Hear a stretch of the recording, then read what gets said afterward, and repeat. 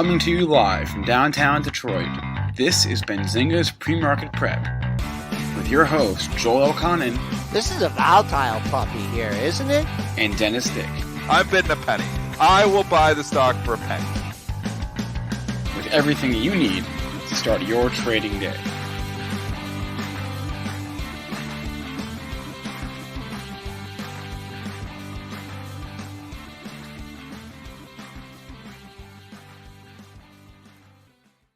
Good morning, everybody. Welcome to this Monday edition of Benzinga's Pre-Market Prep. Hope you all had a great weekend. Spencer Israel, Joel Elconin, and Dennis Dick with you this morning. We're going to talk about the fireworks at Friday's close. We have some M&A in the railroads from over the weekend to discuss. We have some weird stuff happening over in Turkey. AstraZeneca is in the news. We got a lot to get to on today's show. Maybe we'll even get to the ARK Invest Tesla price target if we feel like it. Our guest today, Tim Quast, is the founder and CEO of Modern IR and Market Structure Edge. He would join the show at 8:35. And Chaim Siegel, head of U.S. equity research at Elazar Advisors. He would join the show at 9. Today's show is also sponsored by Market Structure Edge, the first decision support platform for traders built on market structure. To learn more, go to marketstructureedge.com. The link should be up on the screen right about now. Joel, let's go to your charts, and everyone smash that like button for Joel's charts and tell us how we're doing this morning. Is it Chaim or Chaim? I don't know. Because I had Uncle Chaim. It's okay. C-H-A-I-M. Is this H-A-I-M? No, it's C-H. Oh, okay. So it's Chaim. It's not Okay. Chaim. It's Chaim. Come on. That's March Madness, folks. Yeah. That's all I can say. March Madness. Holy mackerel. I think I haven't even looked at my brackets. I think even if Michigan wins, I don't even think I have a chance then. But madness in the markets on Friday's close. We'll talk about that with Triple D when he comes on here in just a few minutes. S&P futures, week close, week open, but we're in the green by 6 3/4 handles at 39.0675. Pre-market high 39.11. Have nothing there for you. Pre-market low 38.85. I have nothing there for you either. Last week's low, Friday's low, down at 38.75. That's our bogey on the downside. Crude getting off the mat. Big sell-off last week. Up 25 cents only, though, at 61.27. Gold in that range, 1,700 to 1,750, down $7 to 1734.60. Silver, that's going the same way. That's down about 6 cents at 25.73. And every time I look at Bitcoin, it looks like we're at like 57,000, 58,000. We're trading down $1,355 at 57,620. So we'll bring in Triple D. Triple D, how was the weekend and how was that close on Friday? Crazy close. A lot of gaps on the close. Yeah. Well, we had the quad witch, so we're expecting some fireworks. We got them. There was a lot of gaps. I mean, there was a lot of runs, where you see the big imbalance and they're just buying them into the imbalance or selling them in the imbalance. The stocks are going both ways. Check out AVGO. Look at the chart there in the last 10 minutes. Okay. Went from 460 to 475. Obviously, big buyer there on the close. And you can see the big green bar. So how do you do it? Do you try and go with it, or do you try and fade it, or do you just leave this one alone? I used to see, because the information comes out of 350, so you could then go with it if you so inclined. Yeah, if you want to, you can go with it. But a lot of times they flip around, and so there's a risk in doing that. Is it going to flip on you and then catch all the traders that were going with it? I typically just fade the moves. If they have a big gap up on the close, I'm shorting. If they have a big gap down, I'm buying it. And that's typically how I do it.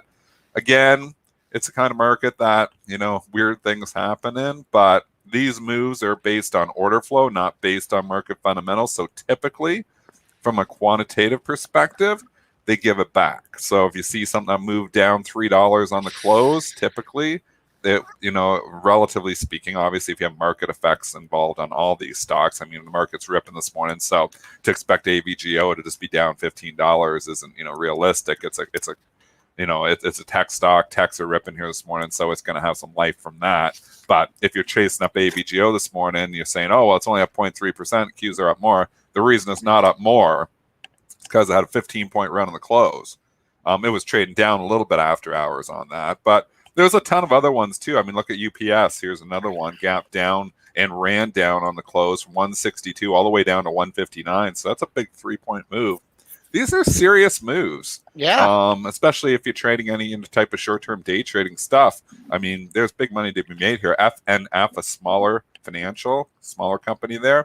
Again, financial's getting pounded here this morning, but it got hit really hard on the close from 41 down to 39.34. You're talking about a 3.5-4% move there in a matter of 10 minutes. No bounce.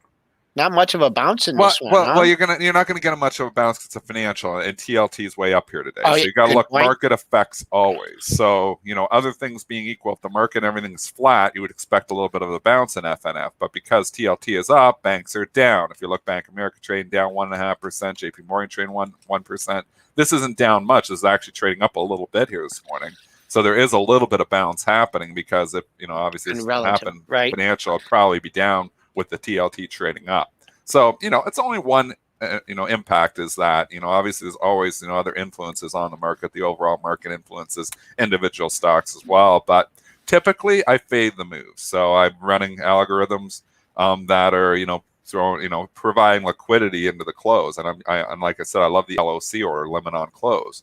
So you send that out. If you were buying LOC, FNF 40, you get filled with closing print at 39.34 long. So some of those work well. I got MasterCard on the close. I flipped it out. A couple minutes later. Visa was crazy because Visa had news, but it got hit pretty hard on the close too. I'm just trying to remember. I got Disney on the close. I bought Disney. I remember this one I bought on the close. I bought at 90, the closing print, I think, which was 91.14, 191.14, and I think I flipped it out at like 191.60 after hours, like about a minute later. So, it's a quick 0.5%. So that's how you pay the bills if you're, a prop trader. Quick 0.5%. Like I said, I'll enter a trade for a 0.1% edge. Get a 0.5% edge. That's a pretty good edge.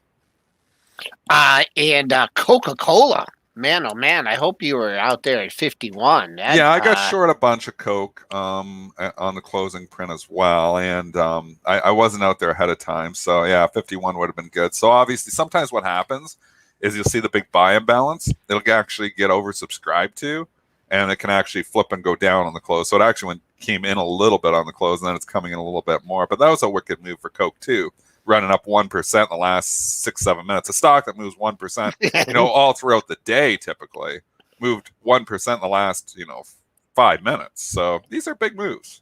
Yeah, that one too. I mean, just from an order flow perspective, a nice, round number like 51 stopped just above it the day before. So I know you don't have time to factor in all those things when you're, when you're putting out the orders. But you said Pepsi had a big move too, correct? I'm trying to remember. I remember getting filled. Yeah, Pepsi ran up. So if you can look at this big move, Pepsi running up, you'd expect it to give it back, but it got an upgrade this morning. So it's even going further. Yeah, so it's going a little bit farther there, but that was a big move for Pepsi there too. So obviously, an analyst doesn't look at the gaps and don't care. Dennis, they paid up a little bit on this upgrade. Dennis, I'm wondering if you noticed the S&P rebalance because those things had a very interesting move at the close. The stocks that were being added to the S&P all dropped, and the stocks that are being removed all popped. What? Give us that list if you have. So Penn National, right? That got destroyed last week. Was going in, yeah, but I'm saying look at the close though. Penn National dropped, right? Not NXPI. Sorry, NXPI. Yeah, Caesars and Generac. They all went in, and they all got hit on the close. Yep, and then the ones that were leaving the index, the S&P 500. Yeah, Flowsurf, FLS, and then Xerox, right, and then SLG. Well, these all got hit. These got hit too. They hit everything. That guy hit too. Now I'm looking at it. Yeah. Okay. They look like they hit everything. There was a lot of sell imbalances on close. A lot more stocks got hit than were getting bought. But like I said, there was a few outliers like AVGO that ran up 15 points on the close. So Pepsi ran up. There was some going the other way too. So I know a lot of people listen to this. They're like, oh no, we want to talk stock picks. And what do we want? I'm trying to teach you guys like how, you know, a prop trader looks at the markets and how, you know, other professional traders look at the markets and try to extract edge from that. So this is all about extracting edge. You know, when you see these big imbalances, they're going to move price. You know, we can look at charts all we want. Chart is meaningless in the last 10 minutes of a quad witch when you got a huge buy imbalance. It is going to push price. So, you know, these are edges that, you know, we can exploit in the market just by obviously having that information, which is publicly available information, and then using that and knowing how to use it. So Joel giving you, you know, the one way we used to always do was going with it for the first 10 minutes and then flipping it on the close. Like I said, in the last few years, it's been trickier because they flip them around. There's a lot of institutional action. There's some gaming of this happening too. So I feel like the only safe edge is usually the fade. So. All right. How about Merger Monday?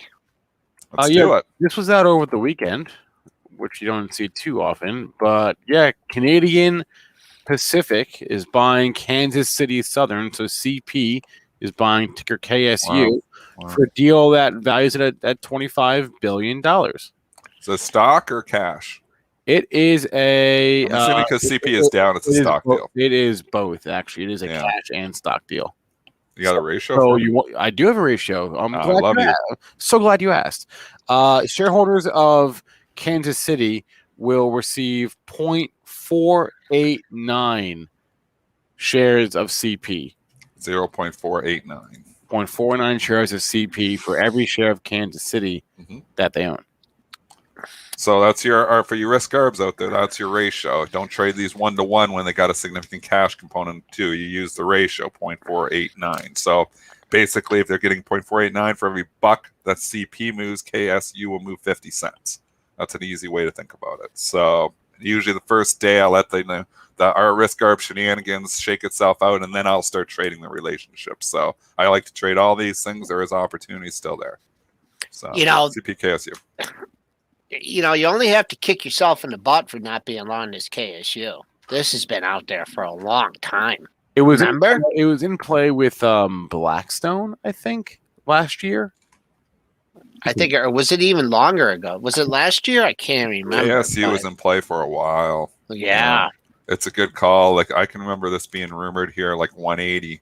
Yeah. So finally does materialize. Like I don't think CP was on the radar, but this was back in October, I believe, of last year. You can probably, maybe we can go find on the charts.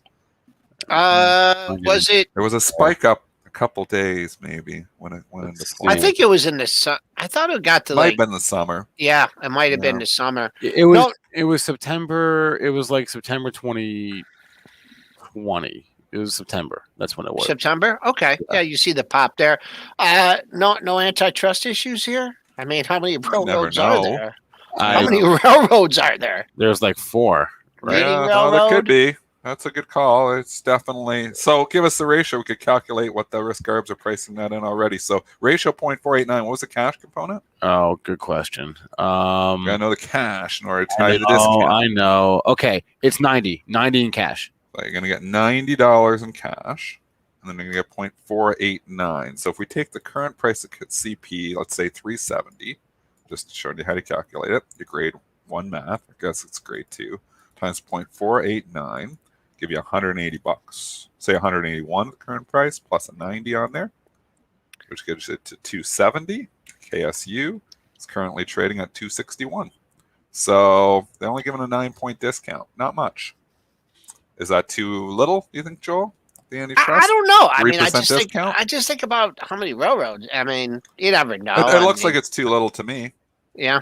So, you know, careful. KSU, obviously watch CP because CP goes up. KSU is going to go up that 50 cents for every buck it moves, but only a 3% discount. That doesn't seem like very much. And people on the first day are all excited. They just buy. They see 270. There's a lot of uninformed money out there too that just sees 270. They're like, oh, it's 261. Why would I not just buy it? Don't kid yourself. There's people that are actually doing that out there. So, you know, that can sometimes push the price up a little bit higher than it wants to be, but I would have thought a little more discount, but maybe there's not any antitrust issues. It's not out of the round. It's not way out to lunch, I think. Only a 3% discount, but so it's notable because this is the first time that there's going to be one connected railway, one company controlling railway that connects Mexico, the U.S., and Canada. So that's why this is notable. So antitrust, I don't know. This industry is not very competitive. There's like 4 railroads that I can think of, right? Companies. There's these 2. There's Union Pacific, and there's CSX, right? Those are like the 4 that and there's Norfolk Southern, right? I guess 5. Those are the ones that I can think of. And so NSC trading up 3% here this morning in sympathy. CSX also trading up 4% in sympathy here. CNI, interesting enough, it was down earlier, but it's now turned green. The other big Canadian one, like when I was trading down, I was like, are they thinking this one's going to acquire Mike? It's pretty small. But Canadian National also trading up here. So we're seeing a little sympathy pop in the other rails with the deal. Railroad deals, Merger Monday. Anything else in merger land? No, not really. We do have some chaos though in Turkey. If you want to go there for a minute, in macro. You want to look at the TUR ETF? Yeah, and I got a small position in this, and it's not good. Let me guess. That's why you stay diversified, folks. How do you hedge a turkey ETF? What are you going? Turkey grease or something, Dennis? Yeah, no, that one's not a good one. Wrong side of that one. It is very small, and I'm so glad it's very small because it's still kicking the crap out of me. I know. Yeah. So what happened is the President Erdogan fired for the 3rd time. Fired the head of the central bank in Turkey, and this guy had just raised rates. Right, like was it November and December? It just raised rates, and he's out, and the lira took a beating, and the market was halted for volatility. And the really easiest way for any of us to get exposure is just that TUR that Joel has up on this. Yeah. I mean, you could trade the lira if you want, but. Hey, Dennis, too bad there's like not a mashed potato ETF. You could have, hit. Joel, come on. I trade everything, man. You could have. No, but I know with these, that's just a tough correlation. But anyways, let's see here. Down 5 sticks. I mean, usually Brazil does this every once in a while too. Yeah. I mean, maybe hold out. I at this point, since I know absolutely nothing about investing in Turkey, which I'm glad. I see a monthly low at 23.33. That's kind of where you're trading. Just like with Brazil, and these, it seems like they do this. They stay down for a while, then they kind of claw their way back. But that is a very, not for informational purposes. That's just, I think that's what I remember. So if not, great monthly support in Turkey under $18, but I don't think we're going to see that today. This is where the pro movers tool comes in handy, because if I look at what's down this morning, what's down the most, I see TUR, and then I also see TKC, which is Turkcell something or other. Some type of company in Turkey. Some type of company, but the point is they're in Turkey. That's the point. They're in Turkey. Yeah, there's not a lot of Turkey stocks. There aren't a lot. There aren't a lot. Right? We found you one, TKC. But there's one. TKC. There you go. Someone asked in the chat. We got someone pretty smart in the chat. They asked if you traded that this morning. I don't know who it was. I think it was a new guy. Turkey. I can't remember, but that's good. Good call. Are there any other turkey stocks? Hey, chat, if you have any turkey stocks, drop them in, because we don't really. Yeah, I don't know. A little bit late now, but that wasn't a pretty looking chart going into it anyways. No. But, that gives back its entire year of earnings in one day, pretty much. Or year of gains just gone. Kaplooey. More than the year. Well, not the year, but the 2021. It was actually doing okay for the year. Boom, gone. No, not doing well. Lowell says, I used political to live there. risk. Loved it. Yeah. Geopolitical risk. That'll do it. Every time. Politics get you every time. All right. It's 8:20. We'll have Tim Quast on in about 15 minutes. Do we want to get to Tesla, or do you want to go? Yeah, for sure. Do you have a Kathy Wood segment? I was thinking, that. No, I haven't got that Motown song, "Knock on Wood." I found it the other day. Come on. Okay. All right, let's do it. So I guess this is a sign of how out of whack or how high my expectations were. Is when I heard ARK Invest's new price target on Tesla, which is 3,000 by 2025. My first thought was, oh, that actually seems like kind of low to me. That's how crazy this is. That's how crazy this is. Kind of low. 3,000. Anyway, their bear case. What would the market cap be? Their bear at case 3,000? is 15. It would be like several $1 trillion. Like the most valuable company in the world by far. Well, I don't know what their price targets on Apple are for that same period, but yeah, it'd be up there. The bear case, $1,500 a share by That's the bear case. 2025. The bear case. So the worst case, Kathy sees the worst case scenario. Yep. For Tesla being $1,500 a share. The worst case scenario. Bull case, like the cars start catching fire, like the solar doesn't work out, like everybody decides that EV isn't cool and they go back to gas guzzling.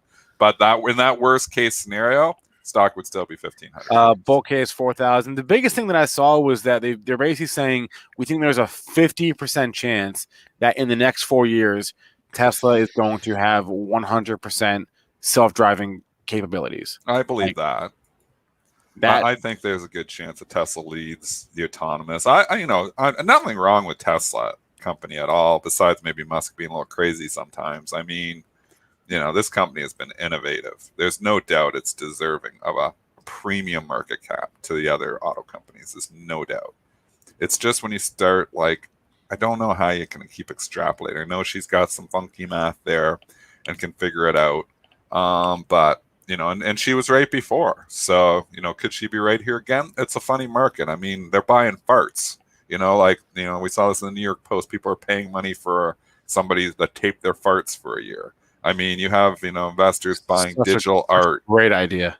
Well, it's just, we're in this silly market right now that nothing really matters anyway. So price can go really wherever it wants. I mean, we got GameStop that won't come down. Still trading here at $200, despite not even being close to fundamentally. There's no fundamental case for GameStop at $200.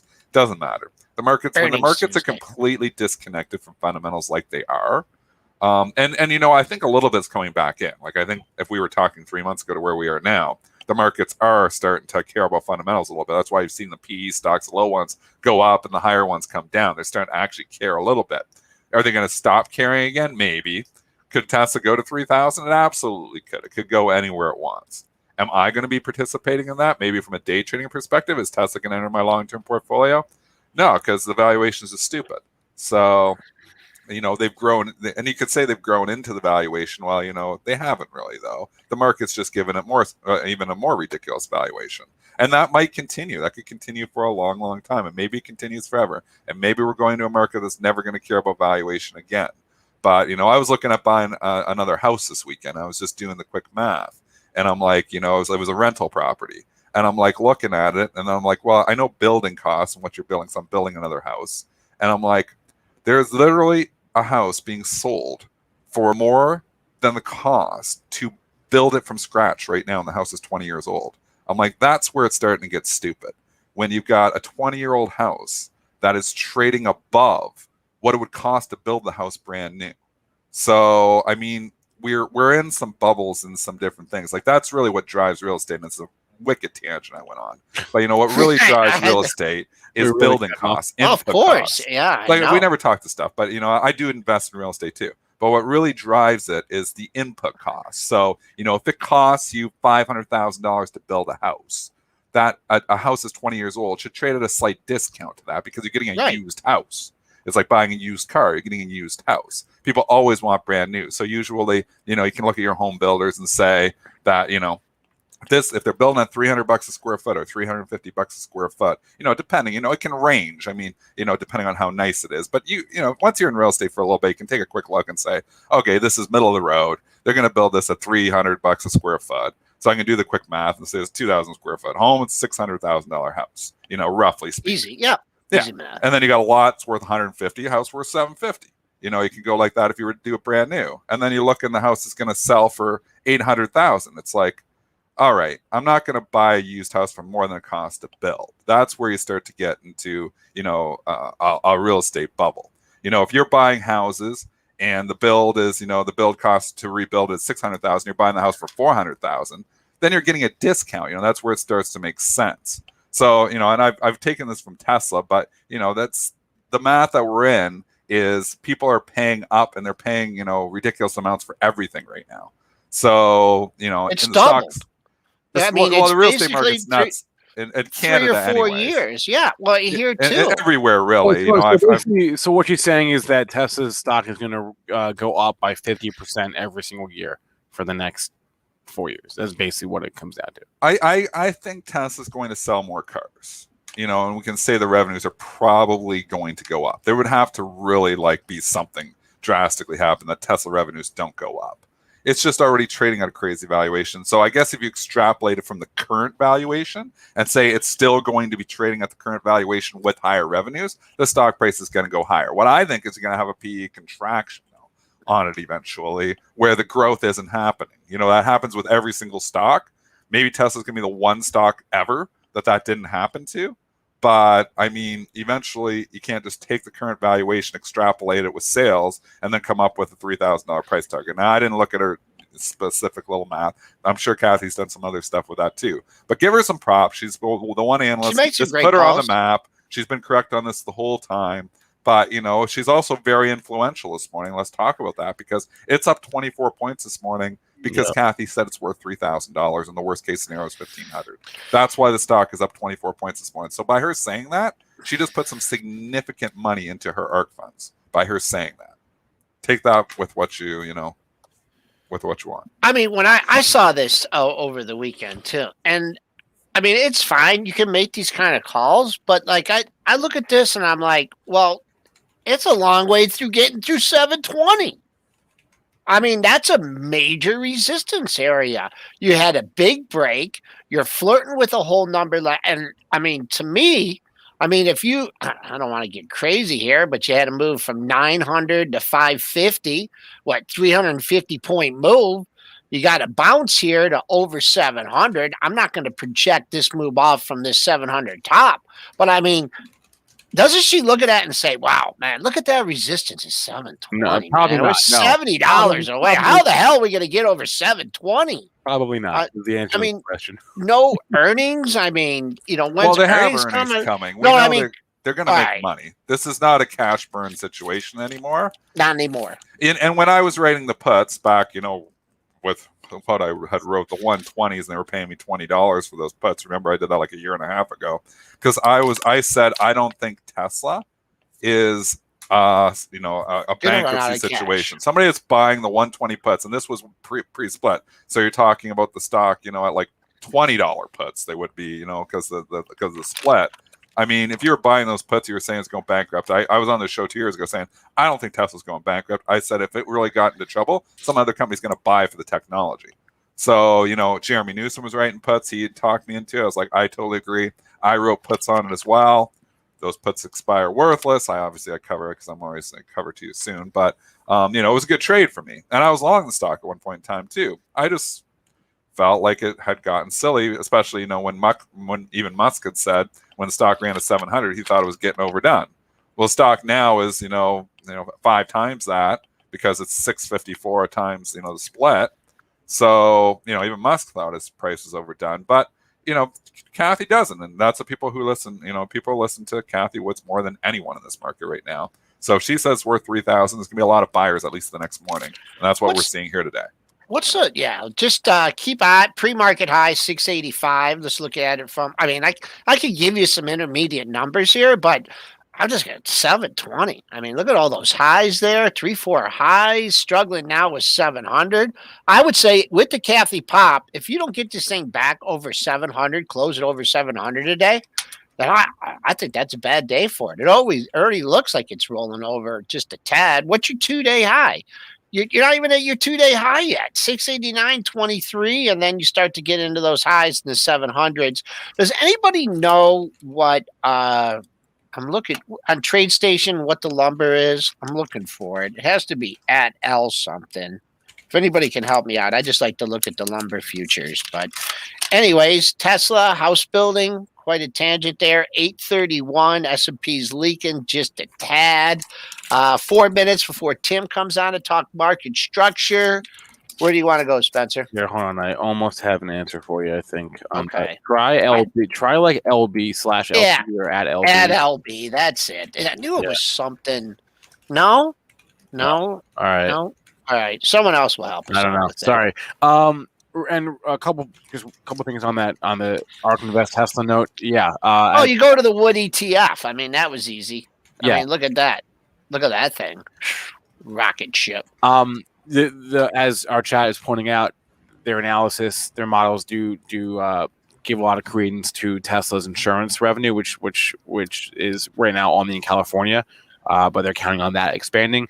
And the other thing I'll just say on the Tesla on ARK Invest is they were right in terms of the stock price and what the stock did, but they were right for the wrong reasons, right? Because the fundamental things that they were pricing in didn't really happen.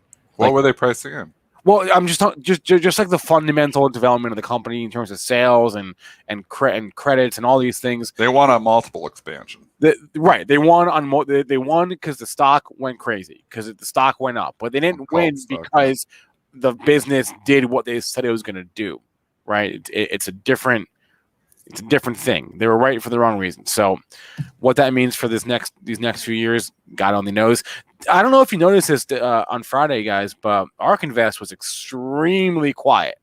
They only bought nothing. They bought 3 things on Friday, and that is it. They bought 3 things. They sold 3 things. What did they buy? That was it. What did they buy? They bought Fate, FATE. Which they've been buying every day. Yep. They bought one, AONE, and they bought Teladoc. And that is it. They really, really quiet day. And they've been buying Teladoc, and these are 3 stocks they've been buying pretty much every day. Yep.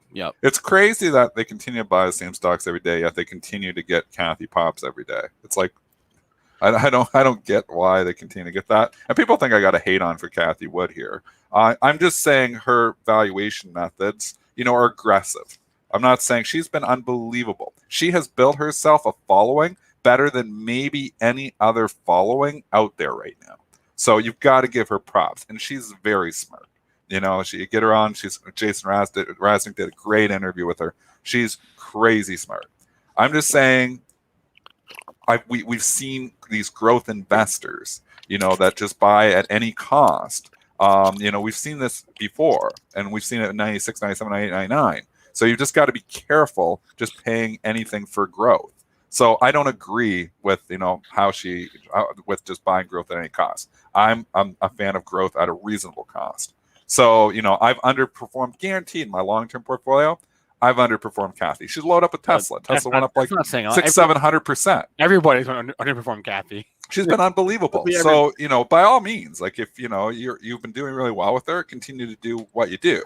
I just I'm in it for like 20, 30, 40 years. I got burned by actually playing just like Kathy Woods back in 1999. And I'm just careful with it now. In 2007, the same thing.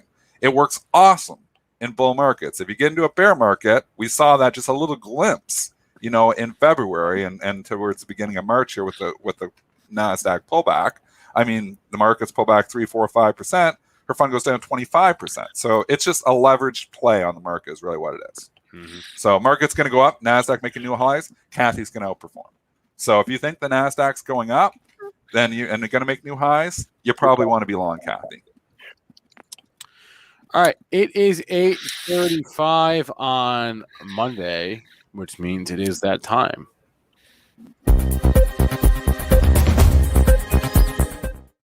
Tim Quast, good morning, sir. How are we doing? Good. How are you guys? Good to see you. Happy Monday to you. Happy Monday to you as well. Anything jump out to you last week in the markets, or just kind of more of the same? Well, I figured Dennis would be taking me to task today over tech. I'm giving you heat? Why? I don't give heat. It's not like I just gave Kathy Woods heat for the last 20 minutes. I don't give heat. Well, last Monday, Tim, you were bullish tech, were you not? Yes, I was. Yep. Well, so we pull back a little bit here. That's the market. Yeah, but that's okay. What are you saying on tech now? We've pulled back a little bit here. Are you still bullish tech even on the pullback here? Well, so remember, the only way I look at the market is through the lens of market structure. Yeah. So, the rules and the behavior of money behind price and volume. So if I continue to say that the market cannot perform well if the 50% of the market cap that is comprised of tech. If you look at tech and you look at consumer discretionary and communication services, and you sprinkle tech through all three of those, if people are owning those things, this is the question we should be asking. If people are owning those things, then that part of the market has to reflect how the overall market behaves. So one of the things that we do internally is we look at the performance of ETFs, exchange traded funds, like Kathy's, and we compare them to the stocks that comprise those instruments. And so and if you look at the two things over the entire market last week, so there are 11 sectors. And if you look at the underlying stocks and the S&P 500, the S&P 500 was basically flat. And yet the stocks comprising the market were down 2%. So the question then arises, how is it possible for these instruments that are supposed to track the market to diverge so dramatically from the underlying stocks? And if you take energy as a case in point, the energy ETF from State Street, XLE, was down 2 basis points last week. Yet the underlying stocks, the basket that comprises it, were down 7%. So how is that possible? You could say, well, thankfully, I own the ETF and not the underlying stocks. But the point of the matter is that the ETF is supposed to track what the underlying basket of stocks is doing. So why is that not occurring in the stock market? And you would say, traders who are listening to this, why would you care? Well, you should know what is occurring in the stock market. So how is it possible for that ETF to do well and the underlying basket to not do well? Explain. Please enlighten me on this. Yeah, explain that. All right, so I think it all ties into what happened last week, which was quad witching. So quad witching means that there are expirations of derivatives that are futures and options tied to indexes and individual stocks. That's how you get 4. So if you depend on derivatives instead of owning the stocks, there's a possibility that what you do differs from the stocks. And there's even a bigger reason. So suppose that you're BlackRock and you're running trillions of dollars of exchange traded funds, and you don't want stuff that's going down. So if you're interacting with, say, Morgan Stanley is your authorized participant who brings you a basket of stocks in exchange for shares of ETFs to offer to the public. Suppose you say to Morgan Stanley, we don't want ExxonMobil and Chevron and all this stuff because that stuff is going down. But if you give us a check, just some cash, we'll take that instead. And that's called cash in lieu. And so where am I going with all this for you traders? There's a point here. There's a lesson for all of us who are trying to trade and do so successfully.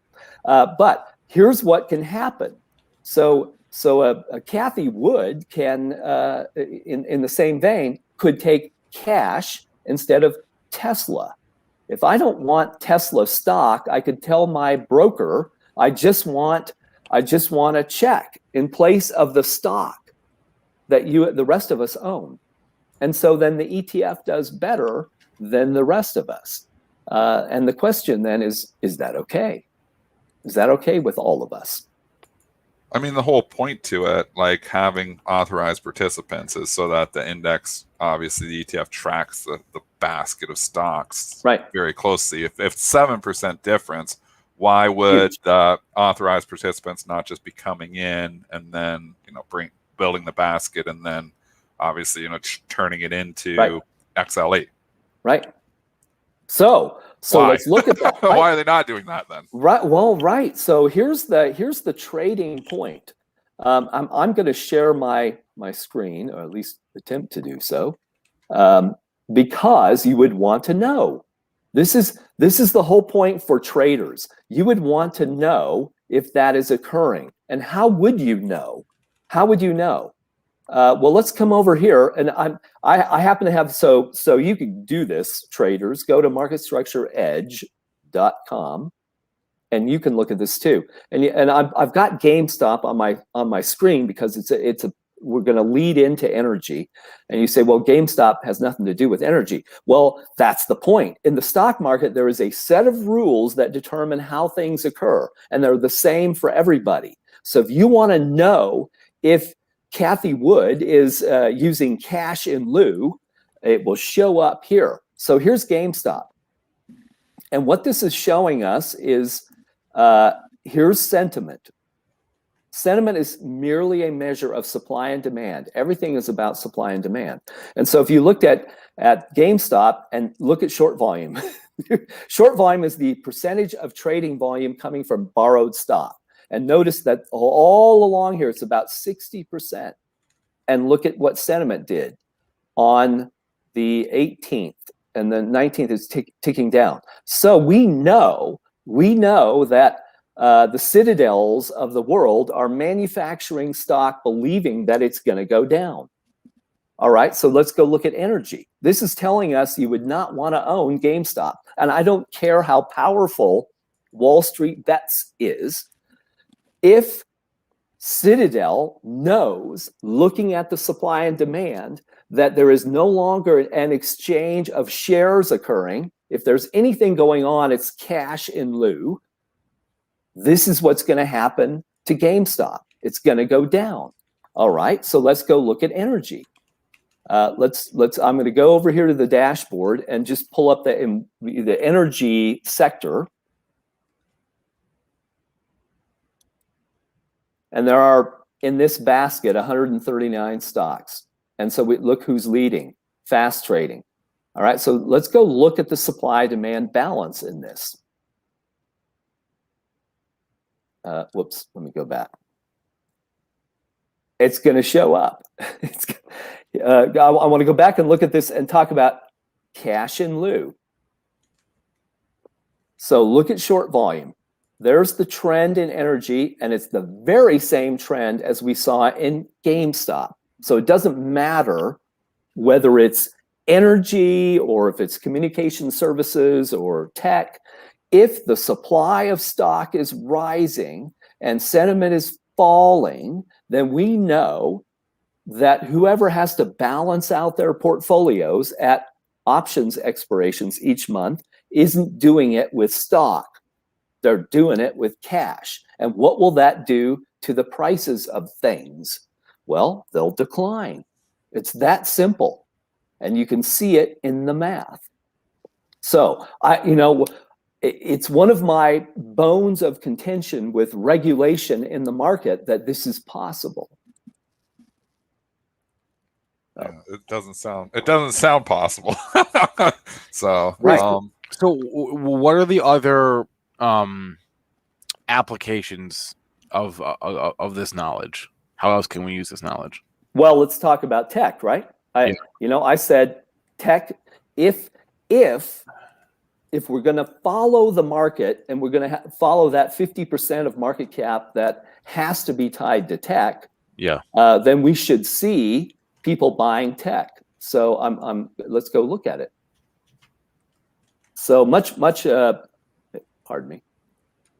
How quickly does this data change? Like, how quickly do you see? And obviously, is this like something that's over the course of days, or can it change in the course of hours? How quickly does the market sentiment change? So it ebbs and flows in about 10-day increments. Remember, if we go back all the way back to February, remember, Dennis, you and I talked about this February 22nd, and I said the market will struggle for roughly 10 days. And why is that? Well, because there's a period of time in the markets between when people put money to work in 401ks, let's say, and when derivatives that can be used as substitutes for stock positions come due. That's about the third week of the month. And then the ends of months when all these funds have to true up their tracking to the market. So it's a very important concept for traders. You don't have to be a high frequency trader like a Citadel or a Virtu or a Two Sigma or a Hudson River Trading. If you understand that these things move in increments, that's how the market works. So looking at tech, look at tech here. And it hasn't done as well as I thought it would. And we're not through this yet, by the way. I still have, so I grew up on a cattle ranch. And so I'm going to use a rodeo analogy because I rode things that bucked. So I like to be out of my stock positions into expirations because you don't know what's going to happen. But if you're on that horse and the chute opens, now you're stuck for 8 seconds. You're going to have to ride this thing. And that's how, and that's often how it is. I get bucked off stocks all the time. Right, exactly. Well, so we talked about Palantir, and we should look at Palantir, and we will. But look at this. So look at the short volume trend in tech and sentiment. I mean, here's where they topped, right? This is where everybody should have been out of the market, right there. February 12th. Yep. Yeah. That was the point. That'd be a good sell, actually. Right. February 12th. Now look where it is today. So sentiment right now is at, so as of the Friday, we're at 7.6, and the market tends to trade between 4 and 6. So we're bucking out of the chute, and yet we haven't gotten the returns that should have been delivered with this kind of recovery from below 5 to above 5. Let me explain this for traders. So the whole market has supply and demand. And if demand exceeds supply, stocks are above 5. If supply exceeds demand, they're below 5. And the whole tech sector, 400 companies there. And notice who's leading. The behavior that is leading is passive investment, exactly as you would expect around options expirations, where everybody has to rebalance their portfolios. But what are they doing? I think they're using cash in lieu.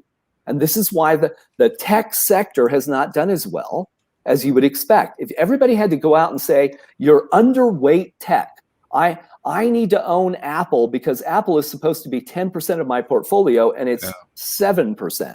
Well, what if I just take a check instead? Well, Apple will not rise. That's what happens.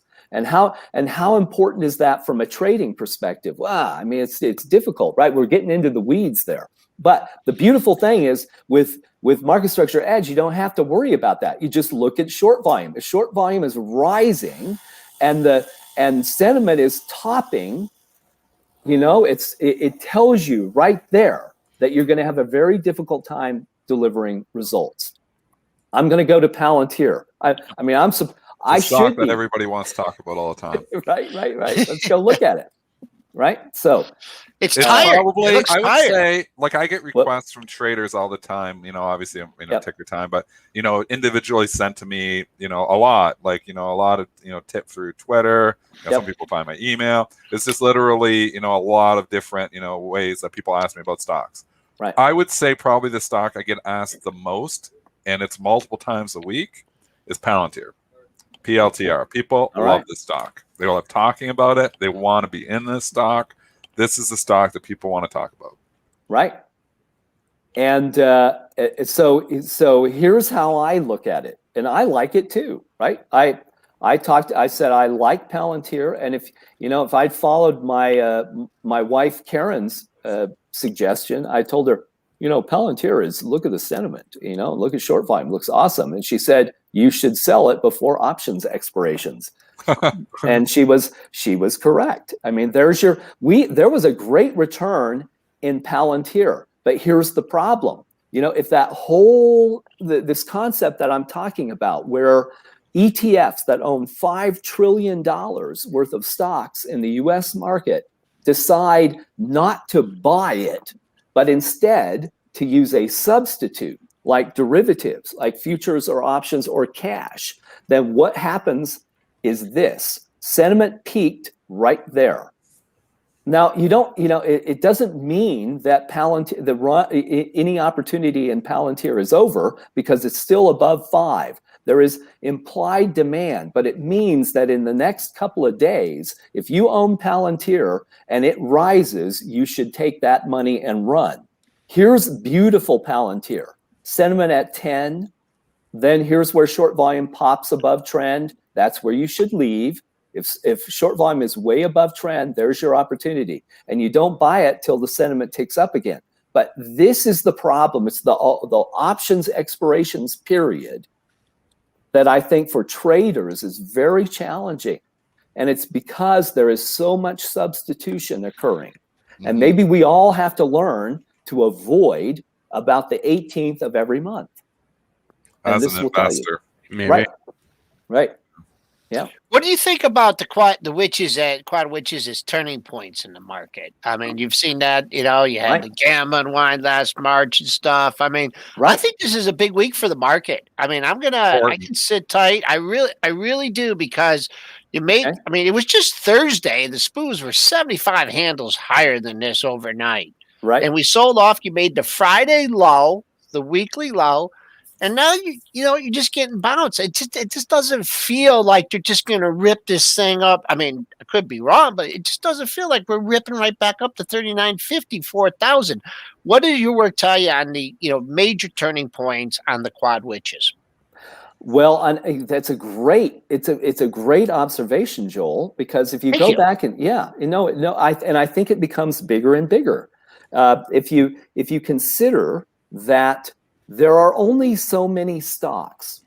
So we could have 370 SPACs come public over the last year, but that does not change the fact that we've got the planet is awash in money, and that money wants to be in equities and bonds and various other things. But let's just think of it this way, right? NFTs, art, real estate. It will find its way into things. But if you're going to try to true up how you track a benchmark, those things are always going to tie to expirations periods. And so you could look at the end of the year, you could look at each quarter, and I think these things become bigger and bigger and bigger because there isn't enough underlying equity to satisfy all of the money. So what does it do? It looks for a substitute, like a derivative.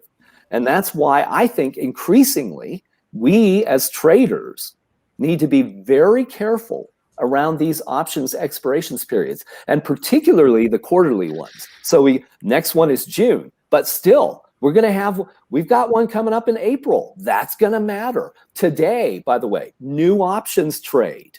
I think it will be a very good day for tech, because instead of buying stocks, everybody will look for options. And I don't mean the traders. I mean BlackRock, Vanguard, and State Street. They're going to use options and futures to substitute for stocks, because they can offload the risk of being exposed to Tesla or Apple or Microsoft to Goldman Sachs if they just have an option. So then tomorrow's Counterparty Tuesday, all the banks will true up their books. I think Monday, Tuesday are going to be very good days for tech for that reason. But if they're up, you should be out, I think. Tim Quast is the founder and CEO of Market Structure Edge. You can learn more by going to the website. The link is up on the screen right now, marketstructureedge.com. Tim, always a pleasure. Good to see you guys. All right. All right, let's do some ticker time, guys. We've got 5 minutes left here before I'm going to bring on our next guest. So let's do some ticker time. Drop your tickers in the chat. We will cover them as quickly as we can. I know Palantir was already up there, so we've already got one down. So we got. Oh boy! I don't know. This looks tired to me. Yeah, I don't. You're good support 22 to 23. Yeah, but it's not. But it's had so many. It's had so many Kathy pops. And here we go. Okay, we're going. Let's go quick. Let's talk about Baba. Ooh, the Bobster. It's had a nice pop here. There's still so many unknowns here. So Joel. I'm long it. I stay long it. I know, wrong stock. But it's technically it looks okay down there. It's just so many unknowns. We don't know how this Yeah. is all going to shake out with the monopolistic stuff and the regulation in China. They're obviously still on, Jack Ma's still not in favor there. The story never ends. Yeah, there's a lot more stories still to come here. So that scares me to buy more. 4-star resistance 241.50. All right. Nike had earnings last week. It's been a couple days now. It seems like Nike always bounces back. Lots of support, 130 to 135. I'd love it down at 130. I don't know if you get there. It's the kind of stock people want to own. It's the kind of stock they'll eventually buy the dip on, I think. So hard to be bearish Nike. I'm going to take the other side of that trade. Yeah, I love it. Yeah, I love it. I love it. Well, when I was talking with Rob about it on Stock Odds last night, he said it doesn't have the greatest probability of being up today. Also, I think some people got caught. You got up to that all-time high. You failed. You had a bad day. I think some people are like, you know what? I am not going to wait for this to get back to 142, and I think they'll be selling today. No, unless you take out that low from Friday, no major downside, but I think you just drift today. Okay, speaking of a stock people want to own, what about DraftKings? People really want to own that thing. Well, and you got the March Madness too. So you've had a madness run a little bit here in both Penn and DraftKings. Those long Penn over the weekend. It's getting a little bit of love here just because I thought the madness might pop these stocks on Monday morning, and it is. It's been a great run for DraftKings. Valuation's crazy, but it's a storied stock. It's sitting up near the highs, and if the bull market continues, this is one that's probably going to eventually drive to 100. So all depends on the overall market, but this is the strongest stock, one of the strongest ones. So the story is still there. Sports are still there unless COVID comes and, it goes the second wave and the vaccine's stops working. I mean, you got to think DraftKings, the story is still unfolding, and I think it still goes higher. 74.09, that's your all-time high. Someone's working out of a piece at 73.50 as we speak. So I'm not buying it up here. I'd look at that as resistance. I'm not buying it either up here. 73.50 to 74. I just think I'd buy it on pullbacks though. I think eventually people are just going to run out of money. I mean, I mean, that's eventually they're not going to gamble. People are going to stop gambling. I mean, we know. Also, I love people are going to eventually stop gambling because they're going to be broke. Joel has no confidence in the average. You got the Powell printing press. Joel, okay, I know. Which is on forever, apparently. From last week's commentary. So okay. I just love this. Let's gamble with the government's money. All right, go what? I'm not in the car very much, right? Yeah. But every time I'm in the car and I hear an ad for DraftKings or whatever, there's like 47 of these different apps now. Mm-hmm. What do they say immediately afterwards? Well, no, that's because they have to. Right. Right. That's because there's a law saying if you don't point people to a gambling addiction hotline, then you're in trouble. I've seen the signs in the casinos, 25 years ago, you go in there and they got the gambling addiction hotlines there, but the casinos are still packed here 25 years later. Yeah. Oh, they're not packed right now. All right, maybe not.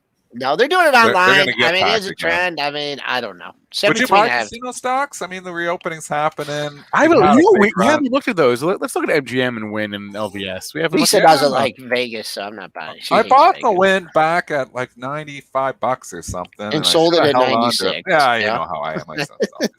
But it's been a hell of a run. It's come back. That's come a long way back there ever since that sexual scandal that it had. The reopening trade is on.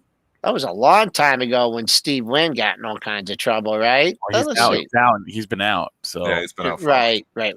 I don't know. I mean, it's like a Boeing. Like Boeing finally took back half of that move. Mm-hmm. Remember that? We were talking about that for a long time. How Boeing had to take back 50%, and it did, and they exceeded it a little bit.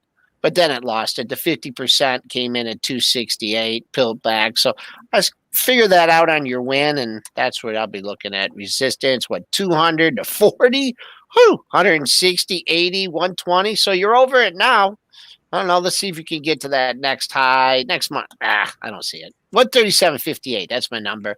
Monthly high, February of last year. All right, we had Tim Quast on the show before. He's bullish tech, at least in the short term. Going to have another someone who I believe is another tech bull. Chaim Siegel head of U.S. equity research at Elazar Advisors, joining us now for the very first time on Pre-Market Prep. Hi, good morning. Hi, guys. Great to be here. Thanks for having me. We got a functioning camera, functioning microphone. We hear you. We see you. Let's talk. So ready to go. You are you're still long-term secular bullish, big tech, right? Well, I look at stocks fundamentally, but okay. I like to, shorter term, I like to look at the technicals, and I think that's important. So fundamentals right now are very strong. No doubt about it. I speak to a lot of companies every quarter, mostly the big cap tech companies. And I think people are very bullish. I think companies are very bullish. You just have companies not getting the supply they need in semis, and that's going down the chain. So companies need to order. There seems to be demand because of COVID and data and things like that. But I think there's a new change at the margin that's coming that's potentially risky. So I'm not totally bullish on stocks right now, or the Qs, or tech right now. Fundamentally, yes. Technically, probably no. I think there's more. There's risk out there, I think. Maybe more of a short-term sideways-ish move is what you're saying. I'm not sure. I mean, we go from bottoms up to top down. So I got all riled up with the Fed meeting last week. I thought they showed in between the lines zero confidence in this economy. They showed their dot plot in 2023, and they were asked 3 times by reporters. What was it, Wednesday? And Fed Chair Powell had no answer. They asked him, "Your dot plot says you're gonna keep rates until 2023, but you're gonna hit all your targets. Why don't you start raising rates?" And he had no answer to the same question 3 times. And the answer is he has no confidence in this economy without Fed support. He also said this economy is doing great because of Fed support. So they have a problem. They have a big problem. And I think if you saw the close on Wednesday, it traded weak. It was a good day. Everybody was bullish because the market was up, but the close on Wednesday was weak. I didn't like that close, and I told subscribers to get net short ETFs for Thursday just because I hated that close, and I really didn't like what Fed Chair Powell said. And the other thing I think that's crazy, and that everybody believes him, is that they're saying inflation is transitory. Do you know that? Do they know that? There's no way that they know that. I mean, inflation is just starting to pick up. Yeah. They know it's transitory. I mean, they know the COVID cases are going to go down. Transitory inflation is picking up because there's a lot of backup in supply chains. That's one reason, but you also have oil moving up. I think that's inflationary. I don't think we know if that's transitory. Well, regarding the dot plot, didn't Powell say basically like to not look at that? It wasn't that that was his answer, right? He was like, "Don't look at that." I thought that's right. Don't look at that, even though that's what we all think. Don't look at what we think. Yeah. I'll tell you another thing that they don't say a lot lately, but they used to say a lot. And this was just a few years ago, but they can't say it because they need to instill confidence that they're going to keep rates at 0 forever, which is not true. I don't believe it's true because once you get inflation, they're going to have to raise rates. They have no choice. Mm-hmm. So that's the big risk building in this story. You're seeing it with bonds dropping pretty much every day. But you asked me a question. I got off track. But no. So that's all good commentary, though. If we can go to like a specific area of the market, though, I think prior to this weekend, you probably had one of the higher Tesla price targets out there, right? Right. You're up in the. We just downgraded it actually last week. Oh, did you? I didn't even see that. Yes, and we lowered our earnings. Actually, we had earnings much higher for 2021 and 2022. I mean, we've been one of the biggest bulls on Tesla for a couple of years now. I think we were one of the few people way above the street and saying they're going to make money. and having, ridiculous price targets at the time, a year and 2 years ago. Yeah. But it was just based on our earnings target multiplied by 45 or 55 PE. We've been using higher than that lately, 65 PE as our max. But I think that there's problems because of, the semi shortage and supply problems for Tesla.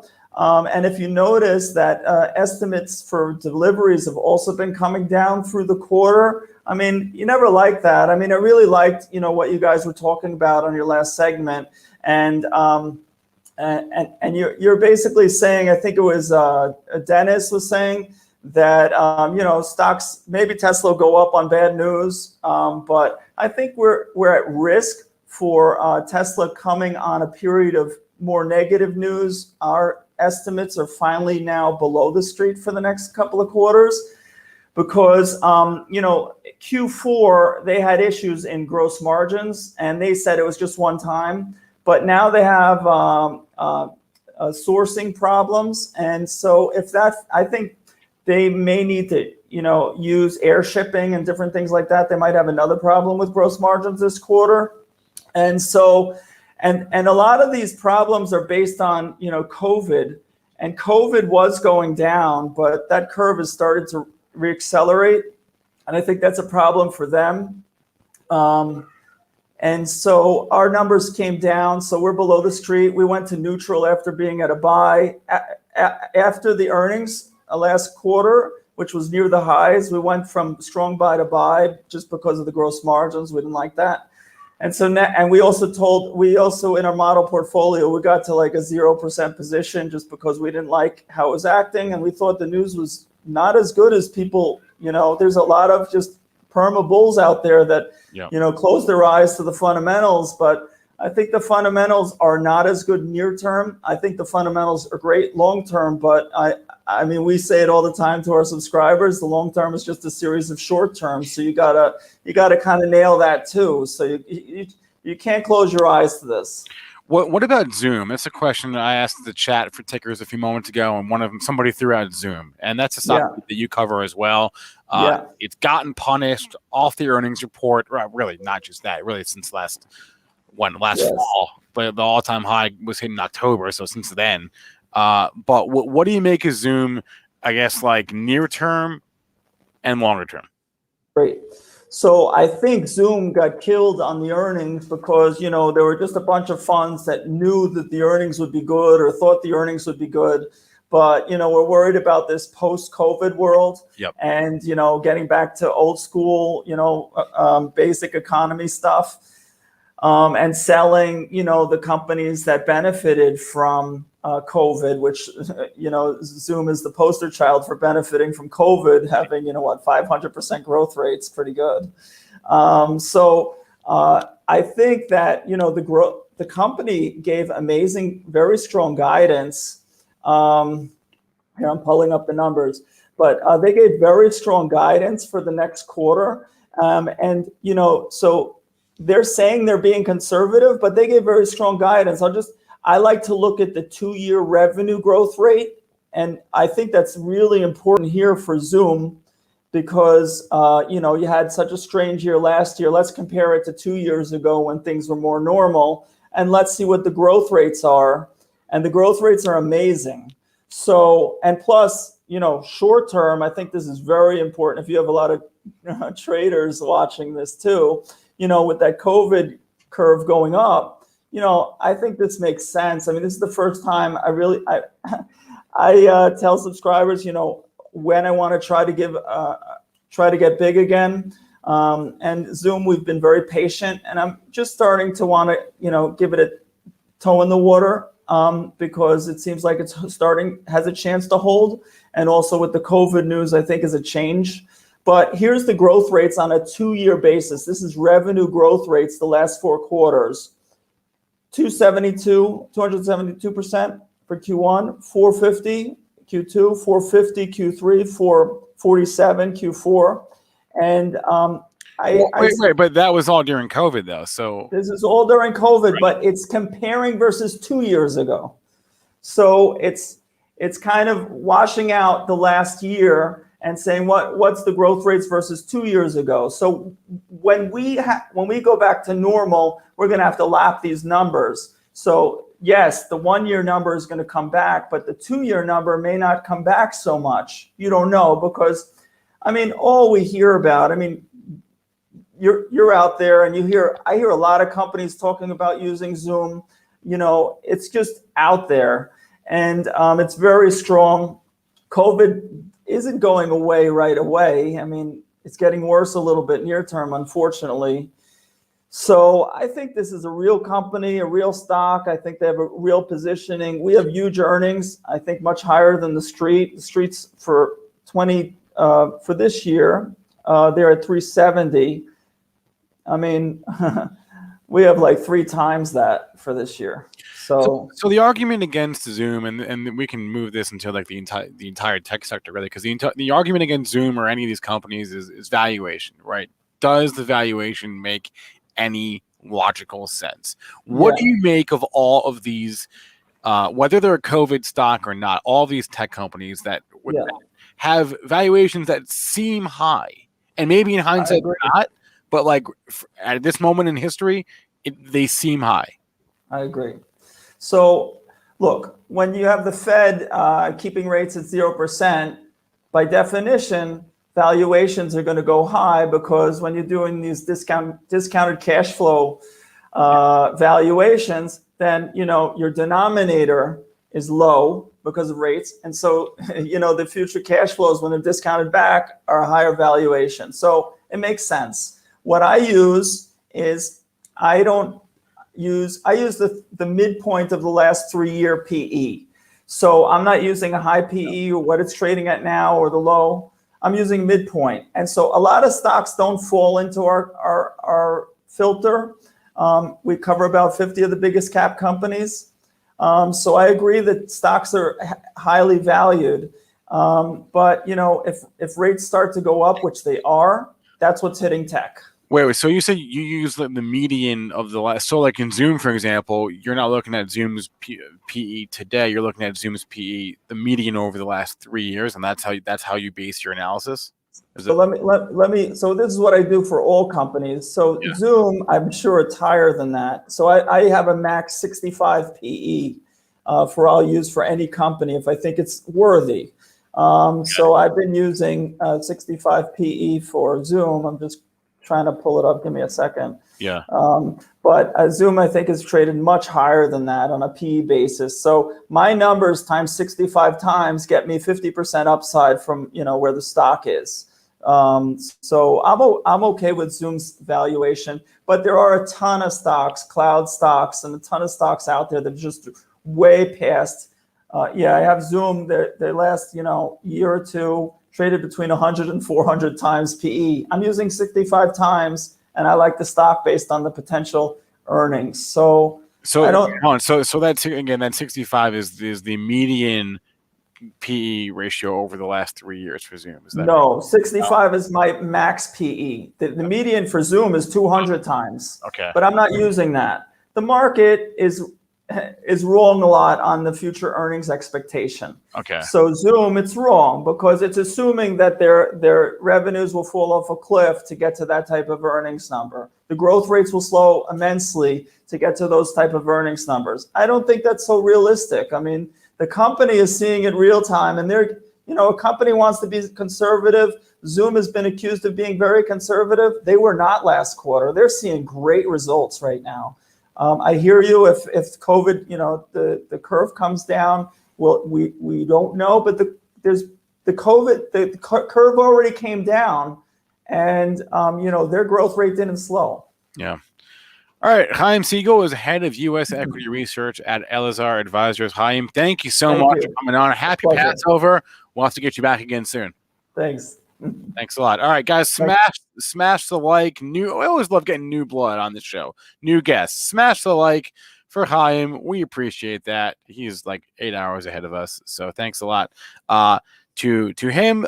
Thanks to Tim Quast for joining us as well today. Thanks to all of you in our chat, to all of our chats, right? We've got the YouTube chat, we've got the Benzinga.com chat, which is benzinga.com/premarketprep, and we've got the Benzinga Pro chat, plus the chats on Facebook and Twitch and Twitter. I can't be everywhere. I apologize. I'm sure there's a lot in chat that I missed.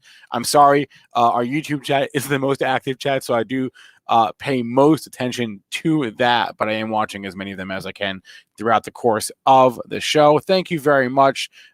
Be a trader for life. I appreciate that. Guys, this show is also available as a podcast, right? If you miss a show, you want to listen in the car or whatever, we're on every major podcast platform. For all of you podcast listeners, please remember all the information from our show is meant to be used as informational purposes, not for investing or trading advice. Guys, we got a big day today. Most days, Benzinga goes live from like 8 to 5 Eastern time, usually, right? Today, we're going live from 8 a.m. till I think 9 p.m. We're going live for 13 hours today. Neil, what was that? 13 hours. 13 today. hours. Full slate, guys. We got some new shows. I think that's the plan.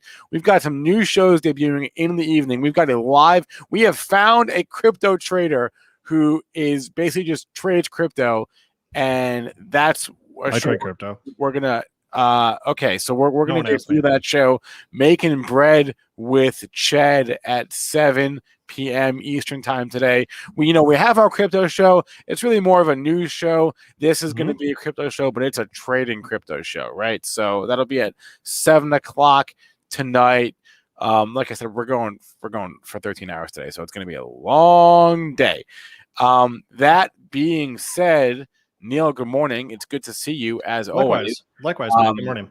That'll be a wrap for Pre-Market Prep. Everyone smash the like button once again, and we'll see y'all at 3:30 for PMP at the close. Now, Neil, it is 9:18. I guess that means it's time for like the pregame show. Is that right? The Get Technical pregame show, whatever this is. My goal is to just get technical to be a full 13 hours of Benzinga programming. So I was encroaching on it for a while, starting at 9:10. But I mean, you had this great interview, which I totally understand why you wanted to take up some of that time. So yeah, I guess pregame show, whatever. Okay, cool. So let's pregame. Let's pregame. Do we pregame with coffee? What we pregame with coffee around here. So get your instant, all right, non-branded coffee. All right. Hashtag Folger sponsor. Get technical. That was fun. If y'all missed us on Friday, Neil and I did what was that? It was like the ponytail showdown. The ponytail showdown. That was a lot of fun, Neil.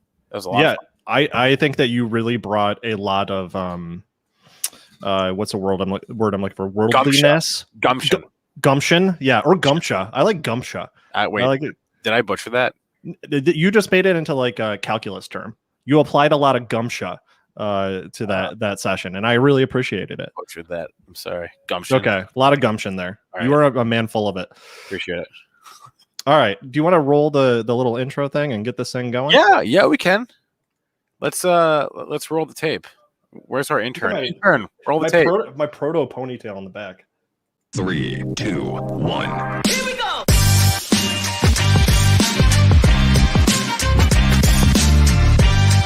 Welcome into the open, where we get technical. You should have investments in long-term growth.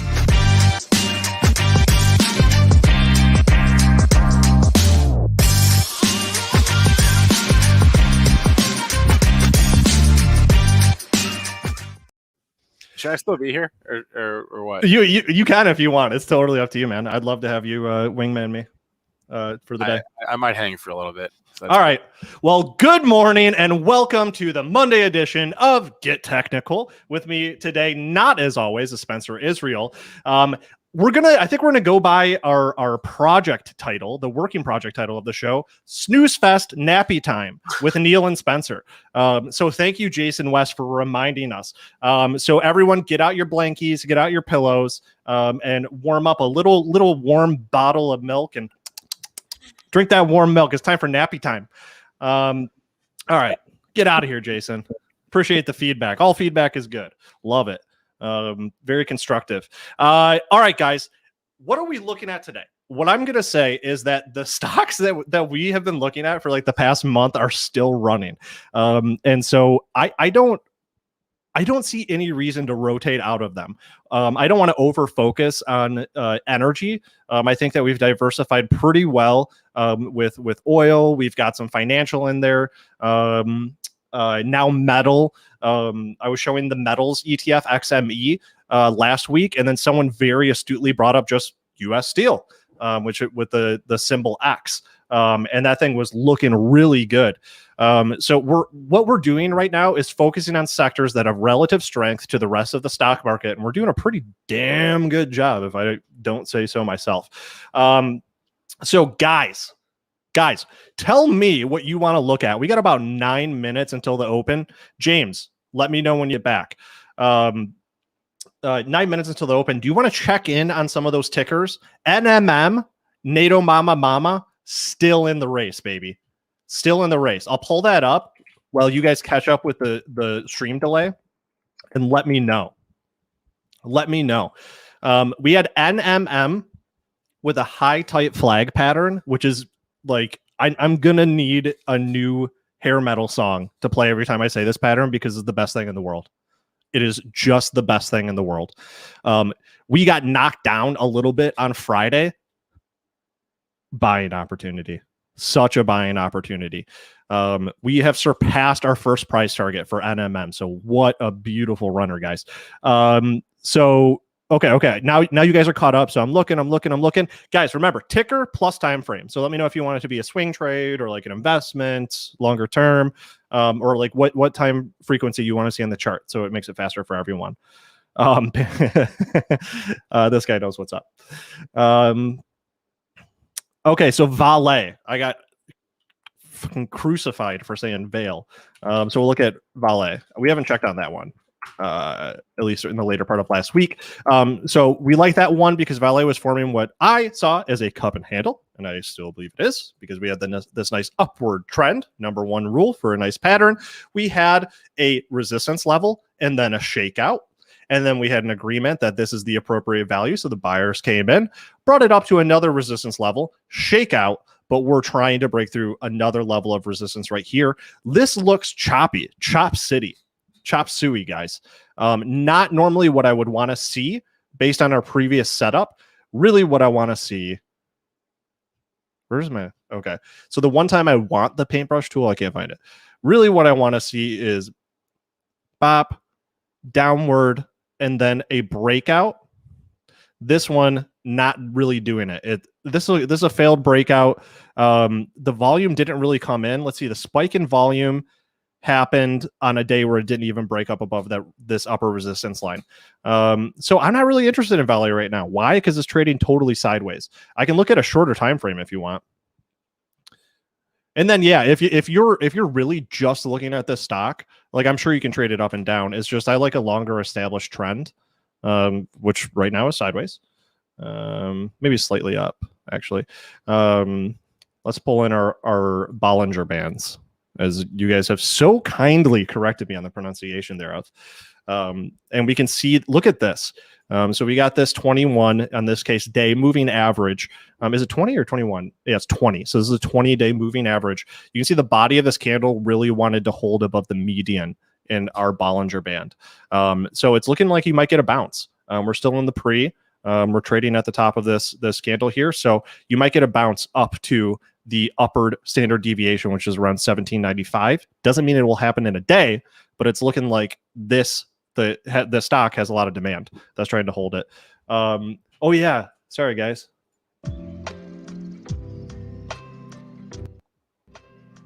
All right.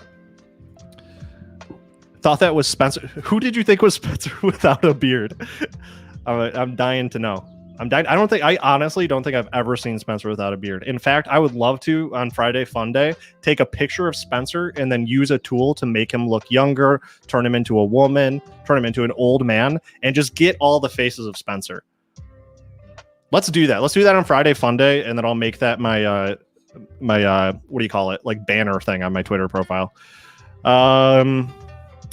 Okay, guys. So let's get some more tickers. FCEL long term. You got it. God, what a snooze fest.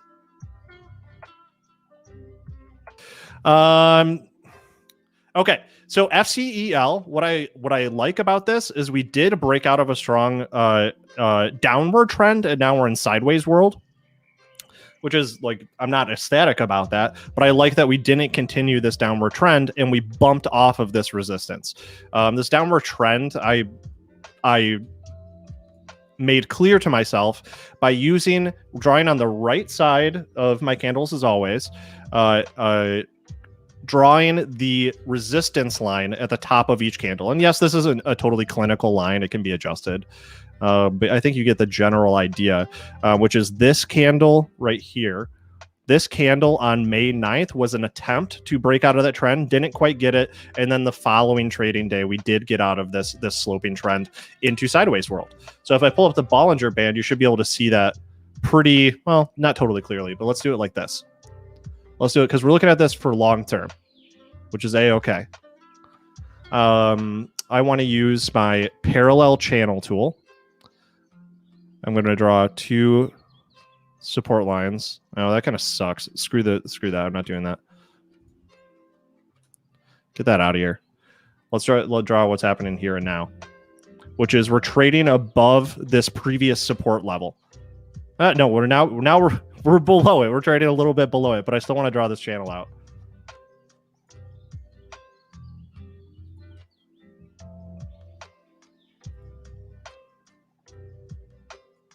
Okay. So let me know if you guys can see the 2 lines here. So we've got this dotted line in this channel. We're trading just about at the median. So when you hear folks say it's returning to the mean, you're watching for this stock to be trading sideways within this channel. That means at a high of 18.5 down to about 11 bucks. That's probably what this thing is going to do. But if we are in a bullish situation, what we want to see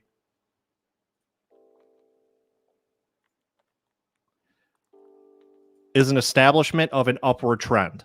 So I've just drawn a line on the right side of the candles, creating a sloping support line. And what you can look for is a breakout of the sideways channel by maintaining this support line. So a good sign for this ticker is going to be something like this, or maybe it's going to have like a little more volatility than that, but holding this support and turning around. Long term, though.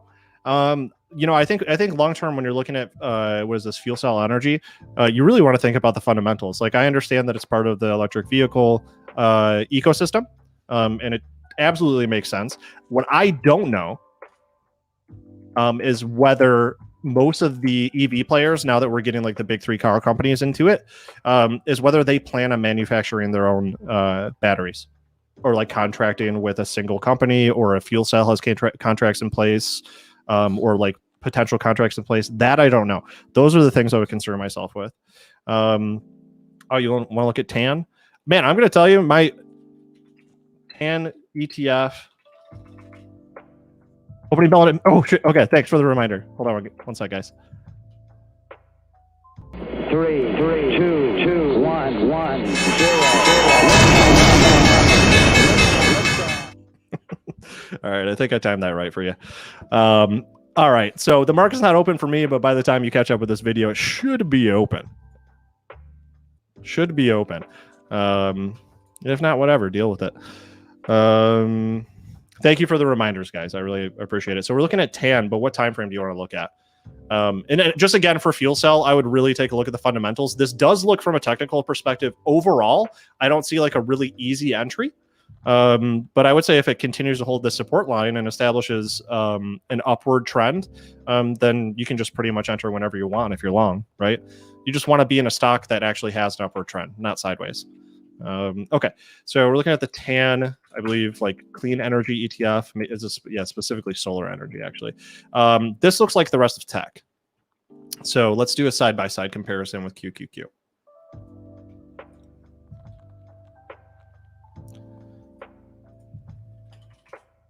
Oops. Is my time frame?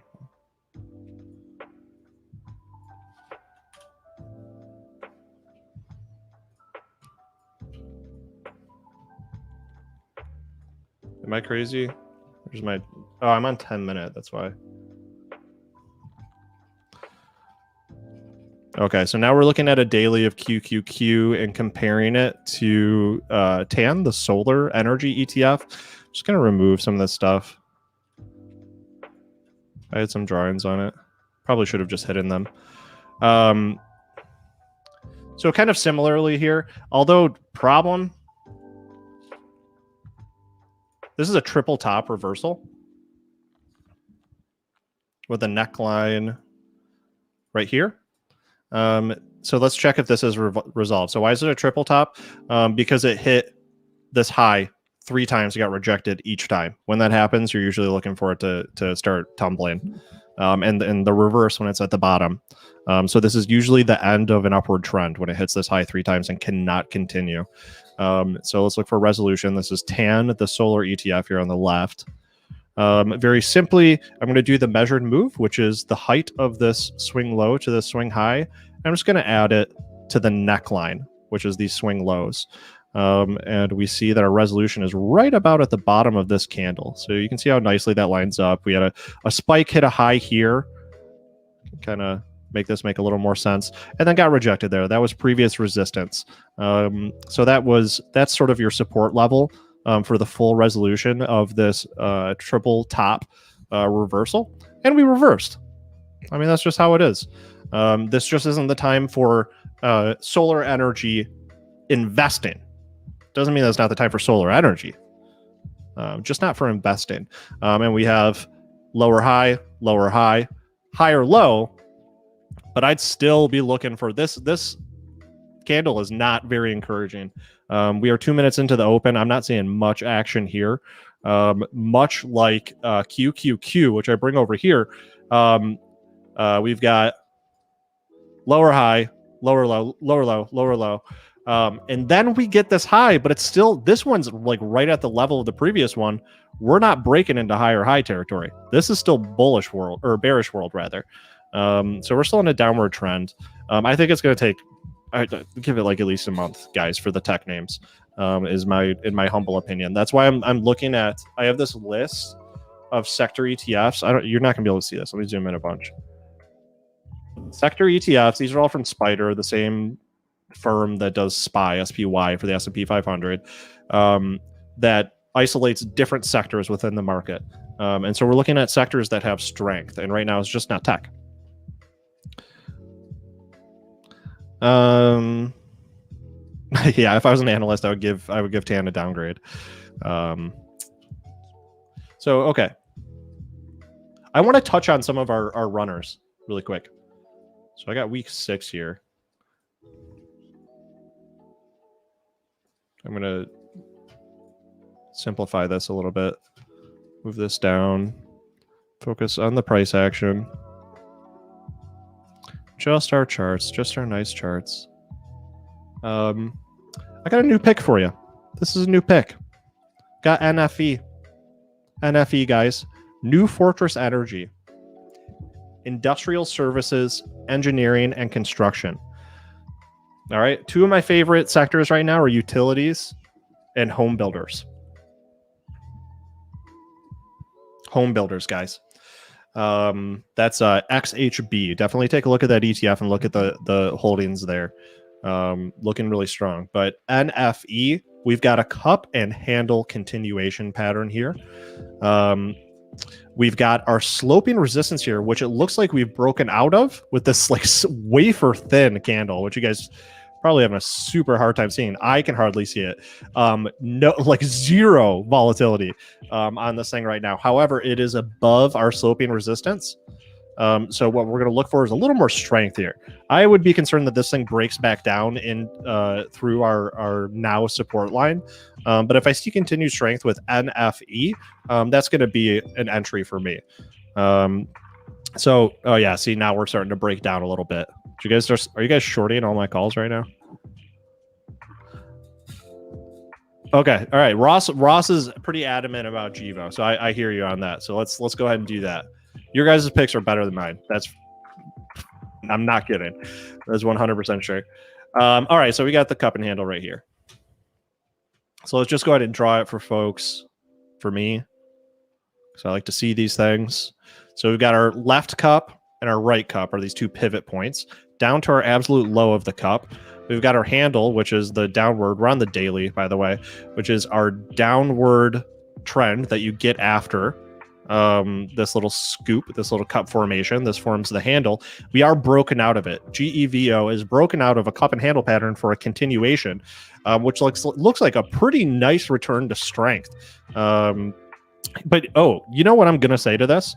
Not sure which way this is gonna go, because this is one of those things where it's not by the book, like textbook kind of thing. Because the cup and handle should follow an upward trend, which this one doesn't. So this is not textbook. Textbook, you get this, right? Upward trend. Right now, we've got this.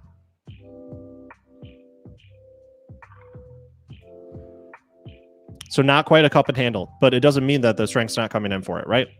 What I will say is that we're looking at this really long-term rounding bottom to resolve. And then everything else is just noise while that happens. So this one is just a crazy volatile stock.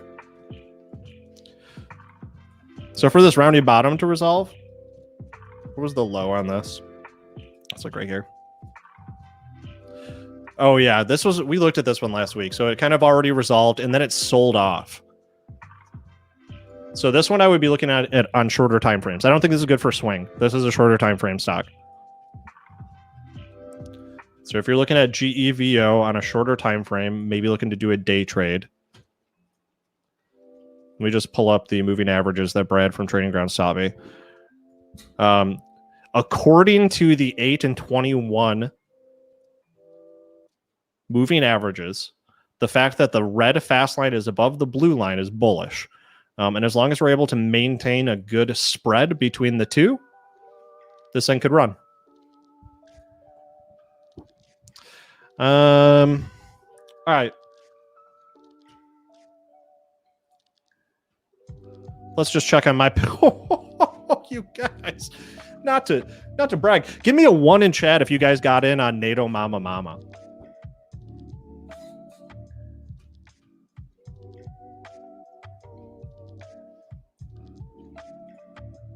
Guys. Look at this thing. Take a look. We're about to hit our second price target, which is let me just check on the old brokerage account here. All right. So a couple things going on here. I'll look at Logi in a second. I just want to talk about NMM. High type flag, because I got another high type flag for you guys. High type flag because within an 8-week period, it achieved 100% growth and then sold off less than 20%. That is our high type flag formation. And then look, right now we're looking at weeklies. Then look at these monster moves. Surpassed our first target today, gapping up to an intermediate target that I have based on the Fibonacci extension. I just threw this in to see what it would tell me, right? So using the Fibonacci extension tool is as simple as plotting your point at the low of when the trend started. Your second point, you have 3 points to do. So your second point at the high of when the period of consolidation started. So this is really the low point of your pole to the high point of your pole down to the low point. So our support level right here on the high type flag. And that established a sell target at about 29.5. And we are racing toward that. We are riding the lightning toward our sort of intermediate sell target. Now, more broadly speaking, I want to see this double bottom resolve. And this double bottom is how we get to price target number 2. So I am long NMM. And if we cross this 100 on continued strength, bear in mind, in overbought territory. So I'm keeping my stops very tight. I think I'm going to adjust my hard stop today so I can keep all of the profit that I have so far. I'm fine with a sell-off because I kind of expect it to consolidate at this point. I'm looking at weekly still, though. That's dumb. Yeah, still overbought on the daily chart. But I want to ride this thing all the way up past 32. All right. The other high type flag, guys, is VET. Remember that one? VET, guys. Believe it or not, it's another double bottom followed by a high type flag with price targets from the beginning of our trend up to the, wait, actually, no, I don't think that's where it starts. So let's look at our weekly. This one's still enterable. Okay, so within 8 weeks, so we got 1, 2, 3, 4, 5, 6, 7, 8. All right, so we're going to say this is the beginning. And then we're going to add that pole to our breakout level, which is our upper resistance, which gets us to about 13 and a half, 13 and some change. Just some quick math for you. So targeting from where we are at the breakout. So I would say not entering until we do get that breakout. That's about 40, close to 50% gain potential. Okay, so what do you guys want to look at? Oh, we can look at Tesla. Let me tighten my stop on NMM really quick.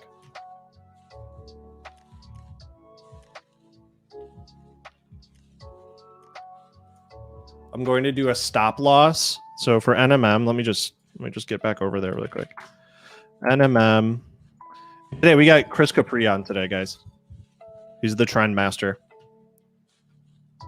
I just don't want to lose. I would expect consolidation to be right at where this started. So I'll say 27.5 is going to be my stop loss.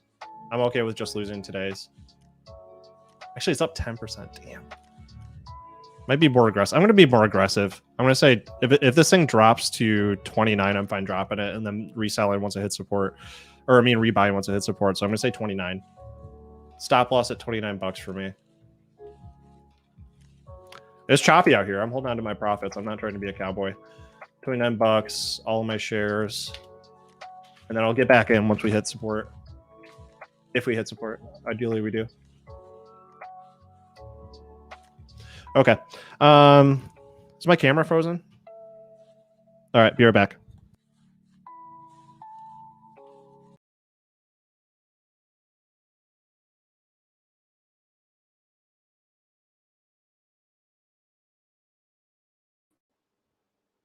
All right, sorry about that.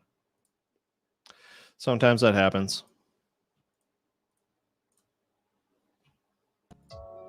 Okay. Everything working now, guys? Okay, yeah. So people are saying printer go burr in Tesla. I'm on the weeklies. Let's go to the daily. Are you debating me? Are you debating me? I mean, yeah, it's a gap up. This is good if you were already in it, but this is not an entry for me.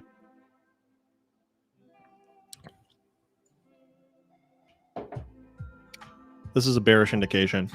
Okay, so okay, Scruffalopagus. Scruffalopagus. The hell is that from? It's from Sesame Street, I think. Scruffalopagus. What do you have? What's your take? What's your take? Your long-term Tesla. Your long-term Tesla. Okay, that's fine. I want to go long Tesla. I want to, but I want a better entry price. So these lines that I have here, this blue line is drawing the support levels from the past and then showing that we kind of violated it with this wick, but we really just hit the support and bounced off of it. Wicks are, it's organic and it's not perfect, but the body you can see sort of reinforced that this support line still matters with Tesla. All right. And then another thing is we've got this downward trend that was super fast. This was like falling knives that we did kind of get out of, and now we're trading sideways. But let's look at a couple things. Let's get our 50-day moving average and our 200-day moving average. We're right in between. All right. Being mid-range on this is not ideal. If you want just a very simple indicator that Tesla is looking like a snack again, you want it to cross above the 50-day moving average and be well above the 200. It's not too great of a scenario if the moving averages start to converge and then it trades above it, because you're in bad territory if you got the 200 meeting the 50-day. So we want to maintain this breadth or this space between the 50, which is yellow, and the 200, which is red. And if it crosses above the 50, that's just a very simple one. Then we're looking bullish. Otherwise, again, this is like QQQ. I'm not seeing higher highs, higher lows. Right? This is just chop.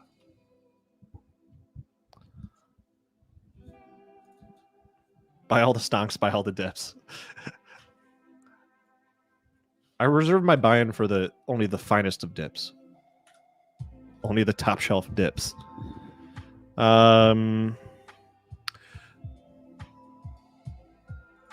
NMM, I touched on.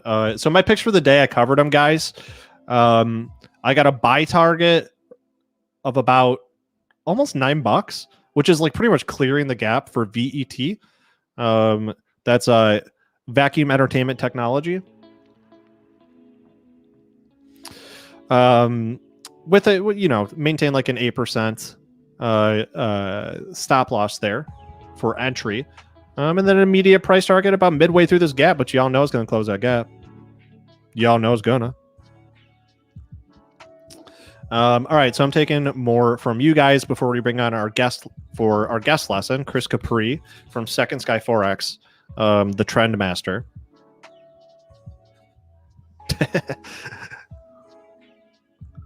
Yeah, exactly. Super SPAC, man. Exactly right. Okay. So give me ticker and time frame. YVR. I kind of feel like I would be remiss if I didn't go over the sector ETFs that are showing strength. Because I kind of advocate for buying within sectors that have strength.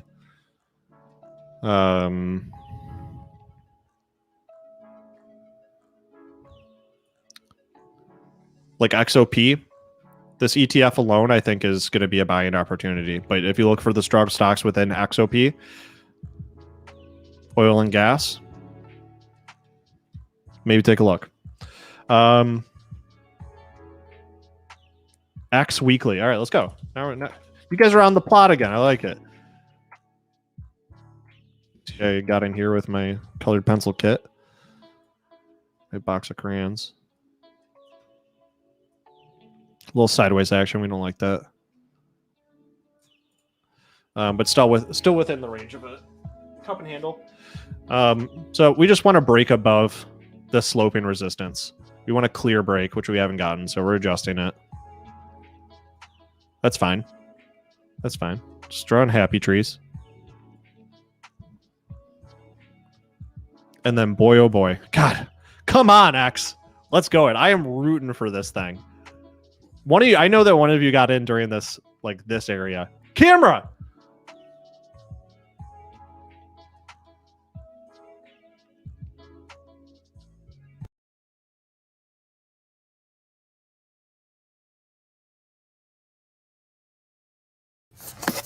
What's up, Rat Pack? It's producer AB here. I don't know. Oh, there we go. Hey, Neil. Hey, how are you? I'm okay. How are you? Good. I haven't heard from you for a while. Did you have a good weekend? Kind of. I'm in Nashville. I came to Nashville for the weekend with a couple of buddies, my girlfriend, and she actually she fell Saturday night and is in the hospital right now. So I'm in Nashville longer than we anticipated. Oh no, man. I hope it's not too bad. Yeah, it's getting better. So it was scary for a minute, but everything's getting better. So, all right, good to hear, man. Good to hear. Of course. All right, guys. Yeah, sorry about the technical difficulties. Yeah, we want this breakout to happen. We're on the daily here. I mean, the big breakout with this one is breaking above 24 and a third. This is what we want with X. Is a breakout above 24 and a third, so we can get a big, powerful resolution of this beautiful rounding bottom. World class. Do you have to join Benzinga? Clyde? Okay. Clyde, let's have a conversation. Do you have to join Benzinga to get a response? What do you need? How can I help you?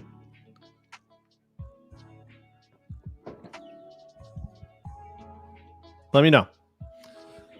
If you guys know what Clyde needs, let me know.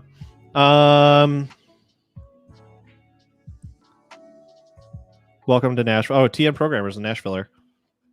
Cool. All right. So X on the weekly. What I see is just our setup isn't happening yet. That's it. Like I want to get this close above this cup and handle, which I believe will give us the power that we need to push through this resistance because it's going to be so close anyway. But I bet you what'll happen. I bet you what will happen unless we get just a big surge in volume and everything is just perfect, is that we'll get a candle. Then maybe the wick goes above this resistance, and then the body is like, right at that resistance level, and it'll probably take another day after that to start getting through. Clyde, FSR. Okay, so we'll look at FSR for Clyde. Thanks, man.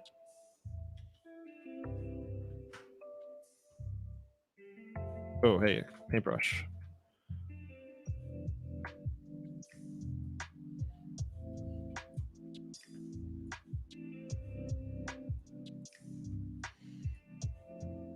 Okay.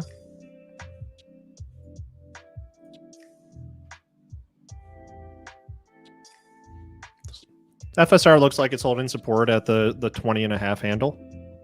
Well, the 20 handle. So it isn't a downward trend, so you're looking for the bounce, right? So the best thing that I can do right now from a swing perspective is use the Fibonacci tools.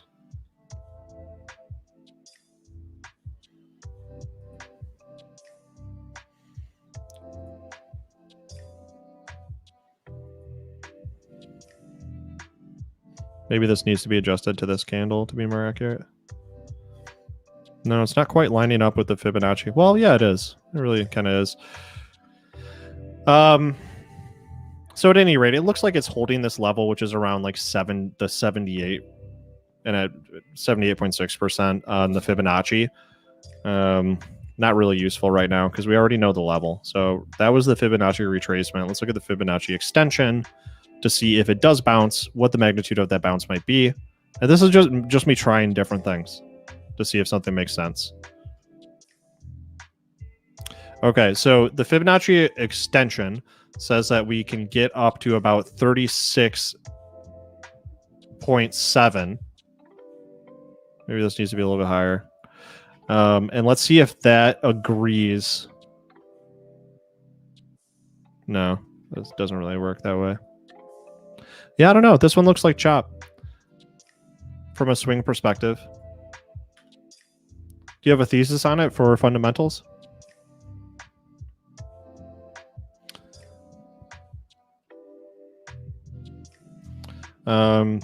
Yeah, I mean, this one, it's holding support at a higher level than it was before.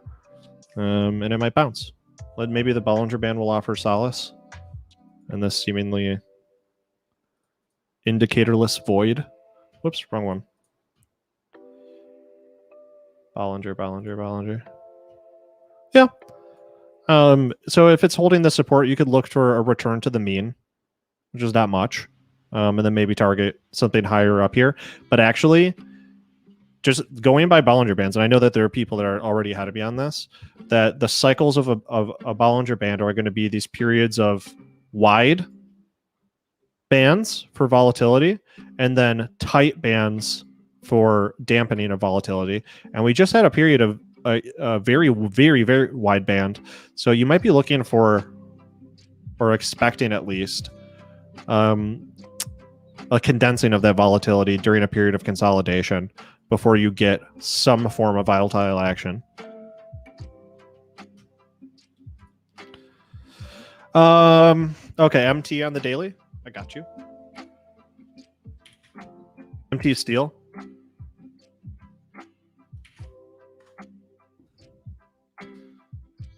On energy. Yep, steel. Nice. Really nice. Looking good. We like it. Oh, we like it a lot. Mandatory.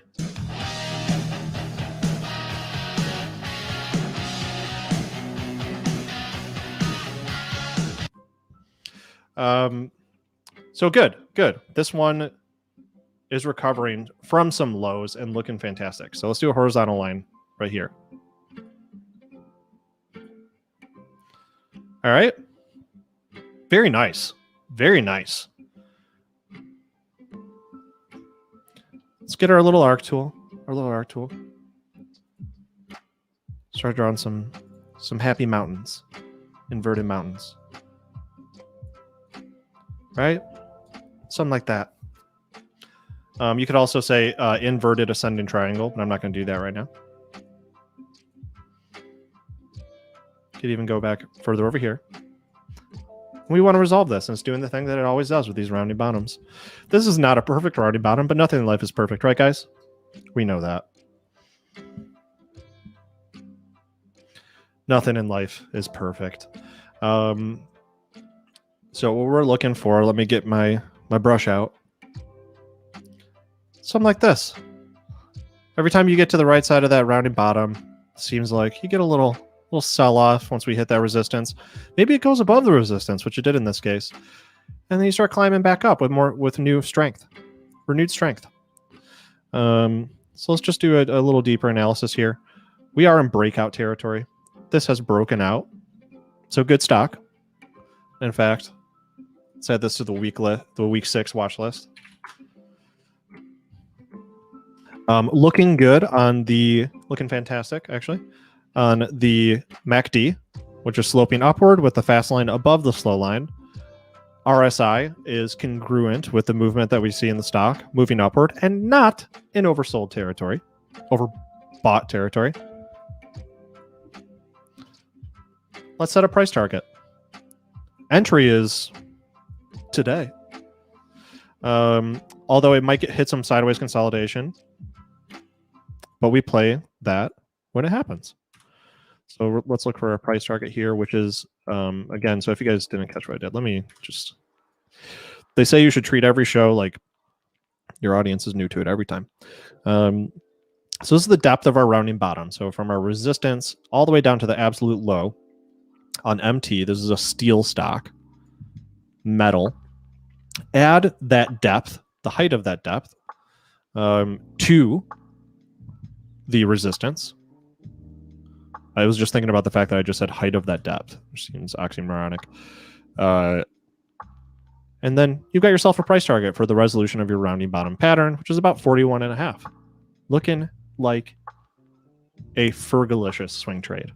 All right. Apple bottom jeans. And we're in it. We're in it. Metal is in it to win it. We can compare this actually. So let me pull up my ETFs. Which one? XME, right? So XME holdings. I just want to make sure XME is metals and mining. That's the metals ETF. So we could let's you want to look at some relative strength and see how this stock is performing against metals overall? Let's do that in just a moment. But I think entry is right about here. I would set my stop at the like just below the resistance level. I think is fair, or even just below previous support. I think is probably more prudent in this case. So you've established a new level of support. I would say just below it. You can see that it's relevant here. So I'm drawing this line for my stop. And even nearer term, you might be able to go up a bit. Okay. That's a great pick. MT, guys. MT, metal. So now what we're going to do is compare MT. I'm just typing MT, and I'm going to do a little fraction action. MT as the numerator divided by XME, the metals ETF, metals and mining. What I'm going to do is see if this line is going up. If it's going up, this tells me that this stock has strength against the rest of the companies in the ETF. And it do. It do. In fact, it looks like you're getting in at the right time.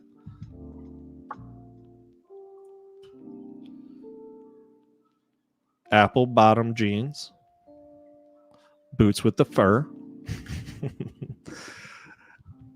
And we've got our resistance right here. I'm going full Bob Ross on this one. Just paintbrush.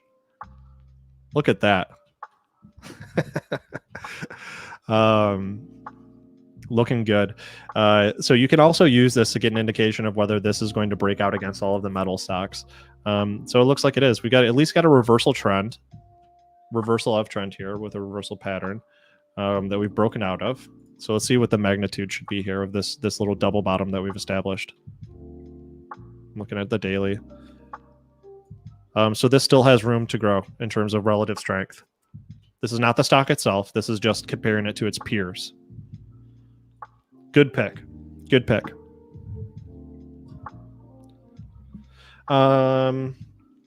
Okay, so we're still waiting for a guest. Hey, producer AB, just because I have a nervous disposition, would you mind reassuring me that Chris Capri has the link? Oh shit, he just showed up. Okay. Thanks, producer AB. Always hook it up. Are you reassured? Yes, I am. Okay. Okay, so MT has some good relative strength against the rest of its peers, and has a great pattern, and has already broken out. So, good pick, my friend. I think I might join you on the MT party. All right, guys, very exciting and very relevant. I think this guest is pretty much always relevant. But relevant in different ways, depending on what's going on. And I think, today, as we have been pretty much since the growth train started to peter out, we're starting to look for sector strength in different stocks. So what's very important is being able to recognize trend shifts. So we saw stocks just going up and up and up and up during 2020. We saw our ARK ETFs, our Kathy Wood picks, which is not to denigrate. They're great companies, but they're not having that upward trend. They went sideways and they started going down, and that's just the way it goes. It's hard to make money on a downward trend. So recognizing trends, recognizing when stocks are doing what you want them to do, is how you make money with trading. And my guest today from Second Sky Forex, Chris Capri, is wonderful. An absolute, what's the word I'm looking for? What's the word? He's an exemplary explainer of how trends work and how to recognize them. So producer AB, can we bring on Chris? Hey, man. Hello. Can you hear me? Yeah. I hear you loud and clear. How's it going? Very good. And yourself? Wonderfully, man. It's great to have you. So I hope I didn't gas you up too much with that introduction. But all good in the hood. All good in the hood. All right. So, what I have to say is, man, I don't know if you've caught any episodes of the show, but the more I go back and watch our previous episodes, the more I find myself talking like you, and like instead of like using my fancy like ARC tools or the line drawing tool, I just get the paintbrush out because like when you explain things, you basically take out Microsoft Paint and you're just like, man, it's just like this, and it makes it seem so simple, and it's incredibly helpful. So I was wondering, Chris, if you wouldn't mind just reintroducing yourself to the folks watching, and then giving us a basic idea of how you approach the markets and what they might learn from you. Sure. So my name is Chris Capri. I've been trading for over 2 decades now. I'm a former worker on Wall Street, traded for a hedge fund, and I've had Second Skies trading for 13 and a half years now, going on our 14th year. My focus in trading is very straightforward, that it doesn't matter whether you're a fundamental, technical, sentiment, or flow-based type trader or any one of those combinations. All of those trade ideas that you have, whatever background you're coming from or decision tool, has to move into a channel of order flow. It has to become an actualized order. And order flow is the most proximate driver of price action. And particularly what we're seeing right now, especially last year and this year, I'm seeing that, you're talking about trend changes. One of the things that I'm seeing is that options flows are having a more outsized impact upon the markets right now. Mm-hmm. And I think that's partially because liquidity hasn't been great lately. And so now options flows, dealer flows, gamma flows, positive or negative gamma, is having a big impact upon markets. And so we're seeing that more and more right now. And so, right now I'm spending most of my days on the weekends just understanding more about options flows and some of the more obscure Greeks like Vanna and Charm, and understanding dealer flows, and then translating them back into price action and saying, hey, what's happening in the price action and what is the price action communicating in terms of the flow going on in the market, because that's telling me where there's momentum, where there's transitions in the market, where things are slowing down, where things are kind of blowing past levels. And that gives me an idea of how I want to trade it, basically. Okay, so we're going beyond just looking at prices on charts and looking at some of the plumbing by looking at options activity. Yes, both. My core skills of trading price action, nothing in that changes. The only difference is now I'm incorporating more and more information about options flows into my understanding, and then kind of mapping it with, hey, and what am I seeing on the price action? And then what am I seeing in the options market? And where do those two really align? And where they align is where I get aggressive. And this is sort of a new phenomenon, right? Like the market structure has changed over the past, like even within a 5-year time frame. The buyers and sellers and what they're buying and selling in the market has shifted in a way that I don't think we saw previously, right? Yeah, and I think 2020 was a big catalyst for that. You know, we saw a combination of a huge influx of traders. The first quarter of 2020, Robinhood alone had 3 million clients, and 54% of them were new. Mm-hmm. So you're introducing a whole new generation of traders to the market just in that one quarter alone. And throughout the year, you know, we haven't seen their yearly numbers yet, but I'm sure you're talking 5, maybe 10 million new traders to the market. So we have a whole different retail market. We had challenging liquidity conditions last year, and most of the bounce, you know, was initially predicated because of large buying and option contracts, because it was highly illiquid. And with options, when dealers sell so many, you know, long calls, they have to hedge that by getting long the ES futures in the underlying. So that changes, you know, that had a huge upward pull on the markets. And since then, options has kind of exploded in terms of information, popularity, and the amount of options trading is like through the roof right now. And so, yeah, definitely a new phenomena. I think COVID was, I didn't see this 5 years ago. It wasn't happening like this 5 years ago. To me, this is like COVID, and it changed things, you know, in a way that we can't go back. All right. So I think you've set the stage extremely well. So would you mind sharing your screen, Chris, and maybe picking a stock or an ETF or something that exemplifies what you're talking about? Sure. So let's see here. Okay. Share screen and let's go. Okay. Let me know when you can see the chart. Tesla. There we go. We got Tesla. Sweet. Okay. So if you look at Tesla, there is a lot of, you know, Tesla was in trouble. You know, Tesla was in trouble during this QQQ 3-week sell-off. You know, this 3-week sell-off right here, not that one, that's the wrong chart, but this one here, this was huge. Tech was the strongest stocks performing going into the sell-off, and they were the ones that got unwound the most. You know, SPY is still holding near the highs. Qs has not even recovered half of these losses in the 3 weeks. And Tesla was one of those that benefited from that, you know, whole tech rally. And so after this kind of big sell-off, you know, which Tesla made all the way down to 540, a little bit of a kind of a, let's pull out the trusty pen. There you go. I use the Epic pen for this here. So we can see this kind of like a triple bounce off here and a very strong rip. I mean, this is a 4-hour chart. So you're talking 20 hours and it goes from 540 to almost 700. But then look what happens here.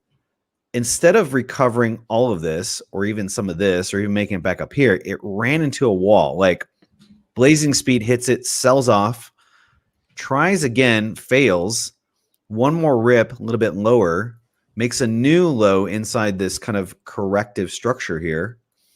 And we're seeing lower lows here and lower highs. And so I feel like Tesla has kind of run into, you know, kind of like a wall there of options orders, basically, like kind of like a gamma wall or something like that, that it's just not able to punch through it. And Tesla is not one of those stocks that's short of popularity or interest or call buying activity.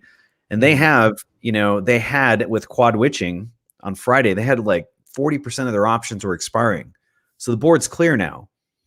And right now we're not seeing a lot of weekly options come in on Tesla. The next largest delta strike on Tesla is not till the April expiry, which is April 16th.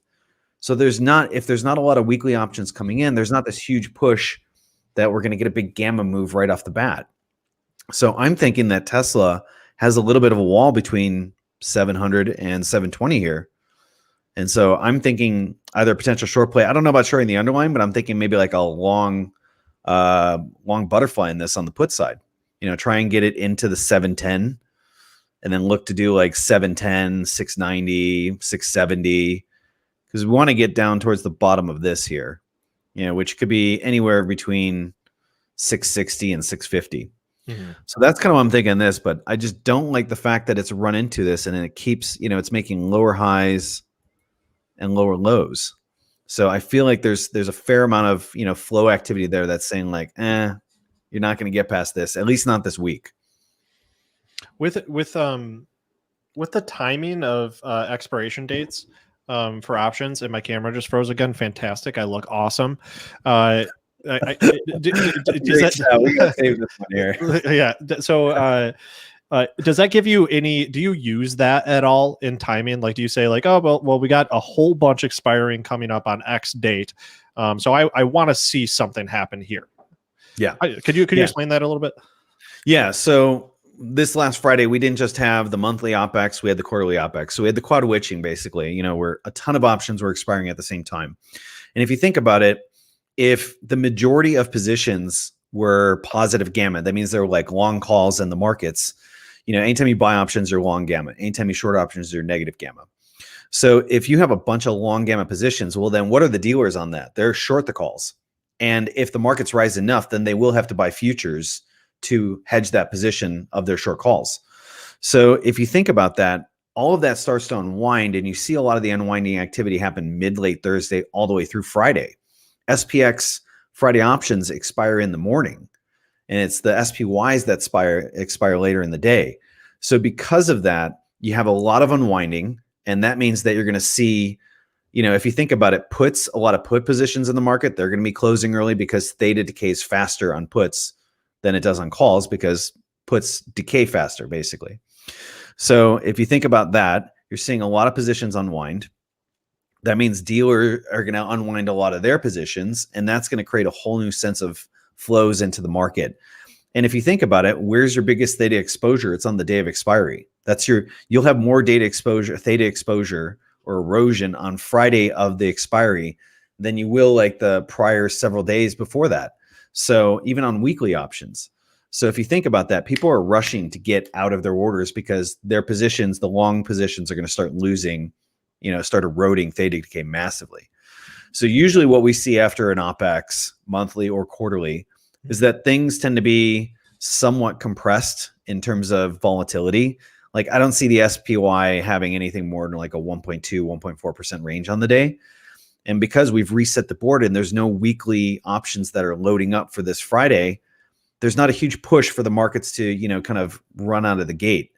So the way I like to play OPEX is I usually like to sell volatility going into OPEX because we're generally going to see a contraction in that. And then if the implied volatility comes down enough early this week, I like to get long volatility because we should see an expansion of that as we start to make Tuesday, Wednesday, Thursday. Does that make sense? I'm sure it makes sense to someone here. Would you mind to just for that data? I'm echoing like crazy. Hey, producer AB. All right. Would you mind showing how you find that data? Like what tool are you using and what do you look at? Sure. So you can get some of this in actually Thinkorswim, basically. Like right now, I'm looking at Thinkorswim options time and sales, and I check in it every single day on the main stocks that I'm looking at. And I want to see what are the large players, what are the biggest orders. And right now, calls are underwater to puts by like a margin of 2 to 1. There's double the amount of puts in, like, for example, I'm looking at Best Buy right now, which is one I'm considering.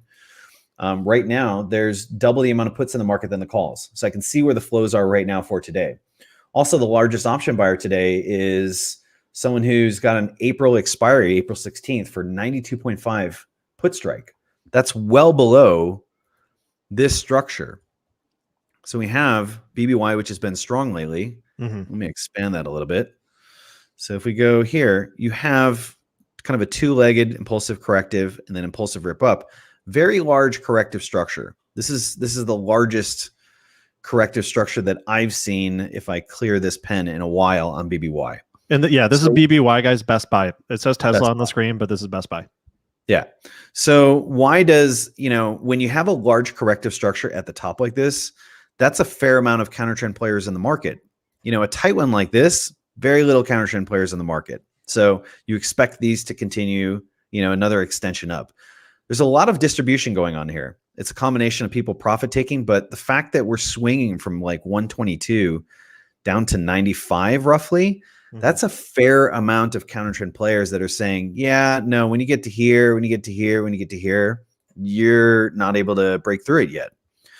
We have had a good bounce off the bottom of the structure, but I'm not seeing a huge amount of calls, build up in BBY right now. In fact, it's to the put side. So to me, that tells me just based on option positioning and what's going on, I might look for a bearish play here, either bear put spread or maybe a long put fly on this one here. So maybe buying the 123, 124, then maybe going down to like the 112, and so roughly $12 down basically. So even space it all the way down with the idea that it kind of closes somewhere in the middle. And are you looking at any particular sectors when you're finding stocks for this type of thing, or no? How are you looking at them? Okay, yes and no. So right now, you mentioned a very interesting point. You said, hey, one of the things we need to understand is when there's change in trends, and we're seeing a change in trend from tech and Momo out of that. And we're definitely seeing a rotation right now. So, it's interesting that tech hasn't recovered, but then banks have been doing pretty well the last few days, especially with interest rates being a potential, rising environment in that. If you look at a lot of these mid and large cap stocks are now outperforming the small cap stocks. For 2020 last year, it is standard kind of procedure that when you hit a recession or a bear market, the fastest stocks to recover are going to be the small caps. They're the fastest to recover out of it. They generally outperform mid, value, and growth by a lot. So Momo stocks are the first ones to rip out of it. But then once that happens, after that rip is done, then that kind of shifts out of small caps and starts going into value, basically. And so I think we might be witnessing that right now. Why has the Qs, which has so many big names and high flyers in it, like Tesla and ARK and all these things, why are they struggling to just even get back towards some semblance of their highs? They're all down. ARK is down. Tesla's down. Q's still working their way back up. So, and yet other stocks, banks and other stocks are holding their highs. And so I think we've seen the last few weeks, I think we've seen that rotation. There's still going to be some outperformers in tech, but short term right now, I'm just not seeing the charts really demonstrate to me in most of the tech sector that there's strength there. I see a lot of weakness. All right. And I've got a question for you from chat. When trading options, how close to the strike do you go for their gamma spike or for the gamma spike? Yeah. So that's going to depend. First off, I never trade options like options in and of themselves. I always have to match it with price action. So in this case right here, when I have a very clear structure like I do in BBY, I want to get as close to this as possible for my long fly. Because if I really feel like this is going to hold and the puts are heavy in the market, if I can sell the put right up here, then if you think about a long fly, you have, let's just say you buy 10 here, you're going to sell 20, and then you're going to buy another 10 below. And really what you have in terms of a profit P&L profile is something like this. And like, here's your 0 point, your break even. So if I'm buying these strikes right here, which equate to the top and the bottom, I need the market to close somewhere in here.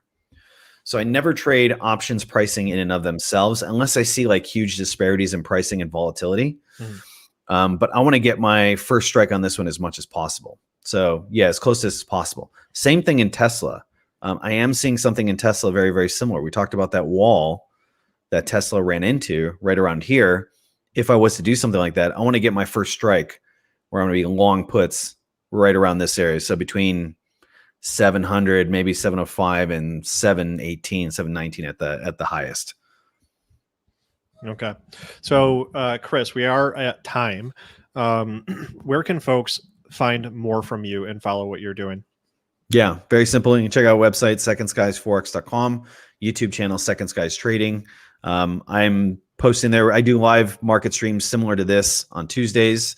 And so if you're not in Get Technical, then you can join that live stream there. So we do pre-market analysis basically. Otherwise, you should be in Get Technical. You can have both open at the same time. Come on. All right. Awesome, Chris. Thank you so much. If there's one word that you would leave with everyone for the market today and this week, one word or one koan even, what would you leave folks with? Rebuilding. It's OPEX, it's quad witching. The markets, the board has been reset. It needs to rebuild. Today is going to be probably a lower volatility day, but expect volatility to pick up. So potentially look to get long volatility. So rebuilding is the word for today. Well said. All right. Thank you very much, Chris. Good being with you. You too. Have a good one. Chris Capri, guys, Second Sky Forex.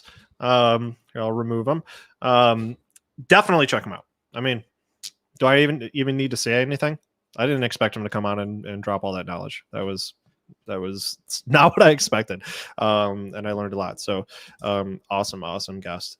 All right, guys, what do you want? We got 8 minutes left here before we bring on the Benzinga Pro showcase. What do you need? You want to look at some tickers? I mean, NMM, it is now declining because it was an overbought territory. So we're looking like I'm going to get stopped out of it, which is good. I want that. I want to take my profit, and then I'm looking for a new low to re-enter.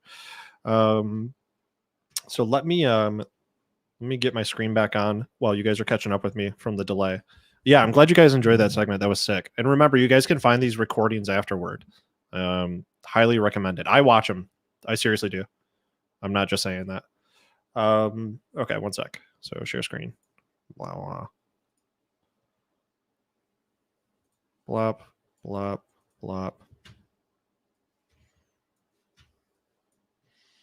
And while I'm doing this, I hope you guys got some tickers in mind that you want to look at. Now that we're hitting 10:23, this is the moment of truth was about 10 a.m. to see who really had strength for the day and if they're going to continue going up.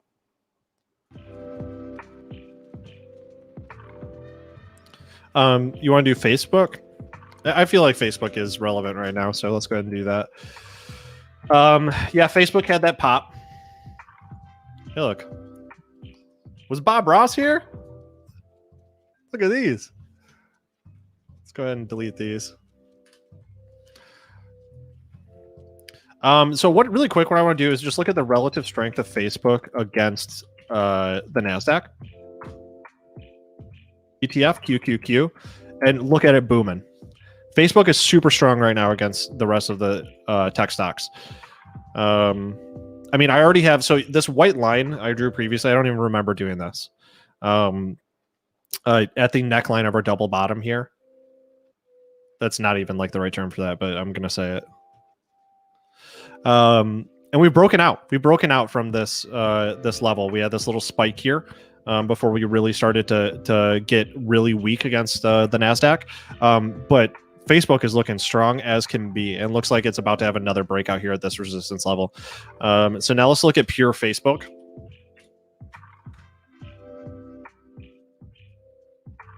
Hello. We're broken out of a key level. All right. Apple bottom. Boots with the fur. Fergalicious breakout. All right. And we're going to hit this resistance here.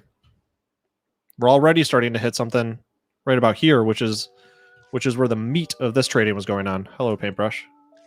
Hello, Paintbrush. Okay, Paintbrush is got a real love-hate or relationship, love-hate thing going on with the Paintbrush right now.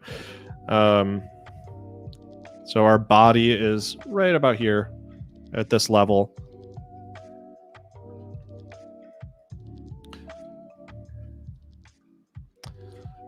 So, a couple things to note. We have rocket-like growth in Facebook. We are not in overbought territory. Congruent RSI, congruent MACD. Strong breadth between the fast line and the slow line on the MACD. This growth can continue pending breakout above this level at 297. Yeah, I like that. I like that. And let's just look at this. So we did have a double bottom. Let's get our little rectangular out. Let's go to our bottom right here. Cute little double bottom. Let's see if we've resolved that. Support to resistance at the meat of the trading. Added to the breakout. Look at that. It's like perfectly right where that body of that candle is. So it has resolved. We got the resolution of a breakout. Now the question is, does this run continue now that we've established a bullish trend? We are in upward trend territory. Does it continue?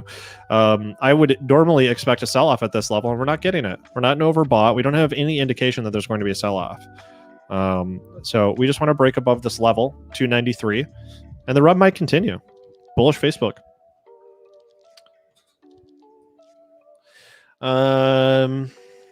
All right, we are at 10:27. We are approaching the end here. I got time for one more pick. All right, so Tony, GM Weekly, you got it. I'm all about GM. So this is the daily chart for GM. Let me move these things down.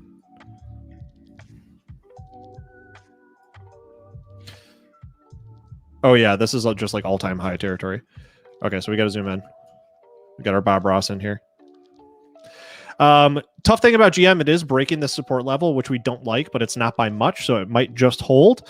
I would really like for this body to cozy back up, the body of this candle to cozy back up to our support level here to get a full continuation of our upward trend.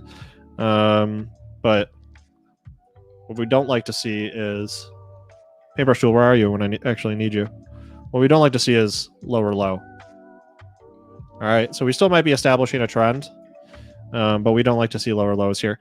So is that an entry point? No, it's in danger territory of reversing again. So I would say if we can hold support and then we start to come back up, then we're in bullish trend. But I honestly think that will happen given the fundamentals in the environment. All right, guys, that is the last pick for the day. Big shout out to Chris Capri from Second Sky Forex. What a dude! What a bro! Definitely check him out and watch the recording of the episode and our previous episodes with Chris Capri to get some great episodes on trend analysis, and then also underlying market structure, looking at options activity. Super cool stuff. Hit that like button if you enjoyed the show, if you like the stock picks, if you liked having your picks analyzed technically. Hit the like, it really helps. Also, give us a subscribe. You know that only 30% of the people watching the show right now are subscribed. Isn't that weird? God, let's close the gap. So guys, this has been just another episode of good old Get Technical. With your host, Neil Hamilton. We had a little Spencer Israel action there at the beginning, just a little sprinkle, a little lime juice on our guacamole. We had producer AB, as always, bringing that youthful spunk to the show. We need that. Next up, we've got a Benzinga Pro showcase with the two and oldie Ryan Faluna and Jonathan Mallard, the dynamic duopoly. They have absolute hegemony over Benzinga Pro. And if you want to learn how you can trade like a master using the best damn stock market research tool on the market today, stay here. Don't touch that dial, you maniac. Stick around and watch the Benzinga Pro showcase with and Jonathan Mallard. Thank you guys so much. Happy Monday. This has been Get Technical. I'm Neil Hamilton. Happy trading.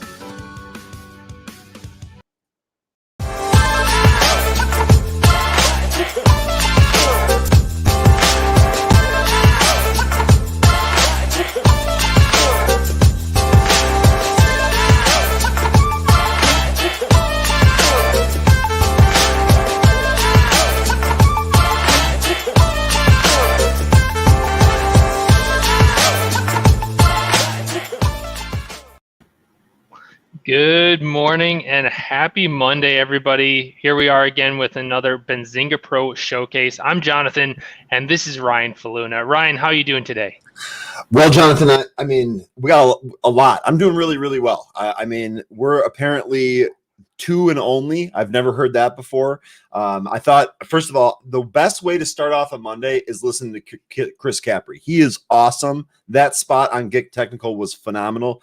Just an absolute great guest, great trader. Really love Chris. And Neil taught me what a Fergalicious breakout is this morning. I mean, I had no idea I was going to be doing that. Now you know. Now you know. And now I know that my computer needs a dial so that I can keep that dial on this channel. But thanks everybody who's here right now watching live. And, you know, we just wanted to talk a little bit today about idea generation. I mean, you guys are looking at some great picks on Get Technical with Neil, but there's also some great ways to get picks in the Benzinga Pro chat, Benzinga Pro community. And so we just wanted to run through that a little bit with all of you today. And I just had a few questions for Ryan because he is always plugged into that community, giving ideas, getting ideas. And so Ryan, I just wanted to ask you, what are some of the better trades that you've seen for yourself or our community coming out of the chat or the Benzinga Pro happy hour? All right. Well, so first of all, there's new trades every day, and there's trades of all different kinds every single day. One of the things that you can count on is that a large portion of the group will be day trading some of the hot movers of the day. And we've shown you that before when we've used the movers tool to identify what stocks are trading, where the eyeballs are, where the volume is. And a lot of that actually gets traded several times throughout the course of the day. So oftentimes if you see stocks that are really like pushing new highs on volume, and then they continue to push new highs throughout the rest of the day, you can bet that at least 50% of our chat community is hitting those 1, 2, 3, and 4 times per day. The other really cool thing about our chat is we've got a lot of swing traders and a lot of investors and a lot of people that are kind of plugged into the investment and finance world. And as a result, they're able to share either tips, stock tips and picks, if you will. None of them are recommendations, of course. It's just what they're trading. And then also tips that they use to kind of search for stocks that might make a big move in the future.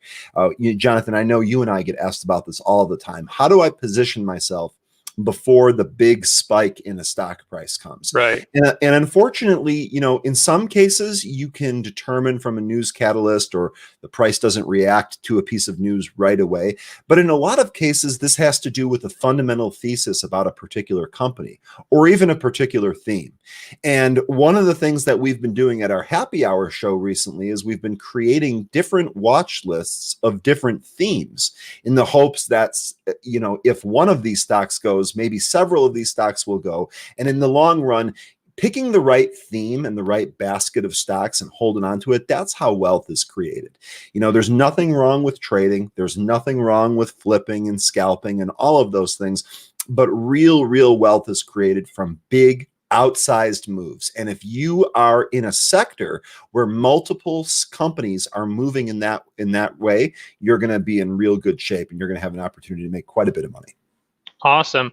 And just for those on the stream here that are new, can we share the screen just to show them where the chat is, what the chat looks like? And of course, we do have multiple rooms there. So so here we are inside of Benzinga Pro, and on the left side of the screen, you'll see the navigation bar with all the different tools, and chat is at the very bottom. So you just click on that chat icon to open that up on the left side of the screen.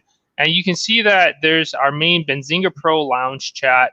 And then you can scroll down at the bottom of the screen to switch between, I don't know, 5 or 6 or 7 different chat rooms now. So we've got options, crypto, day trading is fantastic, Benzinga TV, so you can watch this or Get Technical or the Power Hour and comment on it and all those other shows. And then there's a strat, you know, a candlestick analysis strategy that's very popular with a lot of our users. So there are strategy specific chats here where people are sharing those different tickers or themes. And then Ryan, how could our users take advantage of that Benzinga Pro happy hour? Where could they sign up for that? Okay, so so we often will post the sign up link in the chat, right? So so you can go ahead and keep an eye out for the chat. You should see a sign up link. You can also see, sometimes we'll put a little banner at the bottom of Pro shortly before the happy hour starts, maybe a half an hour kind of a warning. That will take you as well. I would be happy, excuse me, to post the sign up link for today's happy hour in the chat. That wouldn't be a problem, but I'll just give me 1 sec. I didn't have that handy here, Jonathan. It's almost baseball season. You're throwing me curveballs early, so I guess that's just to be expected here. Let me go ahead and get you the sign up. You can let me see. No worries. I don't look like it. Looks like I don't have the ability to comment in the comment section. Let me throw this in the private chat, and maybe one of our producers can post that in the YouTube comment section. The happy hour is great, like I said, because we'll talk a lot about different plays, different ideas, different potential things to buy. Like one of the things that we talked about a couple of weeks ago is when we really started to see the sell-off, we thought, hey, you know, if we enter a market where the selling doesn't stop, what do? You know, we've been in a tremendous bull market recently. With, you know, there's a whole bunch of internet memes about stonks only going up and so on and so forth.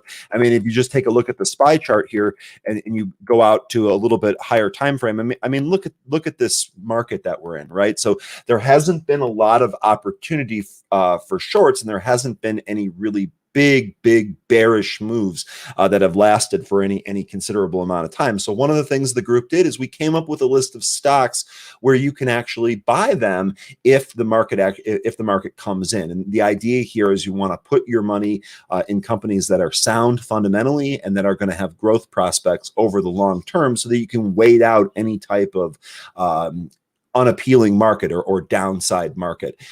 So that's the happy hour is invaluable. It's one of my favorite things that we do here, and also because it's so communal.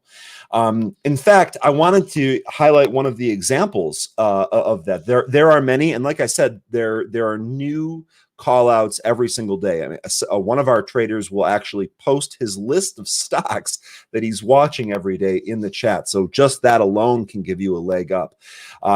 One of the trades that has recently been talked about, I'm going to show you how to access it from the What's Moving scanner here. If we basically click on Gainers Pre-Market in Session, you'll notice that the top stock of the day is SPRT. And if you've seen any of our spots before where we've identified stocks that are moving on volume, you've seen how we actually take a look at this and actually figure out a trade here.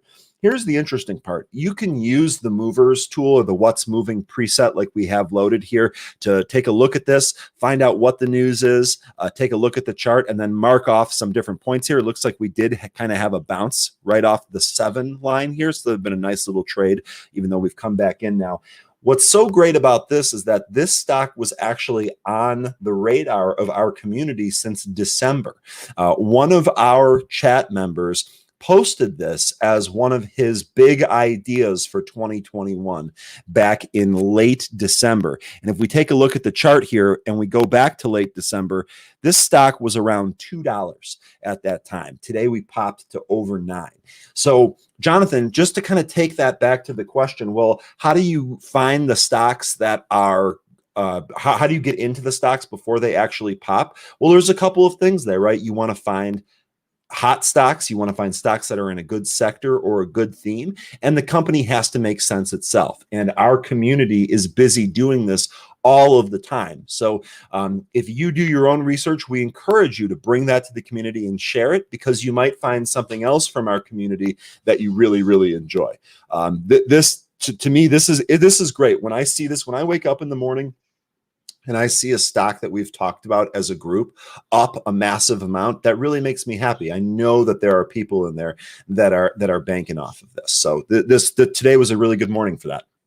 And do you happen to remember, you know, when it was that individual's big idea for 2021, was that specific to an acquisition or merger possibility based off of fundamentals that they saw, or was it something else? Do you even remember?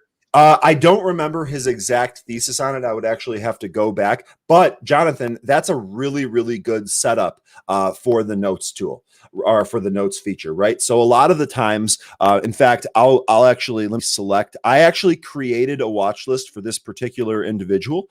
And so here it is. So I'm going to go ahead and pull this watch list up. One of the things that I really, really like about this, and here you are, you can see SPRT at the top of this list because this is one of those picks. So here are the rest of them. And in fact, some of these have actually already made moves. I don't know if you remember, but last week, Biox made quite a nice move.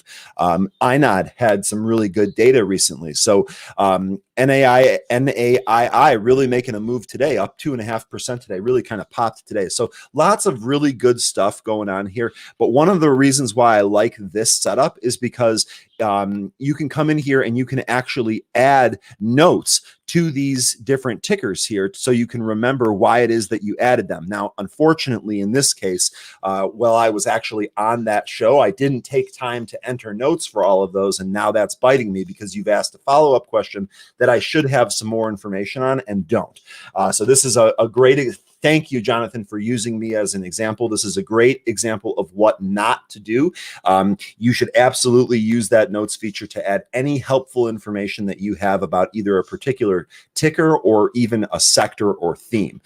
Just to give you another little preview here, one of the themes that we discussed from last week was ag tech, right? So agriculture technology, and we put together a list here of 5 stocks real quickly. So I would advise you use the watch list tool. I personally feel as if this is underused a little bit, especially that notes feature. I know we've talked about using that as a trading journal before, but in some cases it can just help you remember why you were looking at a stock to begin with. Awesome. And by the way, if you click over to the news tab inside of the details tool for support.com, the way that I found this morning, even though I was not a part of that community discussion, was because I was just going through my filtered news feed, and lo and behold, I was looking at, I think it was that 5:31 a.m. Item, or right above that press release, the summary item right after that. So that's tagged with M&A for mergers and acquisitions. So granted, that probably would not have let anyone get in after that's announced, right? It's pretty much instantaneous a lot of time for that huge multiple dollar move, but that would be more for taking advantage of the day trade after that volume really comes in.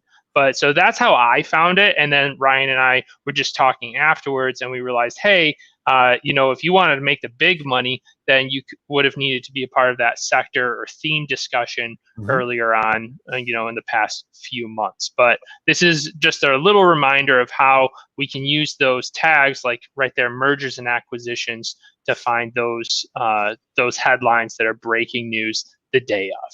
And you know what, Jonathan? This is part of the DD process, right? This is part of the due diligence process. Sometimes when someone, mentions a ticker, I mean, if I don't advise people buy a ticker just because somebody else talks about that. There's a lot more that goes into that, right? A risk profile, risk management, et cetera, et cetera.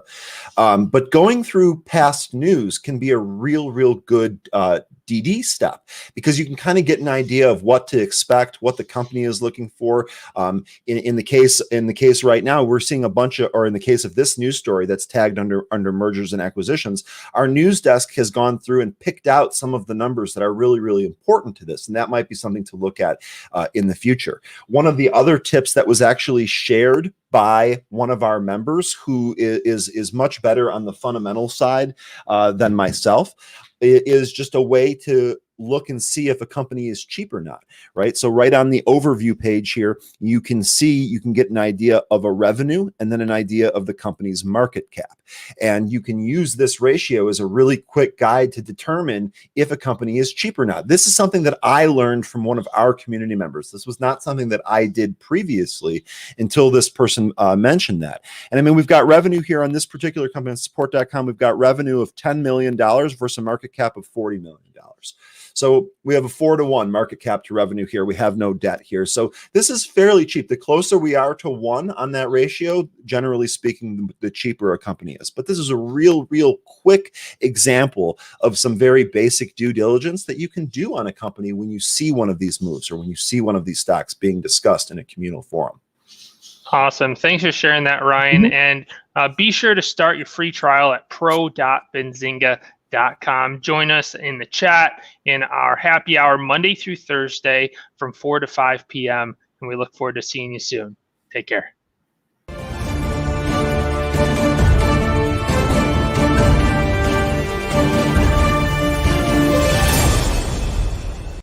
All right, I'm going to bring on Steve Kraus, Benzinga's Newsmaster General, for our news desk update. Steve, what's up, man? How we doing? How was your weekend?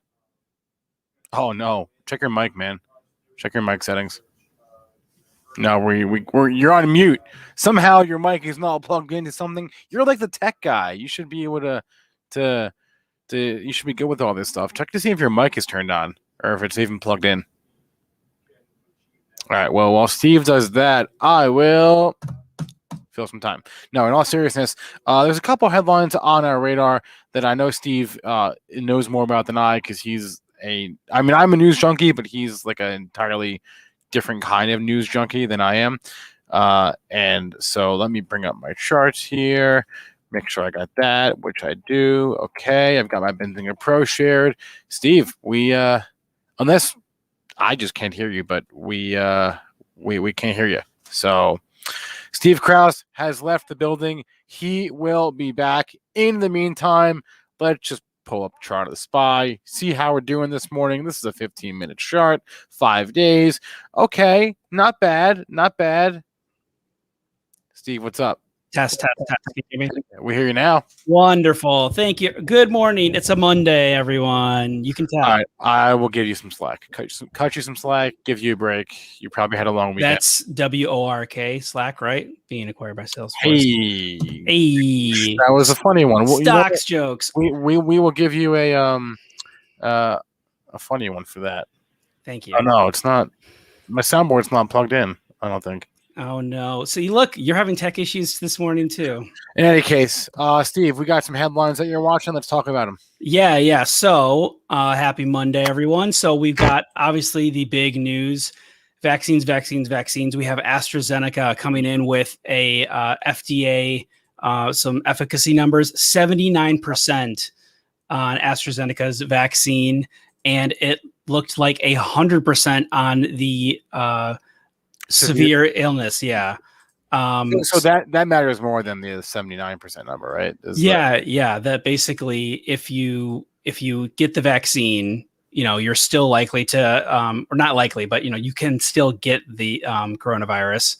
And so basically, it's how sick you're going to get. Yeah, you have like a 1% chance of getting like a severe case. Is that right?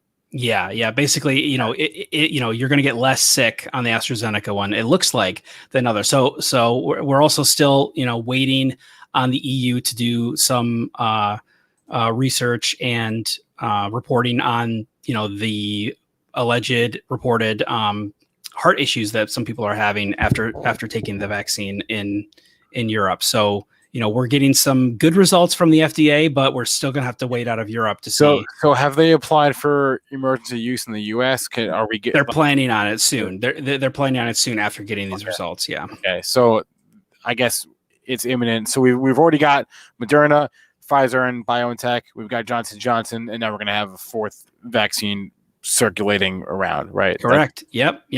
And they are, AstraZeneca is has a lot of deals with Europe, and so they're going to be widely circulated. I think India's making 1 billion, at least 1 billion doses of their vaccine, of AstraZeneca's vaccine. So it's going to be everywhere. Okay, AstraZeneca also is a European company, so that yes, exactly, yeah, and they license it from Oxford University. Yeah. This is an ADR, I believe. Yes, this is an ADR. What that means is the stock is traded primarily. The primary market is in Europe. Just know that if you're trading the stock, it will generally do what its European counterpart has already done in the European trading session. So just keep that in mind. That this is not the primary market. These aren't the primary AstraZeneca shares. Okay, Steve, what else is on your radar today? Well, we have a maybe long time coming, shocking, not shocking. Leon Black stepping down from Apollo Global Management. Wasn't he already? He was already supposed to step. He was already.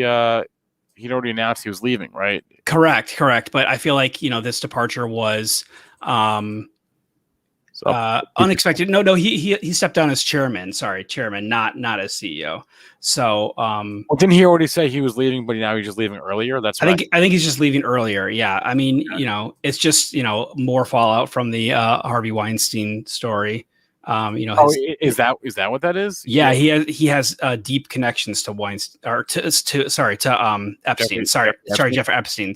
Jeffrey Epstein. Okay. Yeah. Damn. All right.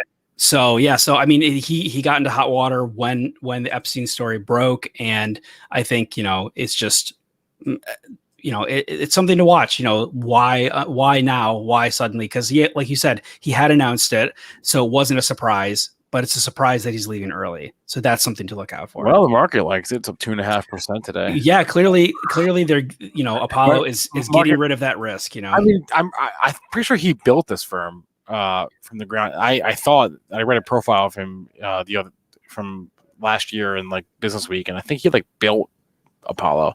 Yeah, he's the co-founder of Apollo Global Management.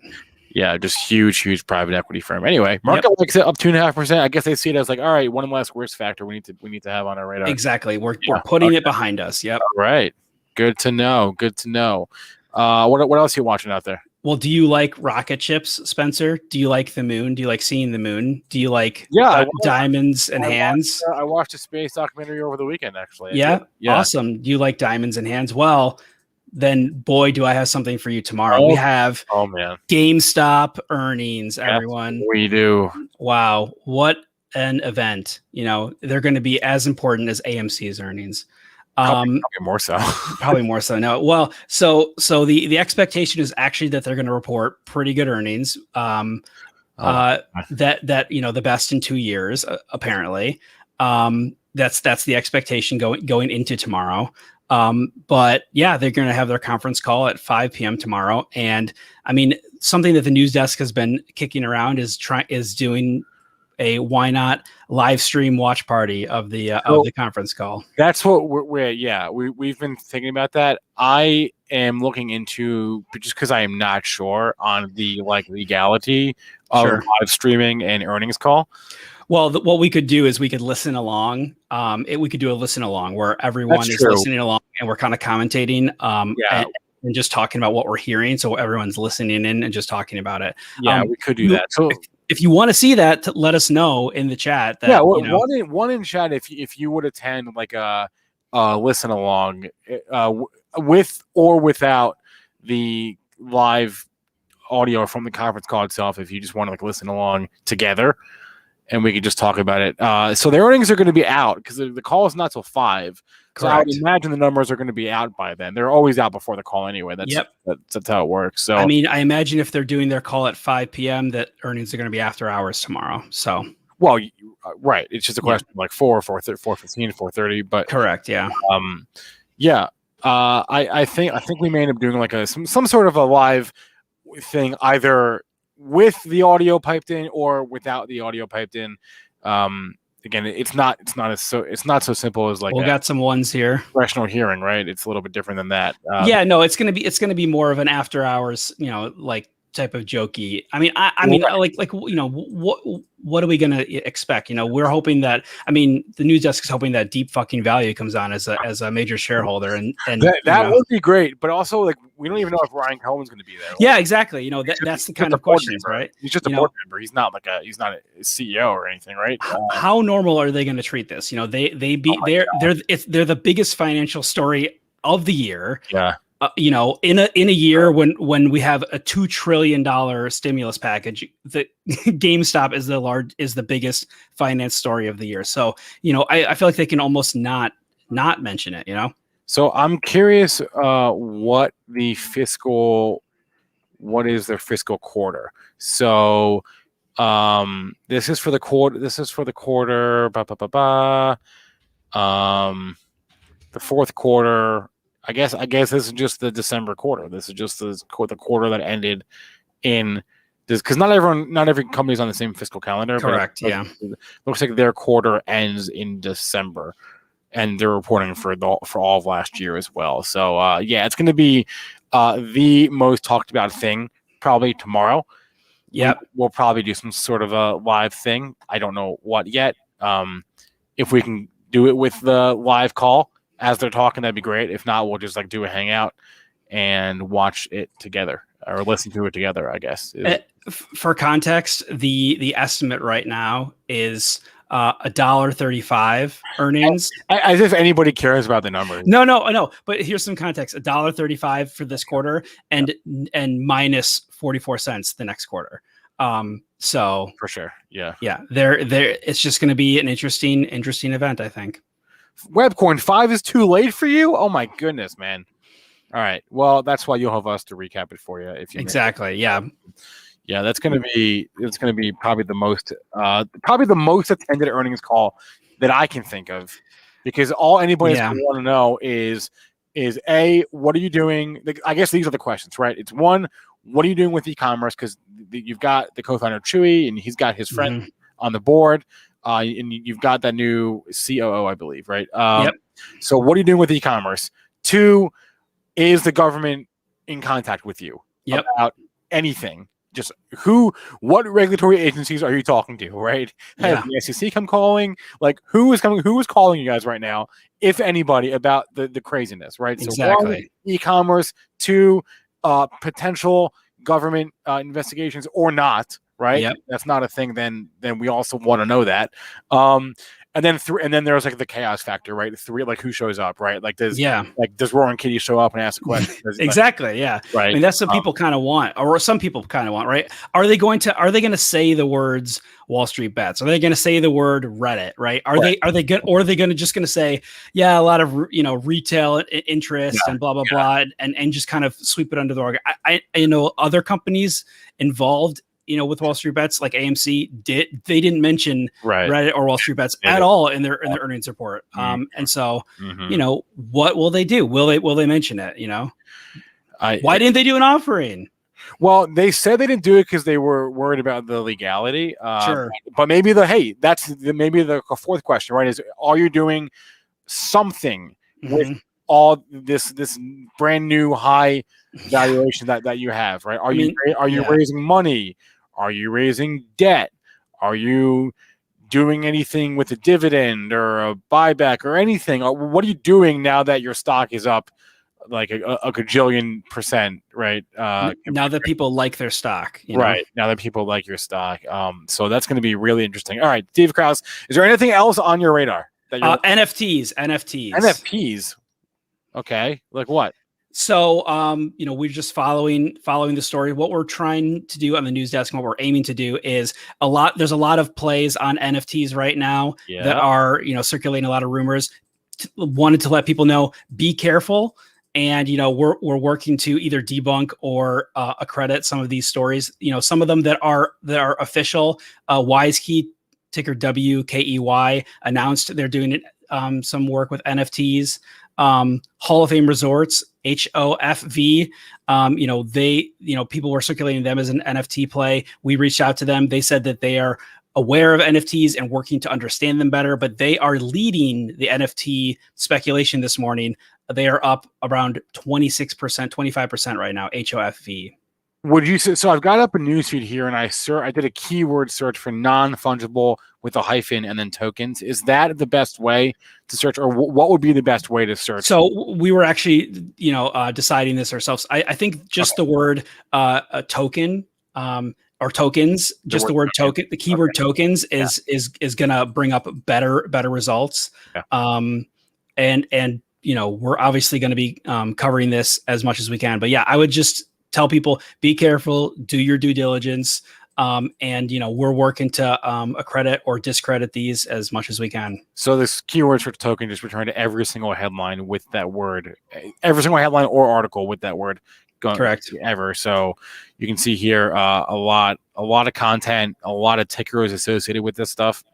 You're gonna have to kind of dig through the trash heap, I guess. Yep. To find. We're working on it, but there's a lot of stuff running on it and on nothing. So yeah, on nothing. Okay. On nothing. Yeah. But you at least can confirm that for like HOF. When you say HOFV like is legit, you say they actually have some sort of. So W Key, Wise Key right. it has made an announcement. HOFV has said that they are aware of it and they are looking into it. Okay.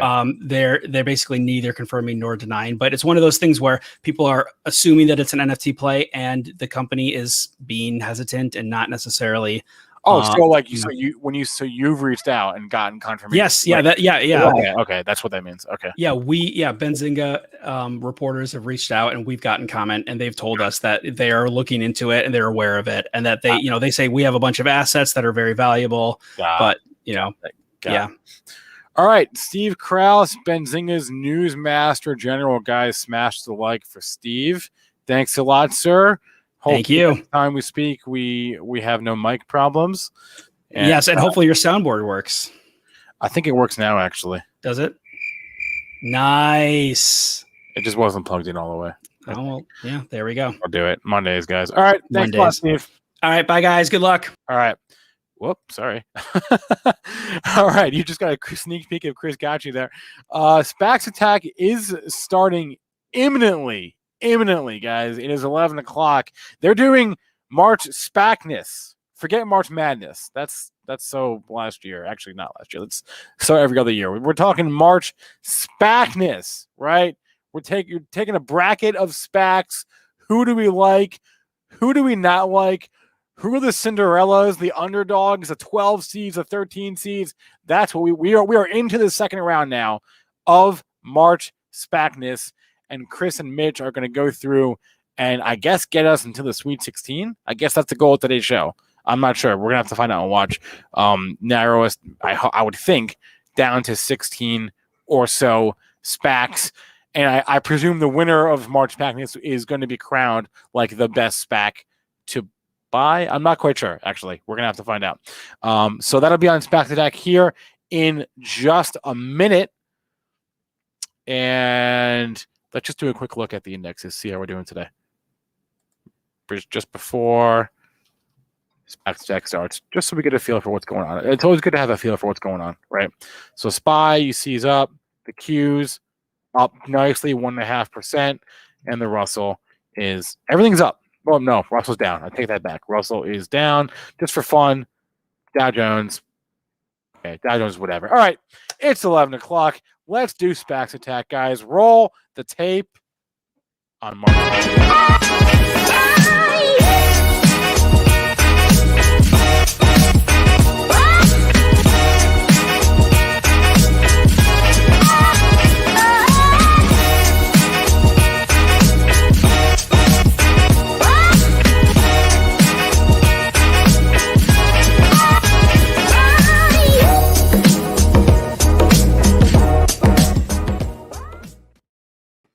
How we doing, traders? Welcome to the SPACs Attack, where we talk everything SPACs.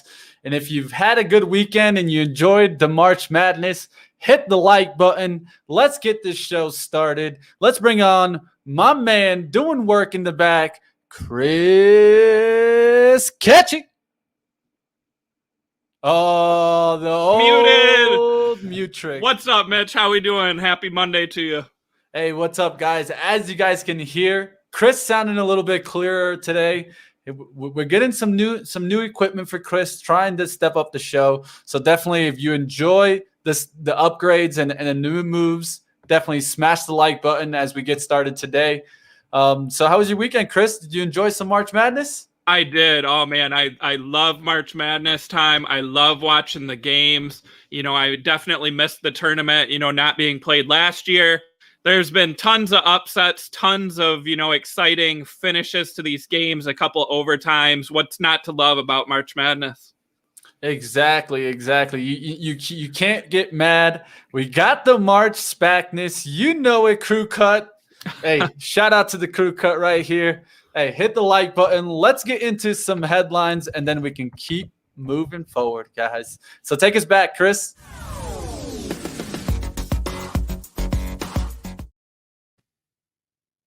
All right, guys. Yeah, so on Monday, we have a couple deals to talk about, some news to get into before we get into our watch list and March SPACness, crowning our Sweet 16. So up first, we have TDAC. TDAC is merging with Lottery.com.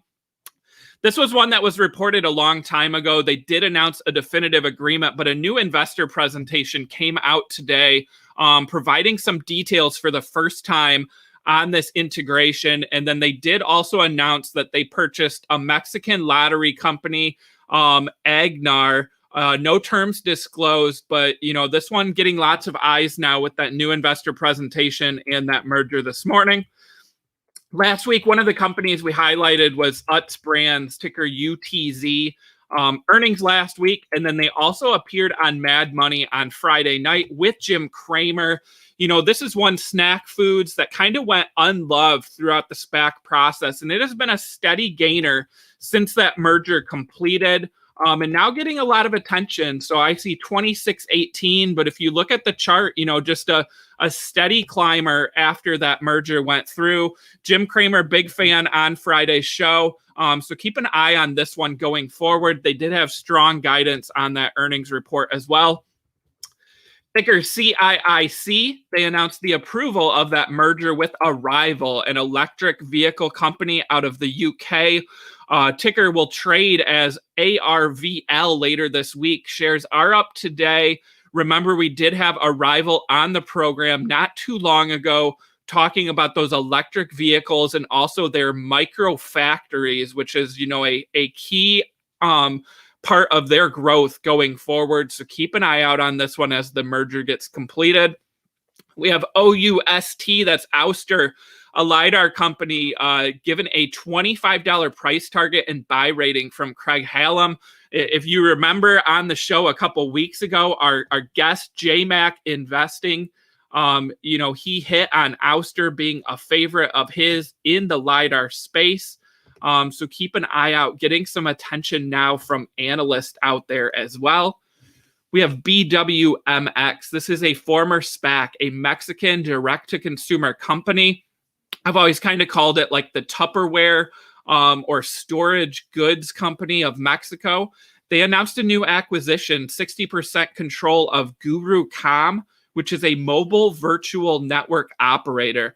So, this company quickly becoming a key consumer conglomerate in Mexico.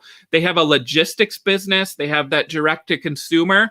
And now they're going to use this mobile virtual network operator to connect homes in Mexico. So I'm going to dive into this one in some more detail later today. I think, that this is a key growth idea, and I actually really like this former SPAC going forward. It was one of the top performers last year. I see 38.25 today. Keep an eye out on this one. We have GIK merging with Lightning eMotors. We, of course, had them on the program as well, and I do own shares of GIK. They set April 21st as their merger vote date with Lightning eMotors. Butterfly Network, that's ticker BFLY. They announced that they will report full fiscal year earnings on March 29th, so a week from today. Then I want to highlight, we have VACQ. This is the company taking Rocket Lab public. So this is a rocket launch company, a SpaceX competitor. Shares are up 12% today. No surprise, because the big news is that their launch window opened today. This is for their 19th Electron mission. They're going to take satellites up to space for several customers, including Black Sky, which is also going public via SPAC merger. That's ticker SFTW. So the keys here, though, are, they're deploying those satellites. They're also doing demonstrations of satellites for the University of New South Wales and also the U.S. Army Space and Missile Division. And then they're also operating on orbit as a risk reduction demonstration ahead of their planned launch to the moon later in 2021 and the planet Venus in 2023. So they're going to, test out some things while they're up there. So that merger, of course, $4.1 billion valuation. They're one of only 2 U.S. companies delivering regular access to orbit. They've completed those 18 launches. This 19th launch will deploy over 100 satellites total for the company now. So I think they're going to get a lot of attention with this new flight. And then also notable that Barron's over the weekend mentioned several space stocks, including some SPACs, VACQ, HOL, NPA, and SRAC. I do own HOL and SRAC. As kind of being, the next space stocks to watch. So, they called them, of course, SRAC, the FedEx of space. They called NPA the American Tower of space. And then they talked, about those rocket launch companies, being keys in the space thing. And no surprise, this comes coincidentally as the ARK Space ETF is set to launch next week at the earliest.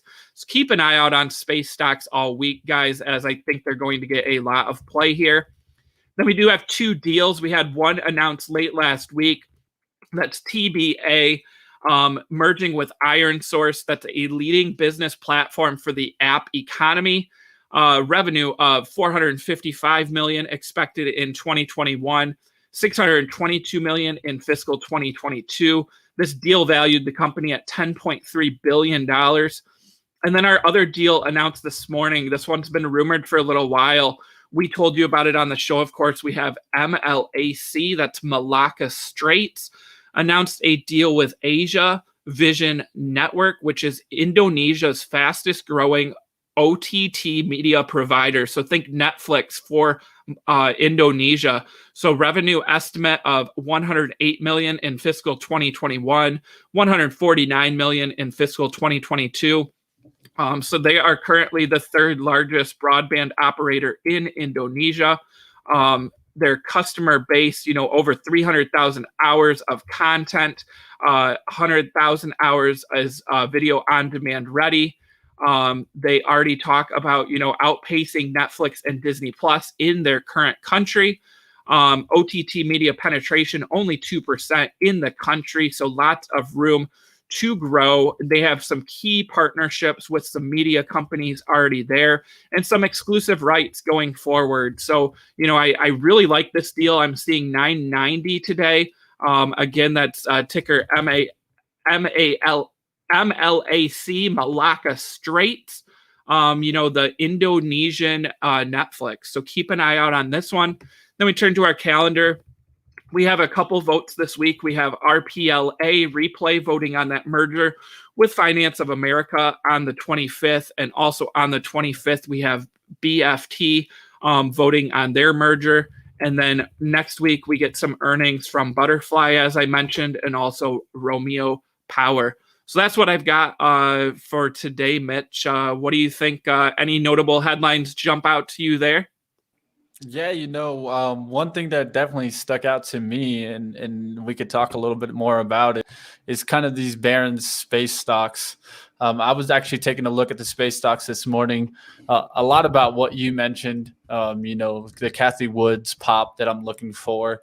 And one of the things that I've talked about, and I talked about this weeks ago before this kind of happened, is we're going to be looking for a pullback in space stocks so that it could make sense to get in and try to maybe front run Cathie a little bit instead of her front running you. So I think this is definitely an opportunity that you got to measure out. Just to kind of point out and to show you a little bit is you could see it here. So HOL already up there, 8% on the day. I think this has a lot to do with what we've talked about. Another one that's on my radar, guys, on this list is NPA. Reason why I saw it off the support. Looks like it's up already 5%. So that gets me a little bit antsy that I should have maybe been getting it today. But we could take a look here at this chart. Look at that support right there underneath it in the 12s. I really like this chart. NPA definitely stands out to me. And one of the things that stands out to me is, the way that I see it is probably the same way that Cathie's technical people are going to be looking at this, seeing the support, seeing the value, seeing the 24 that it went up to before. And why not try to get it near this 12 and kind of measure down risk towards when it popped up from the SPAC time. Yeah, I think the key with NPA, Mitch, I've talked about how they're a couple years away from revenue, right? This is the 5G from space. But for anyone out there, if you watched Kathy Wood's interview right here on Benzinga, right, with Jason Raznick, she doesn't care about buying stocks based on their value this year. She is a forward-looking investment manager. So she's looking at the next 5 years. What is this company going to do over the next 5 years? If I look at NPA and that 5G growth over the next 5 years, I think this is a no-brainer to get added to the ARK Space ETF based on that. So I love the pullback here from the 20s. I didn't want to chase this one into the 20s there, but I think this one provides, some good long-term outlook, and I think it gets added to the ARK Space ETF. All right, we'll definitely have to take a look here, and we'll see if it gets on up there. So we'll take a look here. All right, guys, let's go ahead and let's get into the next step here. One thing I did want to talk about is when will the Kathy ETF actually come out? Earliest I've heard is the 23rd. I personally think it's going to be closer towards the end of the week, looking towards getting through this kind of environment before it comes out. But we'll see. We'll see, guys. So definitely stay tuned.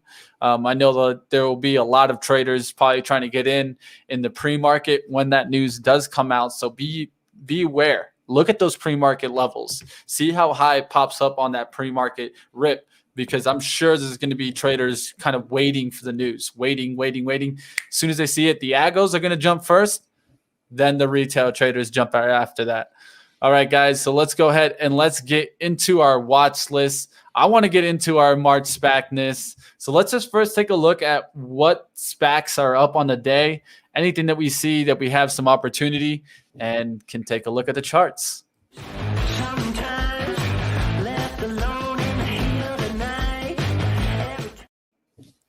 All right, guys. So definitely smash the like button if you want to get into this watch list and get a little bit more in depth here. We can take a look here and see what we see moving. But definitely, I just talked about HOL.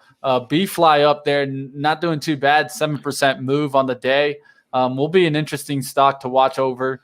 RSI, has been doing great since the earnings. I like this little dip that you're getting an opportunity in right now. It's going to be interesting to watch it through these levels, but I think it gets strong through 20. So pay attention towards that level. I think that's really the key and the line in the sand, because if you draw that Alt-T, that trend line for our Benzinga Pro users, just let it get back above that, and with some strength, with some volume, and that'll show that it's kind of heading towards that $26 level. All right, guys, so let's keep running through here, see what other stock stands out to me. Of course, down here, another space stock. All right, so definitely keep those on watch, guys. I'll keep an eye on those. Another one that I've been watching is a rival, man, just because I even saw news, and we can talk about this a little bit more in depth. Chris, what do you think? I saw mentions of them with the USPS now. There's been talks about the change maybe that could happen from Oshkosh. Could potentially a rival step in here?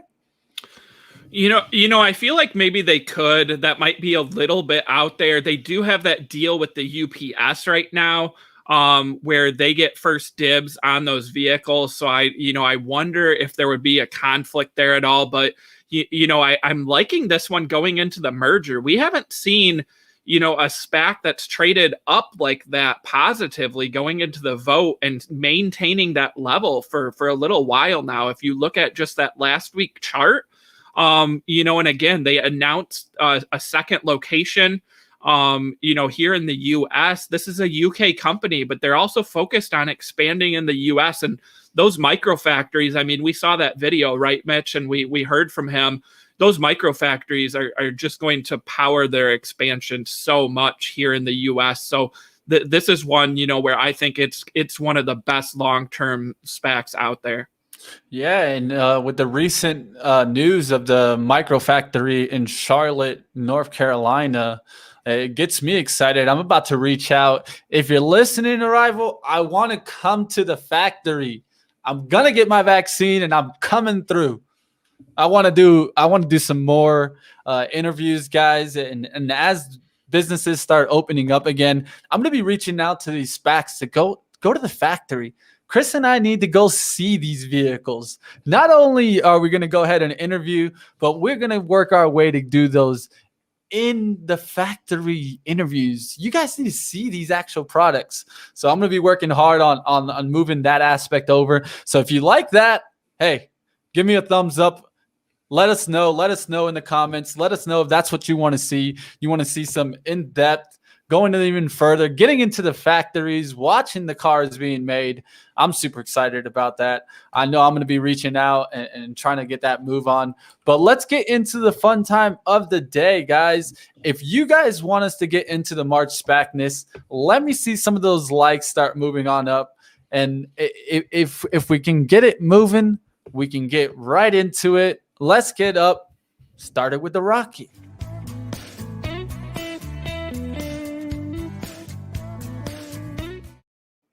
All right. Seeing some likes starting to roll through. Hey, if you guys want to see the SPACness, let me see the ones start rolling. So I know you're awake out there. Looks like we got 593 people here. Definitely smash the like button. Looks like Sambroski is ready. That's my man right there. Sambroski, we got to get a beer sometime, man. I can't blame you. All right, guys. So definitely looks like they're starting to wake up. I'm seeing the ones start rolling through. I'm excited. How was the round one for you, Chris? Did you enjoy it?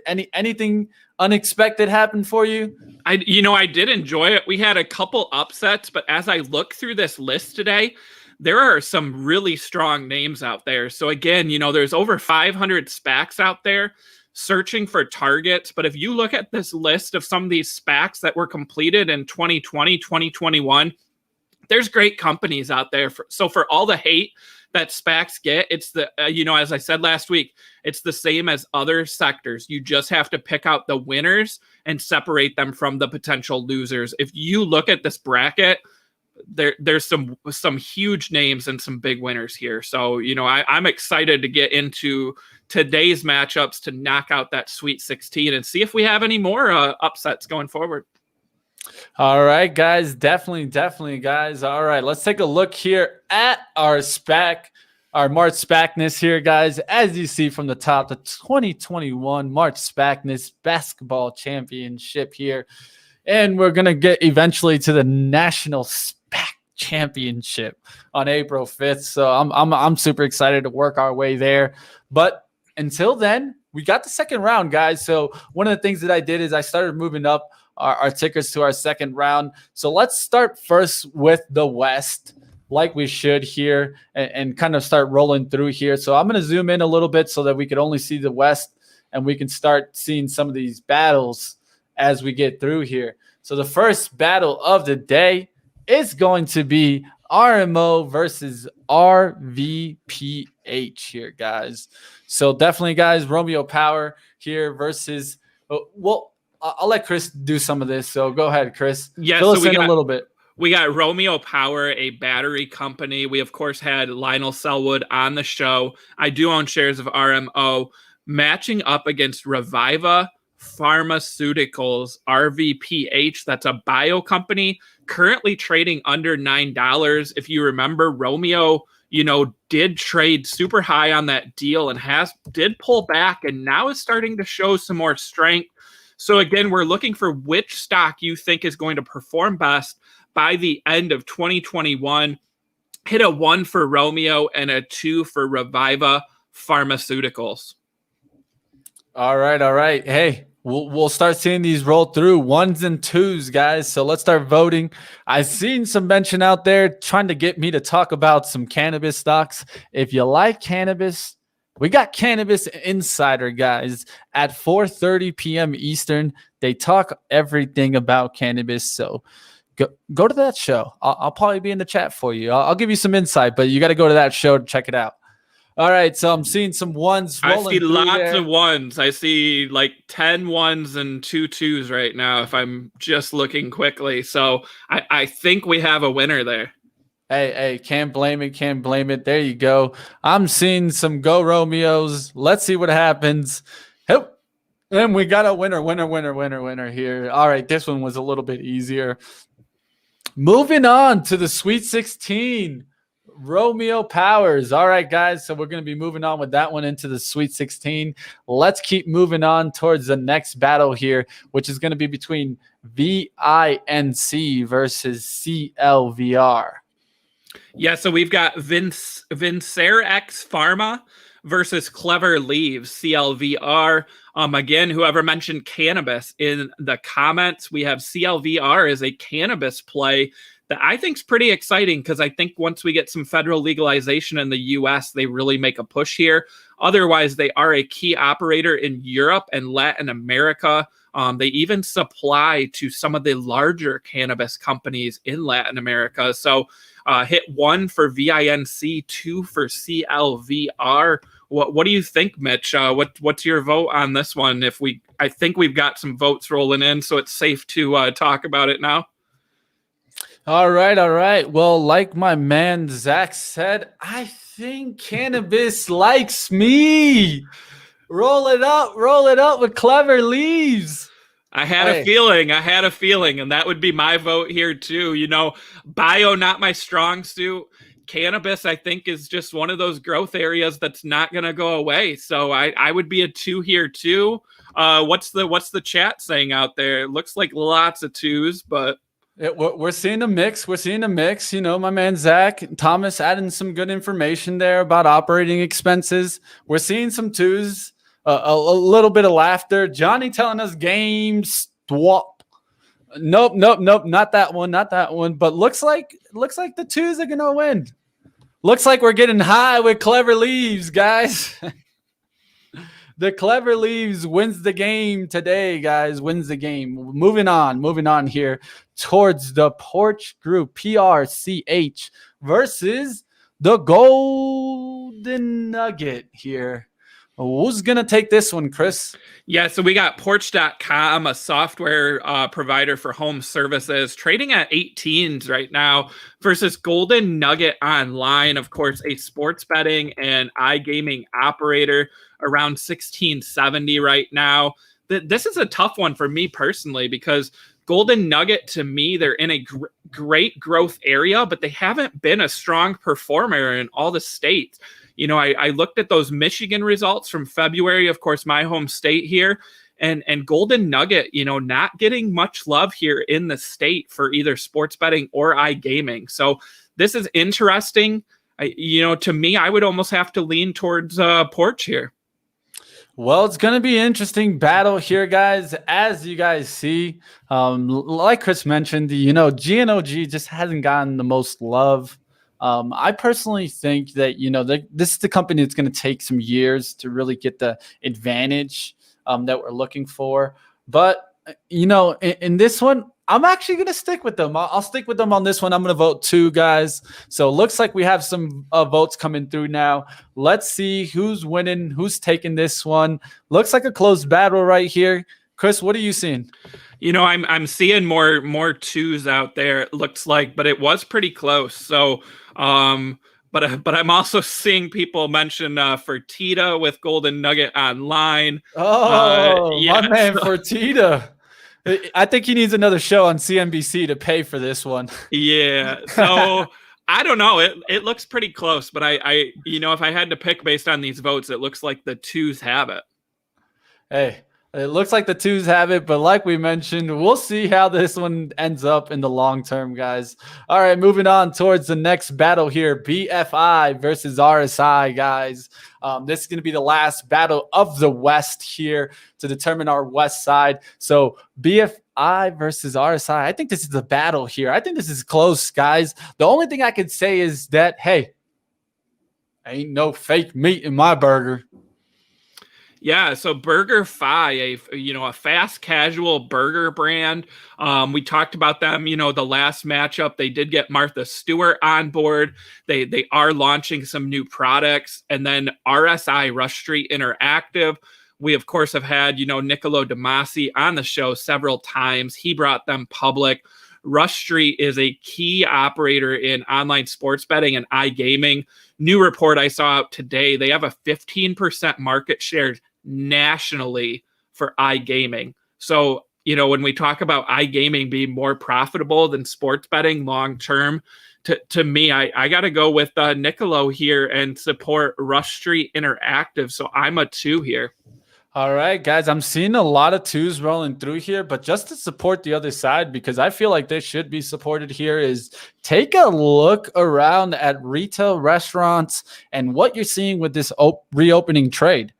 This very much could be part of that reopening trade and really start moving. I've been seeing these restaurants starting to get some bids. So believe it or not, I'm going to go against myself here, and I'm going to vote 1, even though I see those 2s rolling through there, just because in the long term, you know, I think, you know, RSI is just going to have some volatility. It's going to be coming up and down, up and down. Long term, yeah, you know, 10 years, we could look out this one. I would stick with RSI. But for this year and going in towards kind of this summertime, I think you're going to see massive amounts of people. People have been talking about it as the roaring 20s are coming back, baby. Yeah, I know you've been hearing about that, Chris. Have you been hearing that? I have, and you know, Mitch, I'm gonna piggyback on your idea here with BurgerFi as someone who came from the restaurant industry. So we talk reopening trade, we talk, you know, people going back to restaurants. Here's my thesis with BurgerFi being a good play going forward. BurgerFi is growing their restaurant base. So they saw what the pandemic did and how online sales and mobile apps expanded. So now when they build new buildings, they're building them with that in mind versus these other restaurant companies that are having to spend a bunch of money to redo their space inside. So I think that's a key point. And I think BurgerFi looks good with that in mind going forward, as they can customize these buildings for the new economy where people get food delivered all the time and mobile app delivery. So I like that thesis there on the reopening, Mitch. So I like both of these, but what did we decide? I think RSI got it by the votes, right? Yep, looks like RSI is going to takes the win there. But I'd have to ask young investor how he feels about the fake meat life. We mentioned that, not to really mention BFI there, but we talked about that. So shout out there. Let's keep rolling through here, guys. It looks like RSI takes the win, even though it was a close battle, at least in my eyes. But looks like it wasn't that close out there. So let's keep rolling through here. Let's roll down into the East, into the next section here as we move forward. Let's look at here number 1 seed Michigan under DM versus the Ride Machine. What's going on with this one, Chris? Yeah, so we got Desktop Metal, 3D printing, additive manufacturing against Ride, Lordstown Motors. You know, Lordstown Motors obviously in the news last week, that short report. The CEO interview did not do them any favors on CNBC, talking about how those were not confirmed, orders. They were, just based on, order quantities maybe in mind. So, I hit 1 for DM, 2 for Ride. I'm going to have to go Desktop Metal here. I think is the better play for the end of the year. I think Ride's going to see a lot of volatility right now. All right. So, hey, we're seeing a little bit of up and down here. Seeing some mentioned, I got the fake meat started, the battles of the fake meat. Who knows? But hey, let's keep rolling through. Or should we push down the Ride truck? Oh no, that's Nicola. That's Nicola. My bad. They're out. Hey, gotta have fun with it. I'm seeing the ones rolling through there. I'll go ahead and I'll highlight 1 here. We'll keep moving on. But definitely, guys, we'll see what happens with the Ride. Maybe they get with Nicola. They share their busted up transmission with Nicola's pushing down the hill strategy, and maybe make one company that goes to the moon. Who knows? We'll see what happens, guys. Like always, we're just having some fun here. Smash the like if you're having a good time. Let's keep rolling through here in the next battle. LAZR versus DMS. Yeah, so we got Luminar Technologies, one of several LiDAR companies. LAZR, press 1. And we got DMS, that's Digital Media Solutions. Press 2, they're a digital marketing company. Same thing I said last time when we had these companies in the tournament. the LiDAR space is crowded, and digital marketing, I think, is a great growth area. I would have to lean a 2 here for DMS, probably the lesser known of the two companies here. What's everyone think out there? What do you think, Mitch? I know you've been a big fan of some of that digital marketing and media. Guys. Sometimes things are not as sexy, but if you look around, it might just be trending. So one thing I did have noticed is how ads have changed, right? And no longer are you going to start seeing ads that are just generalized to the overall public. And so in my eyes, I have to immediately go with DMS here, because in my eyes, on the long term, you're going to start seeing these digital media companies stepping in, trying to make the solution between what used to be called, your advertising that you saw on TV, and now that cut the cord strategy really coming into play, and now the targeted ad system really coming into play. Different solutions going to be coming in there, whether it be just for marketing or it could be just to get out information. So the data. I think this is the era we're moving in, where your data matters more than probably even your daily business revenue. So the data that you have can change the company. Same being said also for LAZR, though. I mean, if we think about it, LiDAR in the long run, this is what's going to get the move going, I think, in EV. So what do you think here, Chris? Are you going to vote 1 or 2? I voted 2, but I just tallied up, and it looks like LAZR has the vote. So we got outvoted, Mitch. Even if I count me and you, I still see the ones winning.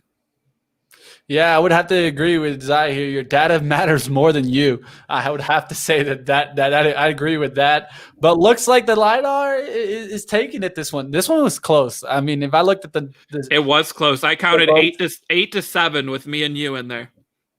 All right. Well, I'm gonna go ahead and move on here. LAZR. Oh, look at that. I went and messed up everything. You picked a lot of winners there. At least I can undo it, and then we'll keep rolling through here. All right. So LAZR. All right, let's keep moving. Let's keep moving here. HTOO versus OPEN. A real battle here.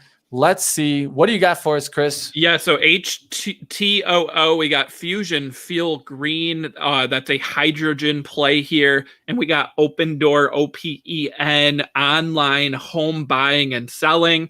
This one, Open Door I like, but if you like Open Door, you should probably check out that merger that we had last week with Supernova, because that offer pad, the comparables look really favorable compared to Open Door. Open Door, of course, Kathy Wood, a big fan of too. It's in the top 10 of a couple ARC ETFs. So, for me, I don't know HTOO as well. Hydrogen, I think is a good long-term trade, but for me, I would have to go Open Door here. Well, it's definitely a close battle here. That's what I would say, is that I'm not sure which one to lean, but what I will say is that why I'm going to lean Open is because I think there is a housing boom started.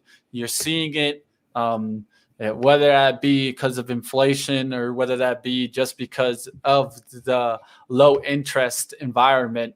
I'm going to go here with Open here. So my vote would be for 2 here. Looks like I'm seeing some 2s mainly here. I did see some 1s roll through there eventually, but looks like mainly 2 wins here. Open takes. I'm seeing 2s take it. All right, next battle up. The mover of mover in the NFT game right now, HOFV versus the short reported Stock XL. Who takes this one, Chris? Yeah, for me, this one's all about timing, right? We have HOFV, huge move last week as an NFT possible play. And then XL Fleet, similar to Lordstown Motors with that electrification, and also getting a short report out against it. To me, I think the favorable is going to be HOFV and the unfavorable is going to be XL. So I would have to go with the trade here with HOFV. I don't necessarily think that they get NFTs from the NFL because they have no experience in that.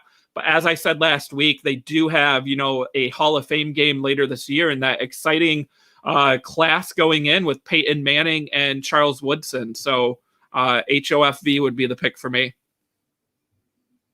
This one's a battle, man. One thing I'd have to say is I'm not sure about the NFT game. It kind of concerns me, just because I personally it's just hard for me, guys. It's really hard for me to trade that one. And sometimes when you're not in it, maybe it's the trade. But to me, I'm going to vote X out here. I'm going to vote 2 here. Looks like there's a bunch of ones rolling through there, though. So looks like we do have an upset here. An upset. Number 2, Alabama, getting taken down here by UConn here. HOFV here. And Bama goes down. Bama goes down. All right, guys. Looks like we got our East and West selected here. So let's move on here. As you guys can see, we've gotten the left side of our bracket filled into the Sweet 16. I'll be moving down and moving these stocks closer. And as we get closer and closer, guys, the Sweet 16, the Final Four, we're going to be moving through here, the Elite 8. We're going to be kind of going deeper and deeper into these specs. Maybe even as we get towards the Final Four, we'll be pulling up their investors presentation, pulling up highlights from interviews if we've already had them on, and doing what we can to get you more in depth into these companies. Hopefully, at the end, we have a hell of a national SPAC championship on April 5th, and we'll see who the winner is. But let's keep rolling through here, guys. Let's get into the South.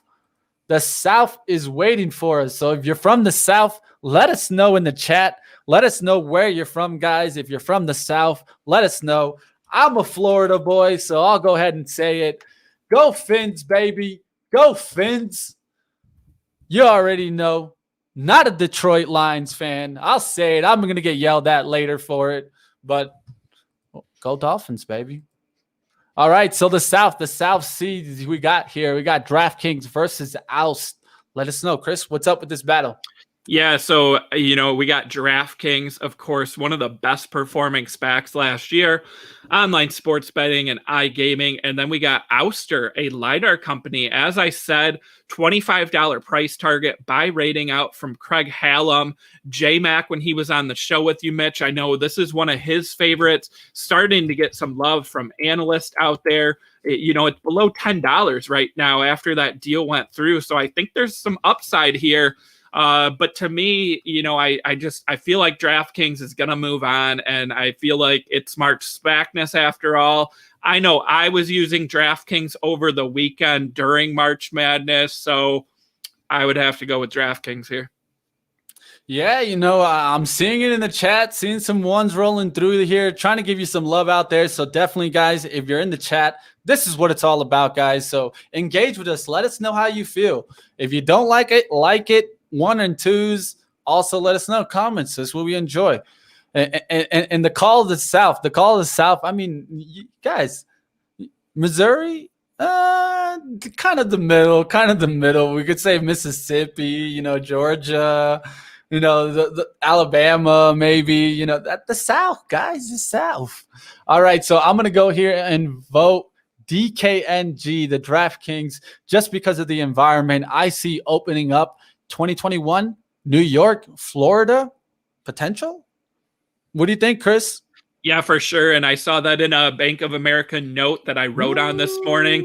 New York, Florida, Georgia. There was some other states, Connecticut. Not that Connecticut is big, but Connecticut's only going to have 3 skins, it looks like. And DraftKings already has 1 secured. So some of these states, it's going to be a battle for these operators to get in. And I think DraftKings leadership and their strong brand awareness, if you're a state, you want DraftKings, to be there. So I think that favors them going forward.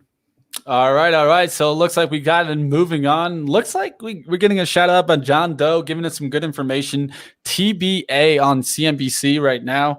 Appreciate the shout out, John Doe. This is what it's all about. Help our audience out. If you see something that everybody should know, let us know, because that's what it's about, guys. We're here, a community, and we stick together on SPACs Attack, and that's what it's all really about. All right, let's keep rolling through here on the SPACs. So it looks like DKNG takes that first win. Next up, we got a good battle here, ChargePoint and PAE. Let us know a little bit more about these ones, Chris. Yeah, so we got ChargePoint. This is a SPAC that I own. We're at 23 right now. This is one that traded all the way up to almost $50. Charging infrastructure play, battling against PAE. That's a company that does government support and contracts, trading at $8.56. So again, the trading under $10, this former SPAC, PAE, not a well-known one, but the government support, I think, is favorable with the new government that we have. But to me, I got to support my stock, and I'd have to hit a 1 for ChargePoint. And again, Biden infrastructure plan, charging stations across the country. I think it's a strong play this year and going forward.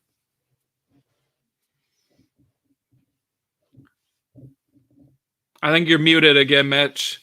Boom.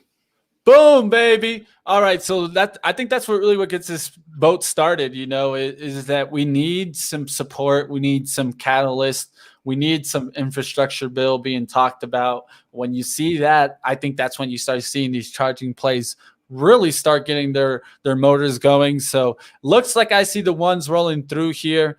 Hey, can't blame you guys. Can't blame you. Looks like one takes the win. All right, guys, let's move on to a close battle. I know we got an investor, young investor here. He was talking about this one. We had it on a little while ago. APPH here versus FSR. Holy Are we getting cow. frisky with Fisker? Holy What's cow. going on here? Talk about a matchup. Shout out to Young Investor if you're still in here. App Harvest getting the love on our lunch show where Young Investor pitched ticker APPH. And that was after watching that interview we had with the president of App Harvest, David Lee. This is indoor farming against Fisker, an electric vehicle company. I do own shares of FSR. Fisker has had an impressive 2021 right now, and App Harvest has dipped since that SPAC merger went through. So to me, I like Fisker. I own shares of Fisker, but if you're talking which one's going to perform better from now till the rest of the year, I would almost favor App Harvest based on the chart and based on the trends here. So hit 1 for App Harvest, 2 for Fisker. What do you guys think? And this is a close battle in my opinion. Yeah, close battle indeed. One of the things that I'd mention is who will win the race. Who's going to win the race here? To me, I think you need to start figuring out that the Fisker story, I love it. I love it, guys. But I just think it's going to take a little bit while to really get these vehicles rolling out of production and into kind of the consumer's hands where we could really start pushing Fisker. I'm going to go with APPH here just because I think they're faster in their strategy, already getting those tomatoes to the store. So let's see what we see in the chat here. Looks like there's some 1s, some 2s rolling through here. What's going on? It's a close battle here. I might have to even count here. So I'm seeing some 1s roll through at first, but I saw lots of late 2s. Late twos. You're leaning them. You're leaning them, Chris. I had it counted, and I was all ready to say 1's won it, and now I think the 2s have it. I don't know. What's going on, guys? It's a close battle. It's a close one. Who's gonna win? Who's gonna take the move here? I think 2's got it. I do like that comment from Super SPAC Man out there. APPH this year, FSR next year, perhaps. I think that's a good way to look at it. No money in tomatoes. There's money in tomatoes. Maybe they need to grow some grass. All right, guys. I'm going to say that the winner in this one actually surprises me, guys. Fisker with the buzzer beater. Guys, that's an overtime buzzer beater. We went 3 overtimes on this one, and Fisker takes the win. All right, moving on here. SFT versus MP. I've been waiting for this one. Chris, tell us a little bit about it. And then I Yes. got a little joke that I want to Yeah, have fun so we with. got SFT Shift Technologies, press 1, online car sales against MP Materials, press 2, MP Materials, rare earth mining. We had CEO James Litinsky on the show months ago when this stock was trading at like $13. It is $46 today. Hopefully you all have watched the show for months and months and you were able to watch that interview. I don't know what the chat's going to say. Okay, I do. I see lots of 2s. I would also have to go with the 2. MP Materials, rare earth mining, big story in 2021. All right, guys. So let me take a look here. And what I got to say is don't kill me for this one, guys, because I know that someone's going to kill me for this one. But I'm going digging, baby. Go rush. Go rush. Even though if it's lithium play, whatever I'm digging for, you can send me out there. I'm going digging. One of my favorite shows here. I got to give him a shout out right there. But hey, you guys hear me? I'm sticking with my MP here. MP to the moon. Let's see what happens. What's going on in the chat? We see those 2s rolling through here. So definitely MP, no doubt. You know it. MP all the way. Everyone's super excited about this one. And the best part is, guys, when he was on the show, it was at $14. I can't say this enough. 14. Somebody take us back to that moment and give me some of the shares because I will take some. I know. I wish we could rewind too, and I would have bought that one hand over fist at that time. But oh man, I did see a couple votes for 1, so not a complete shutout. But yeah, MP takes it very handedly. No surprise in my eyes here. All right, guys. So moving on to the Midwest here. The Midwest. Now the Missouri can come out. Let's see you. Let's see you. What's going on, guys? First battle here. We got QS and HIMS. Yeah, so we got QuantumScape battery technology. We got Hims and Hers, a specialized digital healthcare company.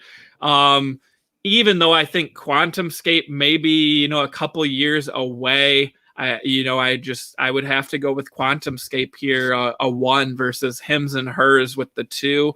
Hims and Hers has dropped, and of course they got kicked out of the ARK ETF. So not very favorable, to see that move. I don't know, man. Hims, I mean, I wear these headsets all day long. I start looking at my hair. I'm like, yo, can I keep it? Can I keep it? And I say, I'm gonna surprise some people here. I'm gonna go with Hims. For some reason, I just feel I've seen somebody actually use the product and the hair came back. That was the selling point for me. The hair was growing back to a guy that I hadn't seen hair on there for a good year. So I'm going to have to stick with 2 here, even though I see the 1s rolling through. Yeah, I'm seeing lots of 1s for the 1 seed here. Everyone's going to probably call me crazy there, but hey, if it can grow hair, I'll take it. But it looks like QS takes the win here. Illinois is moving on here. Next up, B-Fly versus L Pro.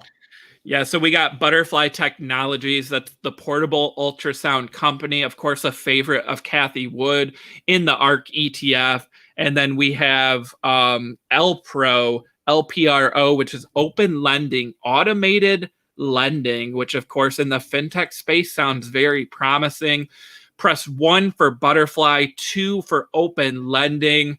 I want to see some votes roll in before I say, but if you've watched the show before, I'm a big fan of the long-term story for Butterfly with Bill Gates investing, Bailey Gifford investing, and now Kathy Wood investing. I have to go with Butterfly here, and I'm looking forward to that earnings report next week to hear more news from them. Yeah, one thing I've noticed is that we made fun of this before it switched over to B-Fly, is the ticker name. The ticker name itself told us it was going to fly, yo. So should have known, right? Should have known, man. What was the ticker before? What was it? Oh, this was LGVW, long view, the view of the longs, guys. The view of all longs. I don't know about you, but I should have had this one. I'm seeing lots of ones. Don't bet against Bill. Super Spackman says that's right. Bill Gates invested in Bill, Butterfly. baby. I'm the same way. Bill Gates, Bailey Gifford, and Kathy Wood. That's a strong team to me. I'm going to go Butterfly. Looks like the chat, of course, saying Butterfly as well. The long view, man. The views of all the longs. I can't be mad at them. All right, guys. So it looks like B-Fly moves on here, guys. Let's keep moving on. Next battle, VVNT versus VLDR. Yeah, so we got Vivint Smart Home versus Velodyne, a LiDAR company. Vivint kind of snuck through. I can't remember who they beat, but it was an upset in that first round. Smart Home versus Velodyne, which, just had some news last week, I believe, with the former founder resigning from the board of directors. Again, I think LiDAR is crowded. This is a toss-up for me. I'm curious to see what the chat says. So 1 for Vivint, 2 for Velodyne. What do you guys think out there? All right, guys. So starting to see a couple mentions here. And one thing I'd say, guys, is don't count VVNT out with the move that you're starting to see and kind of these new housing new projects that you're going to see, a new boom. Maybe we get the first-time buyer discount, and then maybe people want to start upgrading. Who knows? We'll see what happens here. Looks like there's a battle here. It looks a little bit more like ones. I'm going to roll with 1 here. VVNT takes the win here. Let's go to our last battle here so that we can wrap up here in the next 4 minutes. AEVA versus Skills. Yeah, so this is another battle with a LiDAR company. We have AEVA versus Skills, which is mobile person-to-person, wagering. They're, of course, in the bets and the nerd ETFs from our friends at Roundhill Investments. Skills was also the subject of a short report last, I think 2 weeks ago now. So this is an interesting battle because Skills has dipped a little bit. So SKLZ, press 2 and press 1 for AVA, 4D LiDAR. I, of course, would have to go 2 here for Skills. Mobile gaming, and betting put together. It's a winning combination in my eyes. I don't know. I think everyone's counting on Skills being this great stock, and I just don't see it. I just, maybe I'm a little bit crazy. Maybe I think Zynga has too much of a lead here, or Glue has too much of a lead here for Skills to compete. A lot of people like Skills. I mean, when it came out, people were all over it. But I think, I'm going to go here and vote 1, even though I see the 2s rolling through there. I think the 2s will probably take it. But hey, that's just how it goes, guys. Looks like there was 1 vote here in SPAC Broker vote with me. I would love to hear why SPAC Broker voted a 1, but we'll keep moving on here, and that's just how it is. All right, guys. So, hey, that looks like it's going to be it for us, at least for our second round here. Skills takes the win there. Let's take a look. Hey, well, looks like we got some winners here going to be moving on into the Sweet 16. And as we move closer and closer, we'll keep moving closer on our March SPACness, guys. Definitely, if you guys are enjoying the March Madness, hit the like button. This is why we did it, guys. We just wanted to have some fun, talk about some names, give you some insight so that, there's not many times we get to touch, 20, 30 odd names in one show. So I know there's a lot of people mentioning different tickers in the chat. There is one that I'm going to go back to. My man gave us a little tip. So yeah, we got to go back. Find that super sticker talking about EXPC Blade Urban Air, saying people are sleeping on this. ArcQ owns 10%. Thinking it will also get added to ARC-X, which is the upcoming space ETF. Yeah, I'm a big fan of the urban air mobility. There are several names in this space, Blade being one, Archer being another one, ACIC. We had the co-founder on our show. They have that deal with United Airlines, I believe. And then we also have RTP, bringing Joby Aviation public. I do own shares of RTP. For me, Blade, they did announce a deal in Chicago. So, I think there's strong growth there, and Kathy Wood picking that one over, she does also own ACIC. So great question out there. I love that space. I think it's being underrated right now with urban air mobility. I think people are going to want to fly in, helicopters and these, devices going forward if they can save time and money. All right. Well, now one thing I'd say about this one is I think what Kathy's doing here is playing the two boat ride. And why I say the two boat ride is because I think she's just diversifying here, playing them both, expecting one of them to be the winner. One of them probably is going to be a little bit of a loser here. So I'd keep your eye on all those. I mean, hey, they could definitely start moving, but I think, this isn't something that's going to happen in the next 2 months, guys. So personally, not on my radar, but hey, to each his own. If you like Blade Urban Air, then I can't blame you. It could be a Kathy pick. That it definitely could. I definitely agree with you there. Mitch, let me put it on your radar. You mentioned earlier going to tour some of these factories. While you were gone that 1 week, when we had the Archer co-founder on, you know what he told me? He said, hey, when our device is ready, come fly with us. So if you want to hop in with me, we can go test out Archer. Hey. So I'm going to have to shout out Archer here in the space because they want us to come test the product. And I'm a supporter of that. I have to agree with that. I'm gonna have to reach out to Archer and they're gonna have to make me a believer. No better way than actually get on the product. So we'll have to see that. So Blade, if you're watching, come on the show. Let's talk and, let's hear about how you compete in the space as well. That's going to do it for us, guys. Great show again. As Mitch said, we do ticker time sometimes. We don't even get through that many tickers as we did today with March Spackness. So you heard opinions from the chat. You heard opinions from me, opinions from Mitch. Again, these are just opinions. Make sure to do your own due diligence. This is not investment advice. But I love sharing that opinion, getting you guys some of the behind the scenes with these SPACs in our March Spackness tournament. So, another exciting show. Thank you, everyone. Make sure you smash the like and hit subscribe. Yeah, definitely, guys. We're going to keep working here to keep building, guys. So definitely hit the like, hit the subscribe. Let us know how much you appreciate the SPACs Attack. Like Zach said, always some good vibes here on SPACs Attack. We help each other get the information we need to be the informed trader.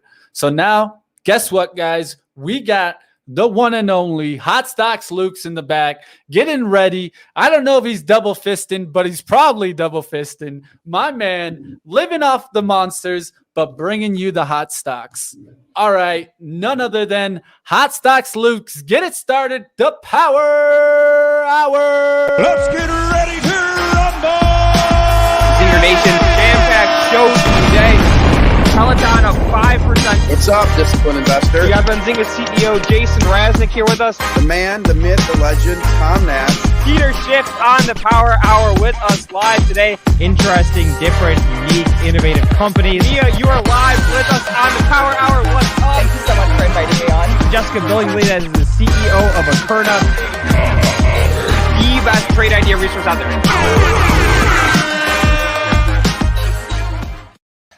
What's up, everybody? Happy Monday! We made it through the weekend. Back at it another week. Check out beautiful downtown Detroit for me in the background here. Nice 70-degree day, hottest day of the year. Happy 2021, everyone.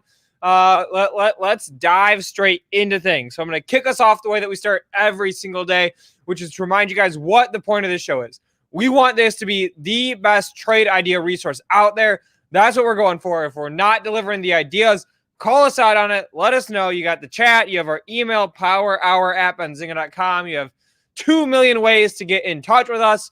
So again, shout it out. We've got a big day today. Let's make some money. All right. I like it, guys. So I'm going to run us through the agenda. While I'm doing the agenda, yeah, somebody said they love the intro. I'm all about it. So while I'm running through this agenda, drop in any tickers that you guys are talking about, trading, looking at today, so we can get the idea flow going already. If we have time, we'll get to some of them. I promise we'll get to at least 3 of your tickers. So go ahead, get them in there. But all right, guys, what we have on the agenda for today, we did 2 options trades together last week. We did covered calls on Visa. We did some put selling on Palantir. I said we'll walk through the whole life cycle of the trade. So let's go ahead and do those. We're going to take some user calls right off the bat here. Producer Rohan, if you want to get that phone number up on the screen so we can get some dials. Again, guys, user calls, Zingernation. It's a call out to you. If you have a stock to talk about, you have something to pitch, you have an interesting idea, call in. You got 3 minutes. Say whatever you want. Tell us about an idea. Get this, slow Monday morning started up for us and light it up. I've got a handful of stocks to talk through. We're going to do Twitter, support.com, Hall of Fame Resorts. We're going to talk about Turkey. And, of course, we're going to do GameStop at 12:30 today. Nick from Bold Trade Finder is going to be joining us. And then we're going to be having a pretty interesting ETF on at 1 o'clock Eastern.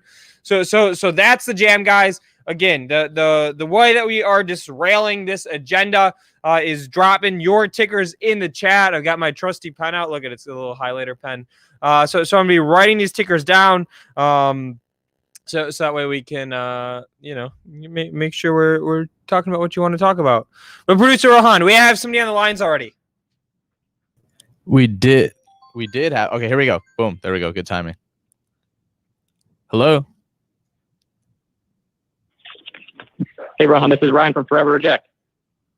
Ryan, you're on the show. How's everyone doing today? Good, man. What's up? Happy Monday. Happy Monday to you as well. I got a ticker to drop with some DD I've done over the weekend, my friend. There we go. First air horn of the day. Kicking the ideas off. Because of the idea show, you're starting us off strong. What is it? All right. It is Tellurian, stock ticker TELL. Tell. Okay. So that's, again, guys, help your fellows out in the chat. Ticker Tango Echo Lima Lima. Somebody in Zingernation drop that ticker in there. But all right, tell us about this stock. What makes it interesting? All right. And here's a 1-year chart on the screen. 1-year chart. All right, gotcha. Yeah, so it's a natural gas stock that has overall rebounded very well since the little last dip market we've been going through. But the main thing that has me focused in on the action last Friday at the close of the market, literally 12:59 and 1 green candle, we had 29 million buys come through, like at the buzzer, which was on Friday, this past Friday. 5x, yeah, just this past Friday, it was 5x the normal volume that day in 1 minute at the close of the market. Okay, here's a 2-day chart. So let's see, where's end of day Friday? So, okay, yeah, it's obvious right here. Okay. All right. Yeah, that definitely stands out in the chart. Yeah. And I did some research on them. So recently they paid back some debt to a project in Driftwood LP. They paid back a big amount, in which they also received a lot of cash on hand, in which we're not sure where the cash on hand is exactly coming from. But at the same time, we did have one of their shareholders actually start unloading shares, but still have a large stake in the company now, with 29 million buys coming in, at the close of the market. And since all these three elements, all these three shareholders are still like intact with each other. You have Driftwood LP, Total Delaware, and Tellurian. They all do transactions with each other and have in the past in April 2019. Now, with Total Delaware, unloading shares and at the same time Tellurian receiving cash, it kind of seems like Total Delaware could be refinancing in a certain way before maybe a spike in the stock could be coming. At least that's the kind of hypothesis I made around this. They out of nowhere, Tellurian gets a lot of money to pay back Driftwood LP, and you have Total Delaware, still in very good relationship with the company, yet selling off a little bit of shares. So I'm not sure where this huge buy is coming from, but it sounds like a little bit of refinancing to me from what I've looked into. So that makes me pretty bullish on it at the moment, since I'm hearing this Driftwood LP project is going to be a go soon, hopefully in Houston, Texas, an oil project. So basically where you're at with it is, and again, guys, ticker TELL. This is a natural gas play. It's interesting because they just refinanced some debt. And then you'll have hopefully this new project, this new nat gas project kicking off. Is that right? Yes, exactly. So, with all the three, kind of mini catalysts at hand, I think it's something to look into very soon. And in general, I've been playing this stock since it's rebounded really well around 230s to 240s and did hit around $3 at one point. So it's already been working out very well on the weekly chart for me. And, even compared to the other oil stocks I follow, this has been the consistent gainer of them all. Even when you compare it to, kind of more smaller cap stocks that like to pop off with oil news, such as Camber Energy, CEI, Houston American, HUSA. Those kind of fall by the wayside a little bit. When it has been just consistent for me within the last 3 to 4 weeks. So I like the movement overall. When the oil market is kind of unsure in general, I like when one stock can really outperform the rest. And, with the growing news, I think it's something to definitely keep in mind for everyone listening. Awesome. And reminder, everyone, smash that like button, share the stream. Couple comments for you, Ryan, out of the chat. We got some folks saying that big spike up, that trade in shares was probably due to options expiration on Friday, which may make sense. And we've got a handful of people saying that the chart looks great. So there's the deal there. And of course, guys, we're gonna throw this one out to Zingernation. If you like the stock, hit 1. If not, hit 2. If you're on the sidelines, hit 3. Let's get some feedback again. Let's rally the troops. Let's rally up Zingernation. Get some of that idea flow going. And Ryan, any final words of wisdom for us? No, appreciate the advice from everyone, and hope everyone has a green week. Thank you so much, Luke and Rohan. Woo! I love it. There we go. Hitting that cash register. There it is. First idea. And producer Rohan, why don't you throw that number back up there? Let's get one more idea from the crowd. While you're doing that, let's bring out some of these tickers on my list. Just some real quick ones. Ticker TUR. Here's a 1-year chart. This is the ETF for the country of Turkey. Check it out. Down 20% today. For the third time president, we're using president loosely, Erdogan fired the head of their central bank. Currency in free fall, stocks in free fall. There's a few of those stocks that are listed on the U.S. So, be careful there with Turkey. I actually thought about doing some bottom picking on this one earlier this morning. I chose not to, just because, I don't know. Geopolitically, there's a lot that I don't understand. The thesis for doing some bottom picking basically is, okay, if he fired the head of the central bank and is going to be installing somebody that he likes, is going to be doing policies which are more favorable for the economy, that should be a boom for Turkish stocks in general.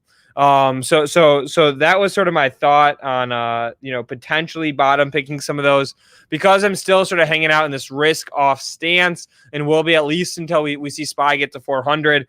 I'm not hitting it, but there's another idea if that's interesting to somebody. And producer Rohan, we got a zinger. We have a zinger on the stream. Cody, go ahead. Hey Luke, how's it going, buddy? Good, man. Welcome to the Power Hour. Thank you, sir. Thank you, sir. So I got one that I recently came into. It's kind of interesting. It's the OTC, so that kind of threw me off a little bit. But the float is just so low, and the market cap is still really low. It's called PAPM. PAPM. So I think wait. Still maybe in the beginning stages. Wait. Give me another ticker, or say it again. PAPM. Oh, so okay. I got, So it's Tango Alpha Papa Mike. So somebody in Zingernation drop that ticker in there. All right. So tell us about this one. I've got a 2-day chart up here on the screen. Really, really small stock, guys. So I'm not going out and endorsing this one in any way, shape, or form. But Cody, give us your rundown on it. So I was looking into it. They do apps. They have apps that are selling on the Android market and the Apple market. And they're, one of them, they're basically casino apps. But what caught my interest was back in 2018, they were in the NFT market, and they are kind of reemerging in that. So so they were doing NFTs. Interesting. And look at this. They put out an NFT PR on the 15th of March. We've got it up on the screen here, their press release. Okay, keep going. So now it has a low of $2. So this is high risk. I'm not endorsing it. I was just bringing it to people's attention. It being that I've been watching this for the last few days, and we're talking a couple hundred shares. This thing will move $2-3. And so it's one to keep on your watch list. With NFTs kind of reemerging and kind of coming into play with cryptos, I found this one very, very interesting. Just kind of want to throw it out there, man. Yeah, this is interesting, guys. All right, so this is definitely an under the radar NFT stock, Cody. I don't think anybody's heard of this stock. I think you might be literally the only one. The CEO's mom hasn't heard of this stock. That whole Warren Buffett theory of trying to find these cigar butts that are really small things that nobody's paying attention to. That's kind of what I've been trying to play lately. And this TAPM with the NFTs kind of looks hot to me, and then FCAC is a SPAC. I've been looking at. Wait, give us the ticker on that. You're fast with the tickers, man. One more time for me. So Foxtrot Charlie Alpha Charlie. All right, there it is. So yep, we got the ticker. Somebody in Zingernation again. Drop the ticker in there. But all right, tell us about this one. It's a SPAC trading right at $10. So this is a SPAC. It's merging with ShareCare, $3.9 billion valuation. Oprah Winfrey, Dr. Oz signed on to it. It's ran by Jeff Arnold, the founder of WebMD. How things work. So that you have a lot of big players. I think Justin Gansky got his name on the SPAC. Alan Minuchik, which is Steve Minuchik's brother, son of a Goldman Sachs banker. He's running the SPAC. And it's right now it's just kind of flying under the radar, man. Coming up with ShareCare. ShareCare has multiple streams of revenue. They work with a bunch of insurance companies such as Blue Cross Blue Shield. There's one of their customers is Delta, which is self-insured. They're in the COVID play, so they're working with Florida and Georgia right now, and they're doing COVID vaccinations in which they kind of schedule the vaccination. They give you a QR code. They give you your passport afterwards, and they said they're in talks with many other states at this time. So it's just another one that's kind of flying under the radar. Been really low volume lately, but I have a feeling that it could pop, sometime in the next coming month. All right. This is a good one. And I know that we're coming off of SPAC Attack, but let's do a lesson about these for a minute. And sorry, guys, there we go. Banners cleared. So you got the SPAC trading at $10.20. This SPAC debuted at $10 per share. So your worst case scenario, if they don't do a deal, is that you get $10 back. So your risk of 19 cents a share right now is pretty damn small. The bigger risk, quite honestly, that you would potentially just have capital locked up in this thing if they don't do a deal. But I do like these $10 SPAC stocks. I have a basket of them. It's interesting. Yeah. And it's just, everybody's eyes are kind of on space and the EV and LiDAR, and there's so many of those kind of going right now. People with this Clove Health, they've kind of just neglected healthcare, but it's still relevant. Yep, 110%. So all right, you gave us two interesting ones. We've got the under the radar NFT one. Again, it's really small, not endorsing it in any way. And then you got a SPAC trading at par value with the Steve Mnuchin connection. I like it. These are some nice quality stocks, Cody. All right, buddy. Well, good luck to you. All right. Thank you, sir. Thanks for calling in. All right, guys. How about that? Boom. Monday, starting it off strong. Going to Zingernation, saying, give us the ideas, give us the stocks. Somebody in the chat, too, guys, this is what I love. Keep your ideas flowing in the chat. Somebody in the chat saying ticker SOAC, dip below $10. Another, I'm guessing, pre-merger SPAC. Right now, it's at $10 on the spot. There's the chart. Again, like I say every single day, ideas are not just going to come from myself, not just from Jason. Most importantly, they're going to come from all of you out there in Zingernation. So drop us those tickers. All right. A couple other things to get to talk about. Drum roll.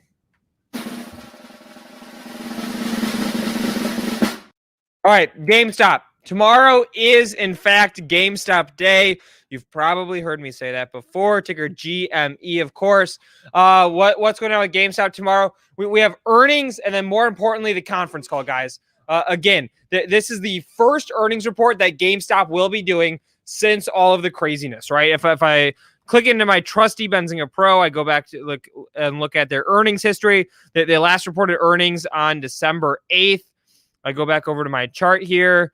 Let's look at a 6-month. Here's a 6-month chart on GameStop. December 8th was their last earnings report, somewhere right around here. So we have not actually really heard from the company since all the craziness. I mean, like almost literally nothing. We basically got one press release that said, hey, they have a board committee that Ryan Cohen is leading to find a new CTO and head of e-commerce and that sort of thing.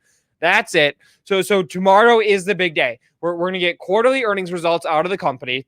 The period that they're going to be reporting earnings for is November, December, and January. So it has the holiday months in there, plus the first bit of the craziness, right? So if we want to look at that craziness, all right, here on my chart, you see where my mouse is. I'll zoom it in for you. Let's do this. All right, there we go. All right, so where my mouse is, this is January 31st, right? So about the first half of the craziness, where the stock was running. Is going to be in that earnings report. So we're going to get the numbers, but more importantly, we're going to have the conference call. And we want to hear what the company says about their future and their strategy on that conference call. We had Rod Alsman, GMEDD.com, on with us yesterday. Producer AB, let's see if Rod is free to come back tomorrow and do a little bit of a preview with us into the actual earnings report. But basically what Rod was saying 2 weeks ago was investors are going to want to see a very definite, defined plan of action. If GameStop delivers, here's how we're going to transform the company. Here's exactly how we're going to do it. Here's a timeline. That's good for the stock. If it's ambiguous, they don't address it at all, etc., we have trouble. All right, so there's a little bit of a preview. Again, earnings are coming out tomorrow after the close, so we'll have some time to talk about it tomorrow. But check this out. I actually was looking at the GameStop options chain. This is the live brokerage account. I was looking at the options chain before the show started because I was thinking, maybe I'll hit GameStop into earnings, right? Maybe I'll hit some high flying calls, right? The stock's at like 195, 200 right now. Maybe I just will grab some 300 calls that are expiring a month out, let them rip, see what happens. And then I got to the pricing. Check this out. Stock right now is trading at 192. That's the last print that we have here on Interactive Brokers. I scroll in my options chain, 25 days out. Look at that. Okay. I go to the 300 strike calls. $3,000, guys. $3,000 a contract. Right? Look at they're trading at almost $30 per contract. Each contract represents 100 shares. So it's about $3,000 to get this action on GameStop. So your break even, right? So if you buy these calls, your break even is that GameStop has to get to $330 a share. And you're staking $3,000 of capital per contract in order to do this. So when I saw those prices, I was a little bit disappointed. It's a little bit rich for my blood to want to go and hit those. I was hoping it was going to be like $3. I was thinking, okay, if it's $3, $300 risk, I'm going to hit that. Let's run up the GameStop. But it's 300. That's rich for me. So there's the deal, guys. I mean, let's look at the 60 days out. Let's see where these are. So if you want to go 60 days out, 300. Oh my God, $45. $45. So your break even is $345, and you're staking $4,500 to see if it'll get there. That is pretty nuts. Seems like somebody saying in the chat, seems like a good time to sell covered calls if you own the stock. 110%. Totally spot on. Absolutely agree with that. If you own the stock, it's good to sell covered calls. If you like the stock, another thing, let's look at this. Here, let's go back to our 30 days out. If you like the stock, you want a little bit different of a way to get into it than just buying shares outright. Sell puts against it. So check. This might actually be a trade for me. So check this out. If we want to sell puts against GameStop, right? We're looking 25 days out on our option chain here. We'll get $32, let's say, for selling the contract. So we sell one contract. We get $3,200 credited to the account right away. And then the risk that we're taking on is that we may have to buy shares of GameStop for $150 a share sometime between now and the basically April 16th, right? Between now and the next 25 days. If GameStop is above 150, but between now and April 16th, we keep the $3,200, we run it up, throw it in the account, keep it there, happy on the next trade. If GameStop drops below 150, let's say it goes to 100, we're forced to buy shares at 150. If it goes to 50, you're getting absolutely smoked on the stock. This is, in my opinion, a better way to get long the stock than buying shares outright right now, selling puts against it, making you synthetically long the stock. So if somebody wants to get some action on GameStop into earnings, that's the way to do it. But guys, I have a secret. I've got something going on for us. We're all going to get a little bit of GameStop action into earnings. But before I get to that, before I tell us how we're all about to get some of that GameStop earnings action, some of that GameStop earnings love, I'm going to make the ask. Share this stream. Blast it on your Twitter. Hashtag Zingernation. Like the stream. Throw in a stock you're trading. Let's get this thing going, guys. It's Slow Monday. Trying to get myself going. Run it up. Get some of these nice sound effects to jolt me back into existence. And without further ado, producer Rohan, can we roll the video for our chat challenge? Zingernation is going head to head every single week. What is the best performing stock of the week going to be? All right, guys, you heard it. There's the video. It is time for our weekly chat challenge. We're going to have some fun this week. Last week we said, what is the worst performing stock of the week going to be? Rohan, what was the final winner? You did it. Was it GameStop or was it Plug Power? I saw somebody in the chat asking earlier. It definitely wasn't me who did it. It might have been Bree. All right. Chat, somebody Google this or pull up a chart. Tell me what had a worse percentage performance last week, GameStop or Plug Power. We got to know so we can get last week's chat challenge wrapped up.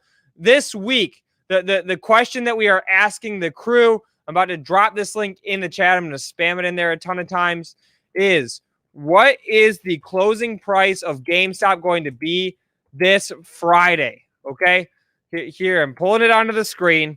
I'm going to add my sidekick, my partner in crime, Drew, here onto the stream with us. Here it is. You have the chat, guys. The sheet is open for editing. The question is, what is the closing price of GameStop going to be at the end of this week? You put your name here. Do not write over somebody else. If you need room, scroll down, right? See, I see these smart people already scrolling down to like row 50 and stuff like that. You put in your name. You put in your price. I'm going with the options pricing. Going 330. Brewski, where are you at with this one? Ooh, GameStop, end of week, earnings tomorrow, conference call tomorrow. What's the move? I'd say 250. That's 250. All right, I'm gonna put in the entry for you. Luke, your name is Drewski. We have the winner from last week. I got Bree to tell me the details. So it's CAN, ticker CAN, and that was Larry H. Larry H. CAN, Charlie Alpha November. Larry H. Congratulations, swag.benzinga.com, run by our good friend Caesar. Again, that's swag.benzinga.com. You get whatever you want out of that site. Email us powerhour@benzinga.com. I'll put it in the chat.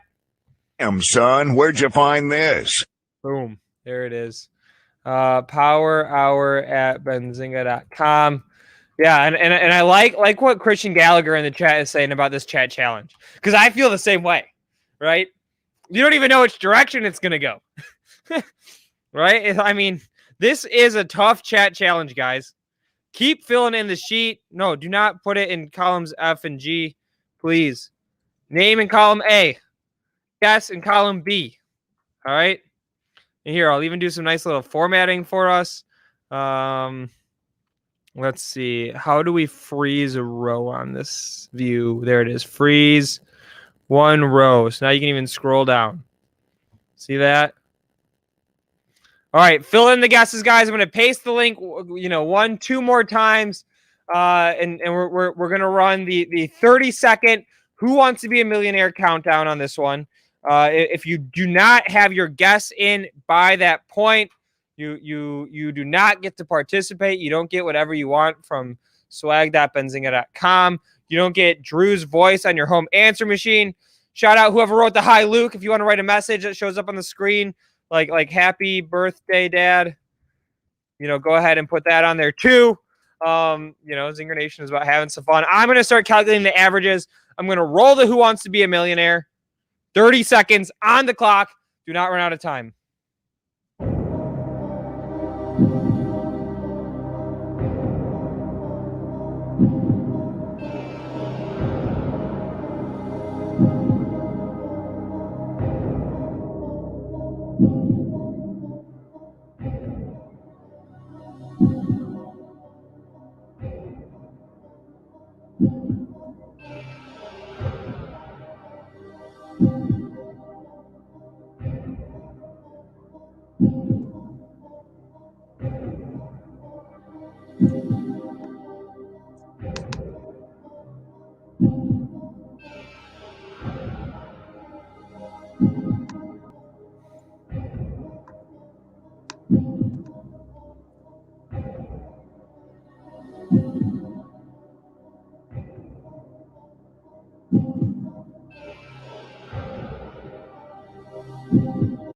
Boom. There it is, Drew. Time's up.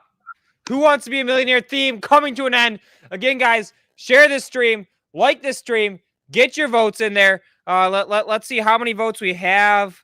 Let's run the quick count A. If you guys ever want us to do a workshop on quick Excel tips and tricks, go through some of the most useful formulas, we can totally do that.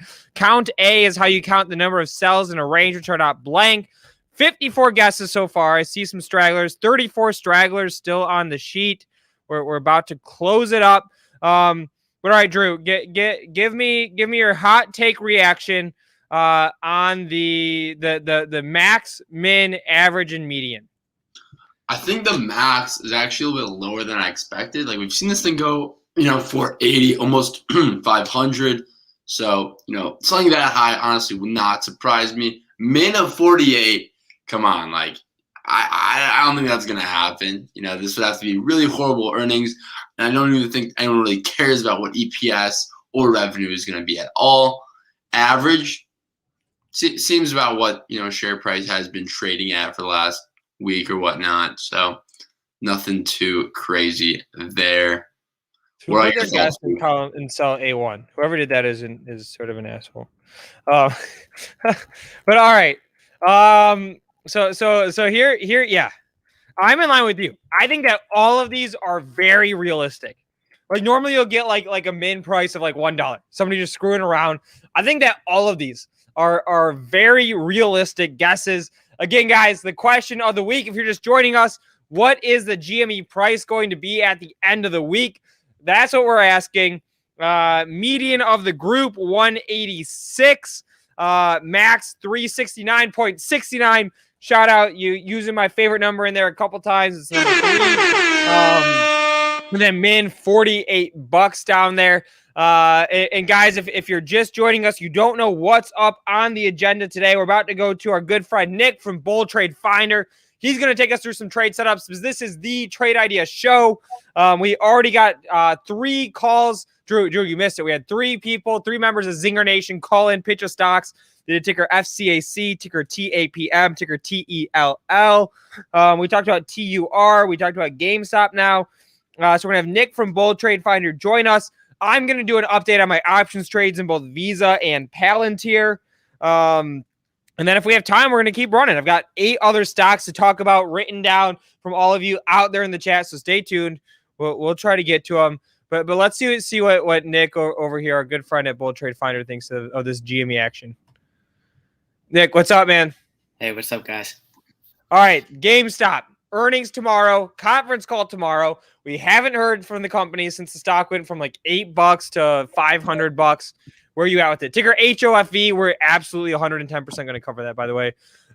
And I'll give you some opinions there. But Nick, yeah, where are you at? So, I mean, honestly, like I agree. I don't think it really matters about the earnings, but you definitely are going to see a decent sized move, whichever way, they really decide to take it. Truly, I mean, let me look at the chart. Give me 1 second here. Because I think it's been up here for a while now. I mean, good news is it's at a fib level. But I definitely think, I mean, obviously there's more downside than upside here, in my opinion, as well as many others. I think Can't say that. Somebody's about to get doxxed. It's not me. I tried to buy calls in this thing. Nick, let me ask you this. How much do you think stocks at 195? How much do you think the monthly sort of 25 days out, Drew, you got to guess this one too, okay? 25 days out, 300 strike calls are. What they're going to be or what they are now? What they are right now. We just looked at it on the show. I'll pull it back up in a second here after you guess. Drew, you got to throw out your guess in too. The 20 range or 30 range. All right. Pick one. 20s or 30s? I'll say 30s. All right. Drew, where are you at? I instantly thought of 20. $20. $20? $30. That's right. Yeah. Isn't that crazy? So like I wanted to buy the calls. Like if they were I thought they were going to be like $8 or something like that. And I'm like, all right, I'm going to hit a YOLO GME call into earnings. Run this thing up. Yeah, $30. If somebody does want to get long the stock, look at this. You can sell the 150 puts against stocks at 195 right now for $32. Mm-hmm. So that gives you a decent amount of downside to go. So I sort of like that one. I may do that tomorrow. We'll see. We'll see how the stock is moving into the earnings report.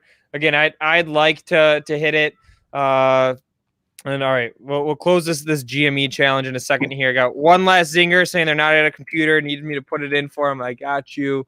It's Skew Boss at 329. All right, guys. And with that, let's see how many total entries we got. We're going to close it up. Equals count A again. That's how you count the number of non-blank cells in a range. 67. Sharing settings. Going to view only. Done. All right. There it is. We'll be checking in every day. Hit subscribe. If you're not in the stream yet, hit subscribe. We'll come back. We'll check it out. And somebody's saying that we have a warning on the video on YouTube. Okay, that's sort of funny. Let's see this. COVID-19 warning. Oh, that's hilarious. Oh, yeah, you do. You guys do. I saw that too when I was looking at it. I didn't notice that. We got trumped, dude. Look at this. Benzinga Power Hour spreading false information about COVID vaccine. We're not. We're just talking about YOLO trading stocks. That's what we do on the Power Hour, okay? So that's sort of funny. Speaking of which, did you gents see what Trump said yesterday? No, what'd he say? He's coming back with his own social platform. Oh, actually, no, I did see that. Here's our one-day chart of Twitter, down 2% on a day when I think SPY is up. Is SPY still up? Yeah. So check this out. We got a day where SPY is up 1%. Triple Q's up 2%. And you've got Twitter down 2%. So if you look at the triple Qs, you look at Twitter, it's like a 4% delta move right there. Trump is coming after him. We'll see if anything materializes. Yeah, But all right, Nick. I actually saw that. I saw that too. And yeah, the Qs are being helped a lot by Facebook, Nvidia, and Netflix today. A lot of strength in those names. I had a morning trade on Netflix, so it really worked out. That's why the Qs are up a lot today. Yeah, Facebook, I believe, all-time high. Let's check our trusty Benzinga Pro again, guys. Pro.benzinga.com if you want to check it out. I'm going to go to BZ Wire here. Or, sorry, BZ Signals. Got a lot of options activity. Do I see that all-time high? I don't know, not yet. So maybe it's not an all-time high. Not yet. Let me check. It's got to be damn close. Yeah, I'm actually only saying that because somebody in the chat said it. Oh, it's not all-time. Check this out. So here's your level to watch, guys. Okay, if you're trading Facebook, look at this. Double tops right at 305. Two of them. Beautiful, beautiful, beautifully clear chart. If you guys saw us nail Torchlight literally at the penny last week, this is the exact same setup that we're looking at for Torchlight.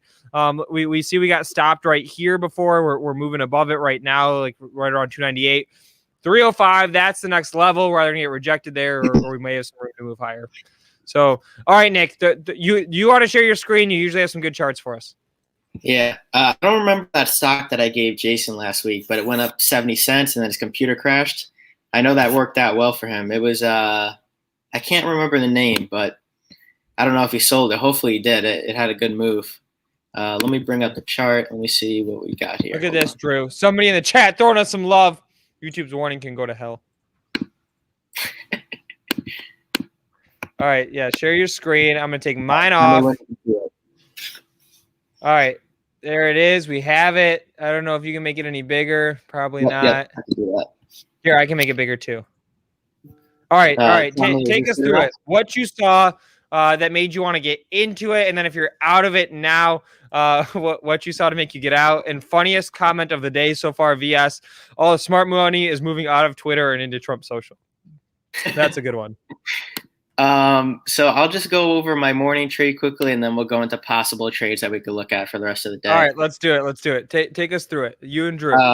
By the way, is this good? Is the screen like big enough? Yes. Well, let's ask Zingernation, guys. If the screen is big enough, drop that one in the chat. If not, drop the two. Oh God, what are you doing? Sorry. We just got incepted. Right, there you go. I'll tell you. If they say that it's too small, I'll let you know. That's what me and Drew are here for. Okay. All right. So take us through the setup. Yeah. So as you can see, the strength at the open. I actually got in on around the 523 level. So it was actually the start of this, like, I guess you could consider it, I guess, a mini flag or just mini consolidation period before the next move. I got in like right around 522 and went with the weekly March 26th 525 contracts. And I saw resistance around the 527 to 530 area. And once we kind of got into this, I sold just around 528, 529 in the middle of that 527 to 530 and took profits there. Ever since then, it's kind of been just flat, possibly flagging. And other names have taken over the strength since the morning, such as Facebook, even Apple, and Nvidia, which has done really good as well. This is what, a lot of people should be focusing on if they're day trading options, is basically just finding the names for strength, watch the morning, see how they react off the first dip or so, and then, take a small entry and ride it up. For example, look at Nvidia today. Same thing. Just a nice morning gap up, took a little dip, and then just literally went straight up from there over like 15 points. So that's, a good thing to do for day trading options. And that's definitely one thing that could help you become a better trader and trying to see these patterns a bit more. Another thing that I just want to share about to everyone is with something that I'm implementing to everyone on Twitter, everyone, on all social media as much as I can, is when you have profits like these, because I've seen a lot of people recently, lose a decent amount of their accounts, on these dips, on these sideways movements. So, for example, the Netflix trade this morning, I made around $3,000, which is a good trade. It was around 35%. I took out around $300 in profit, which is around 10%, and transferred that back to my bank account. I think this is a good strategy for many people to implement to preserve cash going forward into these markets. And even when the markets are good, it's just a good thing to do. You could do it daily, you could do it weekly. Just take 5 to 10% a trade or 5 to 10% of your profits weekly, so that you're preserving capital, so that, if a downfall or drawdown happens again, you're not out of the game. You're not, hurt in a big way. It's just another way to preserve that capital. Other than that, let's get into some trades. Yeah, and Nick, but before we do that, can we pull one out of the chat from Zingernation? Yeah. They've asked about the ticker like 18 times. The ticker is AMAT, A-M-A-T. Can you give us some thoughts on that? I'll try to give some thoughts if I have any in Swole Drewski. Yep. So the 5-minute looks pretty strong. It looks like it's from the open has been very good. Okay, and when you say 5 minute, that's guys, each candle, each red and green candle there represents 5 minutes of time. Let's see. Just gonna play around with this for a second. So definitely you could see like a top over here. Oh, hold on. Let me fix that. Pull this up on mine too. Yeah, and guys, so check this out here. I'm gonna take the screen share over for a second. So this is my trusty Benzinga Pro. I'll throw you a couple zooms. Check this out. Whenever we have a stock that's making an abnormal move, Benzinga Pro says right at the top what's going on, so you can quickly see like, hey, if there's news, here's what the catalyst is. I'll read it out for Applied Materials, ticker AMAT, really quick. Applied Materials shares are trading higher after the company provided an update on the Kakusai Electric acquisition agreement and reported the board of directors approved a new $7.5 billion buyback authorization. Huge $7.5 billion buyback. Let's see, market cap of the stock, $108 billion. So that is absolutely material. Somebody in the chat is saying, what does that buyback mean? So let's answer that question really quick. So basically, we have this stock, right? They have, I don't know, let's say as an example, 100 million shares outstanding. Okay, 100 million shares that can be owned by everybody across the board, the insiders, the institutions, the retail, etc. And so if the company pays a dividend, that dividend gets distributed across 100 million shares. The company has earnings. We're looking at a PE ratio. That's distributed across the 100 million shares. Okay, so when a company buys back shares, it means that they're going to take those shares, cancel them. So instead of there being, let's say, 100 million, maybe now there's 80 million as an example, right? So that means when they pay that dividend, instead of it being spread out 100 million times, being spread out 80 million times. So there's more per share. So typically buybacks are a good thing. Companies would only do them if they think that they're flush with cash. They've got the money to go spend to buy back their stock. Because really, who do buybacks benefit most? It benefits the company executives, right? That they are the largest owners of their stocks typically. And so the executives are saying, hey, as a top shareholder of this stock, I think we should go buy them back. It's going to help me. It's going to help all of my fellow shareholders. So that's what a buyback is. And all right, Nick, I'll let you keep going with your thought on the stock. Yeah, no. The buyback is very good. Recently they just brought that back, if I'm correct. They paused it for a couple months. Can nice any of you COVID pause, maybe? Yeah.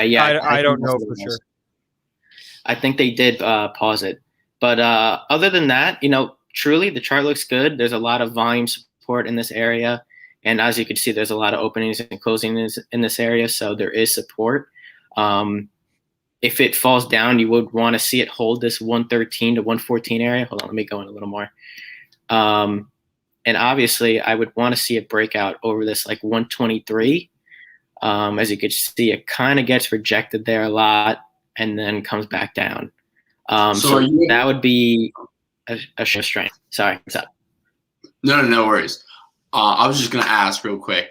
Are you more of a fan of trading the breakout or buying the dip? If the dip happens, I'm definitely a fan of buying the dip. It's either or, truly. I would like to see a dip in this 115 area to really be a buyer. But if it breaks out of this 123, 124, I'd be a buyer too, just at a smaller amount, just in case it does dip. So more so scaling in on the breakout, very small. That's And kind then of if where it my runs and breaks out, then you hammer it. Is that what you're thinking? Yeah, that's kind of my thought process. I'd scale in slowly on the breakout, but I'd scale in a little bit heavier on the dip. So, like for example, if the stock broke out, I'd go 25% of my position at 123 or 124, and if it closes that day, that's where I'd buy. Now, if it didn't do that and it went straight down first, I'd probably start my position at like 35 to 40%. So there's a little, difference in the percentage of my position to start with. But yeah, I would prefer the dip, but if it breaks out, I'd be interested to get in as well, as it seems like it would be with strength. Okay. All right. And then I'm gonna throw something at you now, Nick. First, I'm gonna shout out to all my zingers out there, Zingernation. Like it, share it. I've said it 3 times. We'll say it one more. But do it. Come on. We got to get these numbers up in order for us to keep doing this show. We're at a little bit of cancellation risk, so that's why we got to do it. And then, Mr. Nick, ready? Yep. All right. Rapid fire time. Okay. Okay. We're gonna take 6 minutes, 3 stocks. All right. So I'm gonna give you one ticker. Everybody in the chat's asking about FLNT. So let's hit that one and then rapid fire us through 2 setups. Like boom, and boom, I was boom. gonna go over this one. What? What? I was gonna go over this. Yep. All right. Hit it. Hit this one, and then 2 more rapid fire on the clock. Let's go. All right, FLNT. Still my long term. I will not be selling this. Like I said, I sold in the 7 to 8 range, 50 to 60% of my account of my position in this stock. I mean, and I will be adding a lot soon. I said before the earnings to sell, possibly sell 25 to 50%. I sold around 2,000 shares as well as like 50 contracts. And as you could see, it was a good choice. I said we could possibly get a dip and rip, just as APPS and MG&I did over there before they started their massive run as well. And FLNT is the only reason why this is truly down. The earnings were fine. It was the guidance for the next quarter, which is Q1, where the CEO stated they would probably receive a hit into the 7 to 10% range in revenue growth just for this quarter, because they are transitioning into focusing on the big 5 new clients that they just received in the past quarter, which was Q4 that they just reported on. And, that obviously didn't sit well with many, including myself. It kind of just means the trade is a little longer than we expected. But as stated, this is a long-term trade. It's been a long-term trade since I entered 3 to 4 months ago at the All right, 4 so you to like 5 it. You still like the stock. Oh, yes. I still like the stock. All right. So there's that one. Hit us 2 more setups. Give us two hot ones. Well, one to watch is one that's actually moving a bit right now. I'm going to pull it up. Let's see. Archon broke out of this trend line that I had here. But this one's been going crazy over the past hour now. And I honestly just saw it recently.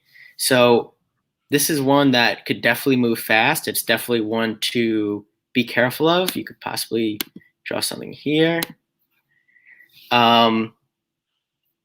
Hold on one second. Let me see. You could possibly draw the. No, I'm not going to do that. I mean, you could kind of see something like that. Right, this is RCON. Yeah. Okay. So in order to get long this one, do you want to see it bounce off of that bottom support there, or what are you looking for? If it could get there, yes. If it could get there. If not, it could possibly bounce in this 475 to 480 range. I'm not sure why it's up. I'm going to see if there's news. But it seems like it might just be running on volume and technicals. And this one does move a lot and quickly.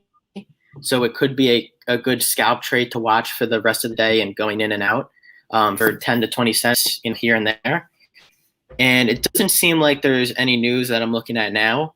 But, getting into this range 470 could be a possible good dip entry since we fell from the 510 range and a high of like 515.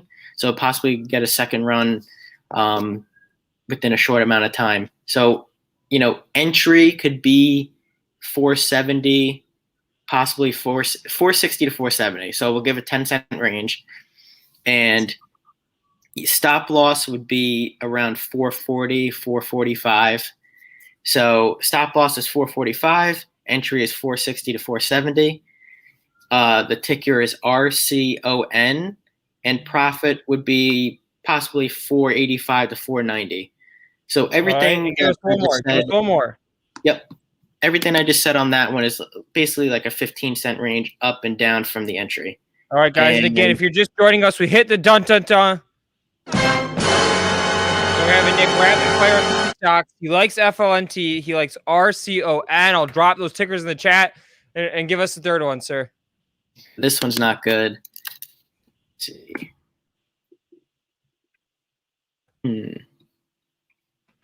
Trying to look here. Trying to look at these top movers. This is what I really like to see. Things with strength, things with the most volume. All right. Could possibly look at this, but looks like the volume's pretty low. One moment. All right. If you don't have this one, I'm going to pass it to Drew. Drew will give us our last rapid fire stock.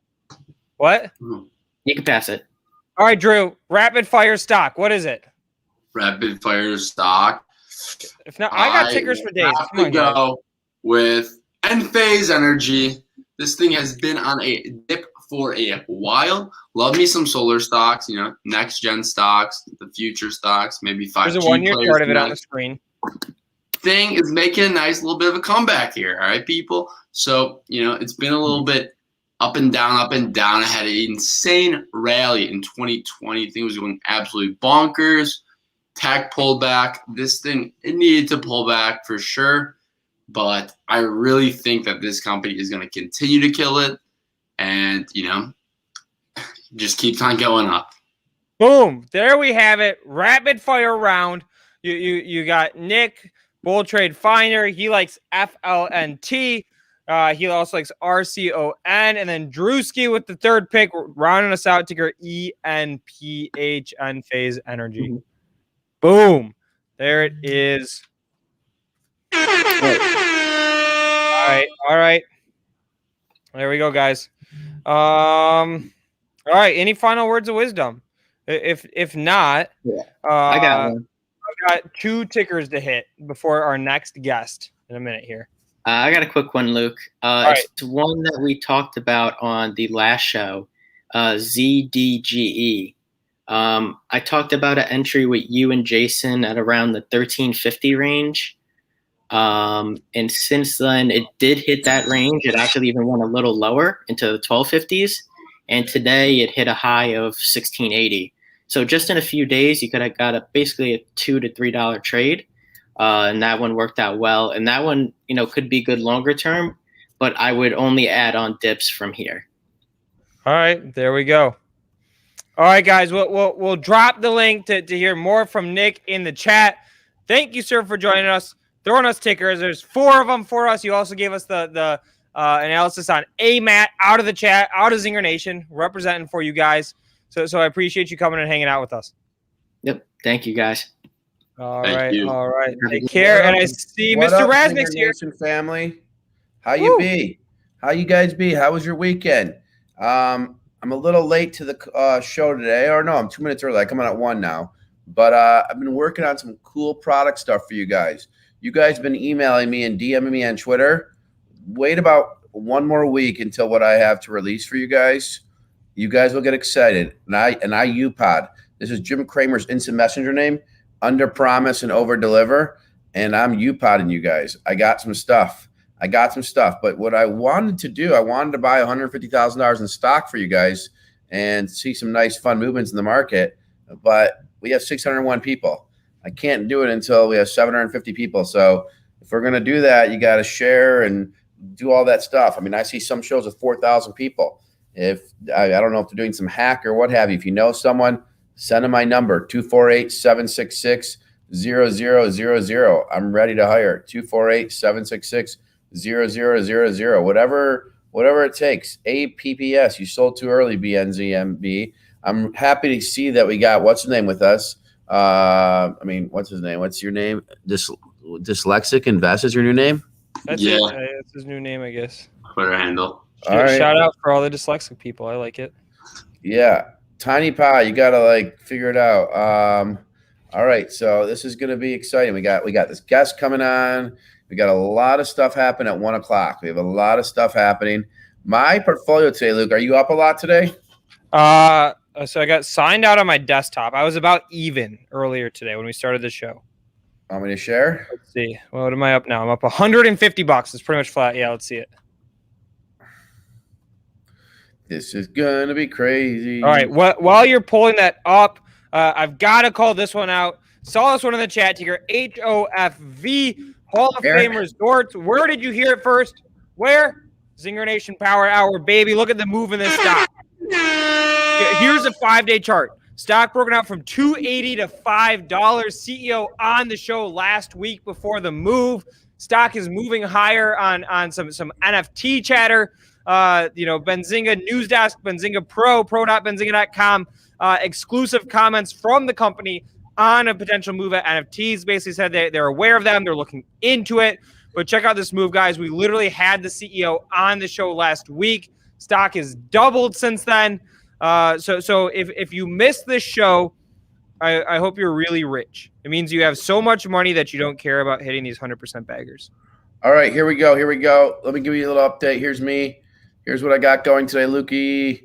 I got Tesla. We're up. Look at that in your portfolio. HOFV, 4,000 shares. You've doubled your money on that trade, Mr. Resnick.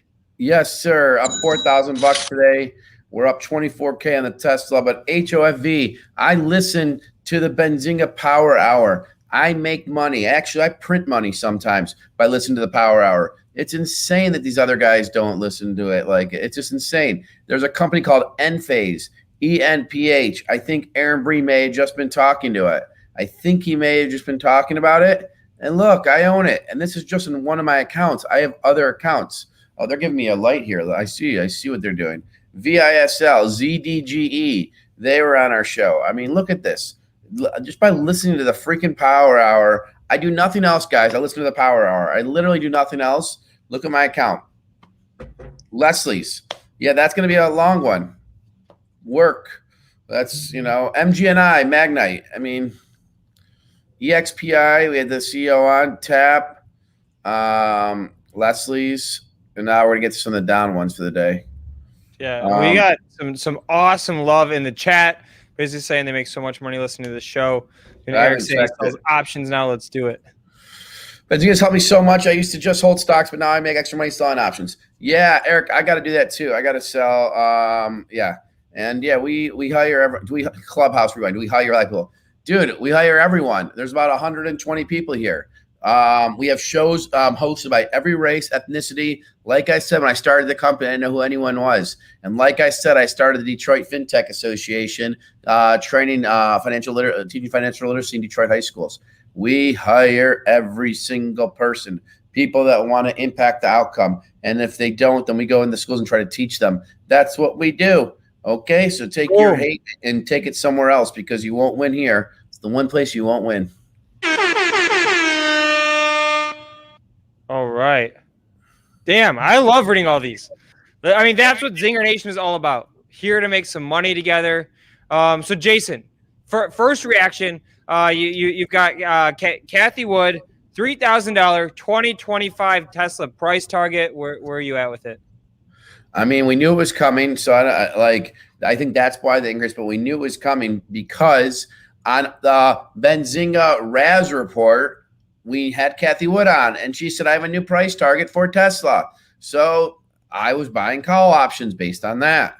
And now we're up 6.5%. This game. Go ahead. What? I was gonna say really quick. I ran a survey on Twitter this weekend. It said $3,000 2025 price target, too high or too low. Almost exactly even. I just dropped the link in the chat. 53% of people said too high. 47 said too low.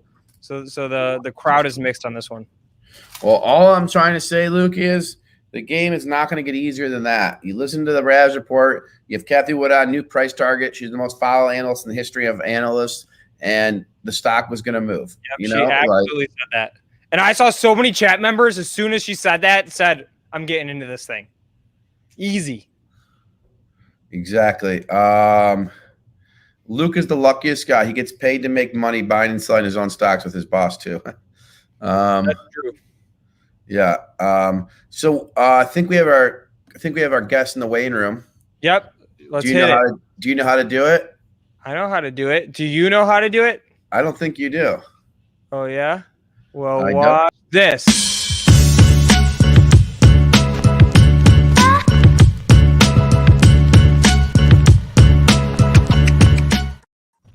Bruce, what's up, man? Welcome to the Power Hour. Thank you, guys. It's a great pleasure to be here. Thank you for having us. This Absolutely. Is America Capital. Yeah, we try to make it fun. We promise a couple things in this show. We promise that we're going to bring trade ideas. Yep. We promise that it's going to be very entertaining and that we're going to have gimmicks. So we're go. hoping that you can help us with at least the first one, which is the trade idea. And if you have gimmicks as well, we will absolutely take that. But all right, guys, we wanted to bring Bruce onto the show. He runs a very interesting ETF. I'm going to pull it up on the screen here. I'm going to put up a 1-year chart. But Bruce, can you tell us a little bit about it and get everyone antiquated? Okay, sure. And actually, we thought about the idea almost like 2 years ago. Back then, a couple of friends, now partners, we were thinking, what's the next thing to invest? When the 4G cycle was almost over, we are looking at the 5G cycle. And the way we look at the 5G is not just 5G itself. We really look at it from the cycle perspective. Who might benefit from there? It's the decade-long process. So that's a little bit different from other like 5G ETFs out there. Well, we made a conscious decision to do an ETF rather than traditional hedge funds. And for the exact reason, we got asked by many friends like young friends like you guys. And back then, like, what should we buy? What should we sell? Bruce and the other partners got the similar questions. We were thinking, why not just do an ETF? That's much easier, and that put all your best ideas to capture the biggest themes for the decades to come. And if I feel comfortable to put my sister's money, my parents' money into it, I should feel very comfortable to recommend that to all my friends. Okay, see, I thought you were going to say if I feel comfortable to put my own money in it, but you just upped the ante right there. You said you're putting your sister's money in it. So if you're putting your sister's money into it, that means you have a very, very high degree of confidence. Exactly. Well, my money is in there. That's a given. So I don't even want to talk about that. So I do manage my parents' money, my sister's money a little bit. And so actually most of their dollar assets I manage for them. And I put a very significant, into WGI right now. I have confidence. It's not like, for short-term trading vehicle. This is actively managed ETF. That's one thing I want to tell people. That's not, if you want to just trade a tech exposure, QQQ, and SLK, and many other things you can use. WGI to a certain extent, ARKK is for people who have a long-term view. Where you park your money, especially in this environment, putting into, a 60-40 portfolio may not be the optimal solution anymore. When the rate is so low, you are looking for it's a growing pie story. Focus on where the pie is growing faster, bigger than anybody else, everywhere else. So I think that's the thesis that are driving this. It's a buy and hold kind of like things until the cycle turns. and so like when you're talking about like actively managed ETF, how active is it? And can you talk through some of the largest holdings of the ETF? Okay, sure. First of all, that's actually a very good question, Luke.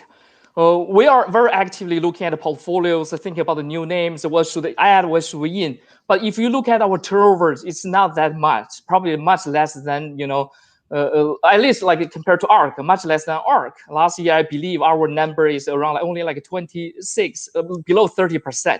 That's relatively low. Why? We don't trade the quarters in, quarters out. Like again, back to we have a long-term view. I want to say, like think about in the 4G cycle, and at the beginning of the 4G cycle, if you have the faith in the guys benefited from this mobile internet, you hold on to Amazon's, Netflix, Google, and Apple, especially. Your portfolio has 10 years later, your portfolio has been doing fantastic. So that's what we are trying to achieve in the 5G cycle. And we try to find the long-term, winners. Well, Luke mentioned like right now, the top holdings in our portfolio, you got like, first of all, like who might benefit from this, 5G cycle. The first thing coming into our mind is like semiconductor industries. And so, 5G is all about connecting everything together as much faster, of speed, and it has much high like capacity. Just 4G is about connecting people. 5G is just extending that to connecting everything. The reason we call it the digital economy, because it's really a process of digitalizing everything. So come to the basics. When you try to digitalize everything, you need a semiconductor chips to power that, right? So to generate, to digital. So like, first of all, we like semi names. And within semi names, you get like, exposure to the wireless communications, exposure to the high performance computing, which is like a data center / AI. Also the traditional, industrial and auto part. We, again, back to our thesis, we stay into the long-term things. We have much more exposure to the first two. Wireless communications, that's why you see Qualcomm, Qualvo in our portfolio.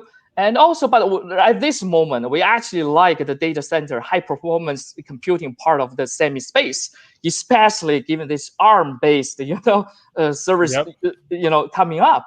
Is that semi space is not boring at all these days. It's consolidating. New things are coming up every year. That's so exciting to support AI and hyperscalers and the smart edge computing. See, that's where we find a lot of like exciting things going on.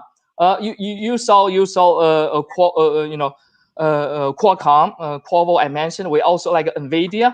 We actually like Marvell. We think Marvell is a turnaround story, also very well positioned for this, ARM-based. That's interesting. That's a stock that I really have not heard talked about much recently at all. It's an interesting one. Take a look, and we like it. They over the year, it's a turnaround story. Yeah, here I'm gonna pull a 5-year chart of this one. So there it is. Yeah, it's doing relatively well these days. They got rid of those like short cycle consumer based, product lines. Really focusing on the like data center part, especially on the ARM part. A company now like Amazon is doing their own ARM CPUs. If other like hyperscalers, they want to do something, if they couldn't doing everything entirely on their own, ARM is the perfect partner to have. Okay. Yeah. That's the same. Look, sorry, I interrupted you. Please go ahead. Okay, I was gonna say we got a couple people in the chat asking for some deeper thoughts about AMD. Any thoughts on that one? Well, we love AMD. We love AMD since Lisa Su took over the CEO position, and this is we call AMD is a boring execution. If you go to our LinkedIn or Instagram, we are sharing what we saw from AMD all the time. We call it a boring execution. It's now AMD has been doing something magically. They have been telling everybody what they are going to do since like 5 years back. And they just execute so well. Their technology, product roadmap, every step, they have been executing so well under the leadership Lisa Su. Well, so that's the first leg of their, growth. They really like de-risk the company and having the better products and grow the earnings. Well, that's everybody remember last year, the competitors. You have to throw Intel into this. Last year, Intel finally admitted they had troubles with their manufacturing process. Right, that's the second quarter of the year, and the stock tumbled. And that also boosts the stock performance AMD. That gives AMD the second story to tell, and it's multiple expansion. So it enjoyed that multiple expansion after Intel told everybody they kind of fuck it up. Well, things has changed a little bit. Things has changed a little bit since Pat came to rescue. try to do something for Intel, try to improve their manufacturing process. And I think that's put a cap on AMD. At least the multiple expansion story is a little bit harder to tell at this moment. We have to wait and see. But fundamentally, we just love the company, love the execution, love where they're going, and the theme. This is growing. This is what I mentioned earlier. You want to focus on where the pie is growing bigger and faster. Definitely, AMD is onto it. Hey guys, can you see me? Yeah. Yep. One more question. So the Nasdaq is still about 5% off of its all-time high. The ETF again, WUGI. Again, that's the ticker there, guys. Obviously came under some pressure when tech stocks corrected. What contributed to some of that downside in the ETF? Like what were some of the main stocks that got hit? Would love to explain that. It's a very, very good question.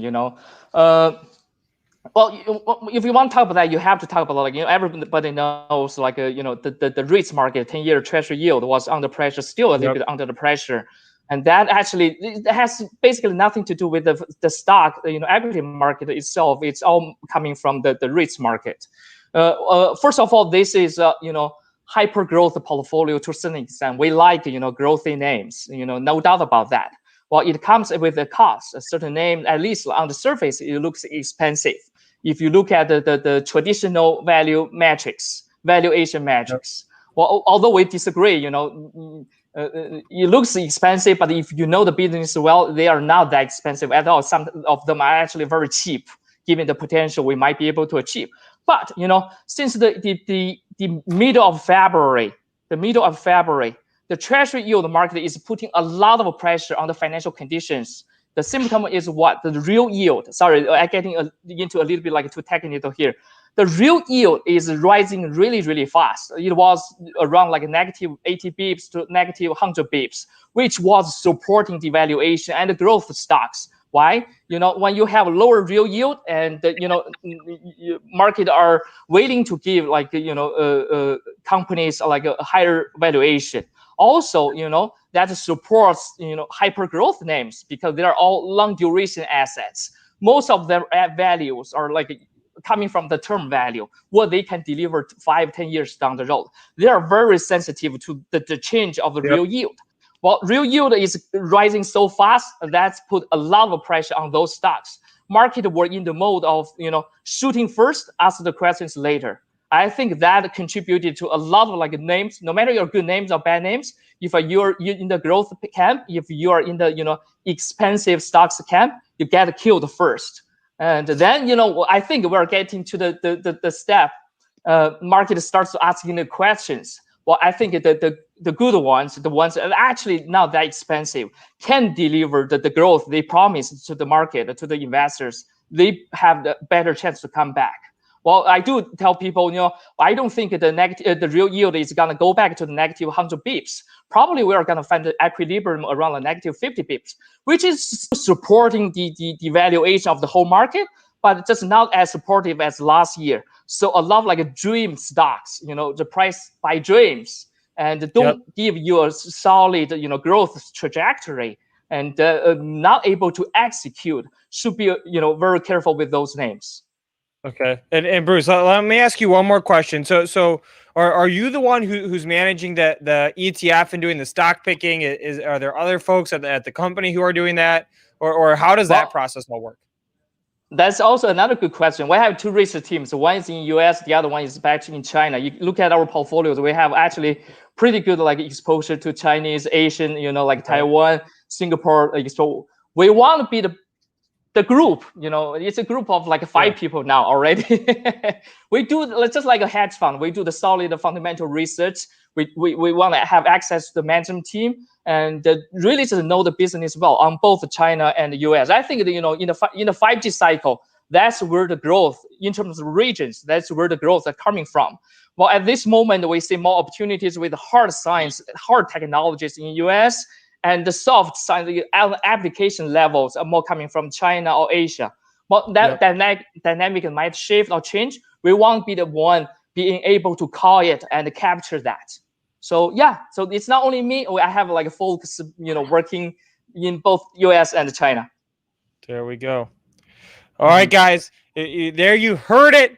Bruce joining the Power Hour. First time on the Power Hour. I told him this is the ideal one. This is the fun one, the gimmicks. He definitely delivered on the ideas.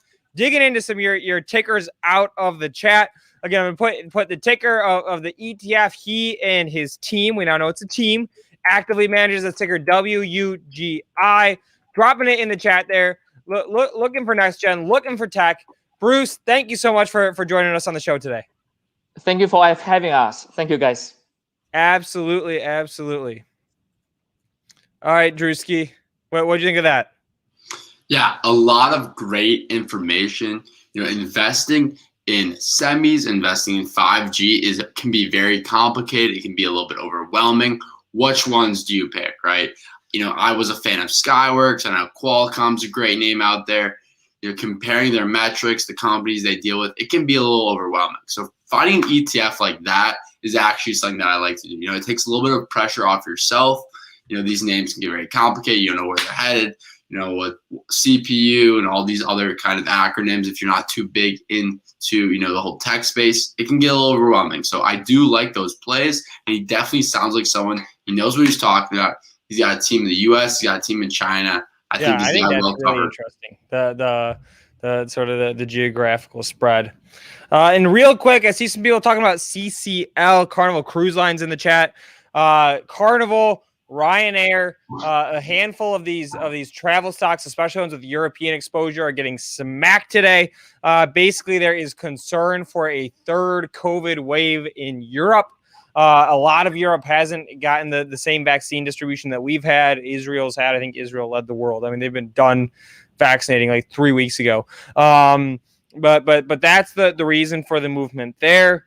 And I've got to bounce in a minute here, guys. But I'm going to spaz out one more time, and then we're going to bring some more guests on to talk some more trade ideas, some swing setups, some technical setups, etc. But my last time to spaz for the day. Pulling it up. Drum roll on this one.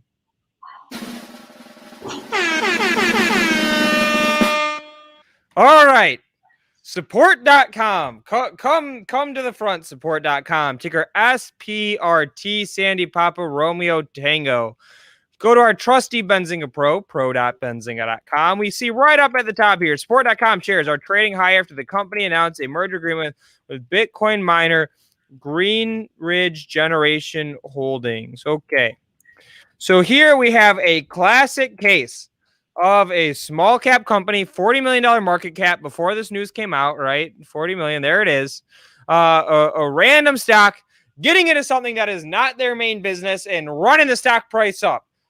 Okay. I do not buy these stocks. All right. Whenever you see, when we're about to see it for NFTs, we've already started. You've got more NFTs coming. You're going to have companies that make chemicals. You're going to have companies that are involved in industrials saying that they are now an NFT play. Whenever we have the new hot thing, crypto is still absolutely a hot thing. We get a wave of companies saying, hey, I am now officially in this thing. So buy my stock. That happened clearly with support.com today. It's working for them. Check it out. Stock's up 204%. Gapped from $2 to now $7, as high as over 9. 651 was the last trade. My opinion, I do not buy these stocks. More often than not, you see the slow trickle of death afterward. Let me show you my favorite offender in this category. I'm going to hit a 5-year chart on this one. Mr. Kodak Black, getting pardoned over here. Still can't believe that happened. But check this out. Kodak went from $3 a share all the way up to $13 a share. This was back in 2017 when Bitcoin was making that 20K run. Kodak came out and said, we are not a camera company, you assholes. We are a blockchain company. Slow trickle of death. And then check this out. I got more internet hate in my life for betting against Kodak when it became a COVID stock than any other time in my life. Check this out. Kodak went from $2 all the way up to $60 when the company came out and they said, we are no longer a camera, chemical, etc. company. We are now a COVID play. We're going to be working on COVID drugs. And then, of course, you got the slow. I mean, it was a pretty quick trickle of death. Here's 1 year on that one. It only took a few days. Hit that thing with puts. It died. Again, that's my spiel on these companies that all of a sudden start doing something that they don't do. It's a hustle. I do not like these stocks. If you hit them and you're right, good for you. Congratulations. We'll all clap for you by ourselves at home. But Jesus Christ, support.com. I mean, let's go to their website. I haven't even checked this out yet. Support.com. We're doing this together for the first time. World's home sourcing leader for customer support. But now all of a sudden it is a Bitcoin miner. So if your business needs help for customer support and your business needs Bitcoin mining, I guess you should go to support.com. That's why I hate that one. Free Kodak. And with that, Drewski, I'm going to say everybody hit the follow on Twitter. I'll drop the link in the chat here in a second. So hit the like button, hit the subscribe button, share this stream. Drew, producer AB are about to take this thing over. I am going to be getting prepared for our big biotech conference, guys. Check this out. I know I said one more thing. I've got a bad habit of saying one more thing and doing 8 more things. But check this out. Here's my trusty Benzinga Pro. I'm going to go over to my gainers and losers widget. I use this thing every single day to see all the stocks that are up and down.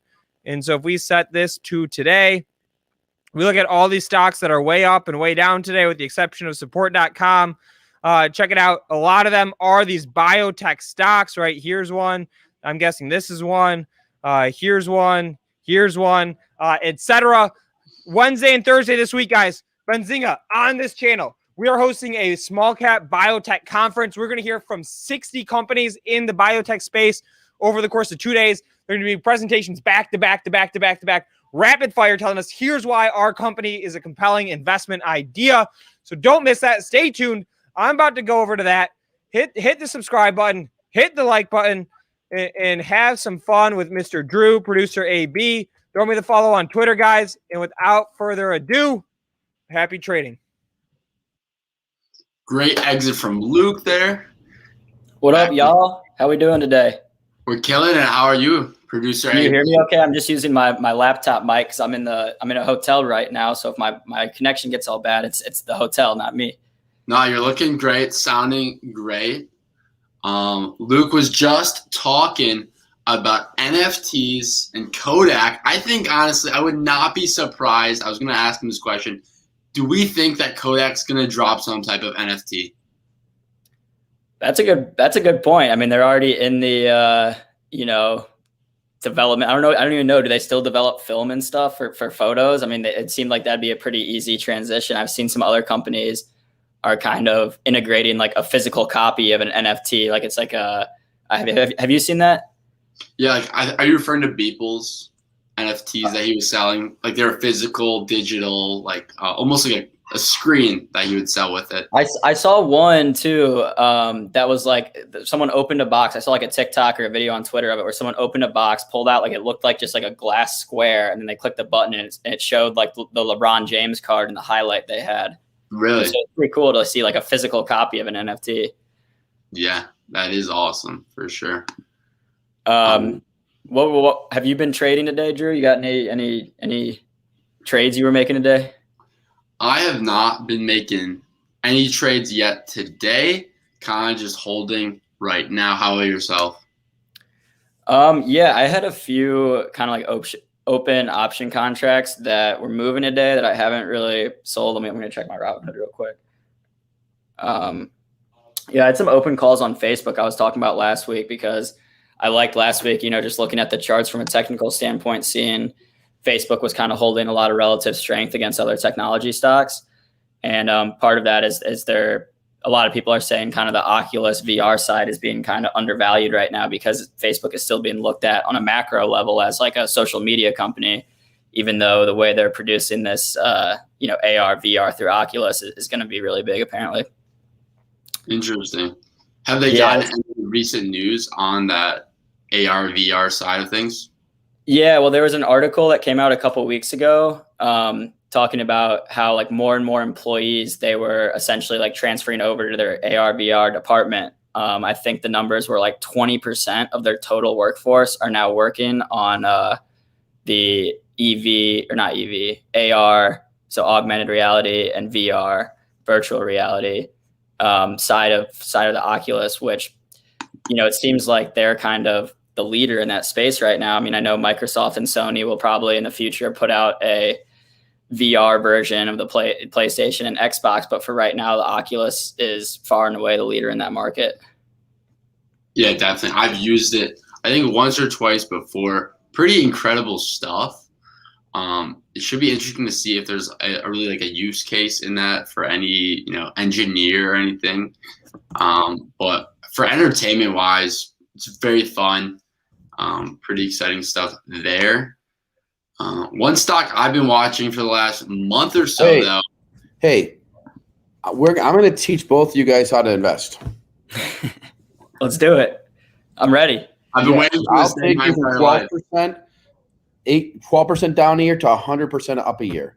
My 3-year return is 480%. There is going to be a hedge fund started. Okay, you guys are hearing it first. Just letting you guys know, do your thing, and we'll do because there's a guy, Mitch Hotch, he wanted a stock contest against me. We started, and then he quit. He knew it couldn't happen. I am the stock king. I can't argue with that. I gotta, we'll have to make some trades and go. Oh, he's gone. Portfolio versus portfolio versus the stock king Raz himself. Well, hold on, I'm gonna share this. I've got the article pulled up that I was talking about. Let me. I'm getting knocked on my hotel room. I think they're trying to kick me out. Give me one second. But yeah, so hold on, let me go up so you can actually see this. Almost a fifth of Facebook employees are now working on VR and AR.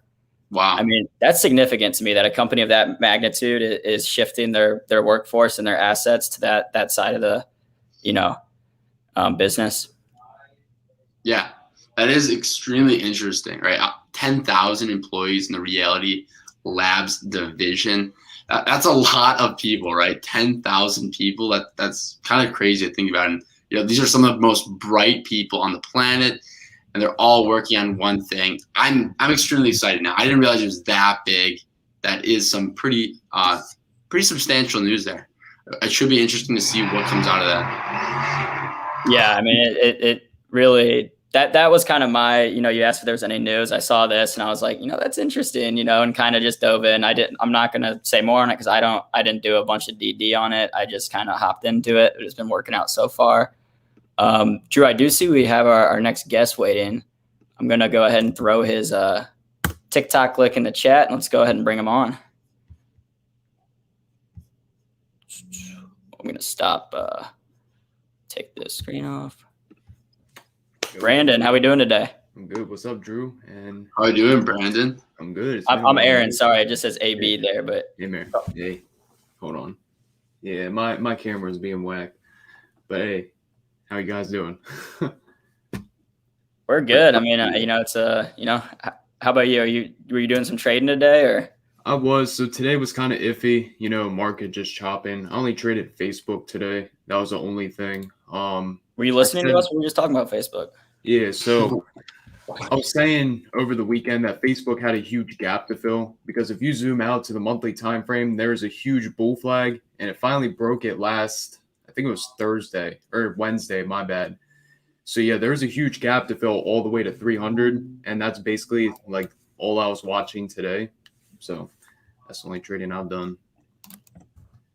Yeah. Are you still pretty long Facebook, or you got out of those trades today?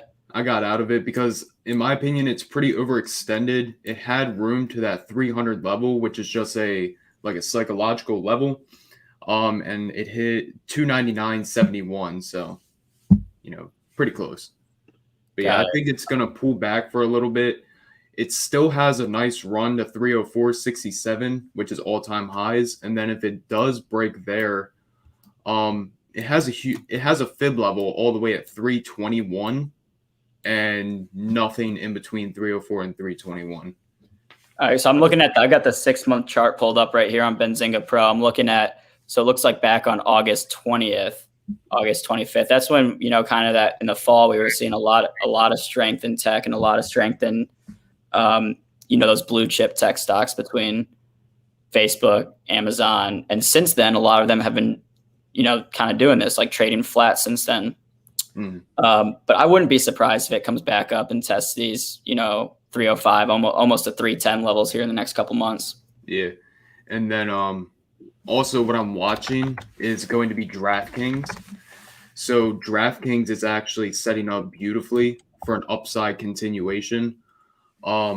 If it can hold above 72, I would say like 72, 75 by the end of today, there's a huge gap to fill all the way to 77, which is, again, is another fib level. If you go pivot high, pivot low, I believe it's from that recent all-time high, like way back. And then, yeah, just that 127 extension lines up at 77. And I think they could possibly fill the gap. Got it. So that's another thing that I'm going to be watching very closely, especially for swings.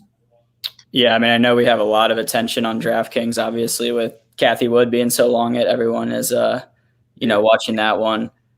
Sorry, Brandon. Let's back up real quick for a second since I didn't really, do a proper job of introducing you. Can you go ahead and just tell us, our audience, like what about your TikTok page, kind of how you got started investing? Yeah, so real quick, my TikTok is Brandon Trades. I think you said you linked it in the comments. But yeah, so, long story short on how I started trading, I was going to college for criminal justice, realized that I really didn't want to do that. It just wasn't for me. I remember the first time I started doing options trading, I only made $40 on a contract. That was it. But it was within 10 minutes. So I was like, this is pretty cool. And then ever since then, it was just I actually enjoy sitting here watching the charts every single day, and the money and everything is really good. And then, especially now because I have a bigger platform, I think I have 85,000 followers on TikTok. I have people messaging me all the time saying that I inspire them and stuff like that.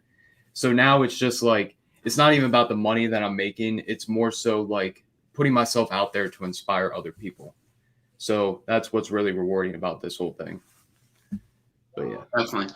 So Brandon, maybe kind of break down, what type of trader are you? What type of setups do you look for? Yeah, so mainly an options trader. I'm very technical when it comes to my trades. Obviously, fundamentals are very important to me, but if there's some type of fundamental news and the technicals do not line up with it, I'm not going to take the trade. So I would say 99% of my trades are based strictly off of technicals. And I stick more to the bigger movers like Boeing, Facebook, Microsoft, stuff like that. Not so much, the small cap stocks.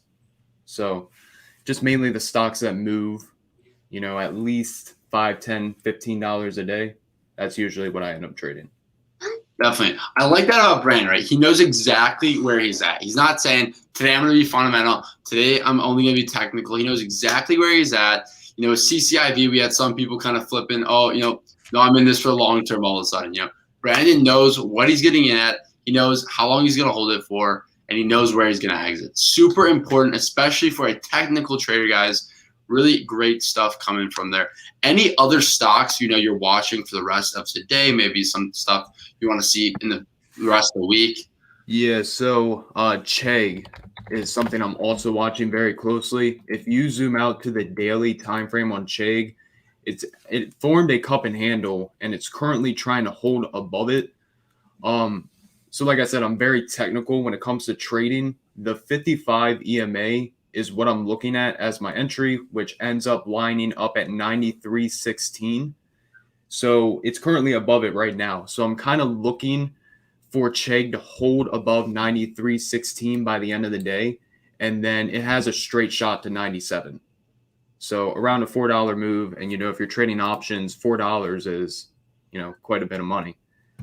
So watching that very closely. I said DraftKings, Facebook, made most of its move. I would also say Bed Bath & Beyond is something I've just been, waiting around 3 weeks for. Again, if you go to the daily, there is an ascending triangle, and it looks like the entry would be above 33.44. If it holds above 33.44, there's a straight shot to 41. So those Bed Bath & Beyond I've been waiting on for a few weeks, but I think today might be the day I end up taking Chegg, maybe do some type of spread on it. And then, like I said, what was the other one? DraftKings. But yeah, those are the three mains that I'll be watching for the rest of the week. So for Chegg, when you're looking to do a trade on that, are we looking at something, a weekly trade? What type of options are you going to be trading? I know you talked about a spread. What makes you decide the strategy that you're going to be implementing, and then what kind of time frame are we looking at? Right. So the first thing I look at is the ATR. How much does this thing actually move in a day? So Chegg, it looks like it moves, what is that? $5 a day. So it could fill the gap tomorrow if it really wanted to. But today it already moved almost $3. So I'm more than likely going to wait till tomorrow if I'm going to day trade it. However, swings, I could put this thing on today because it looks like it only has monthly expirations. So I could do an April 16th contract 25 days from now. But the 95s, they're a little expensive, sitting at $355. So I might have to do, some kind of debit spread, maybe a butterfly spread. Those are, my favorite spreads to do. But it looks very good for upside potential. And, if it closes above that 93.18 level, it's got a straight shot to 97. So wait, so Brandon, real quick, you said when you started trading, did you start with options? Mm-hmm. How would you because I know on your education or on your TikTok, you do some educational material besides just, trade ideas and stock pitches essentially. What do you tell people that are just getting into options? Cause obviously it's kind of a riskier way to invest than just buying common stock. Yeah. So, what I tell people is really when you get into options, you can make a lot of money or you can lose a lot of money. So you got to be very patient. You have to know exactly what you're doing. And I tell people whenever I go to teach a new student, I'm it's probably going to take a year until you're actually consistent with this because, there's so much more that goes into it than, buying a call and the stock goes up, you'll make money. You have, the Greeks, so delta, gamma, theta, and vega and everything that plays a huge role.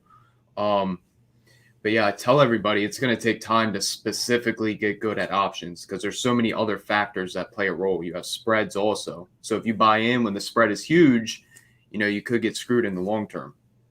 Right. So that's what I tell people. But at the end of the day, it's very rewarding when you get good at it.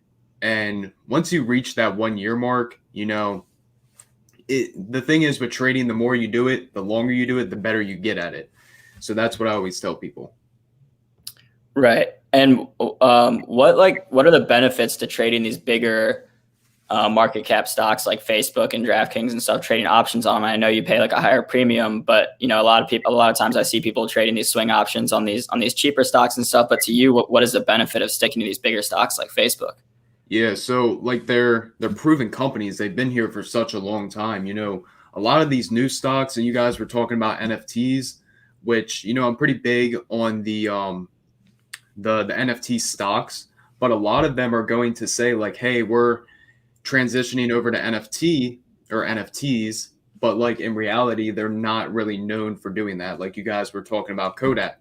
So, that thing shot up big time and then came back down way back. I don't even know how long ago it was. But if you trade Facebook, you know what Facebook is. So, and they're going to be here for a very long time. So the reason I prefer trading these big cap companies is because one, they actually move a decent amount. Facebook moves $9.60 a day on average.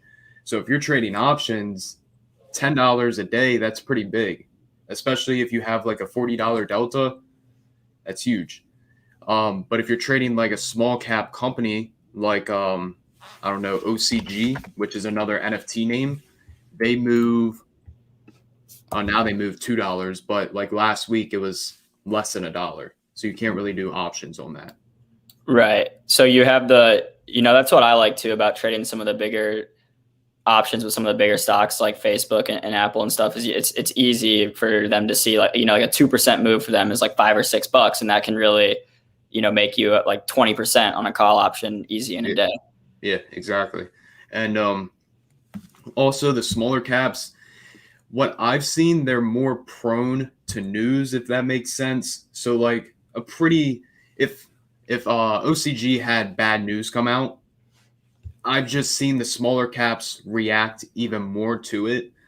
But stuff like Boeing, it could have planes crashing and everything. It'll gap down pre-market, but it instantly comes straight back up. So that's another reason why I stick to the big caps. Speaking of Boeing, I'm going to pull that stock chart up real quick because what I think is interesting about this one, so we can look at the 2-year right here, is pre-COVID, it was trading at 340. And obviously with COVID, no one's flying, whatever. Drops all the way down to, I think below 100 briefly, 93. All the other airline stocks, if you look at them, are basically back up to their pre-COVID levels, and Boeing still has a way to go there. And, I know they've had other problems. They've had, some problems with planes, but at the end of the day, like you said, Boeing's not going anywhere. Yeah, exactly. So that's another thing I noticed with Boeing too is, its all-time highs is in the 400s. It's only at 250. So it's got a long way to run. And from a technical standpoint, it looks beautiful for a continuation to the upside. Right now, it's just kind of flagging. And what is that? 253.71 is a very important level for Boeing. So as long as it can hold above that, yeah, right there. You said 253.71? Yeah, so you're getting close. It's 253.87 right now, but it's bouncing up. It looks like it's, there it goes back up. It looks like it's going to hang around right there. Yeah, so like I said, I'm a very technical trader. The 8 EMA is actually where that level is. The 8 EMA, if a stock closes below it on a daily time frame, that's usually pretty bad for the stock. I've just seen when it closes below the 8 EMA, it tends to have more of a pullback to the downside. So that's why I chose that 253.75 area, which is the 8 EMA. So it seems like you rely on some of these, or not rely, but use some of these, the Greeks and some of these other technical indicators. Where would you direct a newer trader if they wanted to learn more about some of those? Yeah, so there's tons of books out there that you could read, tons of YouTube videos, mentors. I dedicate a lot of my success to my mentor, to be honest with you, because he taught me everything. And he was trading for 20-something years.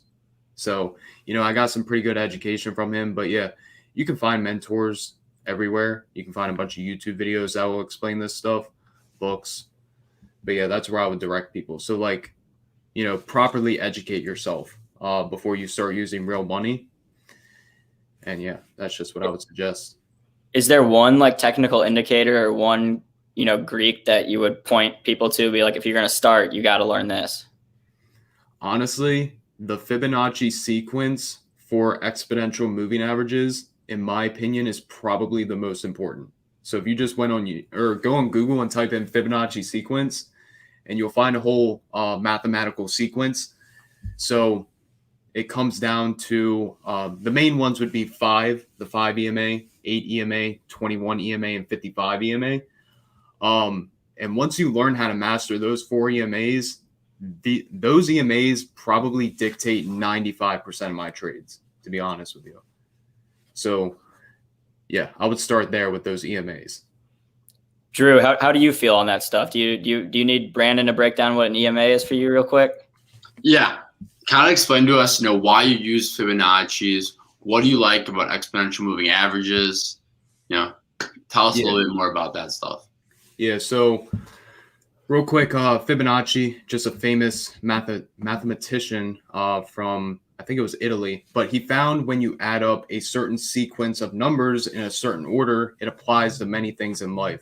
So if you went on Google right now and you typed in Fibonacci in nature, you're going to see it applies to stuff like acorns, sunflowers, snakes, just all this random stuff. It's weird.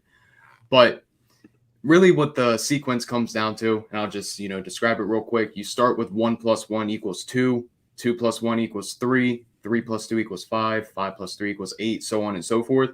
So that's how I get the 5, 8, 21, and 55 EMAs, just from that, addition. But once I learned that from my mentor and I went back and I like back tested these specific exponential moving averages, it's crazy how like to a T, the stock, like the price of the stock will react to these moving averages. So something like the 5 EMA, whenever the stock gets overextended from it, it'll always pull back to it. So if we looked at Boeing, do you still have Boeing up? Yeah. If you go to the daily on Boeing, the 15th, when it hit 278. Okay, let me go back to the. We're looking at March 15th, you said? Yeah.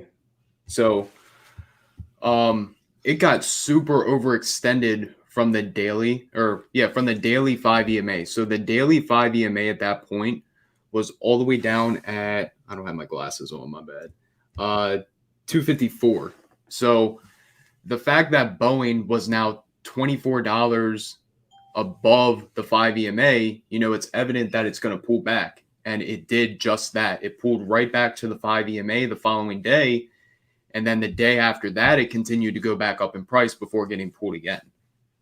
Got it. So anytime if you see a company like, and I don't know if I asked you this, but I know you trade options. I assume you buy puts too. Like you'll trade on both sides. Yeah. So if you see a stock kind of go up that much above its EMA, that's a good sign for you that there's going to be a pullback. Yeah. So if it gets super overextended like that, I'll definitely do day trade puts. I just need like a smaller time frame to confirm.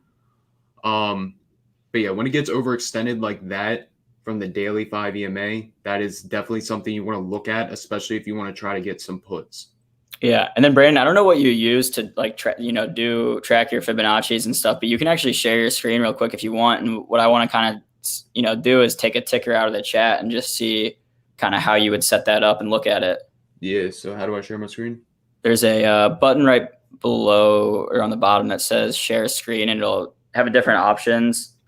So if you have it open in a browser, it's easiest to just share that specific tab. All right, let's see. Yeah, so if you open the tab first and then you click that button and go to on the far right side, it'll say share tab or share window browser, and then just click on whatever. Oh yeah, you got it. I got it. Cool. Yep. So you want to look at BBY. Okay. I would say this probably wouldn't be the best. Are you talking about Fibonacci retracement or the EMAs? Either one. Just basically, I just want to see your kind of.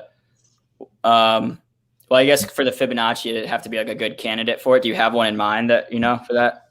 Yeah. So for the Fibonacci retracements, Facebook, beautiful example. Now, so last week I ended up putting on $320 calls for Facebook, expiring 4/16. We flipped out for 100%, but the whole reason I chose that 320 is because for Fibonacci retracement, you have to start from a pivot high to a pivot low.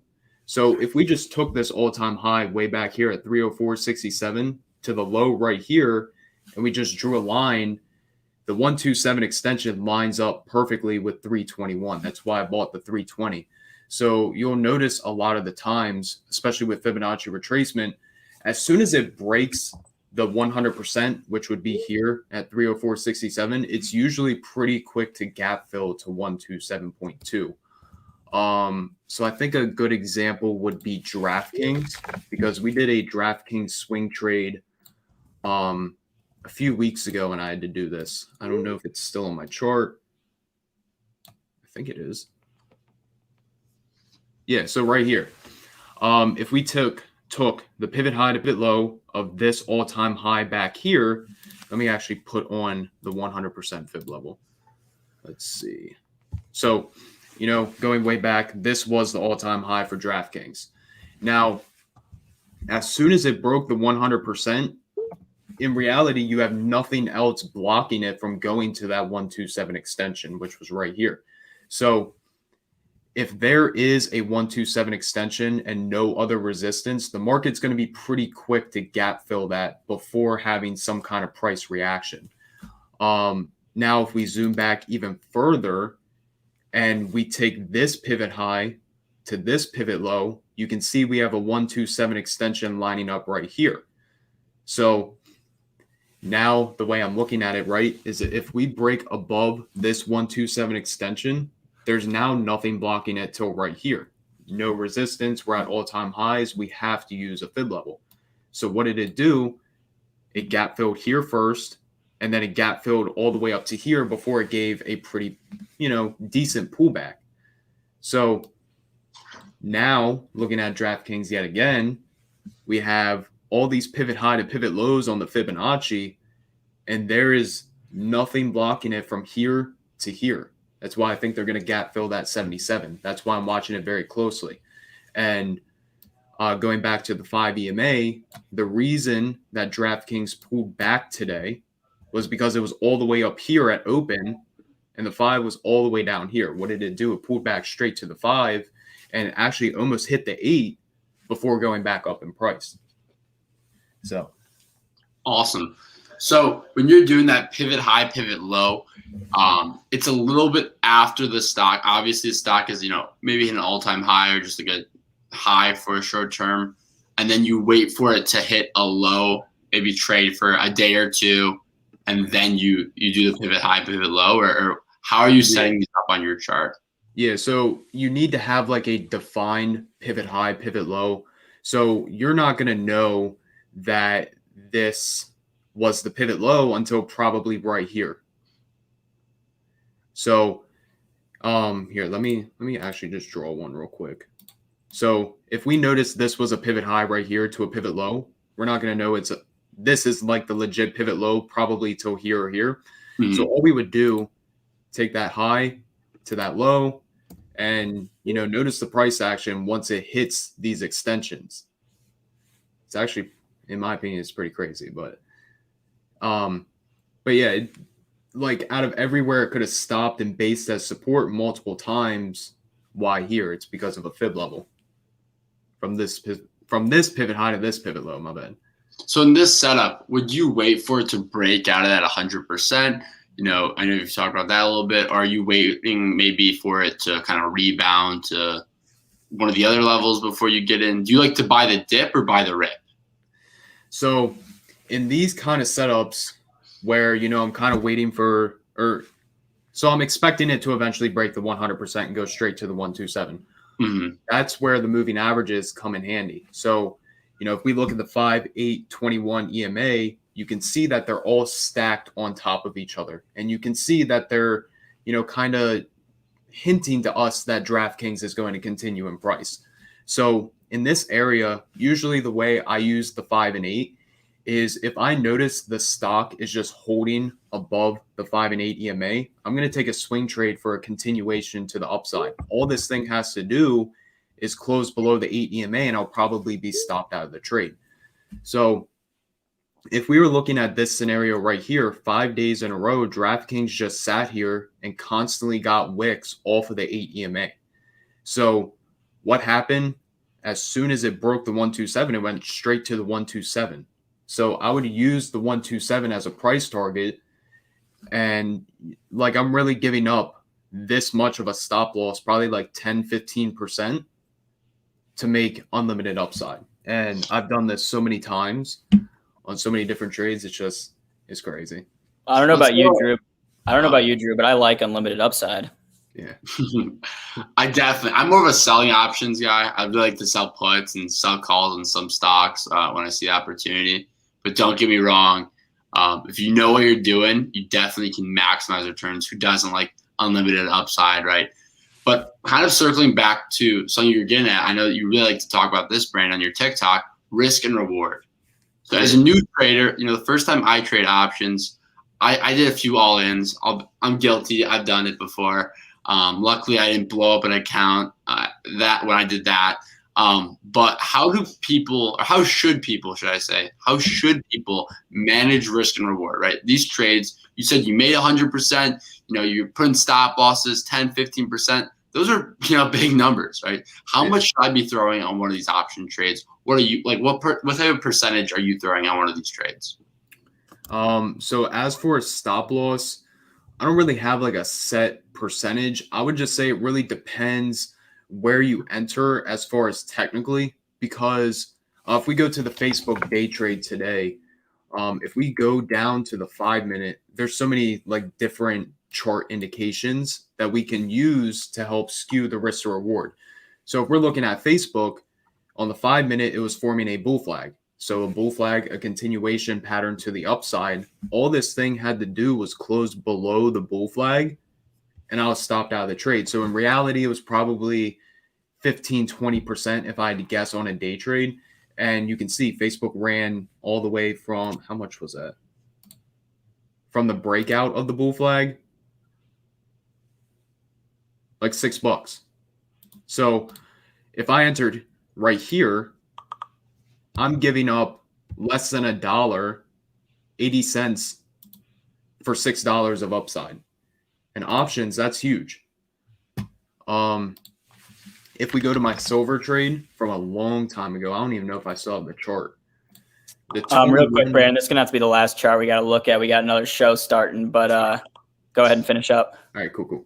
And then going back to the moving averages, 21 EMA, very important level. So like I said, when you get overextended from the 5 EMA, it always pulls back. So earlier in the day, super overextended. I waited for it to come back, hit the 21 EMA, and you can see I still have it drawn on my chart. This was my stop. I entered right here.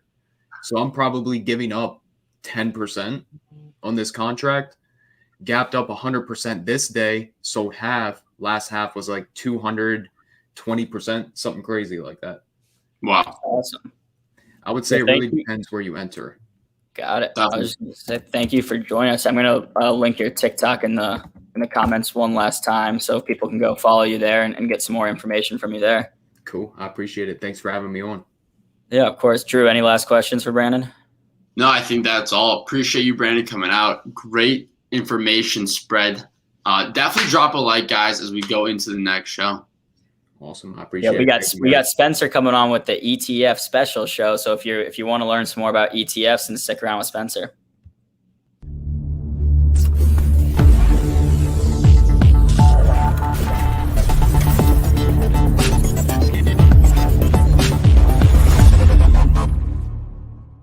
What up? What up, everybody? How we doing? We're doing good. Market's up. It's a good start to the week. We got some March Madness. We got some stocks, but forget about stocks. Forget about stocks. This is not the stock show. This is the ETF show. Yes, the show by, about, for ETFs. Again, just to recap, as I do every single time, what is the purpose of this show? Talk about ETFs. Why? Why do we care? Why do we care about ETFs? Why are ETFs the greatest thing since sliced bread? They are diversified. They're tax efficient. They have low fees. They're actively traded. And they're transparent. All of those things apply usually. Obviously, not every ETF is transparent. Not every ETF is super liquid, and they're not all diversified either. But generally speaking, those are the things that make ETFs so awesome. Those 5 things: diversification, tax efficiency, low fees, they're actively traded throughout the day, and they are transparent. So that being said, what's up, Manny? Awesome. The ETF is made of stocks. That's true, Andrew. That's true. We do care about stocks, but within the context of ETFs, right? So I'm going to borrow a trick out of Neil Hamilton's book. I'm just going to throw on some tunes, and we're going to do this here. So I got a great show planned today. My guest is Eric. Let's turn that a little bit lower, shall we? My guest is Eric Balchunas. If you are in the ETF world, you know him. He is the senior ETF analyst at Bloomberg Intelligence. In my opinion, he's on like the Mount Rushmore of ETF influencers. There are a few people I think that know more than him. He's a great follow on Twitter at Eric Balchunas. If you don't follow him, he'll be on at around 2:20. And I got a bunch of questions prepared for Eric. He's kind of like one of my professional heroes, to be honest with you. I'm not trying to like fan out that hard, but like I think he's just like the greatest dude ever. So that being said, let's talk about. Let's start with last week. Let's just recap what happened. I'm going to pull up a chart that I always pull up of the gainers and losers from the prior week, and then I want to go to a different chart. But this is from etfdb.com. This is a screener. I have filtered out all the leverage and inverse funds. Get out of that. Get that crap out of here. We just want regular old ETFs. No leverage, no inverse, no steroids, none of that. Just regular old ETFs. What do we see? We see a lot of not a ton of like patterns, at least in like the top gainers. First of all, this is on the first page of the screen, and you can see we're only down to 3%. There wasn't that much that was up a lot last week, which is fine. That's okay. It doesn't have to be a big winner. We went through this a little bit on Friday. The dry bulk shipping ETF. This is an ETF that invests in shipping futures. That's been like kind of the big winner of the year. We had some commodities, uranium, palladium, short oil and gas fund, which is interesting, and some like value divvy stuff. Right, there's a dividend fund right there. There's a small cap fund. Right. So not a ton here. Let's go to page 2 and we can kind of see. That's interesting, right? Look at that, guys. TUR was on the first page of gainers last week. Just for fun. Let's look at TUR today.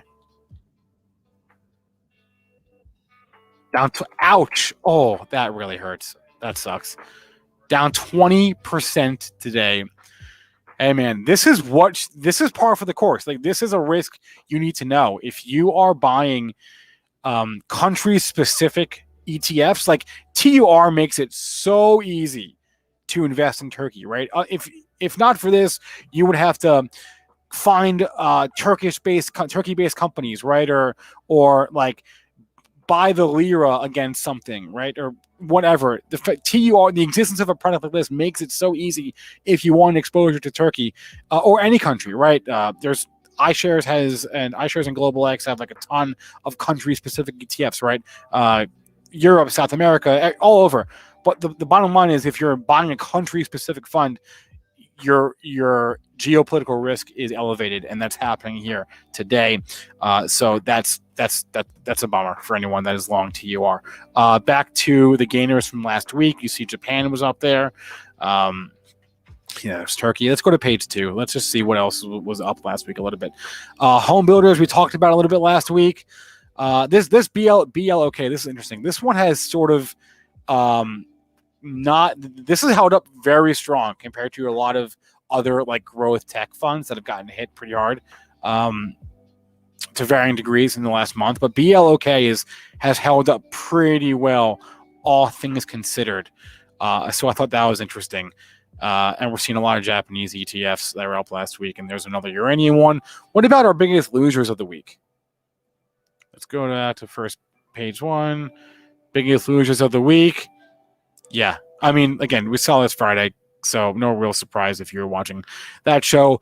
A bunch of energy ETFs came off. They had run up so hard in the last few weeks, so it's not really a surprise to see this. There was some OPEC posturing last week, right? So not a real surprise to see the high flyer of the last 3-4 weeks sort of pull back in last week or so. So that was I want to go through that for the gainers and losers of the week. I want to go to a different chart though for flows. Okay, I typically look at this same table for flows, but there's also another one that I like looking at. This is the ETF.com, guys. This is another good resource that I look at every week in terms of flows, in terms of themes. Right, not just flows across individual funds, but flows across different markets, and we'll go through that in a second. So you can see here, this is the list of the top 10 creations last week, right? So basically inflows. That's what creations means, inflows. Redemptions means outflows. Again, for those who are new to ETFs, they trade intraday like stocks, and they take in money, and money goes in and out basically all the time. Right. It's not really how do I say it? It's not so much a reflection of like the fund won't necessarily go up a lot if there's a lot of inflows, or it won't go down if there's a lot of outflows, but it's a reflection of how popular the fund or the stocks that it holds may be over a given time, and where investor attention is, right? It's similar to, I look at it kind of like volume, right? Like you look at volume, it's like, oh, okay, like this is like the most active stuff. Creations and redemptions kind of tells you, okay, like a lot of people were like piling into this thing last week. But again, because ETFs are structured in that unique way with the creation and redemption, a lot of inflows is not necessarily going to make the price of the ETF go up. It could, but it's more of an indication of eyeballs and attention. So looking at last week, these were the top 10 creations according to ETF.com. You can see here, this is interesting, a lot of dividend stuff.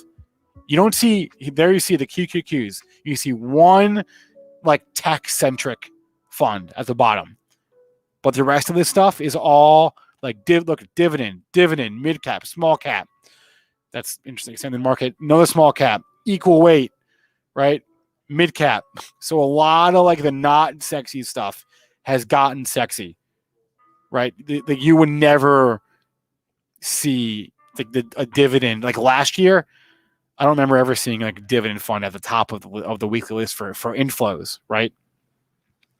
But the Qs being there again, Qs is also like a trading instrument. Although I have a theory about the QQQs that I want to ask Eric Bartunis on when he comes on in a few minutes. So that was inflows. Let's look at outflows here. So a high yield corporate bond fund, HYLB, was your leader for outflows. SPY, which again, more of a trading instrument, so not necessarily indicative of that. A lot of fixed income though, right? You see that one, IEF fixed income, SHV fixed income, TIP fixed income. So a lot of fixed income ETFs near the top of the leaderboard of funds that lost the most money in terms of AUM last week. Not in terms of performance, remember, just in terms of the money that the fund is managing. Let's go zoom out a little bit and look at flows by asset class, because this is something that is also important to look at, I think, right? We're looking at ETFs. I use ETFs as like sort of my gauge for the market rather than look at a bunch of individual stocks. I can look at one ETF and see what 500 stocks are doing, more or less, right? So this is, I think, a important table to know. You can see here U.S. equity ETFs, so U.S. stock funds, a lot of inflows last week. That's a bullish sign, right? That is an unquestionably bullish sign. Well, and actually, this year has been a pretty incredible year for U.S. equity inflows. There has been about $71 billion flown into U.S. equity inflows in the last, I think. Actually, no, that's that number right there. That's overall. That's the entire U.S. The entire ETF universe right there is $71 billion. So way more money going into ETFs than out of ETFs last week. And you can see the vast majority of that money was going into U.S. stock funds, which is a broad category, but it tells you, okay, a lot more eyeballs on U.S. stocks versus international stocks versus currency versus fixed income, right? Versus other assets. So that was just for last week. What about for the year, though? Look at this. $252.5 billion of inflows into ETFs as a whole this year, and a little more than half of those are into U.S. stock funds. So again, it's not as if people are running for the hills.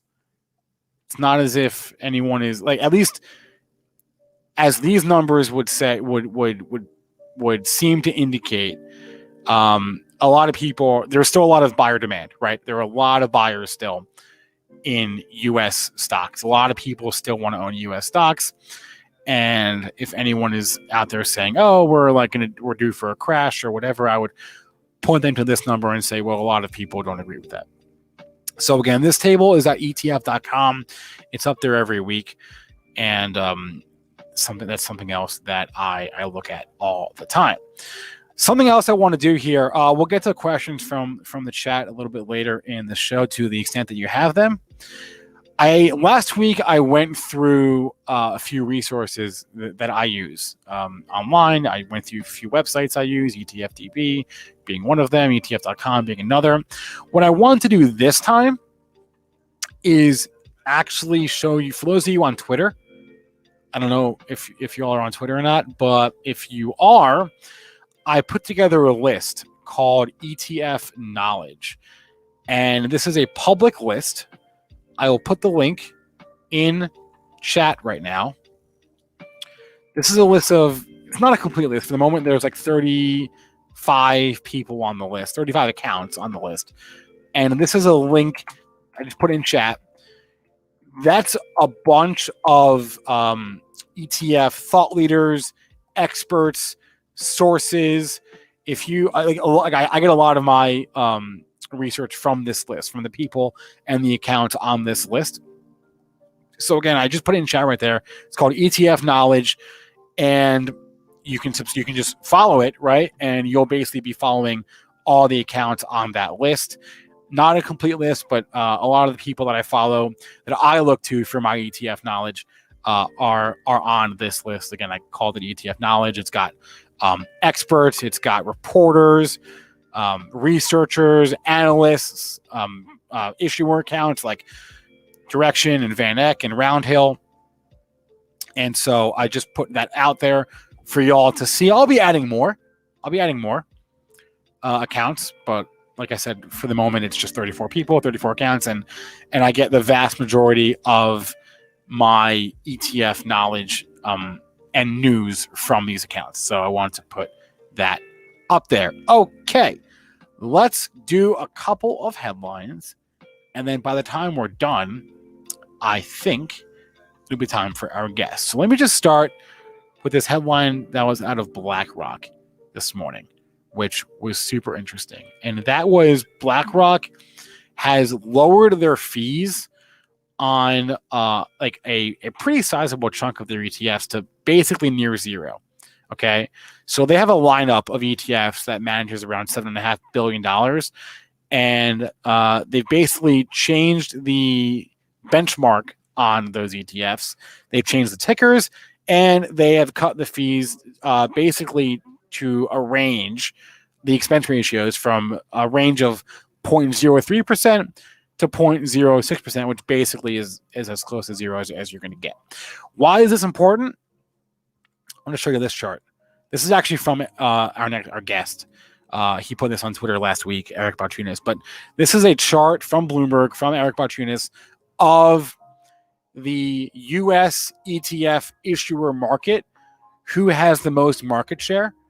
And you can see at the top right there, that's BlackRock, right? iShares owns BlackRock. I'm sorry, BlackRock owns iShares. So that's BlackRock right there.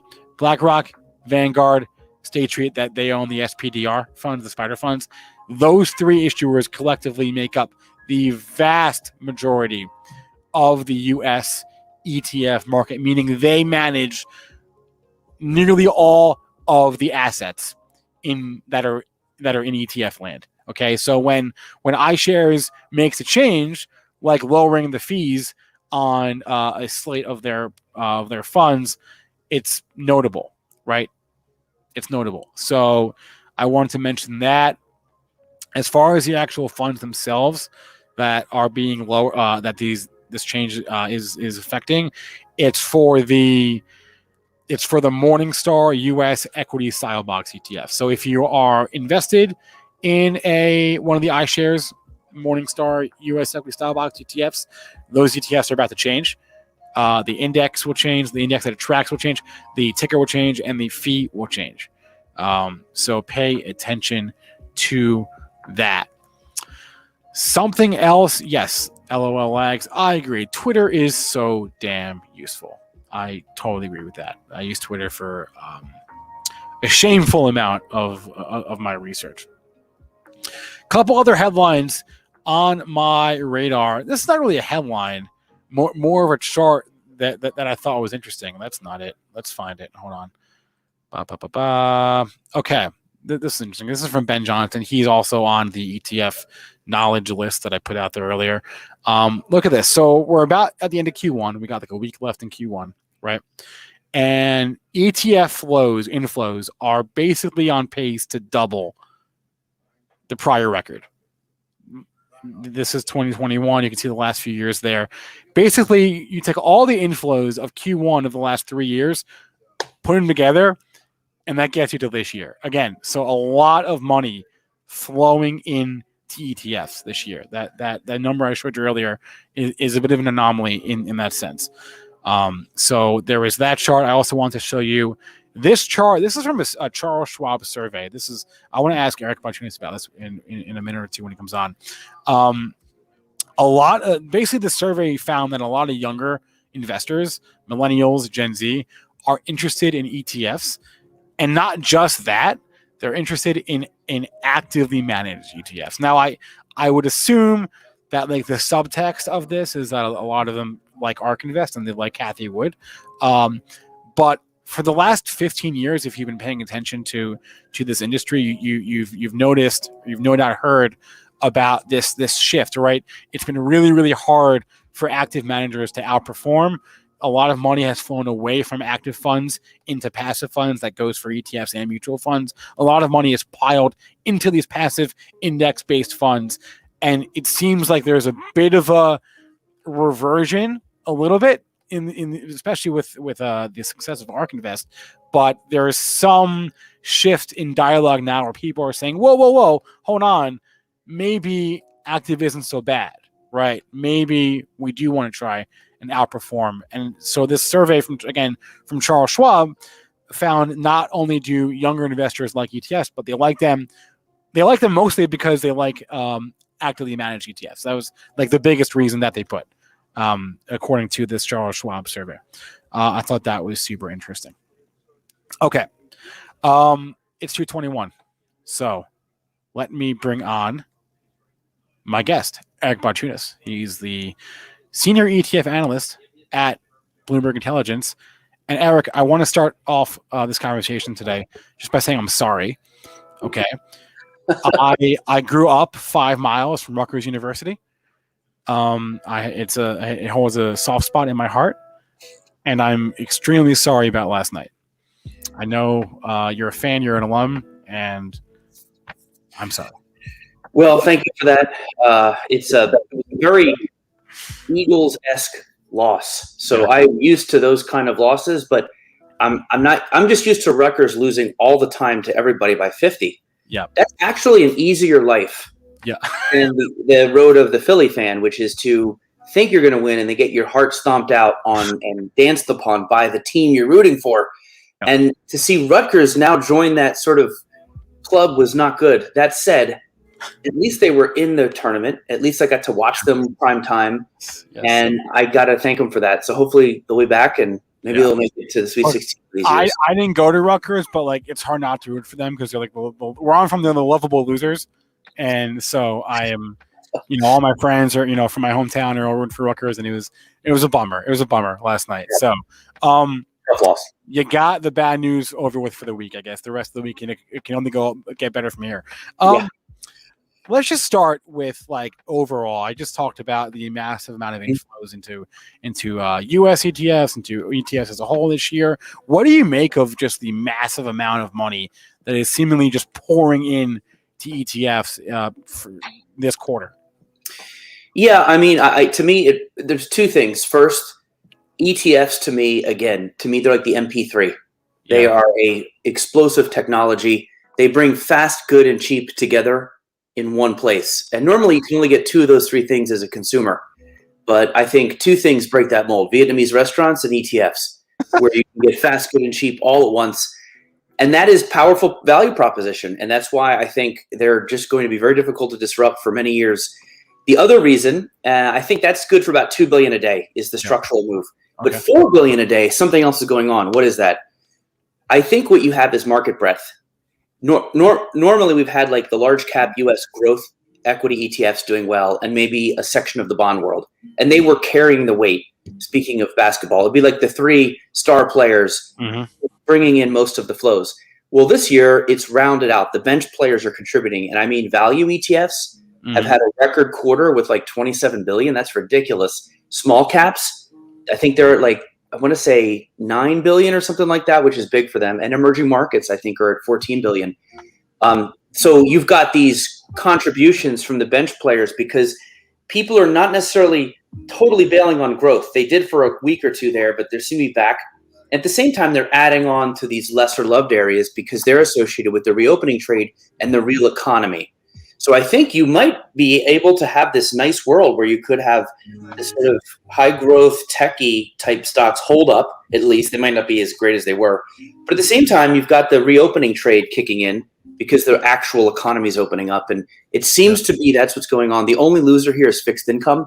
Those ETFs have not done well compared to years past, simply because the rates have been creeping up all year. So is it just a general bullish signal then, that reflecting that there's a lot of buyer demand? Is that what that tells you? I would say so. And the signal now is easy to say bullish. I was looking at flows in those, remember 2 weeks, about two or 3 weeks ago, it got ugly. And it's that feeling when you're like, okay, this is it. We're in trouble now.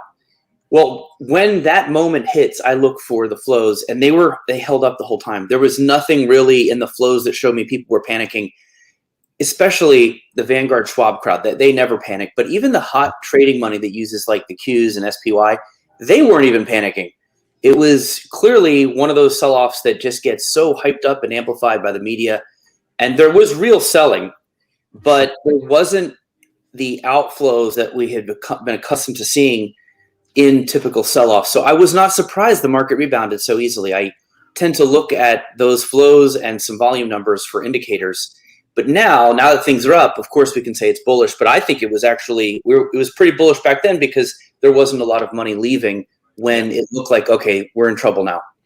So I think maybe some of the freak out happened because a lot of people who owned maybe lower priced, high flying stocks were getting creamed, right? But the indexes were really holding up. So it wasn't a bear market or anything. It was a nothing burger on the SPY.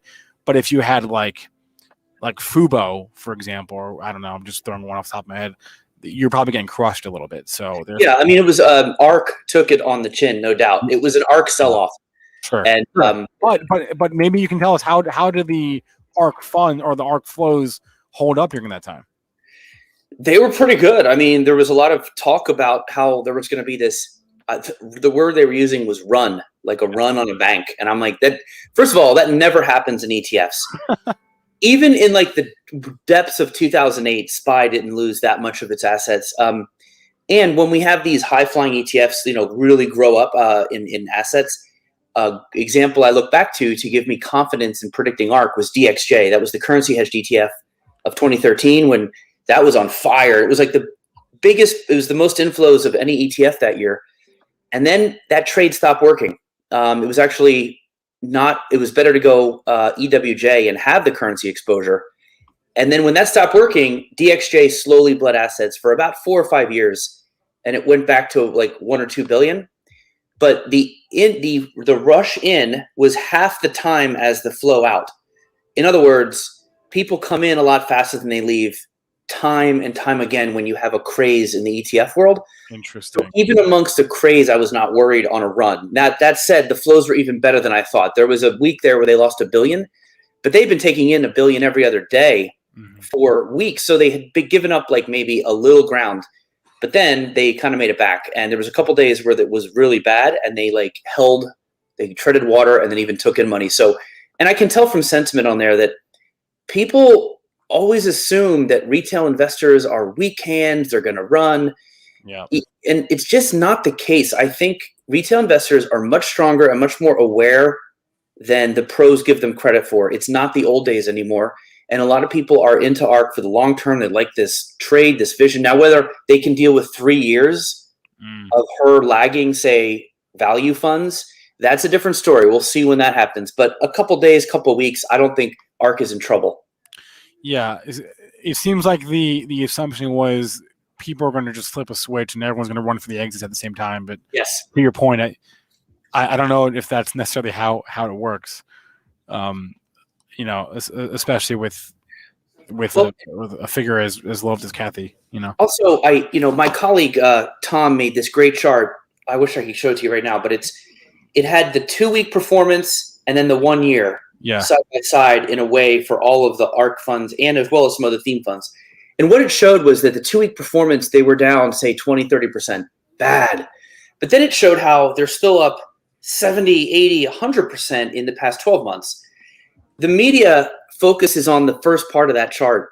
Yep. And how much are you down from your all-time highs? And it looks awful. And I think that's where people are like, oh, they're going to run. But I think most people actually realize that the fund's still up 100% in the past year. And yeah, it probably had to give up a little bit. It can't go up in a straight line forever. So I think the retail investors are a little more aware of this context than people give them credit for. Wait, what about that whole theory though? I saw ARK put out like a video where I'll be honest, it was a little long. I didn't watch the whole thing, but just about the liquidity risk idea, the idea that they could get so big in a couple of smaller stocks that should the outflows ever come, they're kind of screwed, right? Do you agree with that idea, or do you not really see it? I don't see it. I mean, okay. HYG is a junk bond ETF, right? Yeah. Half of the bonds in there don't even trade every day.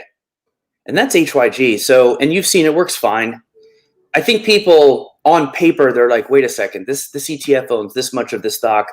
This can't work. But remember, there's 160 stocks that ARK owns less than 1% of their shares. Okay. There's plenty of big names in there they could work out by selling first if they were hit with outflows. They don't have to, and especially being active, they can do whatever they want. They have even more liberties with what they buy and sell. That said, when there's inflows and they want to allocate it to one of these small names, I do think they probably move the price up a little bit, especially as it's not just their money, it's the front running money and their fans buying it. Yep. And that's probably what happened on the way down. So I agree there's probably an amplification effect on some of the smaller names that ARK owns on the way up and down. And so we've actually looked at those stocks, and it's almost like sometimes those stocks are like, typically there's, 15 of them. They kind of act like high beta versions of ARK. So ARK's down 2%, they're down 3%. ARK's up 2%, they're up 3%. And they're just going to live in that. They're like little Mercuries around ARK's sun. And they're just going to do that dance with ARK for a while. But they're not, I just don't see any case where it somehow freezes and there's a problem. Even if one of the stocks, they could not sell, like they were just stuck in it, the ETF could still trade. It would probably trade at a slight discount because the market maker could not arbitrage using that one name. So it would have to widen out the spread just a little bit. And the price would have to deviate a little further from the NAV before ARB happened. Okay. That's essentially what happens in a sell-off with bonds. Unless they can sell those bonds until that point where they feel like they can sell the bonds, that's where the price of the ETF will end up, and it might be lower than the NAV. That to me was the worst case scenario. What the real problem with ARK, if there is a problem, is just this is a fund that's in a lot of high growth names. And if there's a regime change where high growth just somehow people get in their head mentally that we don't even need these companies. We need like consumer staples. Like we need Walmart, dude. Like when the psychology changes and staples somehow become hot, and it has happened. That's probably the biggest vulnerability from ARK. It's just that the fund will lag for a while if people's sentiment changes towards this like world changing kind of, visionary thing. Right now, that still makes sense though, but it's possible that small value and value comes back, and what she's selling might just seem not in tune with the times for a while. Well, like you said, it might take like several years of underperforming for that to really, Agree. Yeah, that's my feeling. Yeah, because if ARK goes down 10% a day, 10% a day, that is when the rest of the market's tanking too. Like ARK might lose 5% here and there, and the market flat, but at some point during an ARK total sell-off, that means the whole market's going down in flames. Right. And then everybody's screwed. So everyone's running for the exit in every fund, in every stock. It's not just right. Correct. Well, in March, ARK was down 40%. They had a 40% drawdown from middle of February to March, and that's pretty bad. I mean, that's 40%. The market, I believe, drawdown. I want to guess maybe was it 28%. So that's probably the kind of thing you'd see. But That's in March 2020. Those are rare. By the way, in March 2020, ARK saw mostly inflows during those days. That's interesting. That also gave us confidence to think they would not see the type of outflows that the quote Raiders of the Lost ARKK were hoping for. That's my name for the people who short. That's a good one. Damn. It is, right? Oh, yeah, man. It remind me of the guy, the guy who's always chasing Indy. Yeah. And he gets skin burn, and then his face burns off. The guy with the glasses or whatever, right? The hat. That's a good one. Yeah. Damn. That's maybe someday they'll catch her and they'll win this trade. I told them. I mean, I just warned them. This is because when you short, there's unlimited downside. But I can see the temptation to do it. They don't like her Tesla views at all. Sure. And so they think her and Elon is all like fraud and it all blow up. But problem is it just doesn't seem to ever fully blow up like they hope. So, yeah. We're on with Eric Bartunis, Senior ETF Analyst at Bloomberg Intelligence. Eric, I want to ask you about a couple of recent filings. It feels like we're sort of in like this weird like amalgam of like influencers and ETFs like coming together in a weird way, right? We had the Portnoy fund with BUZZ. We talked with Jamie Wise last week, and you've got Scaramucci filing for a Bitcoin ETF last week. What do you make of that weird confluence of like influencers and ETFs? It's kind of strange. Yeah, I guess it was bound to happen. ETF's always been a marketing type business. Yeah, full of marketing. I mean, there's the Vanguards and Schwabs, which are a little lighter on marketing, but there's always been a marketing element. So that was natural. And then the finfluencers has been a thing. And honestly, I think the Portnoy thing broke new ground. And I would see more of this, like the way they got Pomp's brother to Round Hill got Joe Pomp. For the sports one, the MVP. Little brother Pomp, or older. I don't know if he's older or younger, but the brother. I didn't realize they were related. I get his newsletter. I didn't realize they were related. Yeah, I think he has like 4 or 5 brothers. There's many of. Anyway, how many are there? I don't know, 4. I could be wrong. I'm not. I know Pomp decently. I was on his podcast. Great, nice guy. Yeah. I think this definitely his brother. He looks like him. Okay. But it's Pomp. And anyway, he gave a whole thing on this ETF. What was the ticker? It's MVP, right? Yeah, the sports one. Here's the thing. Portnoy, to me, was the best pitchman ever in ETFs. Not just because he's this, attention, he gets a lot of attention, but because he's in this area. This isn't like Spider when they got Elizabeth Banks to like hawk MBY. That makes no sense. She doesn't know what she's. And they also got the MJ got this MMA fighter, like the 9th ranked MMA fighter to hawk MJ. Okay. It's fine. That's the traditional advertising approach. But to get Portnoy, who literally day trades, right? He's literally on social media. He gets that. It's so in his wheelhouse to promote this and to make him the index guy is smart also because it frees him up to talk about as much as he wants. He has more freedom than the ETF issuer. Right. And it ties him to the success of the ETF. So there's unlimited motivation for him to promote it. Every part of this move was brilliant, and I think it will redefine how they do this. And I think they'll go for more financial influencers than, say, just like celebrities from other parts of the world. If they do get a celebrity for an ETF, it's going to be somebody like Snoop Dogg for the pot ETF. Sure. It's somebody who's like really into the topic. Yeah. I don't see many more Elizabeth Banks type deals. Yeah. We also had so I'm just going through the memory here of recent filings. There was the YOLO. FOMO. FOMO. Sorry. YOLO already exists. Yeah, YOLO is cannabis. I knew that. FOMO. There's a cruise, right, which is like a travel. Reopening.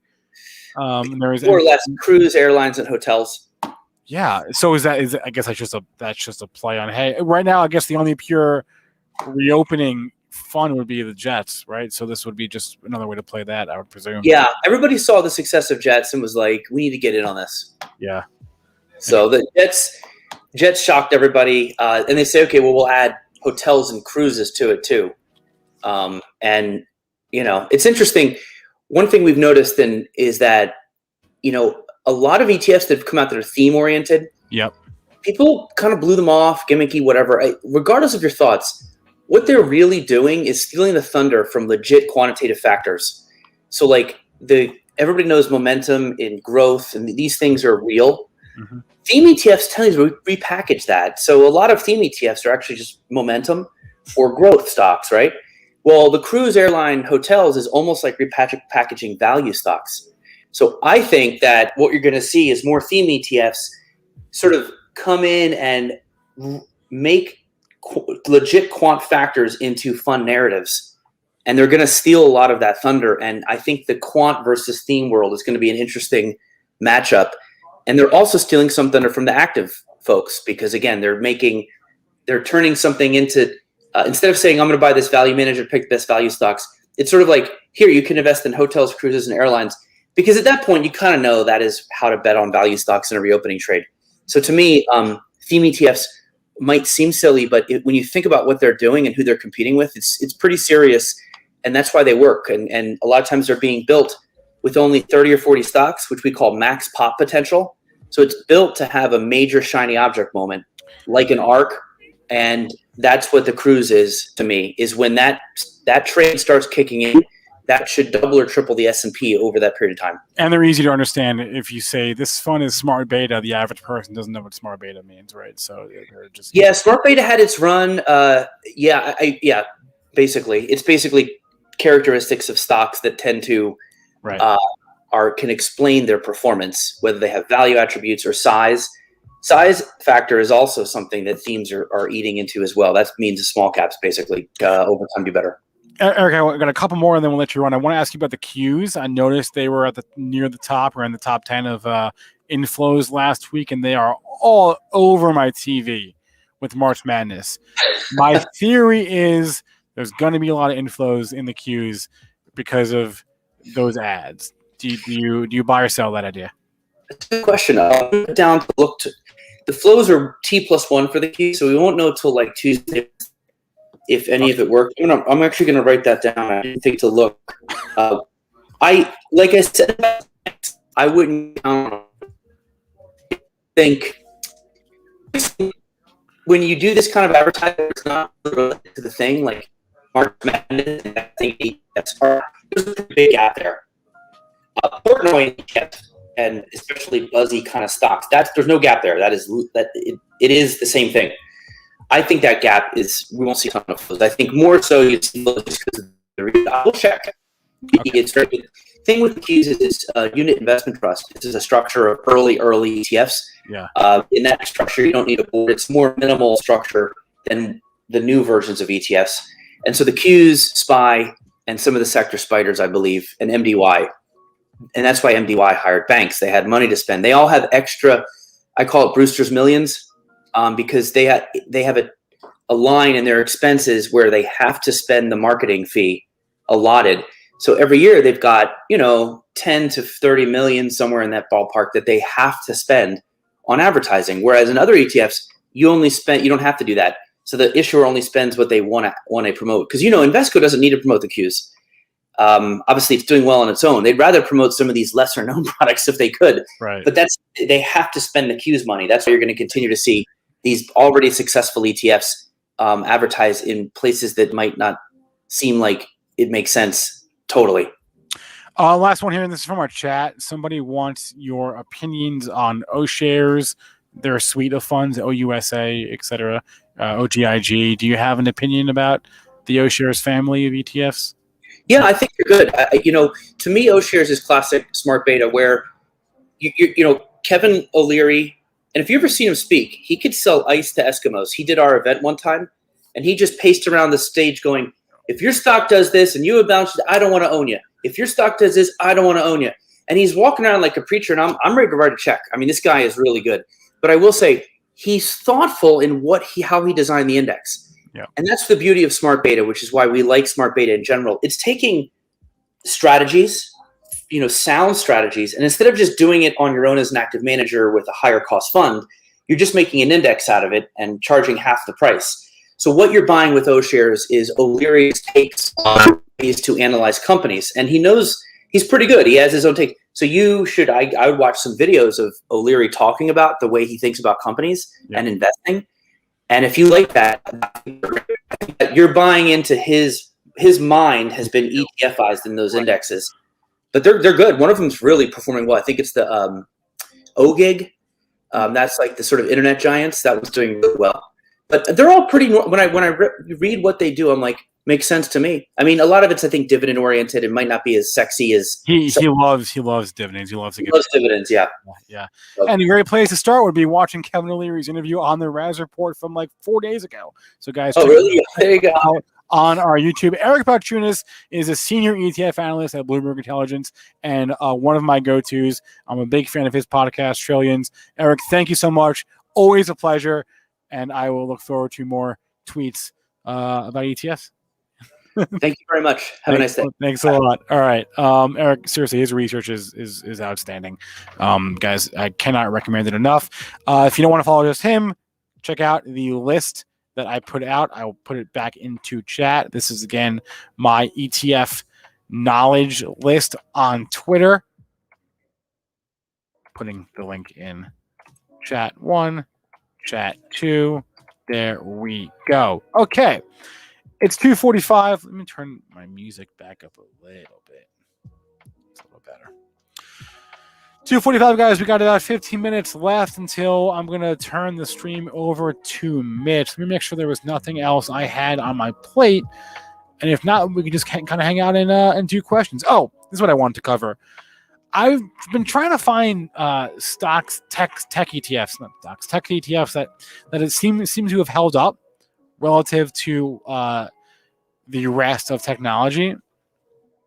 There's a couple that I noticed here. I want to draw your attention to BLCN, NASDAQ Next Gen Economy ETF, and compare that with BLOK, right? Data sharing. It seems like these two have held up. Let me just zoom way in here. Relative to the rest of tech, and we can just compare it to the Qs just to get a feel. It does seem like, I mean, their performance is certainly there, right? These two ETFs, for whatever reason, have held up much stronger. These are both growth tech ETFs, right? Let's go to the here. Let's go look at BLCN. This is certainly a growth tech fund, but it is held up much stronger than a lot of its technology peers. Let's see what it holds. And so this is interesting, right? This is weird. So you've got some like obvious crypto plays, right? Like Canaan, Galaxy Digital, right? Square, crypto. But look at that. Look at JP Morgan Chase in there. Look at Daimler. Barclays is in there. This is a weird one. You got a nice mix. Mike Goldman Sachs. So they got a lot of banks, which on its surface wouldn't seem great. But then again, that's a big deal. 11% of the fund is Canaan, however you want to pronounce that. So this is a real interesting one here. This one caught my eye the other week. Look at this. Look at this. More than a third of the fund is in the financial sector, and yet has been crushing it, right? I mean, it's probably what's the XLF up this year? It's probably destroying it. Let's compare BLCN to, what was I saying? XLF, right? Is that what we're looking at? All right, it's not crushing it by that much, but still, that's some nice outperformance. And this is like a techie ETF. It's a techie ETF with a lot of financials. Go figure. That's weird. Let's look at BLOK also. Block while we're at it. I've been eyeing this one for a hot minute. I'm not going to buy it. It's all crypto. Oh, it's all crypto. The whole thing is crypto. So no real surprise, I guess, to see that outperform. Okay. Let's do some questions from the chat. Manny Ayala, what do I think of GWAC? General rule of thumb is that there are so many ETFs. I apologize. I don't know all of them. GWAC is not even ETF. I don't know what that is. What's GWAC? Good Works. That's a SPAC. Okay.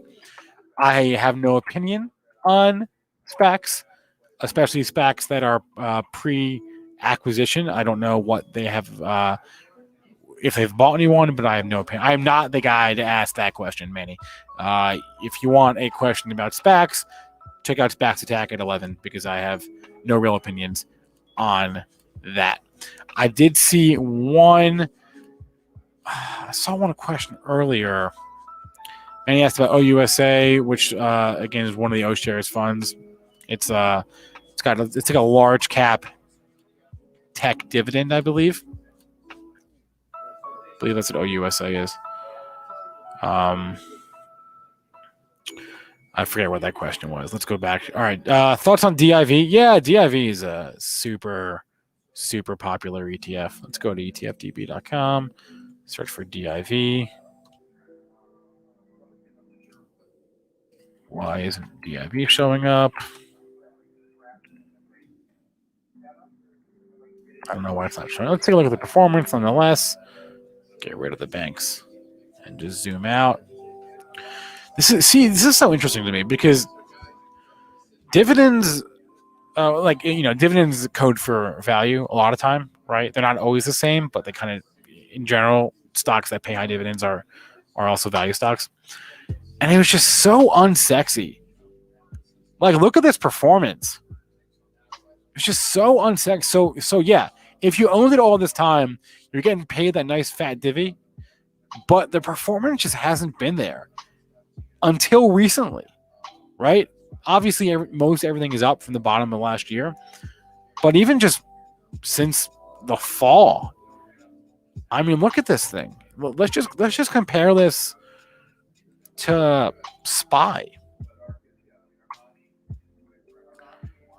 I mean, dividend value has been so out of favor. There's been a clear change for now in mindset. The question is, does this change stay this way? Does value become like the new thing for like several years? Does everybody want to own stocks that pay high dividends and ETFs that own stocks that pay high dividends? Or is this just like a temporary shift in the winds? We don't really know the answer to that, but yeah, I mean, if you want a dividend fund, this is as good a dividend fund as any to own. Let me see if I can search for it. I don't know why it is failing. Let's try this. Let's go to. Let's just go to the individual page, shall we? Let's go straight to the website. There's SDIV. Okay. This is the homepage for that website. Let's see if we can see what they own. Okay. Zoom in. So we got some airlines. I actually have always thought that low-key Hawaiian Airlines has takeover potential, but got some energy, Altria, and just a lot of consumer staples. So this is where. So again, nothing here really excites you, but that's not really the point. The point isn't to be exciting. The point is to get paid.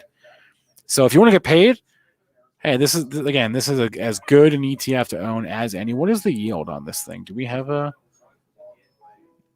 yield somewhere? Not super familiar with. There we go. 5.71%. That's not bad. Every month? That's not bad. That's not bad.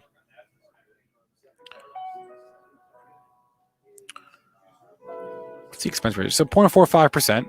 Not low, not crazy low, but not super high. Kind of towards the low end, I would say. Probably in the middle. Invest in the 50 of the highest dividend yielding equity securities in the US. Yeah. If you want to get paid, you want to own stocks that have dividends, this is a great way to do that in one fell swoop. I wouldn't scare somebody away from this fund, right? It's large. It's got $630 million in assets. This is fine. This is a fine fund. I have no problem saying that this is a fine fund. Can I check APPS? Sure. Not an ETF, but what the hell? Look at that compared to the SPY. What a joke. All right, is there news on this today? So they're acquiring fiber for $600 million. Okay, I don't know what that is. God damn, this thing is a monster. Look, if your question, Milo, is, or I don't know, what is your question? Is it where to get in, where to get out? I don't know what your question is. I mean, I would say if I was in this thing, I would hold the F on for dear life, okay? So my general rule of thumb, if I'm in a high flyer like this, is I put a trailing stop at like 40%. So, and I'll do that for like half my position. So what that means is if I'm in APPS, let's say, just hypothetically, say I bought this thing couple months ago. Let's just say I bought it like late January or whatever. When it was at, let's get rid of the SPY there. Okay. Let's say I bought it late January. Let's say I bought it, it was at like $40. Okay. Now it's at 90. What I would do is I would take half of my position, put a trailing stop in for 40%. So if APPS ever falls 40%, I'm getting triggered, and half my position is being sold. Okay, so I'm basically booking a profit, while at the same time keeping the other half of my exposure to try and participate in more upside if there is it, and that way I sort of I kill two birds with one stone, right? If you're afraid of selling because you don't want to miss out, and you're afraid of not selling because you're afraid you've missed on all your profits, it's sort of a happy medium, right? You keep half, and you let the other half ride. That's my rule of thumb whenever I'm in a crazy high flyer. And this is, of course, assuming that you don't want to buy and hold this for 5 years. If you bought this with the intention of holding it for 5 years, then, and you've only held it for a couple months, then you need to reevaluate your risk tolerance and why you're buying things, right?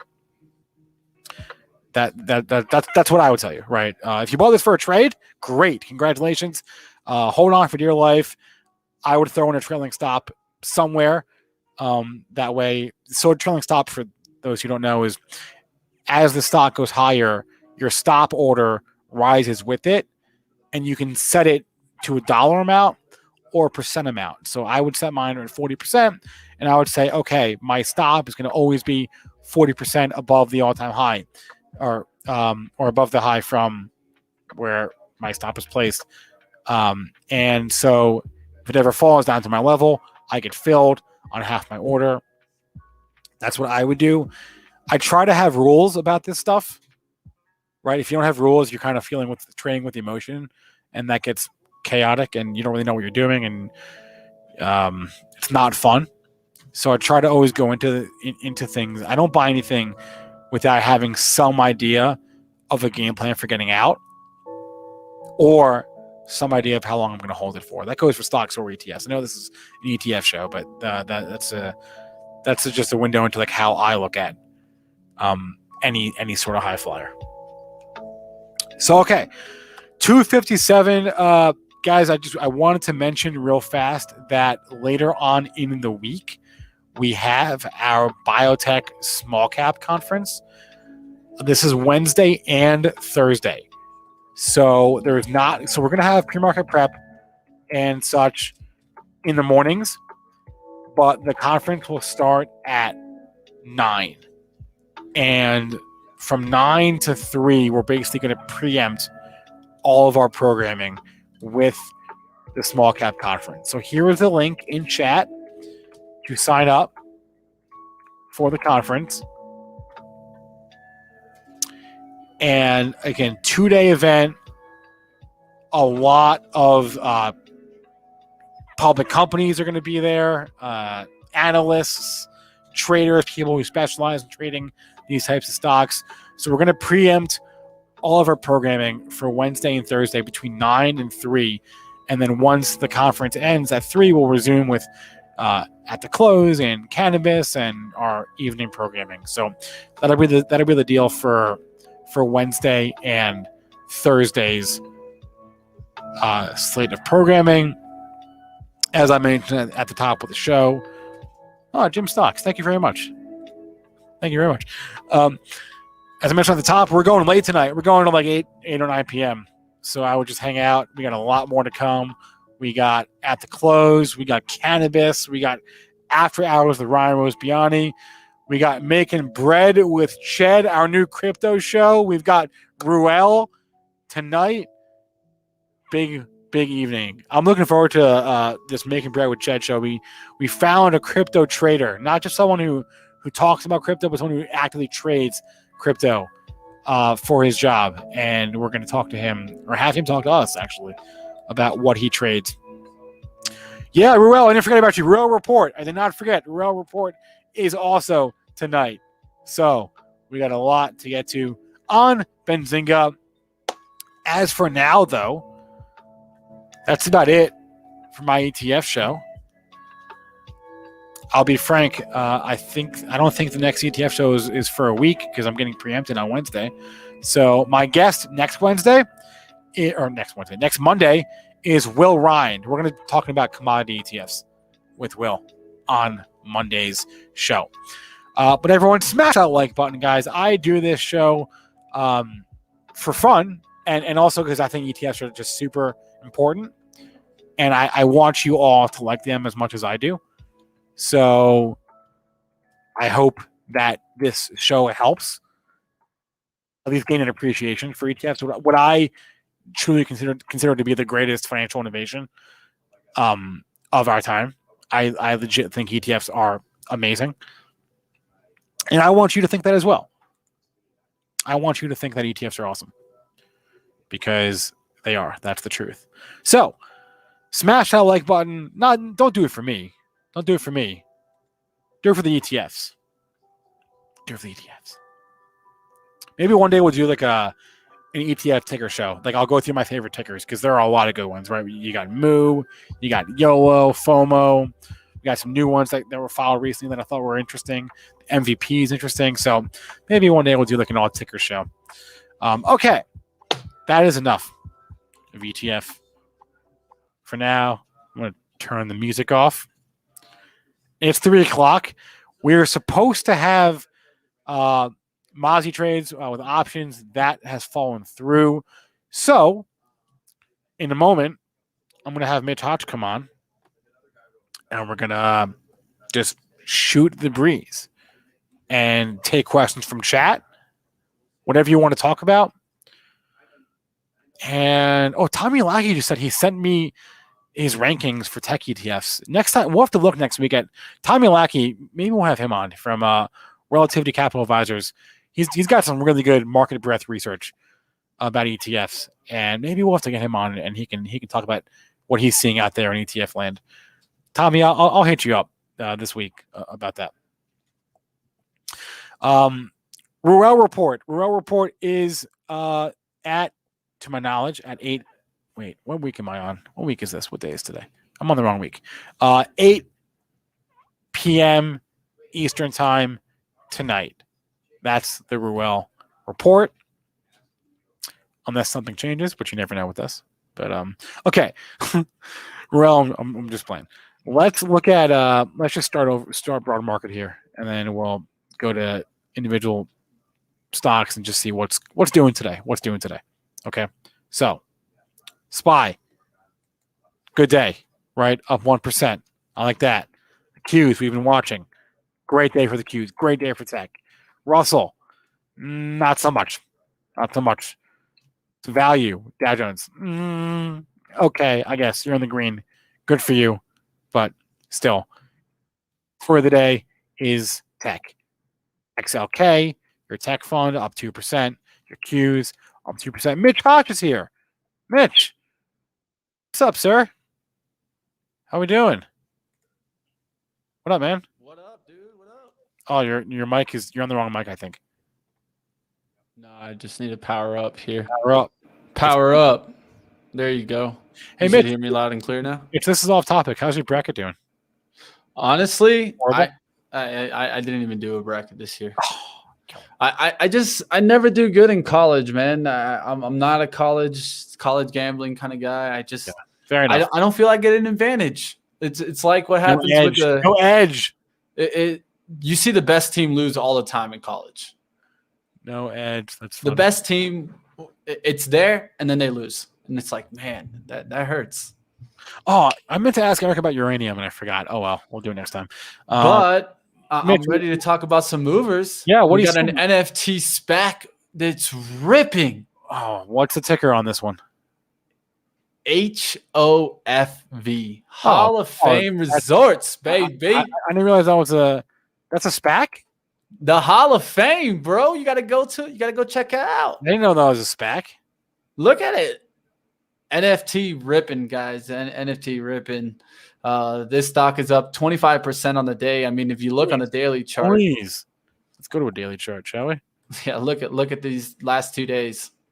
Look at that volume. Oh, dear Lord. Boom, baby. That's called NFTs. Get me out of here. Oh, my gosh. I can't take it. Dude, all this does is just it just exasperates people's FOMO. You know what do you mean, dude? What do you mean? Because there's money on the table. All this does is just exasperating FOMO. Like, look, it's hard to look at this stuff and not think, oh, why couldn't that be me? It's just, yeah, that's just how it goes, man. I don't know. The way the cookie crumbles, as they say. Hey, let's take a look at another ripper. Upstart Holdings here. UPST. This one got a price raise up to 110 from 58. Look at the rip. This one's had 2 upgrades in a row, but look at these. Look at that chart. That chart says it all. What a monster. What a monster. Upstart holding there. Oh my gosh. Okay. Let's see what else I missed. There's more rippers, man. There's rippers all around. That's the fun part. Anything I missed in the last hour? Any news where I was on the stream? I don't think there was anything. Can we look at this RLX here? Let's look at RLX. Let's take a look. I want to ask Joel about it too. But this is a Chinese, what is it, like a Chinese vaping company? And there's a report that China's gonna increase their or create new regulations around vaping or e-cigarettes or whatever. So RLX is getting I meant to bring it up on the show this morning. I forgot, or we ran out of time. But getting punished today. Punished. So what's the news? It has to do with vaping. It's a vaping company. It has to do with new potential regulations in China. Yeah. I would definitely keep that. Yeah, that's away. Keep it away. Is what I would do. I mean, there was that time with the jewels. Remember? Yes, that was Altria was all been that. And they haven't really turned away from hitting the vapes. It was just kind of went away. Schools haven't been in session. Really, what made people really move on this was the schools and kids using vapes. I mean, that should. I mean, I heard kids using vapes in bathrooms and stuff like that. That doesn't belong anywhere. So I think you need to regulate it. And as you see, this could be the start of some more regulation in that area. So, okay, Mitch, I'm gonna hop off, and I'll be back here in like 15 minutes or so. Let's do it. All right, guys. So I'm gonna do a little ticker time for you guys. If you guys got a ticker you guys want me to take a look at, let me know in the chat. First things first, guys, hit the like button. If you are a Dolphin fan, support the Fins. Hit the like. Let's see what's happening on here. What you guys got moving? What do you guys want me to check out here? Oh, the Super SPAC man going with the CCL. Hey, I was actually looking at some cruises yesterday, guys. It wasn't Carnival, but I'll take a look at Carnival. I'll tell you the truth, it was RCL, but let's take a look here, see what we got here, see what we see moving. So one of the things that I noticed is that we definitely broke out from this level. Now we're in a different kind of level that we're getting up there. The real gap is, can we get to 40, and can we get to kind of the times prior? I think this is going to take a little bit. Now you're reaching kind of this topping action. I don't know why it just keeps coming back towards that other stock there, but let me go ahead and pull up CCL again here. So yeah, I'm going to keep an eye on this one. It's going to be interesting. You know, if we went to like an intraday, you see a pullback, you see a couple pullbacks. I think, you know, if you could see this kind of 2750 hold today, it'll be looking good if we can get back above 28. It keeps rejecting 28.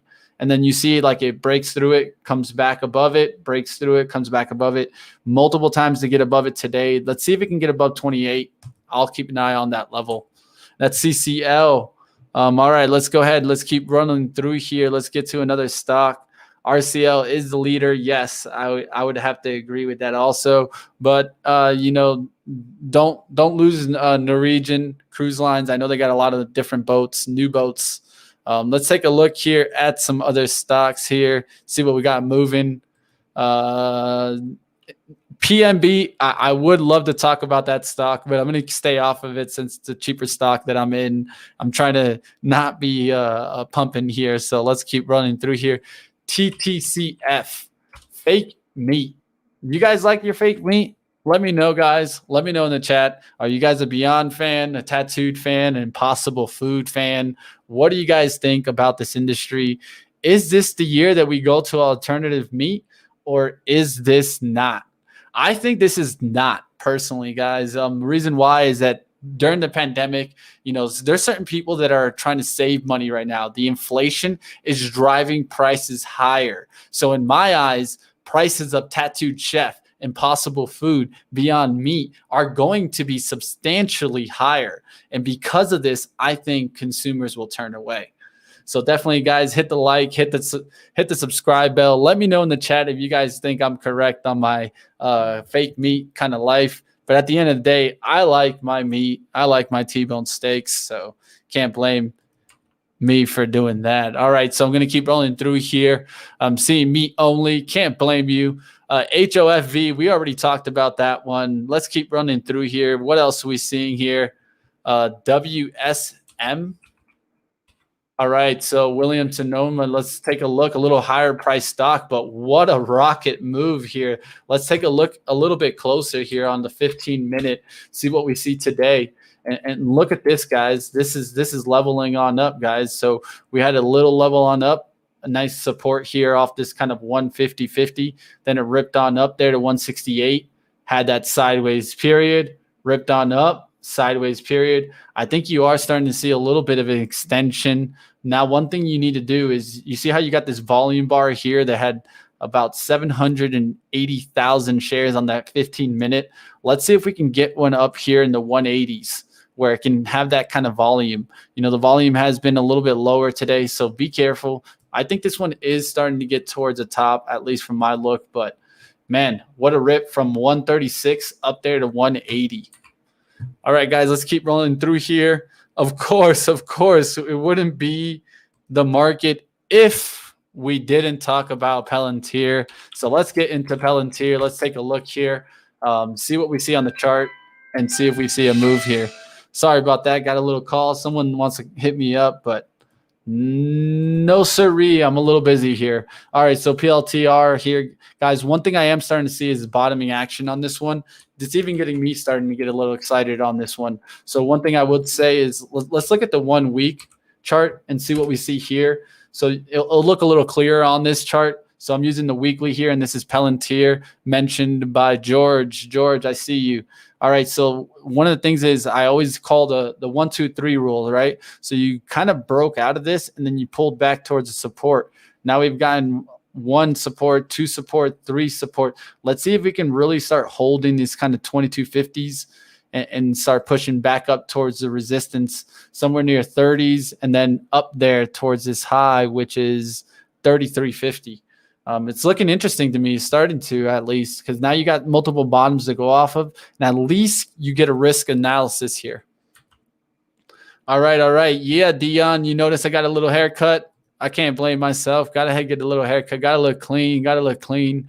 Hey, it's a tough environment out there just to even get a haircut nowadays. So, yep, looking a little better. Let's keep rolling through here, see what other stocks we see, and then we'll keep running through here. IMMR. Whoa.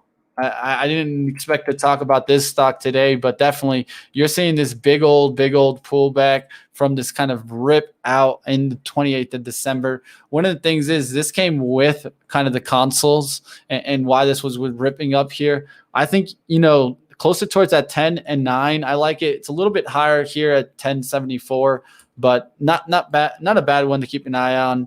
Zynga is one that I've been keeping an eye on for a while, ZYNG. So you guys can know that I'm keeping an eye on this one. I'm looking to see if it can dip down into the 9s before I get in this one. Looks like subs. This was an interesting one. ETF being mentioned here. This is a cool one. This is by my friends on at Round Hill. We've had them on multiple times, guys. I love these guys at Round Hill, and it's an interesting one. There's also a sports one that came out in this same kind of sector, so it'd be interesting to kind of follow. But one of the things that I like is this one's below when it opened up, so it definitely looks like an opportunity. I would like it closer towards this 1450. You got multiple areas here, but definitely it looks interesting, guys. 1-day chart. Let's take a look here. You got this multiple bottoms here near this 1420s. Let's see if it gets back towards 1450s. It looked interesting today with that little pullback and could start getting some drive there. All right, I want to keep running through here and roll on. What else? What's going on, guys? What's moving? Where's the big trader of the day? JetBlue on the dip. Let's take a look, Dan. Let's take a look. One thing I have been noticing is which one's going to do better, guys. All right, guys, I'll have a question for you guys in the chat. Put a 1 in the chat if you think the airlines will outdo the cruise lines. So put a 1 for the airlines, put a 2 for the cruise lines. Who's going to win the battle? Let's see in the chat. Let's see in the chat what we got there. All right, so this daily level is pulling back towards this 19. It doesn't look bad right now. I mean, it's kind of interesting. One thing I would point out, though, is that JetBlue has made that gap back up. And because of that, I think it just ran into resistance. So we need to start looking for some support and where it can really find support. Let's pull up a weekly, see if we can see it. And one of the things that I'd point out is just look at this kind of look right here, guys. So let's do an Alt-T here so we get a trend line. Let's draw out this trend line down here. And so one of the things I notice is that can we come back towards this level and kind of hold? So I'll be looking for this to come back closer towards this 18, kind of 18, 17 area. See if we can hold there and then come right back up through that 22 area where it really turned around. The high there was 21.73. So keep your eyes on JetBlue there. Looks like I'm seeing nothing but ones, and ones, guys. So I think, we know who's going to win that one. The battle is there. Maybe Jets. Maybe instead of going for one play, you look at the ETF here. Maybe we get this on this pullback. Maybe we get it closer towards 26, 24. But it's going to be on my radar, so definitely keep your eyes out on that. All right, going to keep rolling through here. What other plays are out there? Rick House is talking oil. Let me take a look at maybe a heat map, see what I see out there, and see if I can find maybe some other plays for us. All right, so I'm looking out there trying to find what's moving, what's getting up there today. So looks like, we got Microsoft up, Facebook up, Visa up, so some bigger names up. But I'm seeing the banks. The banks are taking a hit, guys. The banks are taking a hit. So let's take a look at some of those banks. Bank of America, let's take a look, see how the pullback's looking. And it looks like to me this is just, your classic pullback after a rip. And I mean, if you know anything about candles, that doesn't look like the best candle there, right there at the top, guys. So we'll see how these banks pull back. Interesting to see what is going to start making a move up. So ABT I'm seeing up. Let's see this healthcare facility. Let's see what's going on here.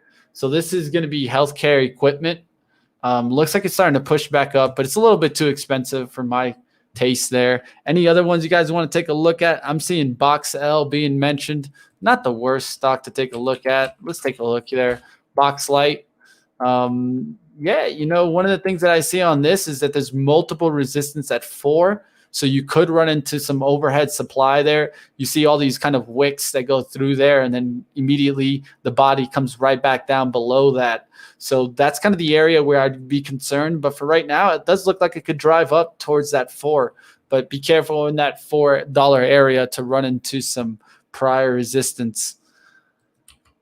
All right, so BFT is one that I do like. JG, I do like that chart, so I'm going to leave that one alone. But I will let you know that I do like that one. Let's keep running through here. Mara being mentioned by Isaac. I won't mention Mara, but I'll mention one in that area.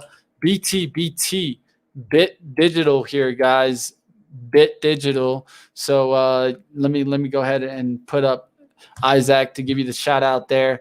So this is one that I'm interested in because I'm wondering if it's going to be able to hold this support. Let's go to the 1 day so we can see that support a little bit clearer here. And if you use Alt H, you're going to start. Let's draw this out here. This level right here. It's going to be interesting to me if we can hold this $16 level and then get right back up there and maybe towards the 20. We've had that push up, a pull back, a drive up, a pull back, a small drive up. Now we need to see some volume really get into this drive. One thing I would point out is the decreasing volume. And so if we look down at the volume, you see how that's decrease. Let's see if we can get a volume spike, another spike with that trend coming right back up, and that could give it some real drive. All right, so let's keep rolling through here, see what else we got here. All right, let's see what we got. What's the Cruise's ETF ticker? Man, I need to ask Spencer that. Spencer! He's in the back there. I need to wake him up a little bit. I'll ask him when he comes on. I honestly don't know an ETF in the cruise lines. I need to take a look at that. We'll take a look. All right, Mogo, my man, Ruel. All right, so, hey, let's take a look. Mogo is one that I actually brought up a couple of while ago. I was seeing this one approaching the resistance of 11, and I was wondering if it was going to be able to get above 11 and really hold. One thing that I would point out is just this kind of pattern, guys. So to me, you got this trend line that it was trying to get above. It came up above it, came below it, then finally held it. We pushed back up. It doesn't look that bad if we can hold the 10 on this pullback. That's going to really the big key for me. On that pullback, can we hold 10 and then kind of rip on right back up? That would be interesting for me, kind of to draw that out, kind of that look to see how it would look. It would be coming it back here, catching a bid there near 10, and then heading right back up there, guys. All right, so let's take a look at some other tickers, see what you got out there. What other tickers is there? I'm running through them. Where we got? What we got? The VIX. Come on, man. The VIX. Come on, dude. Come on. The VIX. This is in March time, man. Come on. All right, let's keep running through here. What other things we got? What other stocks you're taking a look at? Much love. Hit the hammer. Hammer down. Hit the like, guys. DMYD. Ooh, I got a tweet about this one. I saw some news out there that probably not focused on too much, but it was actually by someone that works for Genius Sports talking about that they would be used for all NCAA games. It's going to be an interesting one. Let me see if I can find my tweet right quick here, guys, so I could pull it up. I want to show you guys that tweet.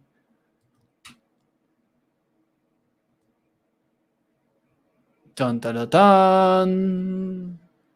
All right, there you go, guys. I got it pulled up here. So let me take a look here. All right, so right here, guys, you guys see Dave Petroff just confirmed that 100% of the NCAA Division I postseason basketball games will be scored on NCAA live stats this season. So in other words, Genius Sports getting at least a boost catalyst there, guys. That's DMYD.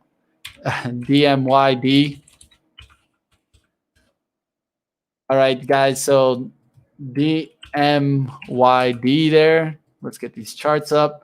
All right, so one of the things that I'm seeing is that bounce from 16. I really like that level now. Now that we got some support, some catalyst support, let's see if we can hold that level, get back up towards the high of 22. One thing that happens with these guys is that they don't last too long down here. Another one in the same sector that I'm keeping an eye on, it's 8ZON, guys. That one's been rumored with the sports radar. It's looking interesting, bouncing off that 1060. Will be interesting to keep an eye out on these movers. Okay, seeing some other tickers being mentioned here. Let's keep running. All I'm seeing is SPACs, but I don't want to talk any more SPACs. I got SPACs attacked for that. What other tickers you're looking at? Looks like Tiago talking about Apple. I'll take a look. Why not take a look, right? All right, guys. So I'm seeing Apple. Looks like that 120. It does not want to break it, guys. 120. Not want to break it. All right, so let's take a look at the weekly chart, see if we see any resist or support there at that 120. Looks like there's multiple supports touches right now in this last couple of weeks, but it's holding that 120 well. I think that 120 is kind of that line in the sand for you now. If it cracks that 120, I wouldn't like it because the next level down looks like 110s, 100s. But if it holds that 20, it could get right back up, pick up a bid around 130s, and then start driving towards that 150. It's going to be interesting to follow, but honestly, one that I don't stay up too much on, guys. I don't trade Apple too often, so I'll leave that one to you guys. An interesting one today, the Kansas City stock. I had a feeling it would come back down, but big news there, ripping back down. What other things we got out here? Looking like T-Doc. SPAC man, you want to talk about Sundial? Nah, man, that's not really my type of play there, man. That's just a little too cheap there. Why is tech selling off? That's going to be a good question for at the close. I can give my opinions, but I'll wait for the guys at the close to talk a little bit more on why they think tech could be in a sell-off period. All right, so it looks like other people are mentioning SOS hitting some resistance. Let's see on the day what's been moving the last hour. So one of the things I like to do is use like an hour filter. And so at least I can see what's been moving in the last hour, in the power hour, what's going on. Looks like a gamble up 4%. This chart's interesting, guys. Let's take a look at this chart here. Let's go on the 15-minute here. So, looks like that's getting a bid right there. That someone's pushing this one a little bit. Looks like there's been multiple resistance at that 18, drove up, pulled back multiple times, really started getting a bid here closer towards that 680 and through the 17s. Let's see, this one gives us a little bit of a pullback look, but definitely getting some momentum there. GMBL. Gotta love the gamble right there. Look like Screw Boss, loving that one. I'm taking a look at that one. That one's interesting. Not a bad play there. All right. I did see someone mention DKNG. I think that's still getting a little bit of a sympathy. Interesting ticker here being mentioned, BBBY. I'll tell you right now, guys, I got to start using my fiance radar a little bit more. So one of the things that I've seen, and let's take a look at the one daily here so that we can see this. I'm starting to get my fiance asking about candles and different items like that. And so to me, hey, you never know. This one looks interesting. It has multiple bottoms there at that 30. I think you could use that to go off of.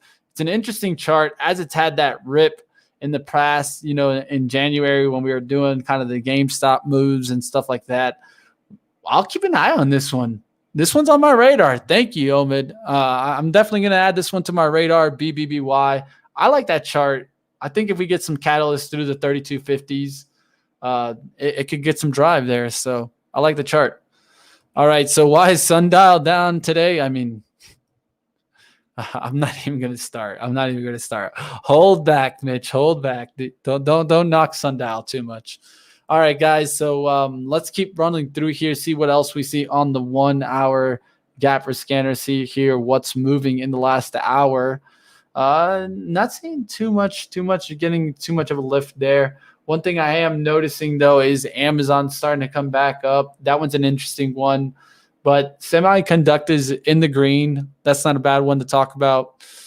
APO, not a bad one. What's going on, guys? How we doing out there? Let's find something else. Where's the move? So one that I want to talk about, guys, HOL, guys. So HOL, I'm going to be talking about this one because of the Cathy Wood Space ETF that should be coming out soon. I'm keeping this one on radar, guys. Another one that I'm keeping on radar, guys, is NPA. NPA is also a SPAC that I'll keep on radar because of this. And the chart looks interesting. I know Joel's back out there. He's getting ready for the show, but I think if he saw this chart, he would tell me the same. At least you got a number in the line in the sand and something to go off of. And the chart doesn't look that bad. I'm going to be interested in NPA in the next couple of days to keep an eye on it, and we'll see. Another one that I'd give a little background story to, one that we've had on SPACs Attack, is Arrival, which is CIIC here. It is interesting because it has been mentioned with USPS. And so I'm thinking maybe you never know. You never know what could happen with that electric kind of UPS vehicles, USPS vehicles. I know they reintroduced their van, so it's going to be one to watch as we keep moving forward. But it looks like it's time for 3:30. You already know, guys, I tried to get through as many stocks as I could there, but it's time for At the Close. It's time to get started. Get pumped. Hit some likes in there. Let us know if you guys want to see At the Close, baby. All right, it is time for pre-market prep at the close.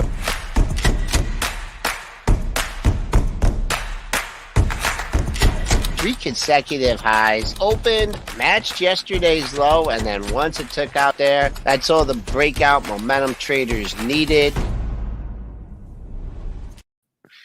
You're probably in a pretty good mood today, Joel, I would think. You're excited. You got the nerves. You got the excitement of basketball tonight. You've got the feel good emotions of a market that's pretty up pretty much across the board. You're probably feeling pretty good, I would think. Yeah, I mean, you and I are the only 2 Big Ten teams left in the tournament. I don't know. Yeah. Right? We've yet to play our second round game, but very good day in the market here. We have tailed off the high a little bit. Not much hesitation at the open. They had a little dip to 0350. Wait. Show us those charts. Show us those charts. Show us That's those right. charts. Got nowhere near you missed the close by about $4. Chopped around a little bit, but once you cleared that pre-market high, was pretty much clear sailing. Now, we didn't get up to our all-time closing high. That's up at 63.50. Maybe we can do that tomorrow. But we did get up to 44.5. Don't have anything up there, folks. And now we've tailed off a little bit, maybe a little profit taking here into the close. But overall, after the week close on Friday, pretty good day in the markets. Let's look at crude. Crude's flat here, up 2 cents at 61.46. Let's take a look at that crude chart here. We did get, boom, over 60. Was that over 67? Pulled back under 60 and trying to retake some of that move. Gold gave back some of those gains. That's down $1.90 at 17.39.80. Silver down 48 cents at 25.84. And Bitcoin down $3,160, $55,815, and keeping a real close eye on 55K there. That's been support really over the last 2 weeks. We are on it now. So Bitcoin traders, whether you're trading the cash or the futures, keep an eye on that 55K. Spencer? Joe, we've got ourselves a pretty strong, wide-ranging rally. I mean, a lot of it is tech. You look at what's the greenest of the green today, and Apple and Tesla are leading the way today. Tesla's up 5%. Yep. Apple's up 3%. Microsoft's up 2.5%. So it's nothing to sneeze at there. Same with Facebook, but the big guns are leading us higher. Yeah, I mean, we talk about tech, right? And we need the big components. They still are the big components in the index. But quick question here for you, Spencer. Out of all the growth tech, out of the all-time, flying high tech, which one has had a little bit of a choppy year, but man, it's might be closer to all-time highs than anything else? Which one of those big guns you think I'm talking about? Choppy year. Choppy January, choppy year. February. Just caught a major bid. Probably Facebook. Yeah, it is. Yep. The pre-market. Prior to the last 2 weeks, it had done a whole lot of nothing. Yeah, look at that. That is the pre-market prep stock of the day. Just looked at that one for Chubbs. I mean, really, you see where we're at the beginning of the year. Sold off in January, tried to rally, came down. And this is a rare pattern you see in a big stock like this. Forget about these two lows. You had 11 consecutive lows between 53.5 and 57.5. And then you had all the highs well defined in that area too. Then you broke out. It's getting back up. I looked at, there was a high up at 97 and change. We got the 99.70. So could be a little bit of tough sledding up to that all-time high. This actually made its all-time high in August. So Facebook, leading the way here. And it's not really something that we really haven't talked about it a lot. I remember that talking about it here on this breakout day. Yep. But there you go. So, I wouldn't get too worried yet until, I don't know if it's going to be as well-defined top. I mean, look at that, over 11 sessions. So just wanted to bring up that Facebook chart for you all. And it's not just the big tech like FANG. It's also look at the semis today. You can go to an ETF or just the usual suspects like NVIDIA and Qualcomm. All of them. The point is they're all up today. We've been talking look at about that. This shortage. I saw that Ford is cutting shifts at one of their plants because there's not enough semiconductors to go around, and the whole chip sector is hot today. Yep. NVIDIA, man, this thing is volatile. Keeping an eye on 540. We didn't get that yet, hit that yet today. That was a high, I believe, from last week. My favorite, Intel. I've been in Intel for a while, and I'm liking that. Climbing back. Had to gap up with the new CEO. Spencer barely won his bet. It came down and filled the gap, and I like this one. This is a holder for me. I'm not going to be looking at this one for a while. Good. What are the other chip stocks doing? Qualcomm. You can look at AVGO. Oh yeah, AVGO. Let's talk about that for a second. Well, that one's having a lackluster day, I think, compared to. Well, it had the big goose on Friday, right? Remember? It had the imbalances on the close. So it's we mentioned that this morning. Yeah. Yep, we talked about that this morning. So your old leaders are emerging today as leading the market higher. Yep. You could see the chips are weighing. I saw Ford is not really participating today. Good support at 1250. I saw GM was getting hit a little bit, but that made new all-time high last week. A little bit of a healthy pullback. What other stuff is related to the chip stocks? To the chip stocks? Yeah. You can go to Texas Instruments if you wanted to. GXN. You could go to Micron. I mean, they're all up. That's the point. They're all. That's the point. Oh, new all-time high for Texas Instruments, huh? Is it really? Kids must be, look at that. Kids buying calculators to go back to school, right? There's no way because those things last forever. So you buy one and you're set for life, right? Exactly. And what else? All right, let's move on to some things that aren't doing so well. Like what? The banks? Yep. The banks are getting hit today. Yeah. TLT's up. Your inverse correlation there. Yep. But I mean, let's just look at it in the proper perspective. I mean, Sure. JP Morgan got over 160 last week, right? So a little 3-day pullback. I can't really call where it's at support right now, but you do have a pair of lows under 150. Let's see where those lows come in at. 147. Let's call it 148.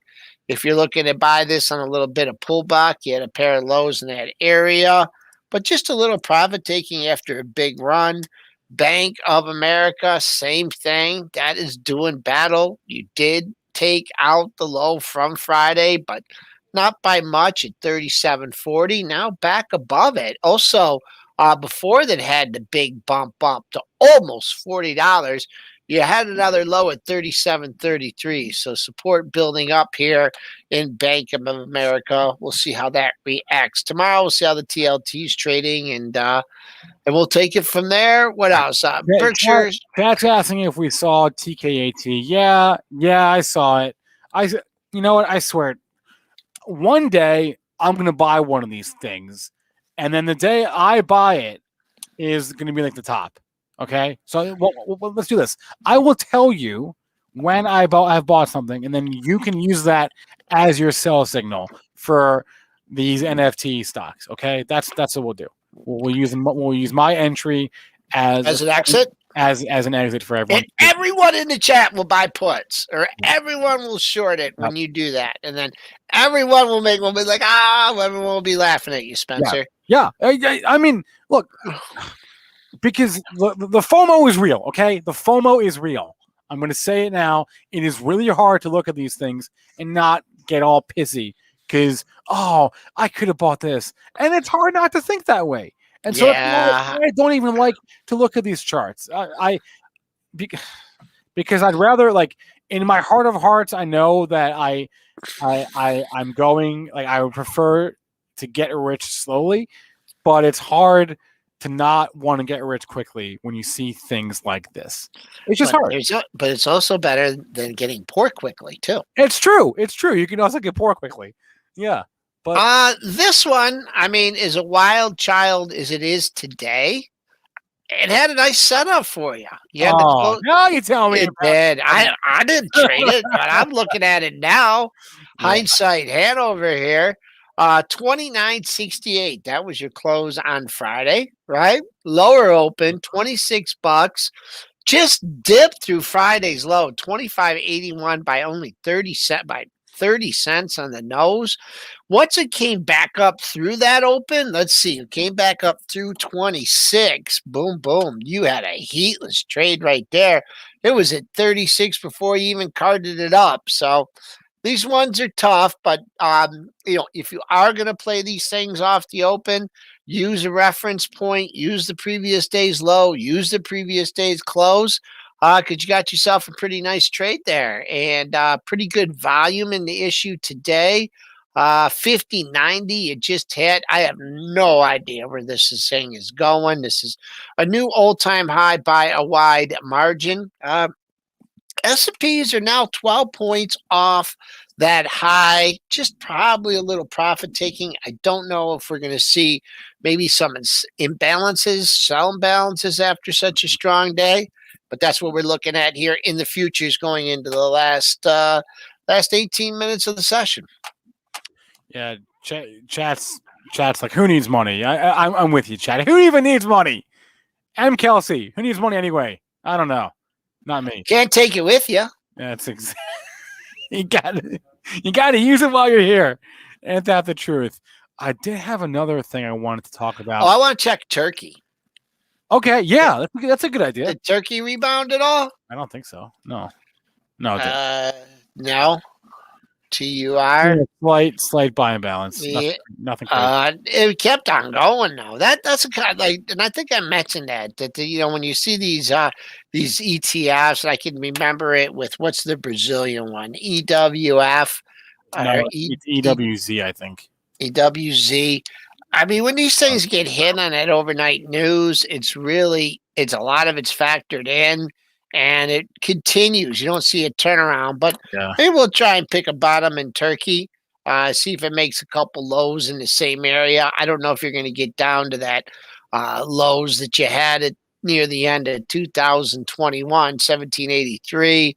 We did mention 2270 as a monthly low. Where did you get today? Today you got the 2272. So not bad. Temporary support. S&P's trying to close over 3930, but they're just kind of walking it down in here into the close. Ah, that's a bummer. Chat saying that Elgin Baylor passed away. I heard that. I didn't know that. That's a huge bummer. You know what? I haven't made a YOLO trade for several months. I might just do one on XPEV. They're doing this. They're in the midst of this publicity stunt where they're basically there's like a fleet of their cars and they're driving them across China, like 2,200 miles across China.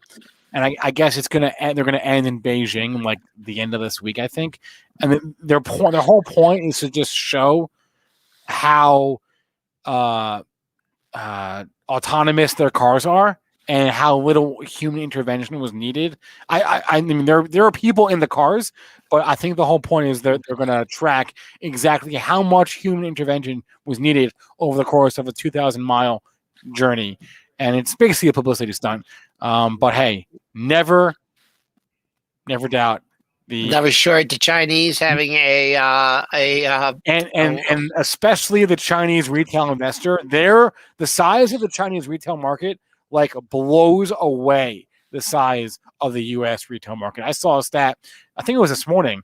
So Alibaba, right, they're doing their IPO right in Hong Kong, and you mean Baidu? Yeah, Baidu. That's right. Sorry, okay. And their IPO among retail investors was like 1,000% oversubscribed. Right, the Chinese retail market is huge, and we've got this big PR stunt with XPEV, and they're doing this cross-country trip using their cars, and they're beautiful, and they're great, and they're autonomous.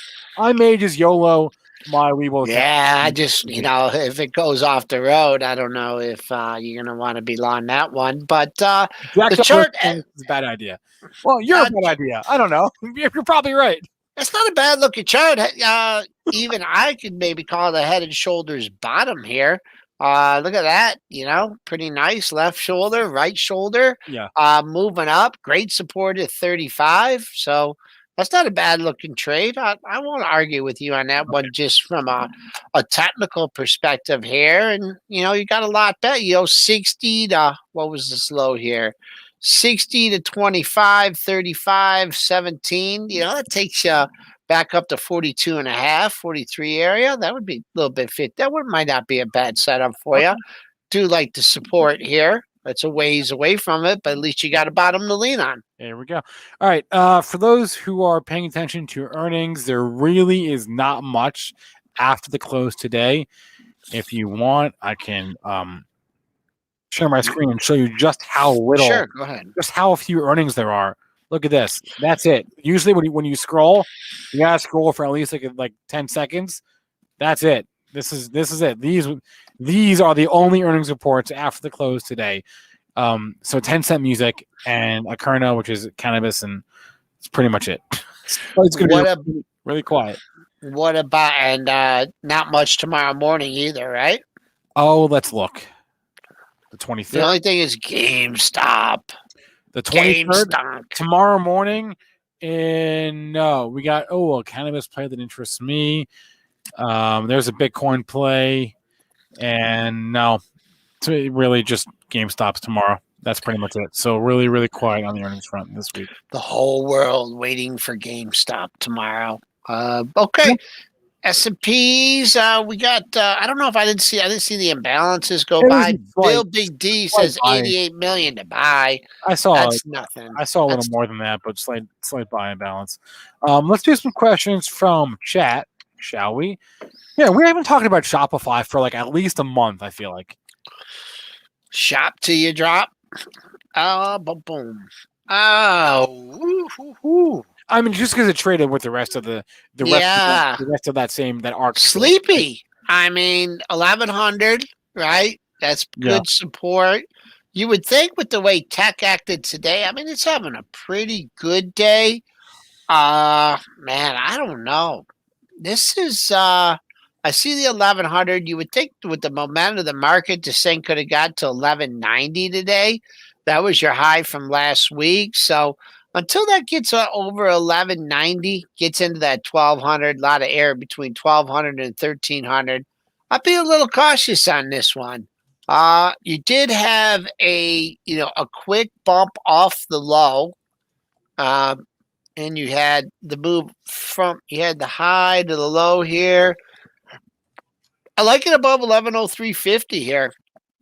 And actually you have three lows right around 11. Let's call it 1110. So pretty good support there. Shopify hanging in there. Like to see it get into the 1200 handle. You know what's interesting? If you go to the railroads, and we'll go back to Chet in a second, but if you go to the railroads, so CP, which is the company that is buying Kansas City Southern, is traded down all day, and so Kansas City Southern's going with that. But if you go to the other ones like CSX, right? They really gave you a chance. Those things held up the entirety of the pre-market right into the open.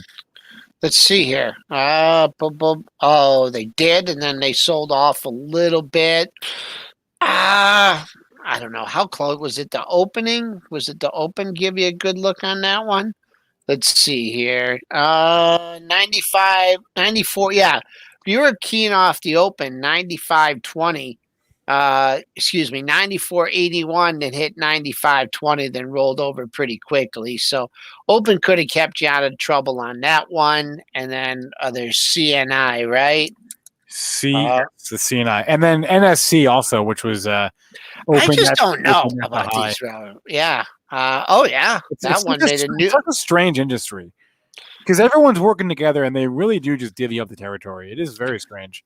It's monopolistic in a way. There's like four. Yeah. Now there's going to be less, right? Now there's going to be three. Let's go back to the chat. Omid is asking about Solar Edge, SEDG. I mean, I know Tan got schlossed last week, but how did Solar Edge do? You want to see this bust over 300. It's not having a bad day. Made that low under 240. These are rebounding. They just seem like they're pausing here in the rebound. Had the quick sprint from 230 to 300. Came back nicely into that 265 area, which is about halfway back, getting another leg up. Let's see if we can punch into 300 and stay there. Your high from last Monday, a week ago Monday, 303.40, so a little bit over 300. But yeah, had the extended pullback off the all-time high in January. Things got a little bit done. Pullback. It's just these moves, like the second time that happens, it's just different, right? You had this move off the election, the rally, the pause. And the reason is there's people stuck from long above, right? Break off the high, rally back, looked like we were going back to 380. And now, there's just people that are either long from much lower prices trying to get out, or they're people that just never participated, got long in, let's say, 240, 260 area. They could care less whether it goes back to new all-time highs. They just taking their profit target. And right now, that 303.40 looks like the longer it takes to get over there, I think you might roll over a little bit, but still looking 2 good days in a row after a bad day on Thursday. Zach T asked about skills. Zach T, they priced in a secondary offering last week at $24. So I can't tell you if it's going up, but I can tell you that you've got at least a floor at $24. Yeah, you do. And they tend to react off that. The low, what was the low from last week? 23.65, pretty good pricing. What was that stock that really submarine people with an offering, and it was at 22? There's been so was many. it Clean Spark? That sounds like it could have been Clean Spark. Yeah. Yep. That Yeah. offering price got under 22, 21.66 and rallying nicely. So we talk about those. Yep. Thank you, James. We talk about those being floors. S&P's totally different character, folks, here since we started the show. S&P's are not cooperating here going into the close. That stair-step rally is now eroding here.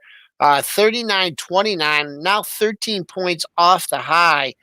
So we'll see if we can get one more spurt into the close, but that buy balance not meaning much today. Well, Coupon Boy is saying it flipped to a sell balance. So okay. I mean, if you think about from where we were this overnight in the overnight session, I mean, we were 10 points off the low from last week. You had the 4 a.m. rally. And then, the good rally overnight. So coming off an expiration, maybe folks that held into the expiration and didn't like that price action, lightening up here. But still looks like it's going to be a good day in the market. Still up nearly 30 handles at 39.29.75. Samborski, TAPM, we're not going to look at that. It is a market cap that is too small.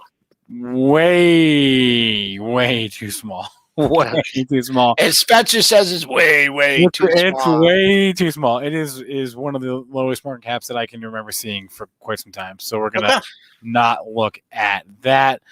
How is Bed Bath & Beyond doing? Oh man, that's a good question. I haven't looked at that one for like a couple weeks. Triple BY. I mean, we haven't been talking Reddit much. Oh, that's interesting. It's kind of stuck up on you. Yeah. GameStop has obviously done its own thing, but Bed Bath & Beyond is like a less volatile version of GameStop. Right. Boom. And I don't know. This looks like I just would keep it. Look at that short, though. That doesn't look that bad. It doesn't look that bad. I see the spike to 33.33 last week. Okay. You didn't get there today. Looks where you at? You're trading 31.77. Forget about that 33 high from last week. What our traders will focus on tomorrow is Friday and Monday's high. Pair of highs, 32.14, 32.20. So there's what you need to get back up. Step down seller from 33. But you also have a great number on the downside. 4 out of the last 5 lows between 30.30 and 30.60. Friday's low, 30.30.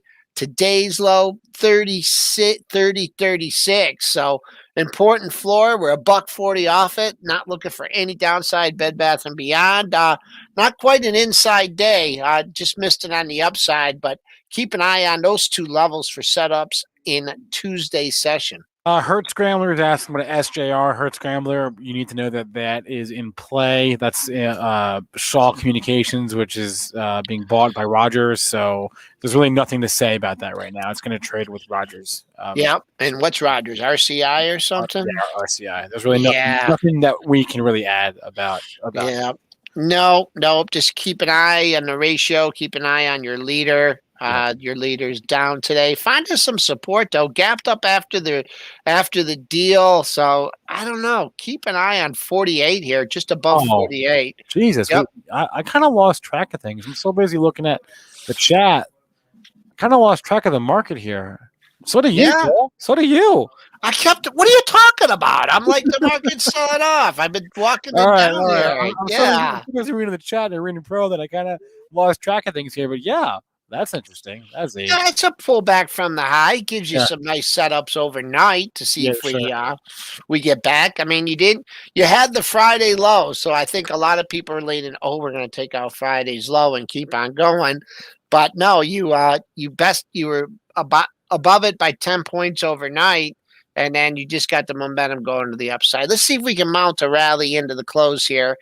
3 minutes left in the session. Yeah, I mean everything is pretty much still the way it was. It's just less so. Like tech is less up, right? Banks are. You know what? I was talking about Facebook, and I said no signs of institutions looking to exit, but that's a spike high, $6 off the low. keep an eye on today's close, folks. If you're trading Facebook, you had a nice close. The high close in the move was yesterday, 290.11. You're improving on that today by 293, wherever we close here, 293.50, 293.60.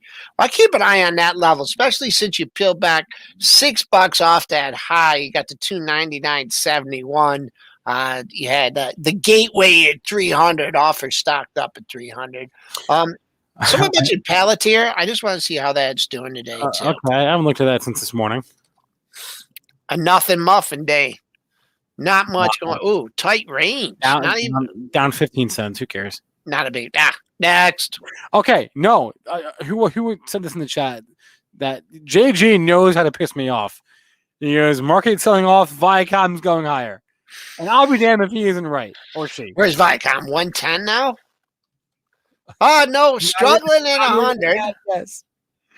Let's take a look at this is interesting, folks. I'd keep an eye on this watershed $100 mark. Made an all-time high last week, 101.97.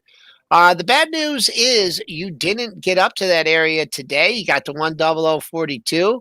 But the good news is you're posting a new all-time closing high on the move by $3. But here's the fly in the ointment on this one, folks. Big drop off in volume. I mean, this thing hasn't traded under 10 million. Ding, ding, ding, ding. I don't know. This is just a little bump on it's over 10 million now. So a big block on the close. Keep an eye on that 10034 for light volume day. So you just could have had, one buyer, maybe some short puking it out, and then people exiting it. But the low volume day on a big jump, we'll keep an eye on that. Close 10034. All right, what's the final tally? How do we close today? Boom. We are up 31.75, 39.31.50, up 32. Good day, 12 points off the high. We'll keep an eye on that overnight, 39.44.50. Really didn't have anything in that area. So keep an eye on that. That'll be the gateway. Our all-time high, believe it or not, was made last Thursday at 39.78.50. All-time closing high made on Wednesday at 63.50. So those are our targets on the upside if the rally continues. All right, if we start to pull back here, I don't know. This is going to be tough. I've got a weekly number at 39.20. Joel, I have 3 words for you, all right? Michigan. All right. James Earl Jones, we got to win. I'm cut off today. I'm cut off. And go Terps. Even though your coach tried to pick a fight with our coach. There is a chance that neither Joel or myself show up to work tomorrow. We will see. No. we will What do you show up to work? What am I going to do? I mean, it's true. pretty hard to find me if I don't come to work. I'm either upstairs or downstairs. So that's true. All right. Everyone, good have a good luck night. tonight. Good luck to your Wolverines, and we'll see you tomorrow, Joel. Go Blue. All right. Okay. That's closing the bell. We're done. But I want to hang out still. The show must go on, and so I'm going to bring on one of my favorite Benzinga personalities. He's at Dyslexic Invest, Drew Levine, and we'll get Mitch back on in a second as well. So we've got the Cannabis Insider show at 4:30, but we really want to keep this 4 o'clock to 4:30 slot open because you never know when crazy shit's gonna go down, and we want to be like open and available for that crazy shit. So Drew, what's up, man? How we doing? I'm doing fabulous myself. How about yourself, Spencer? Wait, where did the handle come from? Dyslexic Invest. So I am dyslexic. So I'm sorry. I didn't mean to laugh. It's just like, I didn't realize you made fun of yourself there. All right. Yeah, you can laugh all you want. I like to laugh at it. All right. And I like to invest, right? So I think it's something unique. That must be a Kind of, nightmare for tickers, I bet. What'd you say? Is that like a nightmare for tickers? It can be a little bit confusing sometimes. There's been some mistakes to say the least. It has been. Oh no! Practice makes perfect, right? Oh man, you gotta have hotkeys to avoid that. Just like hotkey, this hotkey is Apple. This hotkey is Tesla, and not TLSA is the other one. But okay. So Drew, you're an active trader and investor. What have you been doing? What did you see out there today? Did anything cross your radar enough to make a trade on, or what? Yeah, I did not pull the trigger on anything today. I'm kind of sitting tight on a few positions right now, just trying to see how they bounce back with tech. I'm a very growth-minded individual, I would say. Okay. So Palantir, I've been sitting a pretty big position on. That is my biggest position. But something buy high, sell low, just like investing. I mean, sometimes it does happen, but some big growth names that I know Jonah Lupton really likes, and he was on the show. I've been following them ever since he came on. And DermTech and Celsius, two names that are really showing. What the hell are those? Wait, what are those tickers? I don't know those. Yeah, so Celsius is CELH. That one I do know. Okay. And DermTech is DMTK. DMTK, DermTech. What is this? It is okay, so it's not crazy. It's $1.5 billion market cap. So that's not nothing. Still, I guess technically a small cap, but that's not insane. All right, let's pull up a chart.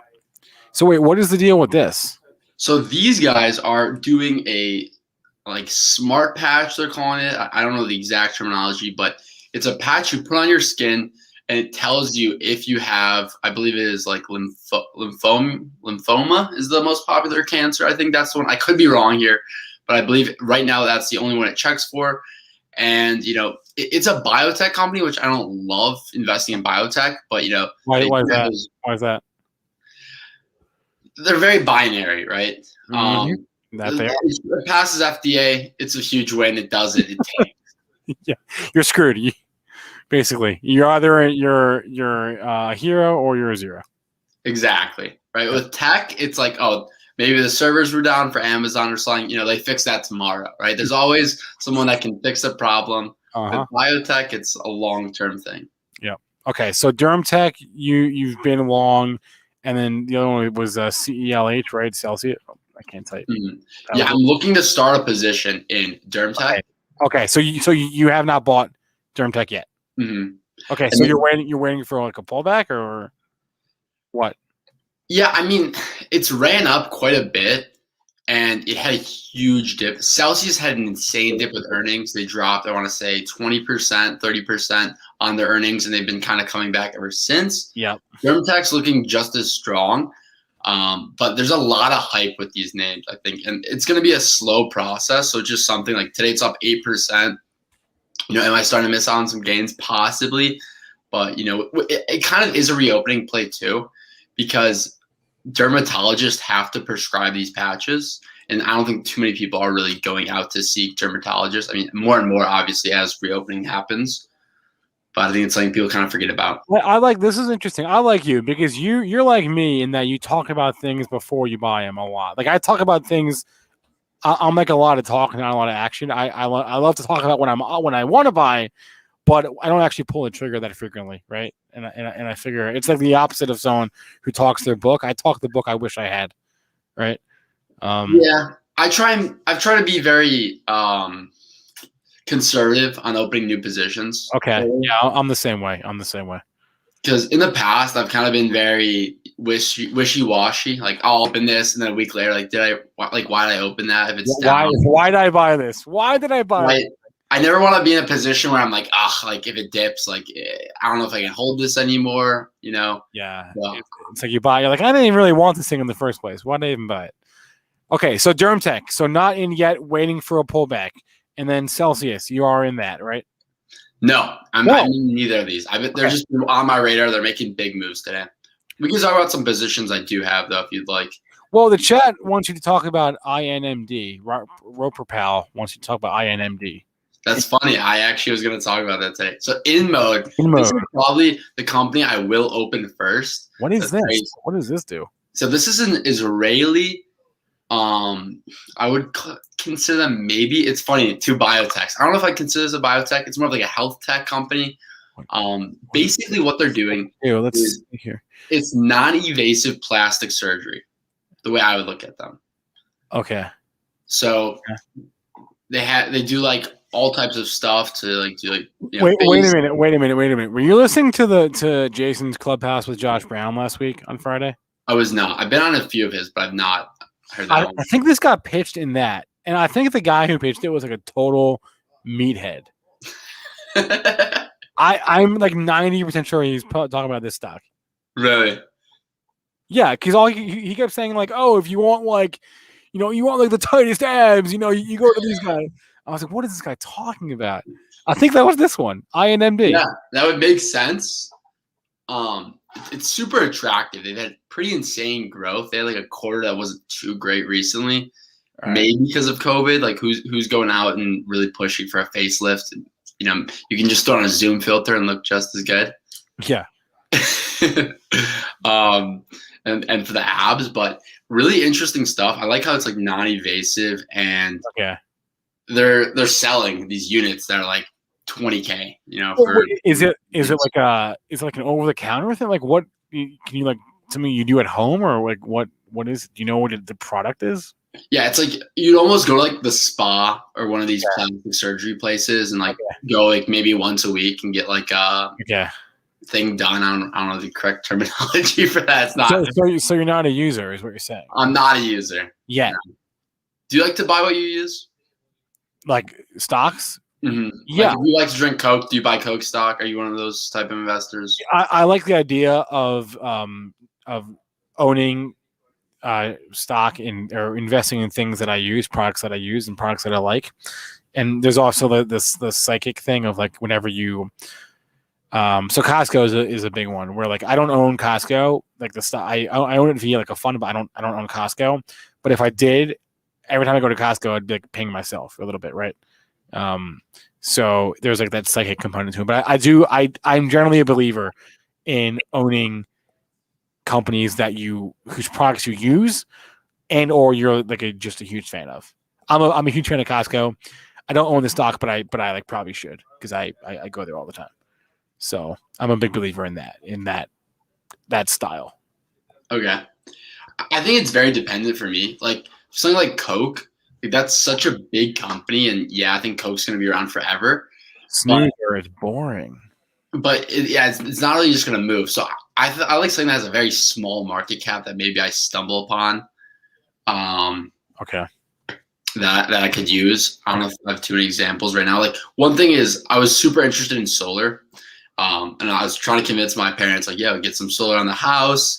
And I was just doing super, like, a lot of research in the industry. And that got me onto Enphase. So, like, that's also a really, I looked at the company, saw that they're having pretty significant growth. They're pulling back here. I opened the position at 130, kind of as they started to run up. Where was that? Was that last year? It was 2020. Yeah. I just opened a position there. So okay. So how do you approach this now? So you're up pretty big, right? You bought the stock at 130, right? What was this the end of it must have been the end of last year, right? Yeah. I mean, I'm not huge. It was at 200. But I don't really care. I think they've had insane growth. They're working on a battery product right now. Revenue is great. And I don't want to be wrong here. I'm pretty sure they've had positive earnings for the last year. Well, let's check. Let's go to the earnings. Let's go to ENPH. Just see, we can compare Q4 last quarter, 51 cents per share, 39 cents per share, 4 cents a share. You go back to all the Q4s. Yeah. I mean, it's certainly growing year over year. No doubt about that. The earnings, what about the revenue? 204 versus 210 versus 78. Yeah, they're growing. Top and bottom line, they're growing. Yeah. I mean, the EPS number is a joke, right? This is a company that's stock is currently worth $150 and earnings per share is 50 cents. No one's buying it for EPS, but the rev growth is obviously the reason why I liked it. Right. And I just think solar is super interesting just because I think I'm not a big fan of oil, and I just kind of see solar just really coming in. People in California are super, into that. Their energy prices are super high, and they have a ton of sun, so it works out there really well. And with Biden possibly opening up some type of more, the Green New Deal stuff. Sure. Well, if that happens. If that happens, yeah. It's weird. Nothing, no talk there. Let me just do a couple headlines here. Let's go to our news feed, look at what the news desk is doing for the last few minutes while we've been on the stream. So we had Tencent Music earnings. They were out. Let's look at that real fast. TME, it's the only earnings report that I really care about today. Earnings per share, or ADS, that's what share is. It's just American Depository Share. 11 cents versus a 12-cent estimate. Sales $1.28 billion, which is in line. I don't know why it says missed there. It is in line with the estimate there. They also announced a multi-year strategic deal with Warner Music. Okay. That's enough of the headlines. What about the chart? What is the stock doing? TME. Anything we care about? Let's go to a 15-minute chart. No, let's go to a 1-minute chart and see what it's doing after hours. Oh, we got some vol. We got some volatility. All right, I don't hate that. So what did we close at? We closed at 30.87. We got down to as low as 28.70, as high as 31.80, and we're right kind of in the middle. We're right pretty much at where we closed at right now. So all that just to come back to where we closed at is all right. That's the initial reaction there. Conference call. Wow, late. Conference call not scheduled until 8 p.m. tonight. So very, very late conference call. If anyone is interested in Tencent Music. Any other headlines that we've seen that are interesting for the past few minutes since the close? Let's go to the newsfeed and see. Another every day there's more offerings, I swear. VRCA, there's an offering, no term is disclosed. So that'll probably trade down, if not tonight, then tomorrow. What else do we see? Spartan Naps, their shares retiring. Don't really care. It's a big offering on MP. On what? MP. MP, yeah, there it is. 8 million share offering via selling shareholders. Okay, so not dilution. No dilution there. The offering is via. So somebody wants out, and they went to the company. They're like, we want out. And they're like, all right, we will sell your shares to the open market. So that being said, MP, let's take a look at the board. Oh, interesting. It is trading down, but it really shouldn't, though, because that's not dilution. They're not creating new shares. It's just somebody's selling to somebody else. That's what being selling shareholders means, to my knowledge. That's weird. It's down 5%. So either I'm wrong, or there's something else here, or the market is being stupid. I guess all three things are possible. But yeah, I think it's just the algos jumping on first the headline, but not understanding what. That's probably they probably see here. You know what? Let's look straight to the. I bet you it's in the PR. Let's look at the PR. I bet you we can see. So, MP in the headline though. Green convertible senior note offering, and then there's another one that they proposed public offering of common stock by selling stockholders. Let's just skim the headline, the PR here. Anything? I don't know. That's weird. If Chad has a better idea of why it would trade down, holler at you, at your boy. But the way I interpret that headline is they're not creating new shares out of thin air. So I don't really see a reason why the stock would trade down. Plus, we haven't really seen stocks trade down with some exceptions. We haven't really seen stocks trade down too much on offerings, I feel like, just anecdotally. But good catch, Mitch. MP Materials. What else do we see? That was out a few moments ago. Let's skim the headlines real fast. See if anything catches our eye. There is the MP headline. White House officials to meet with energy industry executives ahead of a climate and infrastructure plan. Okay, don't really care. No, not much. Really, really quiet after our session today. Super quiet. Not much on the headline front, which is kind of a bummer for us. Uh-oh. Oh, what's this? What's this? NFTs, I'm calling it. Uh-oh. Wait, you're calling NFTs? Is that what you said? Yeah, Kodak's going to make an NFT play. I'm calling Kodak is starting to move there. What is this? Do Control F, NFT. Nope. Nah. Control F, none. Nope. Back to the chart. Forget the headline. Forget the company. To the chart we go. Oh, my goodness. What is it? It's freaking stock. It'll never die. It'll never die. ever. All right, it's off the highs now, so it's dying a little bit. But the pop and drop right there. yeah. I don't know how to interpret that headline. Traders circulate a company blog post. Online printers group commits to Kodak on a mammoth scale. This is a sell the rip thing. Don't, please, for the love of God, people, do not chase this thing up $1 in the after-hour session. What are you doing? What are you doing? How high did this get? 9 something. 914.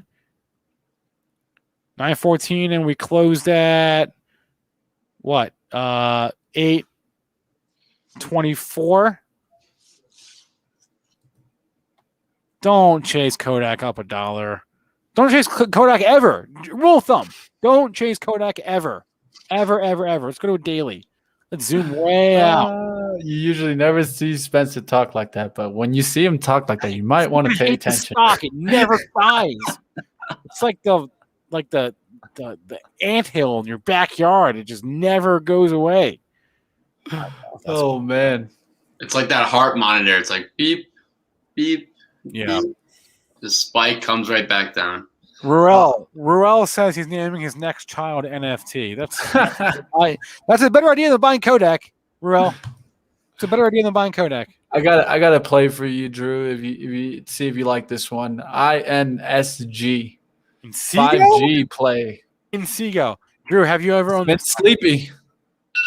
I'll be full disclosure. I just got in today, guys. Okay. Just got in today. I have owned the stock. I do not own it anymore. But I owned this stock. I'll show you when I owned it from. I owned it from like early 2019, I think, or late 2018, somewhere in that window. Somewhere around $3. I brought in $3, and I sold it last spring. It got punished with COVID. It came all the way back, and then around the end of April, early May, I was like, "Oh, this is silliness." So I sold at 12, and I'm out.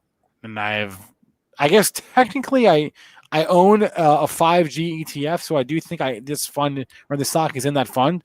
But I played the stock by itself for a year, had some fun. Don't own it. It's been a Matt Kolb favorite, who's a friend of the program, friend of Benzinga. He's been pounding the table on this thing. He's a value guy, but this thing, I mean, you can see it was 20. It just gave back a year's worth of gains, basically, in the last couple of months. So, what do you think, Drew? Yay or nay? Technically, like what made you want to buy this? Technicals, fundamentals? I use all three. So, story, technicals, fundamentals. What do you like about it? What do you don't like? I mean, I like how it just sold off. It's kind of chilling at some support here. I mean, it could possibly come a little bit lower. I don't know. It did dip. But I don't know. I got to read up on the fundamentals. I mean, 5G is definitely hot. Looks good fundamentally. And it should be interesting to kind of see how infrastructure changes. We had the guy who runs one of the biggest 5G ETFs on earlier. Oh, wait. Can I interrupt you, Drew? I was trying to get the Via. Can I interrupt you, Drew? I'm interrupting you, Drew. I'm sorry. Viacom CPS. Oh, my God. These. You're sleeping. You're sleeping. $2 billion. $1 billion.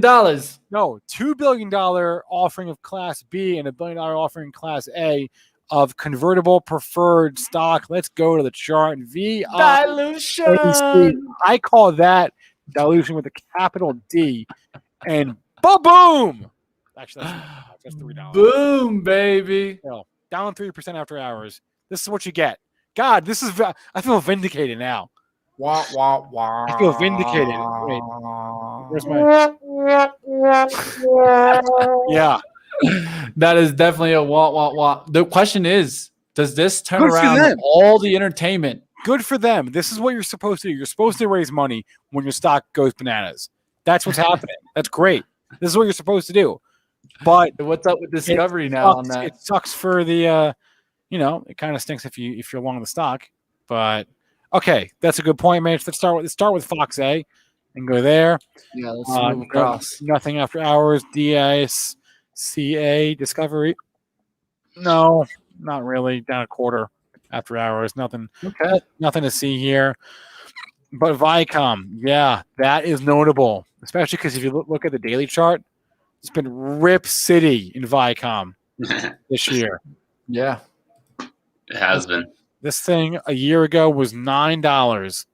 A year ago today, it was $8, and now it is 90. It just closed at $97, and now it's at what? 90? Entertainment, man, entertainment. You got to keep your eye on that. Okay. Jason B has a question. Yeah, I was going to answer that actually. Jason, it's okay that's not an ETF question. We're not just ETF people. I mean, I do an ETF show, but we do all sorts of things. AVEO just announced an offering. Yeah, I was going to talk about it. I still believe in the company, but offerings are bad, right? Do I stick with it or wait and buy in cheaper? To answer I'll let you answer this, but I just want to say before we go to him, offerings are not bad per se, right? It's not a bad thing. All it means is you're being diluted a little bit, right? You own a little bit less of the company now that they did an offering. Now, I don't know how big their offering was. We can go look it up in Benzinga Pro. The size, the price. They announced it just today, a 5 million share offering. No pricing yet, which means I'll probably price it like tomorrow or the next day. Okay. It's not bad per se. It just means you own it less. Drew, what do you think? Yeah, I was going to kind of say something similar there. It really depends on what the company does. I know Mitch is one of his favorite companies, Genius. They love to click that button. And they've been all right? I mean, they've had some ups, they've had some downs. Yeah. But you got to think when they dilute, they're getting something in return, and that's cold, hard cash. Which, if they get in it for a good price, that actually could be very beneficial, right? You don't want a company like Aurora Cannabis that dilutes to a ridiculous amount. But, if the company has to dilute here and there just to raise some cash and, get some things going in the pipeline, right? Not terrible, right? That's a great point, Drew. Like, ask yourself, why are they doing the offering? An offering is just a way to raise money, right? So why are you raising money? Are you raising money because you need it? Because that's not a good spot to be in. But are you raising money because you can?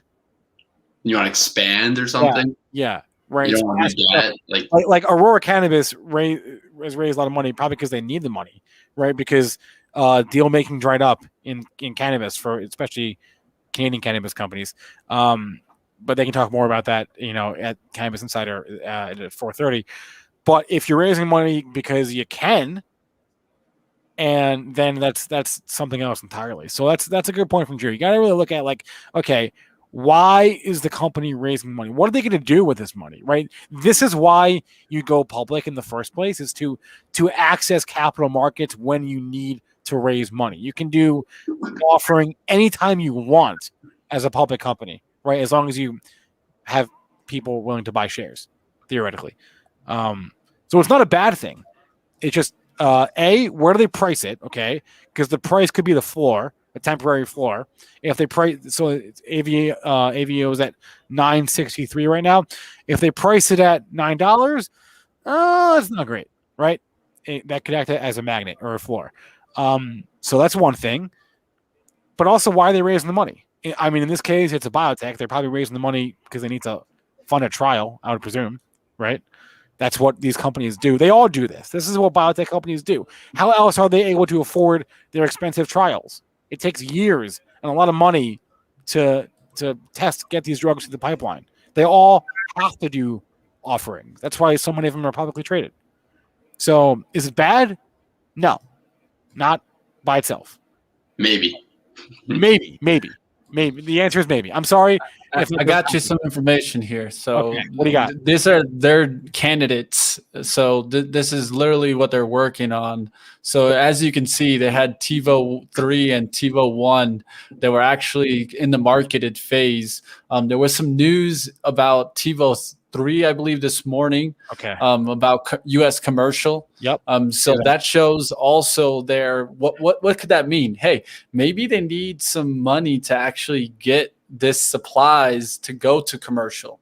Right. So that could be one of the reasons why this offering could have came into play. I mean, that's what Jason it just goes to shows. Yeah, that's a great point, Mitch. That's exactly I don't know where you found that, but wherever you did, that was fantastic. That's exactly what Jason B is saying in chat. So in this particular case, neither of us, all three of us, don't really know anything about this company fundamentally, but in this case, it doesn't seem like it's that bad. It's not a death sentence, right? In this case, it just on the surface, it seems logical.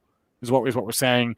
This doesn't seem like a company that is raising money because they literally need to fund their operations for tomorrow. That's not it's not that kind of offering.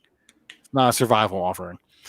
Appreciate the love, Jason. Drew Levine, aka Dyslexic Invest.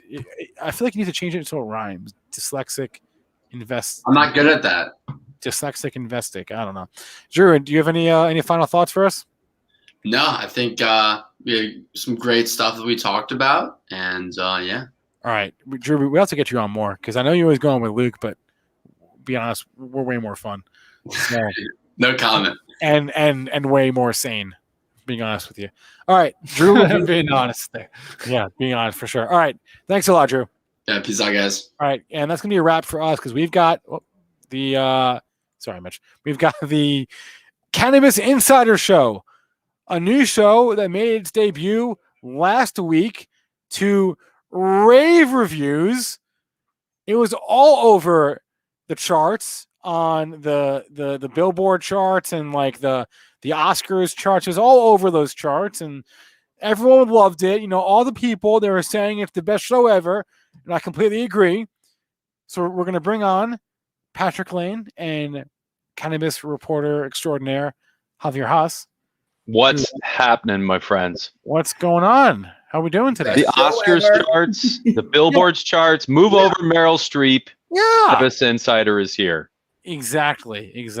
Oh, now it's a party. Yeah, I got questions all day about cannabis. You know what I told them?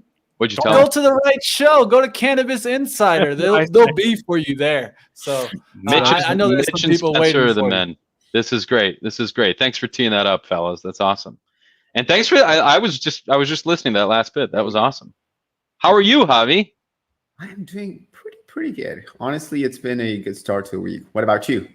About the same, man. About the same. It's beautiful weather here in Michigan today. It's like 65, 66 degrees. So my God, it is like sun's out, guns out over here is what it feels like. It's awesome. Finally, Michigan realized spring is here. Yes, thankfully. Less than a month away from 420, and I think it's time for our introduction. Let's do it. Roll it.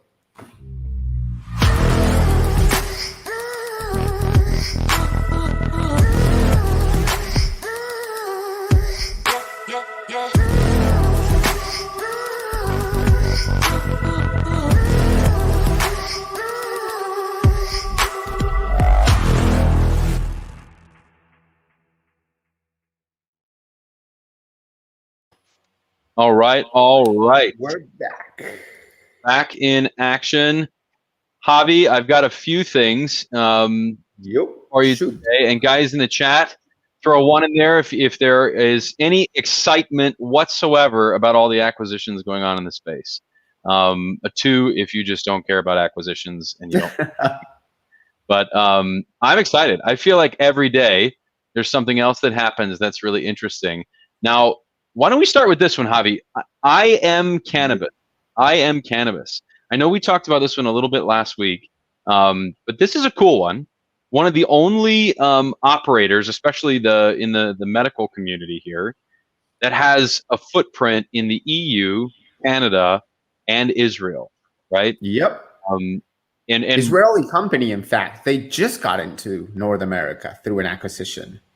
Yeah, well, and you have to applaud that, right? Because especially in this industry, it certainly seems like the footprint is the number one thing. Doesn't matter if it's retail or clinics or brands, right? A lot of different ways to achieve what that footprint looks like. But yeah, you got to applaud those guys. Those are 3 hefty markets to have a foothold in. And here's something interesting. It's one of the very few, non-North American cannabis companies now acquiring a big footprint or some kind of big operation in North America, right? That's we right. haven't seen many Israeli companies get into the US.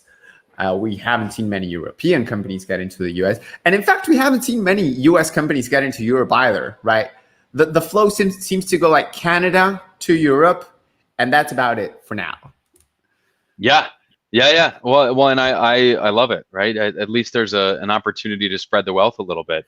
We got a question about CBDD, or maybe it wasn't a question. Maybe it's just a little pumping there. The stock's at 2 cents. They're on the OTC. Looks like a market cap of around just under 2 million. Yeah, I don't know. What's to know about CBDD. We had a few questions about it in the past. CBD of Denver, I believe, is a company. We are not a fan of small penny stocks. Not to say that CBDD is or isn't great. Just the level of disclosure for smaller companies isn't usually massive. Not a lot to go on. But I think we need to do our homework. So that's the first thing. Let's put that one on. We'll look into that one. We'll get back to you. Thank you, Jason, for that one. Yeah, go ahead, man. No, not at all. I mean, going back to IMCC for a little bit, IM Cannabis, right? We were talking about this acquisition they made. They paid 101 million Canadian dollars to acquire Tricom Financial, right? So that says a lot. Oh, beautiful. We got the chart there. Thank you, Aaron. Kind of the chart there. We'll take it. So they started trading on the NASDAQ very recently through a SPAC deal. So that's why we don't have so much info or extremely high volumes yet, just because it's a relatively new stock.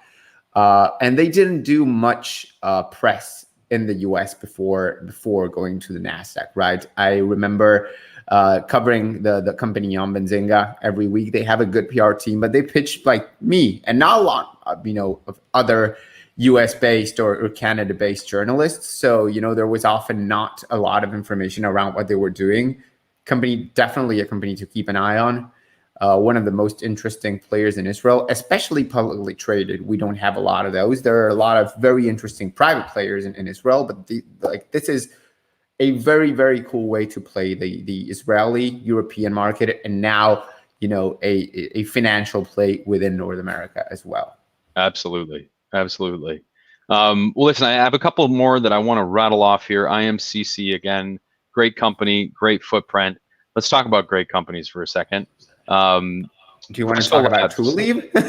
No, we'll get to TrueLeaf. We'll get to TrueLeaf. I love talking about TrueLeaf. You know that. But let's start with Cresco. This is quick news. CRLBF is the ticker.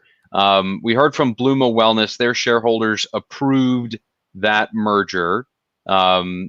So yeah, interesting response in the market there, but that is big news for Cresco. They go into the Florida market with that acquisition. So CRLBF is that ticker. And what acquisition is that one? I was thinking of, because they acquired some like a psychedelics company as well. It's called Hallucinix Life Sciences. Cresco it's did? a Canadian psychedelic assisted by psychotherapy focused company. Interesting. I did not hear about that. That's interesting. So that's Cresco Pharma, probably not the same one as Cresco. No, yeah, it must be Cresco Labs. Cresco Labs, the big MSO. I'd be shocked if they jumped into the psychedelic space so soon. So no, let's not get it twisted. Cresco Labs, CRLBF. That's an acquisition of Bluma Wellness, which puts them in the Florida market. We all heard about their acquisition into the Massachusetts market last week. I think it was about 158 mil or something they spent to jump into Massachusetts, vaulting into the top 3 position in that space. Pretty darn cool. Keeping it rolling. VRNO, Verano Holdings. Here's what I love about this company. They seem to be doing this strategically.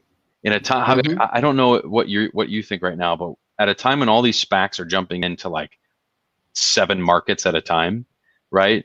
Verano seems to be growing strategically, right? They just acquired another business in Arizona to further deepen their presence in that market.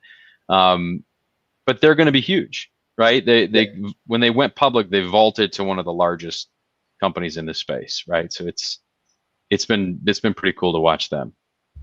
And the pending, we discussed this in the past, but the pending merger with AltMed makes them particularly interesting and potentially one of the largest cannabis companies in the world. One to keep an eye on. Back to today's news, they announced today that they are purchasing Patient Alternative Relief Center for about $17 million. This is a company operating in Phoenix, Arizona. And the name of the business they're doing business is Local Joint. Again, interesting, and the move just comes on the heels of securing almost 100 million Canadian, which is 79.5 million US in financing. So again, interesting news out of Verano and a lot of news out of Verano. Yeah, absolutely. What are the charts saying? Yeah, a little tough to read there, but yeah. Another thing here. Yeah, let's see the 5-day. There you go. And the 1 month. Why is the market responding negatively? I don't know. Isn't that interesting? Acquisitions, right? Well, and is it also okay? So when was this? This is the okay. So really, on the 15th or 16th, it started to drop again. I don't know. Perhaps it was the turn in the market. Maybe we haven't had a full bounce from the Safe Banking Act yet, and the reintroduction into Congress. But I do expect the market to respond to that. I'd be shocked if it didn't. I mean, ETFs are slightly down today, but for specific companies, I'm still a little bit confused. Do you think it's just investors worried about exuberant spending coming back to the industry after what we saw a couple of years ago? I don't think it's. Why are they not rewarding this? Maybe, but I don't think so. I mean, look at the last question. Beat Street Music. Why did cannabis stocks today Tilray due to the firing of White House staff for the past cannabis use? Right. So listen, this is interesting. There were several staffers let go from the White House, the Biden administration, because of past marijuana use, right? Javi, have we heard any more about that? Has there been any explanation? Not a lot. I mean, they're bashing, Biden's administration really hard, especially because only a couple weeks ago he had said he would not do that. And here's the plot twist. Kamala Harris last year said she had consumed cannabis. She said, "I consumed it and I inhaled it." So. And I inhaled. Bill Clinton, I did not inhale, or Al Gore, or whoever Obama said he did inhale, and I think it's a thing. It's a presidential thing. That's the way you say it. I smoked cannabis, but I inhaled it too. Now, my question is, will he also fire Kamala? What's the standard there? Where do we draw the line? Of course, he won't fire Kamala, but, talks a little bit about a double morale. I don't know. It makes no sense. Makes no sense. I mean, why would you fire someone if it's legal, especially in whatever market they're in, and even if it's not, if we're legalizing it and decriminalizing it in certain markets and ideally federally, then why should it matter, right? Okay, so very interesting. Obviously, we have our own opinions about it, but perhaps that has had an effect on the market. I'm not sure. Certainly something to think about. Elliot mentions Valens and Chiron having a good start to the week. I saw that too. Valens is an interesting company. This is VLNCF, big in the extraction space. I think well under value in terms of the relationships this company has in the space, and how long they've been in the space. I'd be shocked to see that stock sit at that level a whole lot longer, right? Again, just my personal opinion, but $1.87. Well, they're up about 8% today. That is a different response, right? On Friday, they announced they were acquiring an edibles manufacturer for like $20 million, Life Food Technologies. Stock has been rallying since, right? Yes. Well, they announced that they were going to do. So what did the acquisition close on Friday? They announced on Friday that they acquire. Yeah, that they confirmed the acquisition. Got it. So it was confirmed. They had announced it previously. They finalized the purchase on Friday, or at least they announced it. There's always a little bit, a few days between when things happen and when they press release, right? So they announced they closed the acquisition. That could have happened on Monday, maybe, right? Probably. So yeah, this market, it doesn't make a whole lot of sense right now. You've got certain companies like Harvest Health and Recreation, HRVSF. They were at one time the largest cannabis MSO with an acquisition. I forget who they acquired, but it was a massive deal, like an $800 or $900 million deal. They're up about 1.5% today. But why? Yeah, I think they just settled a lawsuit, didn't they? Something of that nature. There was some sort of settlement that was reached with Falcon International, I think was the name of the group. But perhaps we can pull that up. I'm not sure. But why should they be up? And Cureleaf, CURLF, is down almost a percentage point today, even though they had very positive news last week with their deal with Planet 13, who is up. PLNHF up about another 2% today. They're trading at about $6.72 a share. Really, really positive company. I mean, many of these companies are not trading up or down on specific news, right? It's just the volumes and people of course, acquiring positions or kind of cashing in on gains.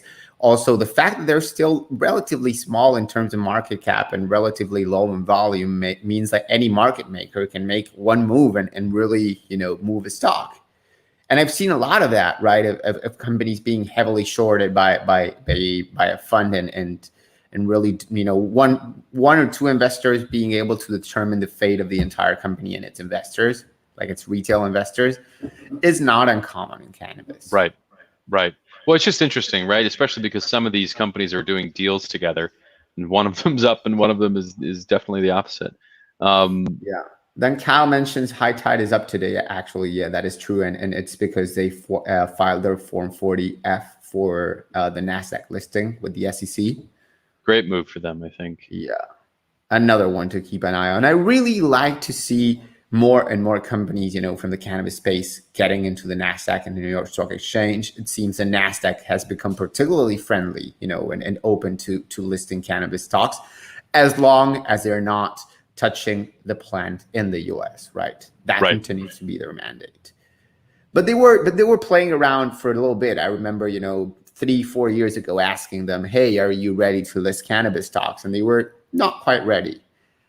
Now they come to terms. And of course, we did see like some listings 3 years ago, maybe even like, Occur Now or Green Lane. But they were mostly staying away from all these companies touching the plant. And now they're listing them. And we're seeing a lot of companies transition toward the Nasdaq as well, right? We saw Aurora and Afria, go from the New York Stock Exchange to the Nasdaq, right? Yeah. And I think that is somewhat related to the fact that it's like a younger exchange, right? So many of the retail investors investing in cannabis skew a little bit younger. I don't know, just a random hypothesis, to be honest. No, I think that's very valid. You're asking about Akerna earnings. I just want to see what the exact timing of that is. Yep, so it's slated for today. I haven't seen anything come out yet. Javi, have you? Not yet, but they should be out. Akerna news. Yeah, I haven't seen it yet. Great company. Jessica Billingsley is the CEO there. I don't know. Beat Street Music, the comment, just to take us back to why potentially we're looking at a bunch of stocks being down today, right? I don't know. I like to think that the administration they're kind of in between a rock and a hard place, it seems, right? They're quite moderate in terms of what they have to portray, even if they're trying to push through a certain agenda, right? Now we know, given especially that video that you posted earlier today, Javi, of Cory Booker and Chuck Schumer and who was it, Ron Wyden, talking about there's just like tension, right, in the federal government and especially among Democrats. Like, will they deliver on all these promises to relax cannabis laws and decriminalize and expunge records or not? And I don't know, like, because lawmakers are signaling that they're interested in doing this, that there's interest in the government, but then the executive branch is saying something completely different, or at the very least signaling something completely different. And by the way, if you ask me, is this a good time to be really like firing White House staffers for cannabis use? And I'm not saying like they should or shouldn't. Of course they shouldn't. But there are extremely more urgent priorities. Yeah. To deal with right now. Like someone chose those staffers, right? They took the time to hire them and to train them. They're now being fired, and someone has to spend time finding and training new staffers in the middle of the largest healthcare crisis America has had in 100 years. Well, let's see what other shoe is about to drop. And who knows? I'm not prognosticating, but I would say there must be some reason, right, other than just there was marijuana use, right? Maybe there was some sort of past indiscretions. Maybe they were doing it somewhere they shouldn't have been doing it. Who knows, right? We don't know the full ins and outs of that, but I agree with you. I think the signaling that's happening, obviously we talk about that a lot in our political climate here in the US. Yeah, who knows? Who knows what exactly they're trying to say? But right now we know it's not a great positive message, right? So I want to answer a few questions and kind of weave in some news here. For Mochi, you ask us if we look into OTC stocks. Of course, now we're getting into TrueLeaf. 1 second before that, Benjamin is asking, what's the safest ETF to invest $150,000? That's a lot of money.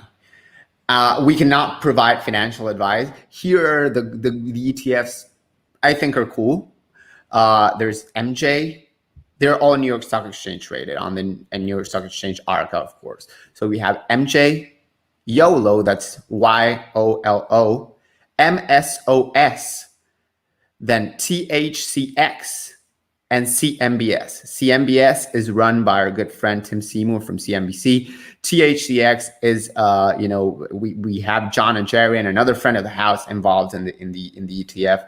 But this is not to say that MSOs, YOLO, and MJ are not great. MJ is the largest, by market cap, followed by MSOs. They're both issued by the same ETF issuer called ETFMG. Jason Wilson does a great job there. But check out performances. I've seen CMBS perform particularly well recently. Right. They have a very active, they have an active approach, whereas MJ or MSOs are tied to indices. And then there are strategies in between for the other ETFs. But, take a look at those five. Once again, also, MSO, yes. Remember to look at what's actively or passively managed, right? That's something. I mean, you hear Tim Seymour talk about it. Yeah. There's no right answer, right, for active or passive management. I've asked a million people, and they go like, well, I mean, active management is more expensive in terms of fees and expenses for the fund. At the same time, it allows you to respond better. But at the same time, performance it doesn't always go hand in hand with active management. So, it's not inherently good or bad. Just look at who's managing and what their track record has been so far, right? Right. Now, Javi, I think you were going to talk TrueLeaf. Yeah. Just jumping into TrueLeaf, they were asking, do we look at OTC traded stocks? Well, TrueLeaf Cannabis Corporation trades on the OTCQX. The ticker is TCNNF. TCNNF. This company was very, very, very, very hyper-focused in Florida. Massive operator in Florida. They were, one of these single state operators. Guess what? They just got into West Virginia. What's up with that? They acquired Mountaineer Holdings for about $6 million. It's a cultivation permit and 2 dispensaries. And didn't they also just did not like it, because one of the things that TrueLeaf was doing awesomely was focusing on one market. I am a believer that it was time for them to expand beyond Florida. Their footprint is massive, but the response of the market, suggests otherwise. I don't know. I love TrueLeaf. I love the CEO. Great company. I love her execution strategy, and every one of her partners and investors love her. Just partners love TrueLeaf as well, and that says a lot, right? Because when there's money involved, it's easier for us to say, "I love TrueLeaf," right? We just cover them. Yep. You know, we look at what they do. Partners, there's money involved. You know, you gotta love someone you're making business with and can make you win or lose money. Yeah, of course. Well, and TrueLeave is one of those companies. I think I said this in the first one of these shows that we did. You know, there's going to be a handful of what you might call a winner in this space, right? And I think we can see who those people are, whether it's a Canopy in Canada or an Aphria Tilray, or in the US if it's TrueLeave or Curaleaf or GTI or any of those companies, right? There's going to be a handful of companies that do very, very well out of all of this. Every time I see their stock down, just my own personal choice, I jump in, right? I go and grab another share or so, right? And I have to, just because I see it and I'm like, man, it's a perfect opportunity. And obviously be careful, do your due diligence, make sure that if you're buying the dip, you're reading the news, you're looking at the financials. But a company of TrueLeave's status in this industry and their footprint, it's like a gift. Seeing, like, thank you, Kim, for I don't know, for doing whatever happened to make the stock go down, and now we'll see something, I'm sure, in the next day or two where it skyrockets again. But yeah, a phenomenal company. I have an exclusive, by the way. This is breaking news. You can find it on benzinga.com/cannabis. Privately, private news, but our good friends at Mazakali have partnered up with Satori Investment Partners to form a strategic alliance with the intention of investing up to $20 million into cannabis-related businesses. So if you're looking for funding, go to benzinga.com/cannabis. They will cut checks between $500,000 and $5 million. They are looking for experienced management teams, exemplary record keeping, positive cash flows, or a clear path to profitability, and companies operating in markets with healthy supply and demand traits. So check it out, benzinga.com/cannabis for more information. Exclusive, you heard it here first. Very cool. $20 million. That's awesome. 20 million. It could fund as many as 40 companies or as little as 4. Depending on the checks they cut. But no, that's cool. I love Sumit and the guys over at Mazakali. They're very, very smart guys. Elliot, I'm sorry. Hexo is toying with his emotions. I know. I get it. Hexo's a great company. So Javier, if you had to see of all the Canadians right now, especially with the recent investments into, let's say, Organigram, OGI, or the news out of Kronos Group, right? And what's happening with they've got Kristen Bell's Happy Dance brand and throwing that into the Ulta stores. Kristen Bell too, like that. That's Kristen Bell. And Kronos is great, dude. I don't know, and I always admired how young their CEO is, Mike. He is one smart cookie, right? He started running this company when he was like 24 and managed to grow it incredibly exponentially. I don't know. There's something about it that just makes me feel bullish always. Yeah, no. What was your question? Sorry. No. So of the Canadians right now, I mean, who do you have your eyes on? If there's a handful of winners, again, maybe pick no more than 2 or 3 right now. Mm-hmm. But who do you say is leading the charge for Canada? I mean, for the big ones, I really like, the potential of Aphria Tilray, when they merge. Sure. Aurora is always a good pick for me as well. Those are the larger players, right? So it's like, those are easy picks. High Tide is a cool one, to be honest, as well. We were talking about their NASDAQ listing, probably sometime in the next couple of months. Cool one to keep an eye on. Could be up if they get into the NASDAQ. I think that could give them a nice little bump. Sure, but what about the mid tier then? Like, or a mid tier might not even be a fair representation, but your Hexo, your Organigram, your Kronos Group, your Village Farms, some strong companies. Yeah, Village is a great one. I know you love it. I do. I do like Hexo. I do like Kronos. Of course, always CGC, right? Canopy is a very interesting bet. Going back to the big ones. I mean, those are kind of the ones I'm looking at. Namaste. Yeah, and the Supreme Cannabis Company. Oh, Emerald. That's one I really like. Emerald Health Therapeutics. They have 1 billion verticals and different companies within the company, and it's like they have an interesting business model and they know what they're doing. And every one of their the companies under the parent umbrella is really well run. Before we close the day today, Grow Generation, just because we've been bringing it up so much, NASDAQ GRGW, Gruge, as I call it. Another acquisition, 8th acquisition in 2021. They acquired a wholesale agricultural platform called Argon.io. They did not disclose the price. That has become a little bit of a tendency. Last week, they announced 3 acquisitions. They didn't disclose the price. My question is why? I really like to know how much companies pay for acquisitions, right? Makes me the ticker makes me feel, if not that the acquisition was either too small or they overpaid for the company. That's interesting. I hadn't thought about that. It's the ticker, I believe, is GRWG. Is it not? GRWG. GRWG. Okay, just making sure. Thank you, Aaron, for correcting that. I don't know. I don't know if they overpaid or not, but I will tell you this: they're constantly acquiring businesses. They're expanding their footprint. Again, we talked about that to begin the show today. You can do a footprint in this industry and execute it a number of different ways. These guys have absolutely destroyed it. If you don't mind, though, I want to end with one stock that I don't think we talk enough about. They have earnings. Sundial? Oh, God almighty. So that's SNDL, Sundial, for those of you who haven't, I don't know, opened a computer ever in your life, because they're everywhere. No, it wasn't. The stock that I'm interested in, and I think they have earnings tomorrow, is TerraSend. So you've got TRSSF, TerraSend, a crazy good company.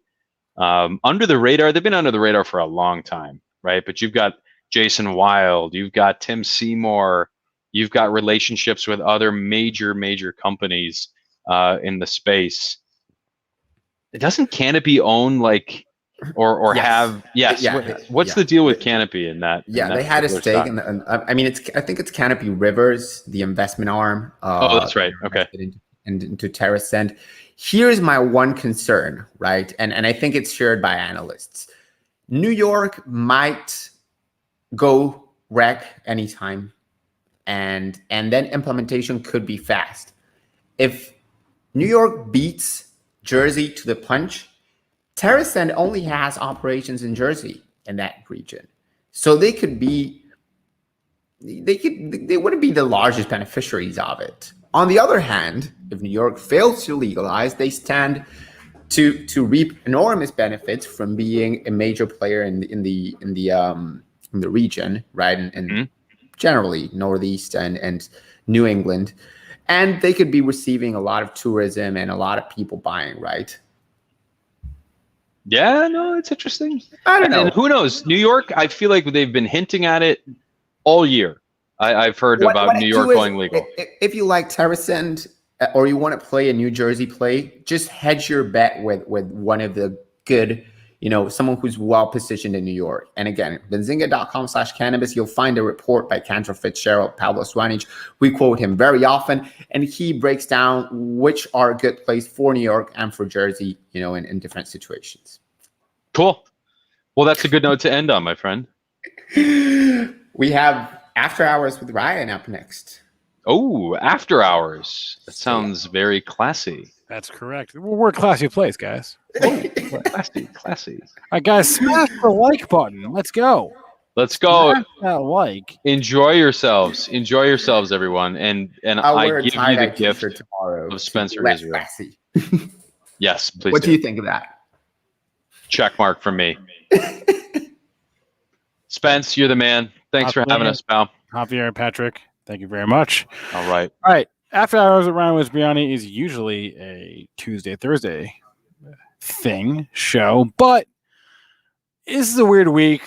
Tomorrow is GameStop earnings. We're gonna do like a live GameStop watch party, and I was like, Ryan, man, tomorrow we're not really gonna be doing your usual show. We got this other thing going on. You want to come on today instead? And he was like, yeah, for sure. And so here we are, 5:00 on a Monday with Ryan Rozbiani. Ryan, what's up, sir? What's going on, Spencer? How you doing, man? Oh, I'm doing okay. I have to confess, I'm actually not okay. I'm very nervous. I'm very, very nervous. My team is playing tonight in the tournament, and I am nervous. March Madness? March Madness. I'm nervous. What's So, your team? Who's your team? my team is the Maryland Terrapins. That's where I went to college. Okay, very nice. Until tip-off, until the game ends, I will be a nervous wreck. But that's why I look at stocks, because it is distracting. So, Another nerve-wracking aspect. How was your day today? Good, man. No complaints. I'm happy how things are going. We're slowly getting a little bit better. Bond yields were down, which was good. QQQ and SPY closed green today. Not too much movement from either of them, but again, I appreciate green where I can get it. So I was happy. No complaints. My biggest complaint is Bitcoin right now. I wanted to talk about that a little bit. Bitcoin's bothering me. What's going on with Bitcoin? It's bothering you? Well, let's see. Oh, whoa! It really. Yeah. Kind of You lost see sight that? of it.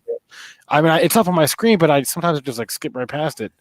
And 240, it just decided to take a nosedive for some reason. I'm like, what are you doing? Get back up there. Ooh, I don't know. That's weird.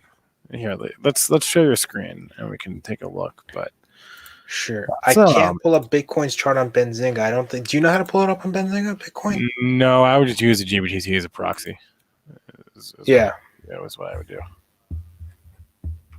That's completely fine. Do you want me to pull it up on TradeView or something? Oh, if you want, yeah. Sure. Yeah. Let's change that background. It's better. Yeah, what the hell happened there? That's so weird. So if Bitcoin did that, then in theory, all the Bitcoin stocks did the same thing. MSTR, Square, PayPal. Tesla's a Bitcoin stock now. Yeah, look at Tesla. I mean, I saw that, but I didn't realize, like we watched a lot of tech give back its gains into the close, but I didn't realize that Bitcoin also did that. So that's interesting. So maybe, and this could be a stretch, but maybe it's a case of Bitcoin goes down, which in turn drags stocks like Tesla down with it, which in turn, Tesla, PayPal, Square, which in turn drags the rest of tech down with it. I don't know if that relationship is that way, but that seems like a possibility to me. That in a sense, Bitcoin is your leader, right? Yeah. So that's the weird thing here is Bitcoin has become like a weird catalyst. Yeah. Let's show those charts. It's not the craziest hypothesis to say, oh, Bitcoin. If Tesla owns a lot of Bitcoin, then in theory it should be at least somewhat correlated. And right. If Bitcoin's going to go down, it could drag Tesla, and Tesla could drag everything else. It's possible. Right. So the biggest thing that I've been watching here is Bitcoin's essentially been inside this box and it does not want to go over 60K. And then today around 240 just decided to say, hey, we're going to take a huge nosedive. So I'm going to Heikin-Ashi these candles so they're kind of averaged out and they're a little cleaner to look at. TradeView is not being very cooperative because to me it's time we went up and then it's not really showing me the big drop that happened for some reason. But we're just going to... That's weird. Yeah, TradeView is not being cooperative at all right now. But the weird thing, the correlation there is the thing that I've noticed is when Bitcoin is down, like you said, Tesla's down. And now we know that Tesla's part of the S&P, so it brings the S&P 500 down, which also affects all the other stocks within the S&P 500. You start seeing sell-offs there. So it's like Bitcoin's become like this, it backdoored its way into the stock market effect one-to-one. That's a good way of putting it. It backdoored its way in. Yeah. And yeah, that's to me. Either this is pure manipulation again, where we're back to the old drops of Bitcoin. But the big support levels that I'm looking at right now, we ripped through 56K, which was the support level I was watching. I expected that to be ripped through. The other support level that I'm watching right now is 53K. If we rip through that, we come back down to 50K, and that's when things start getting ugly. And we can start going back down to, again, looking at, 46K, then 41K. And if we rip through that, then it just gets ugly. So I'm just watching this and hoping for a bounce, hoping that this is just a little bit of manipulation, a sell-off for someone that's trying to get in. Now, who that may be, we don't know, but I'm just watching for that in hopes that we get some price action there to be able to see a bounce. It is sort of bouncing. I'm looking at it on other charts on Webull. It's sort of bounced off of 54.2. Now it's riding its way back up to and trying to fight to get back to 55. So that could be a good sign. It could be that, hey, there was a little bit of manipulation. But I mean, like you said, it's going to affect the whole market across the board. Like we could look at other, like you said, Tesla is a big one now. They put $1.5 billion of their holdings into this asset class, and it did well for them because they got it fairly cheap, around like 38,000, I believe, is their average price per coin. But if we look at Tesla into the after hours, you see a nice dive right there, just like right. It happened at 440, so we should just line it up at 440 there. Tesla didn't react too much. I guess people thought that this was a natural dip and weren't watching Bitcoin's effect. Went up, and then they got caught in a little bit of a bull trap, and then bam, came right back down. Came down pretty hard too. Wow, that came down pretty hard. 665 went from 693. Wow, that's a huge dive. That's a bigger dive than I was even expecting. But yeah, that's ugly. That's an ugly dive. But again, it's consolidating now around 665 and watching Bitcoin. That's the thing with these stocks. Bitcoin's beautiful. I love Bitcoin. I'm a big Bitcoin bull. I believe it's the future.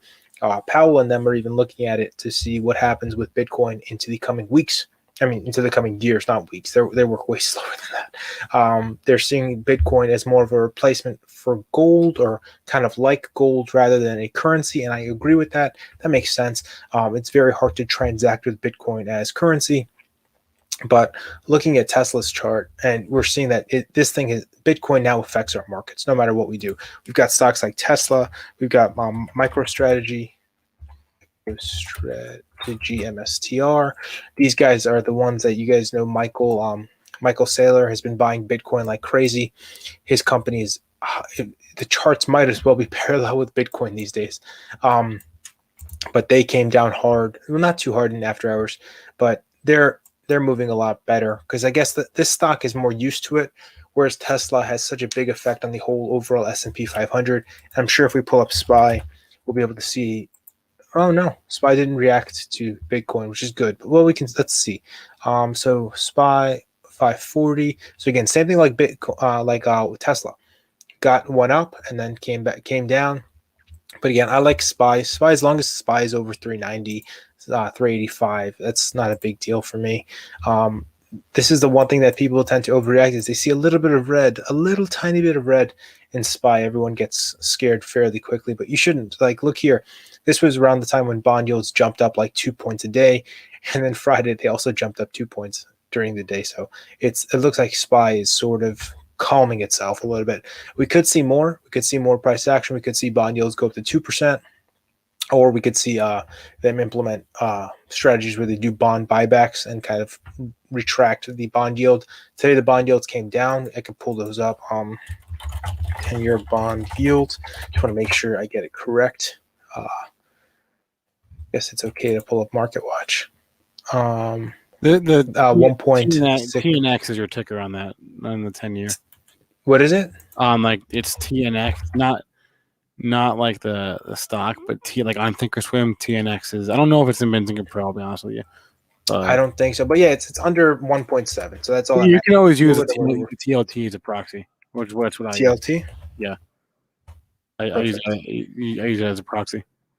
Same thing. So this is the 20 years. Yeah, these guys, they're calming down. They're calming down. So it's getting better. So I keep it in the back of my head just to be safe, just to be cautious as to what's going on with this. But I mean, at the end of the day, we know that these bond yields will eventually go up. They're held down, forcibly held down to kind of keep them as low as possible so that the market could kind of keep going. We know inflation is being held down. That will eventually come back up, but that's natural. It's good for the economy to have about a 2% inflation rate. So these things will eventually adjust, but these are signs. Again, you should use these to be smart, protect your assets, protect your money, but don't let it scare you out of trading or doing anything crazy like that. So I know that a lot of folks were very, very scared every time there's a little bit of action or a little bit of activity in the market. Some tiny news, like people were freaking out that, Powell's going to be talking several times this week. What do we do? You got to realize that these guys go out there with scripted material. They know exactly what they're going to be saying ahead of time. It's 100% pre-prepared information. Sometimes they might get a really, really oddball question out of the blue, but other than that, it's nothing too wild to kind of be worried about or have it bother you. But we'll keep our eyes on the chat for questions coming in case anyone has any questions about stocks. But if not, I want to go through a few stocks that I've been watching personally, do some analysis on it. Sundial is the very first one. Cannabis Brothers, we're talking about it in the last hour. I want to touch on this. This is the main reason why I haven't touched Sundial ever since that $1 billion SEC offering came through. So if we could just go to the SEC website, you'll be able to see it. This thing has been sitting there. But put in the wrong ticker.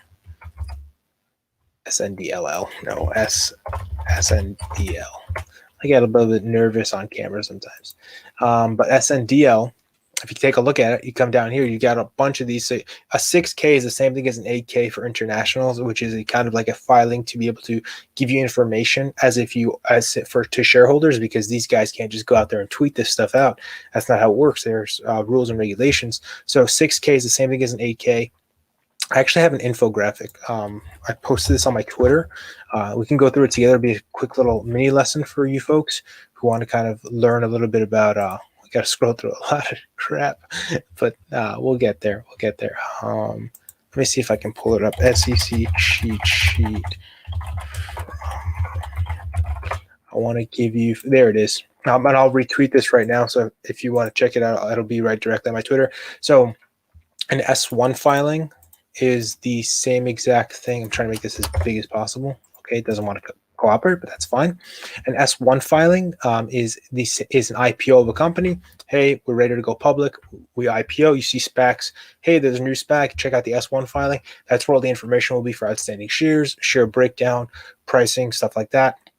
S3, which is the same thing as an F3 for international companies, is for offerings, public offerings, shelf offerings, direct offerings. S4 is for mergers and acquisitions. It's also used for the acquisition and disposal of shares by insiders. So if you're within the company and you want to sell shares, you would have to file an S4. An S8 is for employee benefits. So if you're an employee of a company and at the end of the year they give out bonuses via shares, you'll see an S8 pop up. I saw that recently from Mara. The closest one that I've seen in a while is an S8. A Form 4245B is an update to an offering. So we'll see that here. 4245B is what came out this morning for Sundial. Sundial's been sitting on if we go to their oldest F3, their most recent, not their oldest F3, they've been sitting on $1 billion offering. So they did part of it already, 147 million of it they did. And if we go to the original filing, you'll see there's a big 1 billion on the very top of it. There it is, $1 billion of common shares, which is massive for any company. And this morning we woke up to this number right here. Hey, we did 147 million of it. We're going to do the other 800 million of it as well. So that got a little bit ugly, and we will go to the charts in a second, but I just want to finish the SEC cheat sheet because this is very important for you to know. You see these things flying around. People think an 8K is an offering. No, it's not. It's a form of communication. Same thing as a 6K for international companies. These are just some basic filings you should know as you're entering into basic stock trading. A 10Q is a quarterly report. So earnings, when they come out, you'll see a 10Q. 10K is an annual report. So that's for the whole year. An effect, you'll see an effect form. That's if there's an S3 on file for a shelf offering, you'll see an effect goes into place, or you'll see a 4245B depending on if the S3 has been affected or not. So you see right here, it went into effect. Their F3 went into effect right here. And then the 4245B goes into effect when you want to see and use more of the offering. And then Form 3, which is a buy and sell of benefit shares. And then Form 4 is for insider share buying and selling. So that's the basics of kind of like some of the SEC forms, and I retweeted on my Twitter. So if you want to check it out, my name should be somewhere there. But the stock didn't take too kindly to this. The stock did not take too kindly. We'll do the 10-minute chart here. We'll see that as of this morning, if we just go not February 21st. What am I doing? Where are we? March 22nd. Okay, so this morning, March 21st, we had a bit of a sell-off. March 21st was there shouldn't be any information here for March 21st. Today is Monday. What am I doing? So March 21st. Sorry, that's March 17th, 2021. I'm used to the other date format. So last week we had decent movement. Everyone was getting excited for cannabis. This weekend we got information that Joe Biden started firing people on his team that had smoked weed. So that didn't take too kindly to the cannabis stocks. And people were really worried. And then Sundial said Monday morning came in and said, hey, you know what? We're going to do an offering. And boom, you can see the stock price came down. So the stock price around open, which is 9 a.m. for you folks, 9:30 a.m. Excuse me, 9 a.m. if you're on Robinhood, 9:30, which is your extended hours. I know everyone hates Robinhood. Don't trade on Robinhood. It's you don't get beautiful charts like this on Robinhood. 9:30 a.m. you have your stock market open, and this stock opened at $1.62, and then offering news hit us, and then bam, came all the way down to a low of 144, which is not that bad. Not that bad at all, in my opinion. But then intraday consolidated, as you can see, it's sort of barcoding. And you can see as more and more people started to sell off into the market. I was expecting this to sell off a lot harder. I'll be honest with you. I was expecting this to sell off and go sub $1 very, very soon. I've been anticipating this 1 billion for a while now. We had this huge spike into the cannabis kind of like rumors. People were talking about Sundial a lot on FinTwit and all these other places. I was expecting this to come ripping through the 50 MA right here, which is $1.2397, so $1.24. But I was expecting this to come all the way down in between somewhere here, and it could still happen tomorrow. Greg Martin is saying Sundial is trash. I'm not a fan of Sundial either. I'll be totally honest. An alternative to Sundial as we go into the cannabis talks, as New York starts kind of doing what it needs to do. One that I really, really like is SSPK. It's a SPAC. SSPK is merging with a company called Weed Maps, which is a business in a box model. So you know how Square does, if you're a business and you want to go online, you can go to Square, you can set up a website, you can get all the tools and utilities. Well, these folks do it for cannabis, and they do it via not just the tools and the hardware and all that. They also do the legal loopholes, because as a company, you need to jump through a lot of legal loopholes to be able to deal with a lot of stuff. So you can kind of, SSPK and Weed Maps does that. Another one that I really like, aside if you're not into SPACs, because I know SPACs have been through the ringer for the past few weeks. You can look at IGC, which is India Globalization Capital. This is a cannabis company that's more of on the medicinal and pharmaceutical side of cannabis, and they've been doing pretty well, in my opinion. Just want to make sure I'm on Candle and not Heikenashis. But as you can see here, parallel to Sundial and all those other cheap sub $5 penny stocks, you can see that it popped on the cannabis news. And right now it's kind of, if you look here, it looks like it wants to sell off, and it's having a hard time, again, because that news that we got this weekend wasn't so great for cannabis, wasn't so confidence inducing. But the way that I see cannabis, it's the same way that I see gambling, is the government needs funding. The government needs funding badly. We're printing a ton of money. Cannabis and gambling will be a great source of that. So yeah, please throw some of your tickers into the chat and we can definitely go through them. Greg is asking about GBTC. GBTC is the Bitcoin trust, the Grayscale Bitcoin trust. This trades on the OTC market, which is the over-the-counter market. You won't be able to trade this on Robinhood or Webull or SoFi. You'll have to trade this on something like E-Trade or Thinkorswim. This is interesting. This moves parallel to Bitcoin. If Bitcoin's up, GBTC is up. If Bitcoin's down, GBTC is down. It's literally Bitcoin, but you're paying sort of like a premium for it. Sometimes premiums are lower on Grayscale, depending on the movement of Bitcoin's prices. A lot of big Bitcoin bulls are thinking that this trust will get destroyed if we have our very first Bitcoin ETF. I don't know. I don't know. There's a lot of money in there right now. There's a lot more money flowing into it. So we'll definitely have to see how this moves. I personally own some GBTC. I have it in my TD Ameritrade as kind of a hedge. Well, it's not a good hedge against the market. Bitcoin in them, a lot of people mistaken it for a hedge against the market. No, Grayscale or Bitcoin or any of these Bitcoin assets are meant to be a hedge against inflation because Bitcoin is an anti-inflationary asset. So think of it that way and use it that way. And I mean, it's performed well for me for the time where I entered it in November. But in my opinion, if you can just buy the actual coin, you're better off. Again, not a financial advisor. It's all meant for education, entertainment purposes only.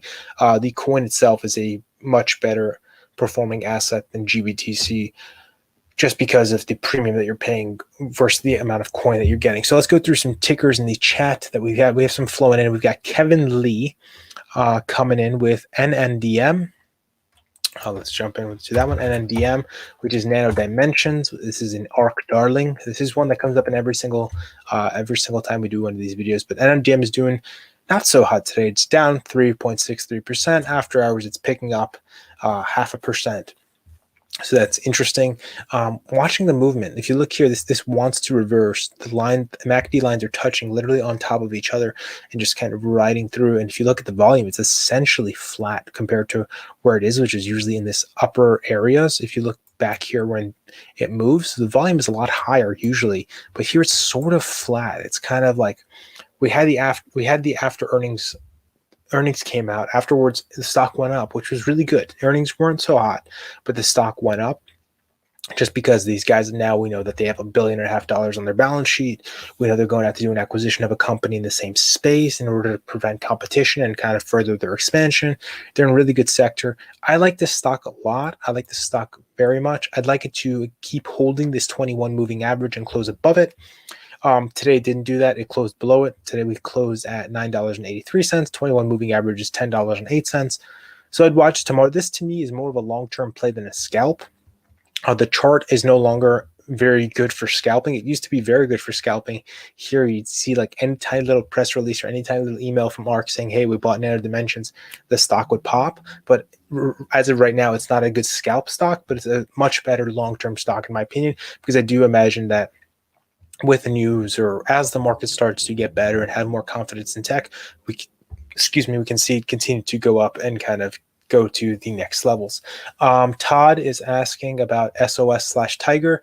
Let's take a look at SOS. SOS is a Bitcoin stock in China. They've been dealing with a short report from Hindenburg. As you can see here, it's been in a downward trajectory for a while and essentially flat within this box. And this is actually a stock that's a lot of fun to scalp if you can time it correctly with Bitcoin and you can time it against any bad news coming out. But they had a difficult day. They were down 10%, and now they're down 1.6% after hours. This one tends to crash harder than your other traditional Bitcoin stocks like Mara, Riot, MFH. Just because it's newer, their mining machines aren't as not for the life of me. I keep looking, but I cannot find their hash rate. I cannot find the type of devices that they use to mine. So if anyone could send that to me on Twitter, I'd really appreciate it. I'd love to learn more about them. But this one is a much more riskier one, and I imagine a lot of people are buying and holding this one in hopes to get that reward where it goes back up to this $15, $16 area. We will definitely have to see. This is, I believe, a low float stock. Yeah, no, we don't have the float information here. Let me just check my other source for float, SOS. Just a heads up, this is a Chinese company.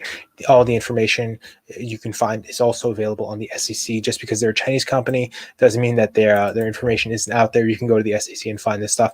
Their float is 117 million, so it's not a low float. It's above 100 million. So kind of technically is not a low floater anymore, but again, keep your eye on it. This one's risky. This is a very, very, very risky play, but we'll definitely have to see. Todd also asked about Tiger. I'll do that one really quickly as well for you since you were the very first one. Okay, so it looks like we've got earnings coming up in 4 days on March 26th, this Friday before market open. That's good. I always like it when the earnings are before market open because during the day, the market can react easily. After hours, volume is low. You can't really react to what's going on here.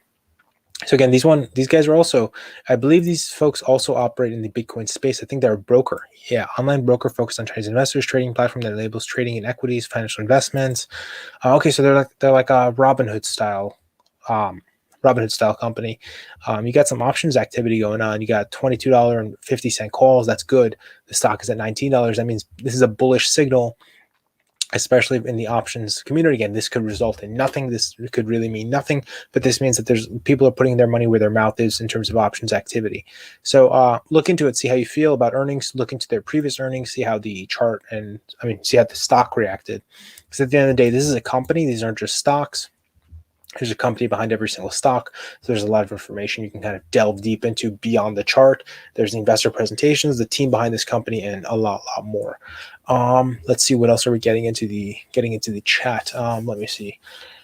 We got SMG from Noah. Noah's asking about SMG. I hope you guys stick around because I do try to hit every single one of these. And of course, if you haven't, do me a solid. If you're going to put a ticker in the chat, smash that like button. We got to get these likes up on this video. Spencer and the team are working very, very hard here. I want to get those likes up. We're at 763. Let's see if we can close this stream out with 800 likes. Smash that like button for Spencer. He's been working very hard, and we're rooting for his team to win tonight. This is good. SMG is, well, okay, we're not dealing with penny stocks anymore. Oh, we got a high roller in the room. $233 per share for the stock. Stock essentially closed flat, didn't go up or down much, but it's holding above that 50 MA. I like to see that. I like to see that a lot. Let me get a better picture. So this is a stock that has recovered handsomely. Let me see what these guys do. Scott, is this Miracle Grow the actual? Oh, wow. I never imagined Miracle Grow would A, have a stock, and B, have a stock that's so expensive. But congratulations to Miracle Grow. These folks, such a parallel chart. Look at this here, and then look at this here from last March. Interesting. Could they continue to keep going? I don't know, but I know in March, a lot of people like to do their gardens. They like to start sprucing up their gardens, making everything look nice. So they go out and they buy their Miracle Grow. They go out and they buy their soil. So this could do very, very well into that. And the chart is telling me it's going to continue to do well. The reversal has been confirmed. It's out of this negative lull in the MACD. The RSI is sort of flat, but it peaked. But again, I'll give it to you today. It's flat. The whole market was essentially flat. It's holding above all three of these MAs. That's a bullish signal for me. I'd like to see this eventually come back to the 247 area. But again, be patient with it. Give it some time. It's a more expensive stock. And let me see how the volume did today. Volume on par. Volume was on par with most of the other days. So that's completely fine. I think it's a good stock long term. And if you're a scalper at this rate, congratulations. It looks like you're doing much better than I am. But let's keep going. We got a lot of stocks coming in. We got a lot. He's saying SMG is a cannabis play. I thought this was Miracle Grow. Scott's Miracle Grow. Well, I don't think Walmart and Lowe's are buying cannabis. What am I missing here? Announces recipients of water stewardship in honor of water. I can't see a cannabis connection here, but maybe there is. And if there is, that's even, here we go. Cannabis stock gainers. Okay, so it looks like there is a cannabis connection here. That's good. This will move. For the people who are investing in the cannabis market, this will move the stock when the cannabis stuff keeps going. So that's a good thing. That's interesting. That's very, very good. So Ryan, so SMG a few years ago bought like a lot of cannabis assets in Canada. So they have a significant exposure to cannabis. Even better. Canada's a blooming space. Not like a pure play because they've got like other businesses, but they tend to trade with cannabis stocks. That's very interesting. A very interesting move on them as a company, and a very interesting move on with the stock. Now I see why a lot of the price action is like this and so bouncy. I never imagined Miracle Grow would move this wild, but I mean, it's the spring, so they're going to, with the cannabis stuff coming up, they're going to benefit from that. And from the actual home improvement stuff, they're going to benefit from that. So this should have a really, really good 2021 Q1 earnings, just based off of all this going on, if they're setting everything up. So we'll definitely have to see. So whoever asked about that, looks like you got a good one. I hope you got in during the low stuff that was happening back here. Let me see what else we got a lot of stocks coming in now. I like that. Keep the stocks coming. All right, so IBM. Mochi is asking about IBM. A few people down in the chat were also asking about IBM, so I'm going to pull up IBM quickly. IBM is a good stock. It's a dividend stock, which means the stock provides a dividend either quarterly or semi-annually or annually, depending on the stock. I don't remember exactly for IBM. I believe it's quarterly. You've got a lot of gaps in this chart. So this stock went up, came down, gap down. This gap was filled. went up, gap down. Now this gap is filled. Okay, so it looks like all the gaps are finally filled in IBM, and it's in an upward trajectory. IBM, I'm seeing in the hardware space, could do very, very well if they just. I wish they would have kept their AI stuff. I mean, they still have it going. I wish they would have made themselves more of a prominent player in the AI space. They are now. They're working a lot harder towards that to get there. But I'm trying to see if there's any new. You get a lot of options activity going on for this one, like $150 calls, $155 calls, $130 calls. I'm trying to see if they haven't had their earnings yet. Yeah, see, if you look here, they've got a 5%, 5.1% dividend yield, which is good. That's a very high dividend yield for a company like this in this sector. So this is interesting. Let's take a look at the actual chart. Let's see how these support levels are doing. So the gaps were filled, which is good. MACD's in an upward trajectory. Volume is on par with usual activity. I imagine somewhere here was some sort of earning. I believe they had earnings in January. So this has to be their earnings dip, and they've recovered from it, which is great. IBM is one of those companies that fights back and does well. I like IBM a lot. I own a position in IBM. I'm bullish on this play long term, especially.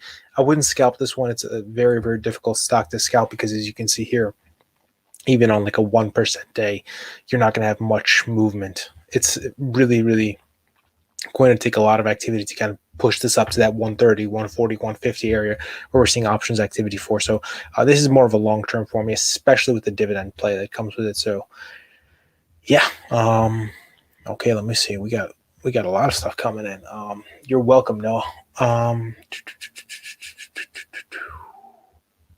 pick a good one. I'm trying to get one that's not in cannabis or ZOM. Let's do ZOM.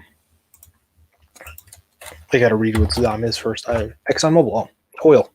Oil is one of those sectors and industries right now that a lot of people are underestimating because everyone thinks that, hey, we're going into the EV space. We're going to completely reject oil. The thing we have to remember is oil isn't just gasoline for cars. Oil is also plastics. It's used in medicine. It's used in a lot of different places. And Exxon rallied. Exxon rallied as most of the tech stocks went down. Money cycled back into the oil plays, and we saw oil go back up, and now oil is coming back down as the market is kind of balancing itself out back into there. And you can see the MACD showing us that we're going back down. But Exxon is one of those good plays to, if you can catch it like down here or wherever, like in the lows, to kind of keep it in your portfolio as a hedge against when tech cycles out. So when tech comes down, as you can see, these plays tend to go up. Exxon is one of those good ones to keep in there. I want to see if they've had any recent news. Again, you got options activity. You always have options activity coming in. A lot of these, you'll see this in the Benzinga Pro. You'll see a lot of this a lot. You've got plaintiffs and kind of like litigation stuff. I wouldn't look too deep into them. If it's a really big story that's litigated, you hear about it on the news, but this is a lot of like shareholder stuff that goes on. It's nothing to kind of be too worried about, in my opinion. Again, look into it and read it. But all I'm finding here is a lot of options activity. So we'll definitely have to see. But again, oil is a really good hedge against tech and stuff like that. So we were talking about hedging a little bit before. Bitcoin's not a hedge against the market, but oil and commodities are a hedge against the market. Like we saw Boeing went up, BA went up, which is airplanes. So that went up when tech was going down. So you can use those as a hedge in your portfolio. Okay, let's go to another one. Todd is asking about Apple. We're doing a lot of blue chip Fortune 500 companies today. Let's go to the chart. Apple, what are you doing? We got we talked about it. It looks like the line cap. So we have a support level here in Apple at 116, which is its holding. Apple is one of the biggest, if not biggest, member of the S&P 500. I believe it's the biggest member. I don't know if Tesla knocked it out. I highly doubt they made Tesla the biggest portion of the S&P 500.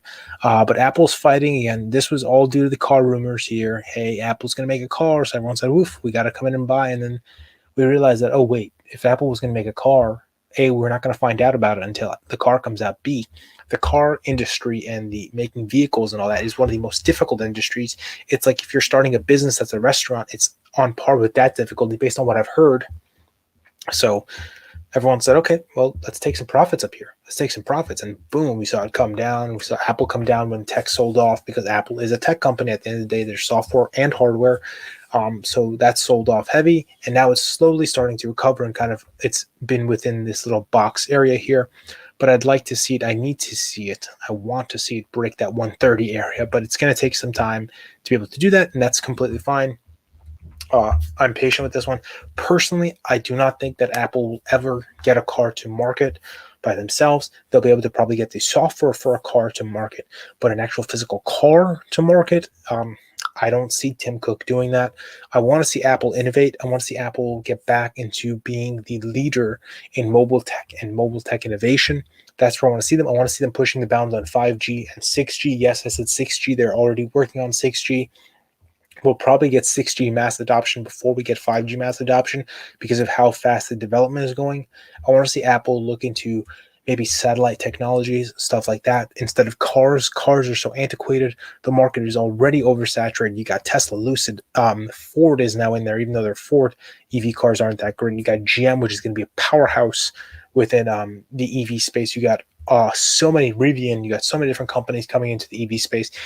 Seeing Apple amongst them, it doesn't make sense to me. I don't see, especially with the target markets that they have, which are millennial people, which a lot of millennials don't really have cars. And we know that if Apple makes a car, it'll probably be a luxury car and be in the price bracket that is much higher than, for example, what a Tesla or a Toyota or a Ford or a GM are. Because as we've seen, just look at their laptops, put an Apple laptop down next to a Lenovo laptop with the same exact specs, and Apple's going to probably be 2.5x more expensive for the same specs just because you're paying for branding.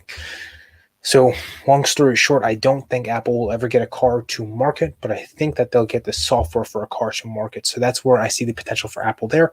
Plus, you got to remember, this is Apple. You're going to have a new iPhone coming out in a few months. You're going to have a new iPad, a new iMac. The biggest thing that people are sleeping on for Apple is that chipset that they have within their new Macs. I'm going to pull it up really quickly. I know that I don't own an Apple computer. I don't even own an Apple phone, but I'm a big Apple supporter and will eventually be going to that suite.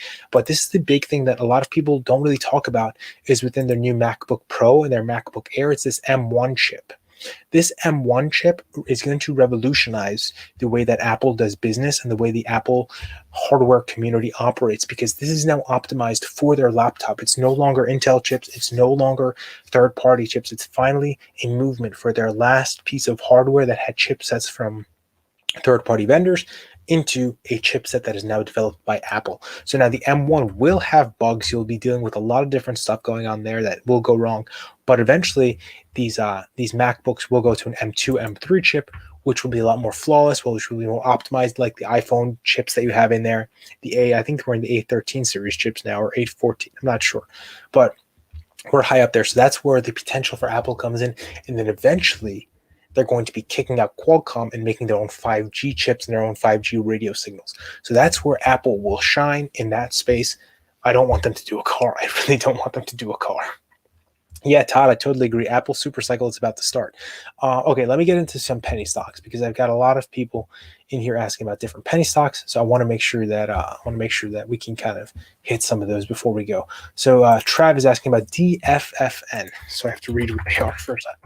Okay, pharmaceutical company. Let me see what pharmaceutical space they're operating. Biotech clinical stage focused on extending life expectancy of cancer patients by improving the effectiveness of current standard of care treatments and including radiation therapy. Okay, so they're trying to cure cancer. That's a novel goal that they have. Let's get the chart going.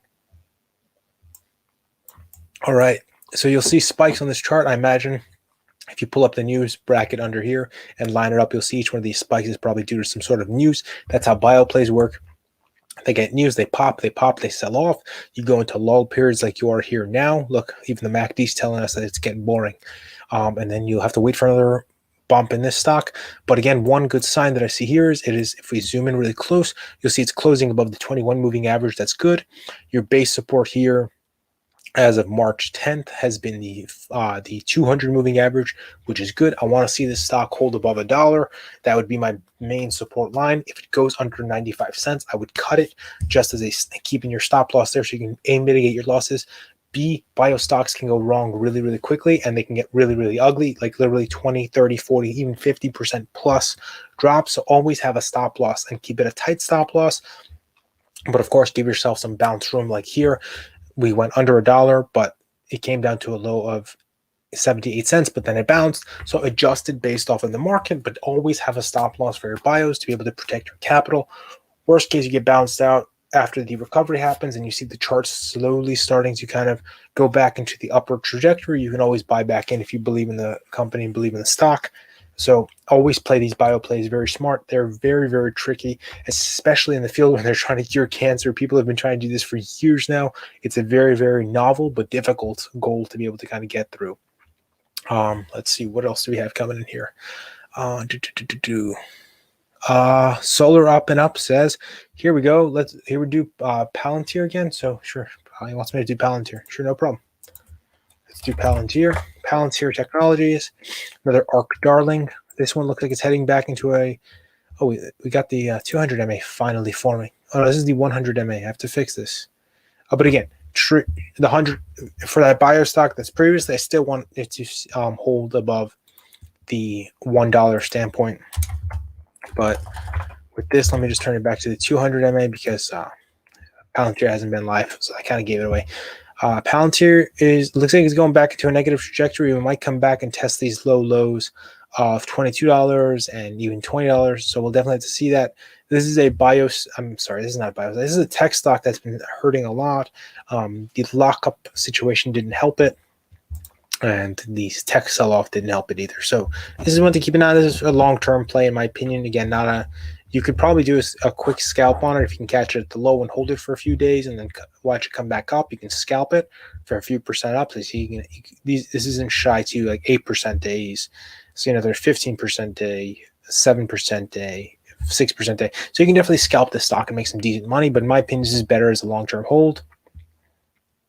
Solar Up and Up. Okay, so that was a joke. Okay, I'm sorry, man. You put in Palantir. I'm going by the chat to see what goes down. But all right, that was a joke. I'm sorry. But I like Palantir. Let's see who else. Tack. Up 40D. I'm not sure what that means, but let's take a look at what TAC is. TKAT. Takung Art Co. Limited. United States-based that operates an online electrical platform for offering and trading artwork. Okay, I imagine this is probably an NFT play. Let me see the news. There we go. NFT investor. Elon Musk takes a dig at NFT investors. I imagine the reason NFT is coming up that these guys are probably going into NFTs. NFTs are non-fungible tokens. They're kind of like they're the new platform for buying and selling digital art. You'll be able to kind of trace it on the blockchain and a lot of stuff. Holy crap. The stock went from, excuse my language, this stock went from $4 all the way up to $52. And that happened today. So whoever asked about it, I really hope that you got in and I really hope you took some profits. And wow, it's going up to $62 now in the after hours. I got to go to the 1 minute chart on this one. Wow. So they probably put out a presser or something that, hey, we're going into the NFT space. It's just been chugging along. Be careful with that. There's a lot of companies that are saying, hey, we want to go into the NFT space. We want to do NFTs. And they're going to probably not do it. They're probably not going to do it. They probably won't be able to do it. There's a lot of technology, blockchain-based technology needed for something like this. I think Takung will be able to probably pull it off because it looks like they are in that space, sort of. So their transition will be a lot simpler. They're in the art space, so it makes sense for them to do it. But if you see like a random company that sells lemons come out and say, hey, we want to do NFTs now, and we're going to do blockchain technology, you have to remember that this requires them to hire people, raise money, develop platforms, develop technologies, learn technologies, get it up to board, get it certified, and put it out there. I know a lot of this stuff is probably open source tech, but you still take some time to roll out. So if you can use these tech stocks and scalp them, that's your best bet and opportunity. If you get in early, you can scalp them. But it's something you got to be very wary of. It's going to be just like the vaccine plays, the quote from Elon Musk, there's going to be so many vaccines, we're not going to have any idea what to do with all of them. That's the same thing here. Before, we had no idea what the vaccines were. We had no idea how many vaccines we would have. Now we have so many companies coming out with vaccines. Same thing is happening with NFTs. Manny is asking about Guac. Guac is a SPAC, GWAC, not the tasty stuff that we put on chips. Guac is a SPAC that's merging with Cypher Mining. Cypher Mining is projected to have 40 exahash by 2025. They will not start mining until the end of this year. That's why I imagine we can see this stock is struggling. This stock will also move with Bitcoin. But I see this is holding the 21 MA, which is good. It's a SPAC. SPACs are hurting. When SPY goes down heavy, SPACs go down heavier, and they take longer to recover than your regular SPY and tech stocks. I like Guac.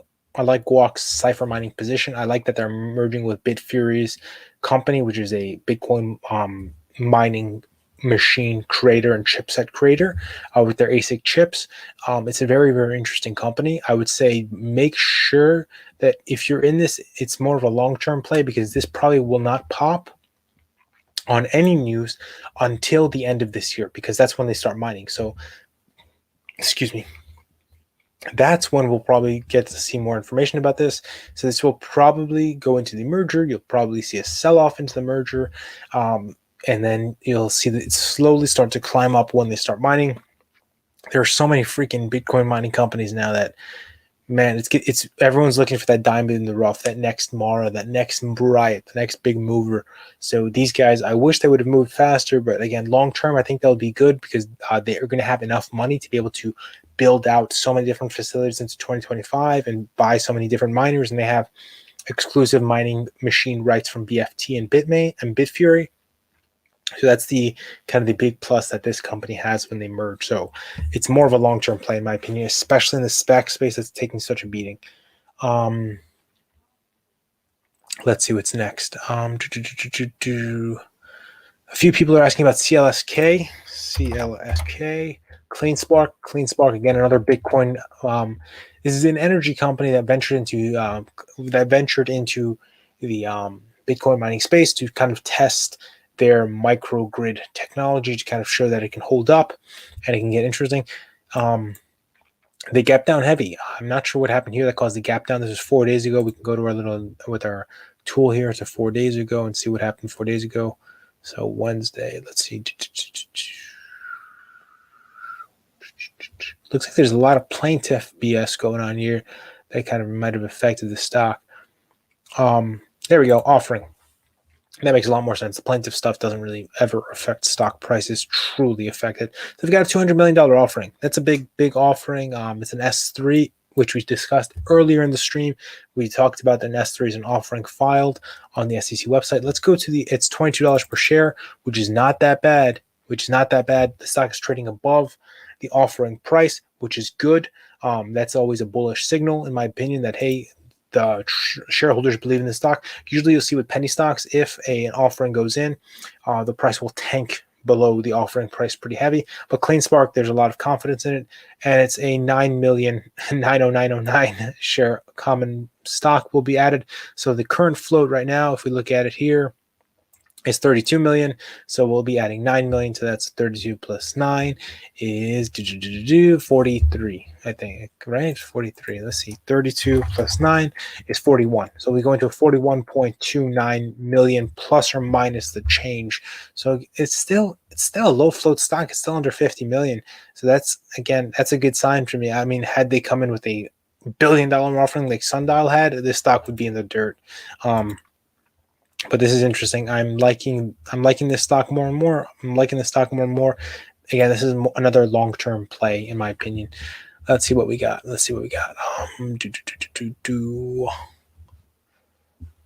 Okay. Box. Diana is asking about Box. Let's cover Box. BOX. Okay, Box is an interesting company. Box is the cloud computing company. So I want to make sure that we're talking about the right Box. There's Boxel. So these are the folks that do kind of like the cloud-based storage. They've got the cloud. You can buy storage space and kind of back up all your files, as you should be. If you have a computer, computers die, but the cloud is there forever and backed up eternally on servers. Let's take a look at the chart. I like this pattern here. It's holding above the 21 MA, very, very bullish. It's made a very, very big movement. Even as tech sold off, it really looked like it didn't really care. It held flat, and now it's legged up to a high of 26. But again, in after hours came down, sold off a little bit. Obviously, folks want to take profits, but it's still in a bullish trajectory. It could continue this rally into tomorrow, into the next few days. But I personally do not like to buy stocks here. The RSI is at 68. Okay. Not that bad. I thought it was at 75. It was touching the 75 area. But if you look here, normal RSI is between 30 and 70. Under 30 is oversold. Above 70 is oversold. So if you come here, you can go into like a 99 area RSI. It's very, very risky at that high point. That's when the algorithm starts selling off. And you can see here, probably intraday, the algorithm's probably sold off here. But if you're in the play, congratulations. Always take some profits on the way up. But if you're not in the play, I would say maybe wait for it to cool off. It looks like, okay, here we go. This is why I love the Benzinga Pro tool, man. It's saying Box are trading higher in speculation that the company is exploring a sale. Okay, so Box might be selling off. That's a heartbreaking story. I like Box a lot. But yeah, when rumors like that, here we go. Box may be worth $34 a share or more in a takeout. So what this means is people will start to hoard shares on low in hopes of a merger happening or a sale happening. Merger acquisition. Acquisition is a sale. So that when you have these shares, let's say you bought at $23 right now, and that comes in at $34 per share, you'll be making your $11 profits right off the bat into the merger. You don't have to do anything. You don't have to wait for anything. Box selling off is interesting. I'll be very curious to see who buys them. Probably a Salesforce or someone like that will probably come in and scoop them just for their cloud computing power and storage space. But it's very interesting. I'd love to see. I'll be watching this. I'll be watching this one. I'll be putting it into my watch list to be able to keep an eye on Box because that's an interesting play. That's going to get really interesting. Thank you, Diana, for sharing that. Doodle Captain is asking about A1. A1 is one of those Kathy Wood darlings. It's being bought up, but the price action just does not reflect the old. Back in the day when Kathy Wood bought a stock, it would just pop right off the bat. You would just see it, especially in the SPAC space. Should be like the kind of this guardian angel that would come in and raise the SPAC from the $10 dirt where it was. But this stock, it popped initially when her first few buys came in to the $15 area, and then we had the tech sell off. We had a lot of this stuff sell off. But these guys are in the 3D printing space area. I want to get the name of the company that they're merging with. Yeah, see, every single day, like ARK has just been buying more and more and more of A1. Like it's literally on a daily basis now. She's got a high conviction. It's interesting because she also owns Desktop Metals, which is another 3D printing company. So I'm just going to pull up A1 real quick. I want to see who they're merging with. A1 SPAC. For Mark Forge said steal for SPAC. Yeah, we don't want to go to this site. We like Benzinga better. They're a 3D printer again. 3D printer worth $2.1 billion. It's an interesting play. 3D printing is going to be one of the big hot sectors into the future. Thank you, Doodle Captain. It's a SPAC. SPAC's got a beating. SPAC's got a real beating. If you can get it closer to $10 where the NAV is, you're better off. It'll be very hard to catch this one around $10 just because of the foundational support layer that ARK is set with the amount of volume that they purchase and they are not selling. They very rarely sell. So if you can catch it here in the mid to low 11s, 1176, 1194. So if you can catch it around 12 or under, you'll probably be better off. But again, I would look at this more of a long-term play. SPACs are going to take a little bit to heat up and always scale in my opinion. Yeah, if you guys want to ask a question about a SPAC, just let me know who they're merging with as well, just so I can kind of keep my head on straight. Solar Up and Up is asking about SAIC. SAIC. Put up. Okay, here we go. They have earnings confirmed for 3 days from now on March 25th after market close. Okay, that'll be interesting. Science Application International Corporation. I want to see who these guys do. Obviously, they're science related, right? International provides tech, engineering, enterprise IT. Are these guys in space? U.S. Navy, Army. Okay, so this is good. Government contracts are always good for any company that can get a government contract. That's always solid. Let me see what these are. Oh, this is their guidance. Guidance information will be provided to us. Okay, so that's good. We're going to get guidance information, which tells us, hey, this is how the company's going to be working in the next few months, years. But let's take a look at the chart. Tell us what the chart says. What's the chart thinking as we're going to earnings? So we're having a boost up. So it looks like this company's waking up back to its getting up to back to its pre-February redness highs where it was into the $100 plus area. So it's very good. Today was a doji, didn't do much. pretty flat. That's okay. Your 50 MA is support. You want to see it break, which it did 3 days ago, and kind of close above it, which we did 1, 2, 3, 4, 5, 6 days ago. We did that, so it's very good. I really, really like that. And the MACD is strong. We're going up, but we're not going up too fast. Where it's kind of like box, where you kind of see those huge wicks on the top and bottom of the candle, which is very good. I really like this chart. This can get interesting, but with earnings, always be careful. Look at their previous earnings. Look at how the chart reacted. Look at the company, what they've been doing in recent times. Do they get contracts that will boost up their earnings and their sales into this quarter, and play it from there? And you can kind of see, you can kind of map where earnings go based off the activity that happens between the last earnings and the current earnings. But yeah, this is an interesting one. This is a very, very interesting one. Let me see if I can squeeze one more in. Hey Ryan, smash the like button if you haven't. Ryan, if you want to hang past 6, you can. We've got. I'll be hanging out for the next hour with a few randos. If you want to hang out with them, sure, no problem. I'm down for that. Why not? Yeah. Okay. Do we have more time to take some questions, or Yeah, we got some more time. That's what I'm saying. We got more time. Okay, perfect. Perfect. So we're just kind of hanging out here.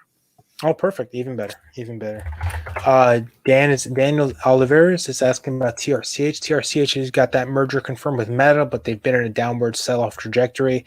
Of course, you get when you go to these massive highs, when the stock has a 50% day, it's going to sell off. You have to, Dan, I would say look into the merger details. That's your biggest deal is, with this stock, is to see how is that merger going to play out. Same thing that we discussed about Box. Box, we have valuations coming out at $34 a share, possibly on an acquisition. Torch is merging. Let's see what's going on there. They're closed a $27 million offering. That's very good. Meta Material towards that merger, rare arbitrage trade at hand. Take a look at it. Keep a close eye on it. This is more of a DD play at this point. On a merger like this, the chart, especially if you got in low, you got to go there like a soldier and kind of find all the details that you can, kind of scrape the bottom of the barrel to find what you can find. Dan says the rumors are going into NFT. No, that does not make sense. I refuse to believe that they're doing an NFT. These guys are an energy company. What is the energy company going to do with an NFT? Spencer, you want to jump in? It could happen. I was going to say I'm with you, but also never bet against the old press release that announcing, hey, we're in crypto. Oh, hey, we're in blockchain. Hey, we're in NFT now.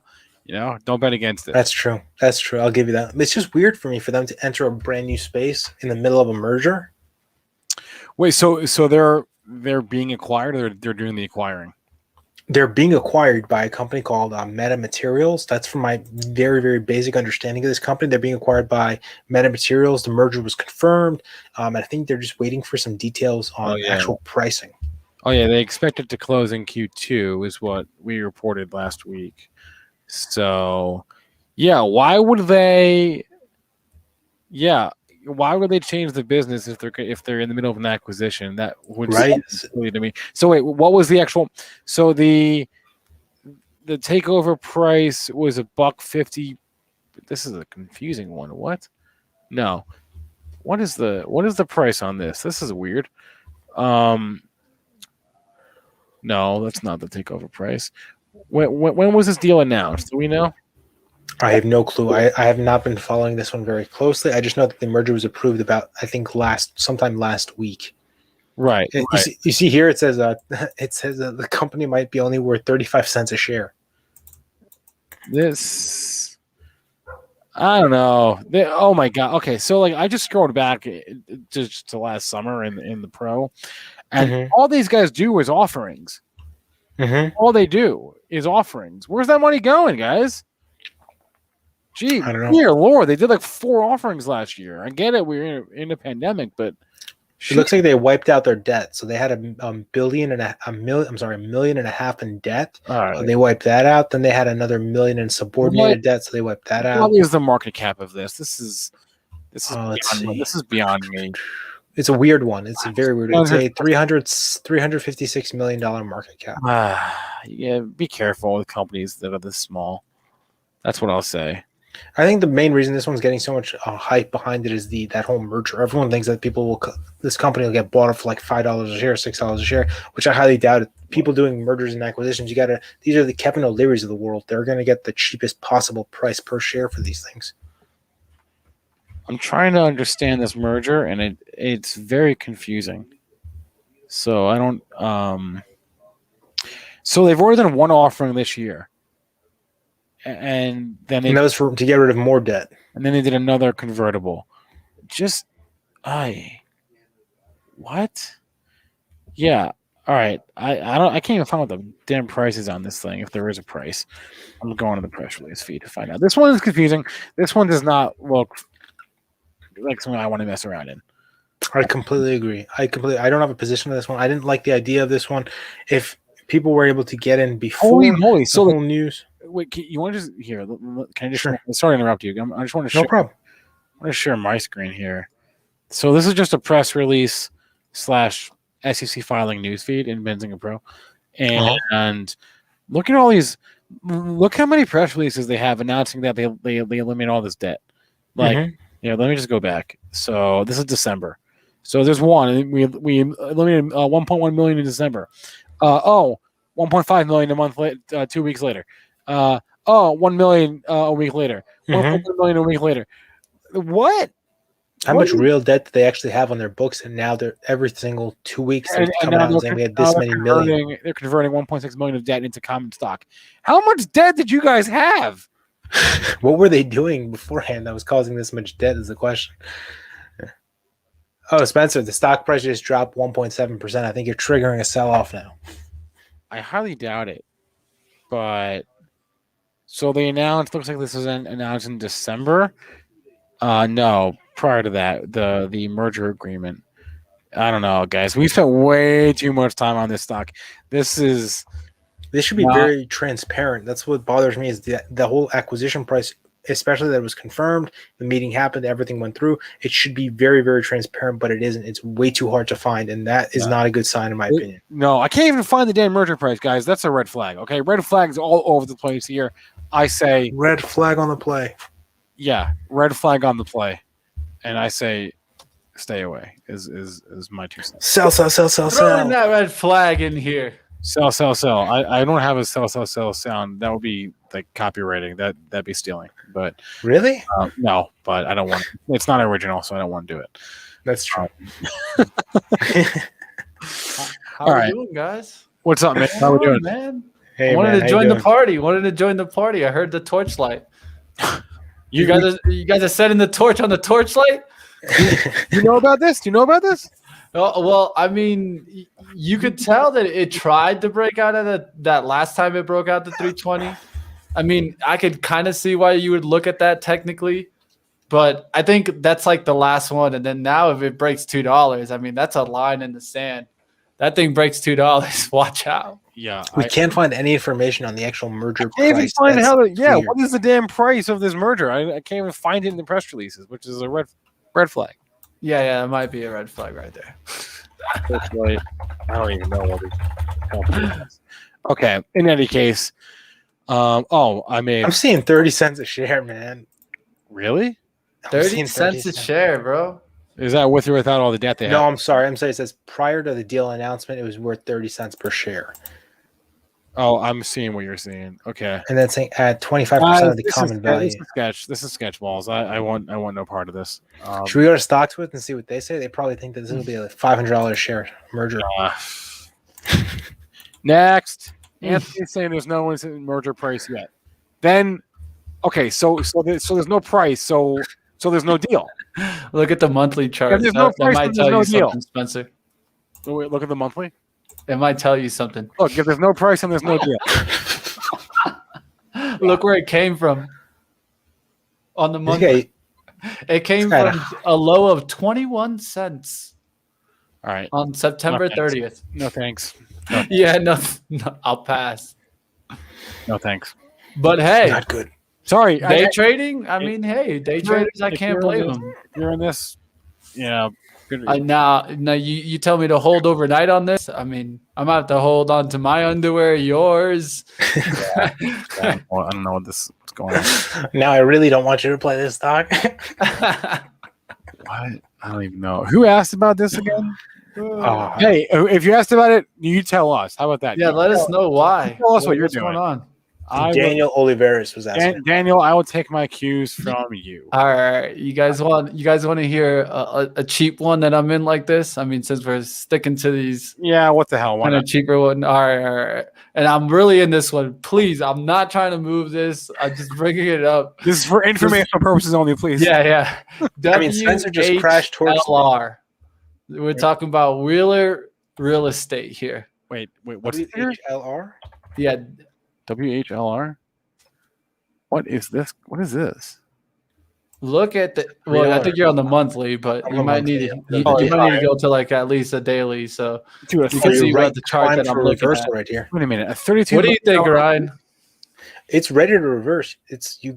If you caught it like 4 days ago, like right on that, not even like it hasn't even bounced. Like it's right. It's riding that 200 MA, which is nice. I'm glad that it didn't break that, but with everything going on with interest rates and stuff, that's the one thing to take into account. But your MACD is about to reverse. You just need a little bit of volume. Like your volume is really, really low.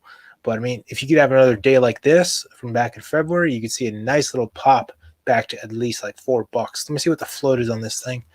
You know what? 6 million float, man. What are you doing? Million shares. Mitch owns like a tenth of them. Mitch, why are you in this thing? Honestly, I'm kicking myself. You guys want to laugh? I'm kicking myself because look, I'll show you why. When I got in this thing right at the close on Friday, and I wanted to ride it up, and I didn't pay attention to this move in after hours. It went up to 420. It gave me the move. Oh no, you missed it, man. I was working. I was building. You gotta have that limit sell or the take profit. You're on Webull. You got that take profit option, man. Use it. This is when you don't have your limit order out there. If I would have had there are no limit orders in the after hours session. I'm sorry. Yes, there are. There are no market orders. I take you that could limit sell. You know, yeah, no, you could do limit sell. No stops. No stops. No stops. That's what I. No stops. No stops. Yeah. But I should have put an order out there like $3.95 for just leaving it there. I would have took $4, not even the 420. But hey, now I'll see if it can get back up there. So that's why I wanted to bring it. Sometimes you got to pay attention to these. Wait, I want to ask, how does a stock that small even get on your radar? Because that would never come across my radar. I'll give you a hint. It's right behind here. Benzinga Pro, baby. Oh, Jesus. I used my movers tool. Oh, I had it on regular. I put it on gainers, regular. I had it on the hour for the last session of the day. I thought that the market was going to rip a little bit and that the quad witch wasn't going to be that bad. It did rip for you, though, on that stock. You just didn't pay attention to I just didn't take the money. Didn't take the money. They gave it to me. Jeez. Mitch. Dear Lordy. Good luck. Well, you're in a stock. Gotta have some fun sometimes, right? You gotta tell the stories, the good and the bad ones. I guess. You're in a stop loss at least? You're in a $32 million company. I'm not gonna lie. I watched it today go to 350s and I still held it. I'm playing with fire, man. Playing with fire. God. This is your GameStop. This is your goddamn GameStop. No. You want to see my GameStop? Let me see your GameStop. Pull it up. That's genius, baby. GNUS. Still holding from 168. Diamond hands in the air. You guys are diamond hands in the air. You know what? I don't have any YOLO trades on right now, and I think I should. It's been a while for me. It's been like a couple months or like a month since I think I got this one on lock, guys. So Genius is actually now trending in Wall Street bets. It's become the third trending ticker. Oh God. I might be onto something here, guys. Oh God. I don't know. We'll have to see, but this is the one I'm in, guys. I mean, full disclosure, I'm in at 168, so now I get to hang out. I'm up about 45% and just hanging out. Maybe we can talk about like some terrible. Speaking of Mitch being in this ridiculous company, maybe we can talk about some like terrible trades / investments that we've all made. There's still one more I'm in. There's one more you're in? Oh God, dude, what are you doing? I'm having some fun with my swing account, man. This is fun money, guys. This is fun money. This is just a swing account right. that I have on Webull. Tell us. It's a small amount of money, but just having some fun. Tell us. GSAT. Global Star. I don't know. Oh, I know this one. What do you think? I mean, what do they do? Let's take a look at the daily. It's a So it's a satellite company. Yeah, I'm big on satellite plays. I've at least heard of this. At least this is like a mid cap, or sort of almost. $1.55. Chat is going. Please give us real stocks. Real stocks, please. Oh, real stocks. Okay, I'll get out of here. Guys. No, I'm liking this. You keep going. We're having fun. We get that. We did real stocks for over an hour. This is the one that you see. Yo, I'm telling you, this is the one that they see in 3 weeks at like $5, and they're like, "Yo, Mitch, why'd you bring this up?" Oh man. No, I like this one at the overall satellite plays long term. I think that's where the money's made in the next transition into space. So that's why I'm sticking with Global Star. If ArcX comes in, man, and ArcX buys a big chunk of this, a few billion shares, you're right. I'm gonna be sitting pretty. So yeah. If that's your strategy, is I hope ARC buys this, then maybe that's NPA for me also, man. I'm thinking about that one too. Yo. You're buying stocks. Look at this. Look, this could be one. Right? Is this Lightning Motors? This is NPA. This is New Providence. And what are they SPAC though, right? This is space. Yeah, it's a SPAC though. But post SPAC, dude. It's post. Those are the ones you got to look at now. Okay. Here's like an actual real question from VS and chat. All right, BCRX. all right. You give me off my horse. Yeah, BCRX fell. Wait. Woo! Let me see if do I have the right chart up? Yeah. Okay. So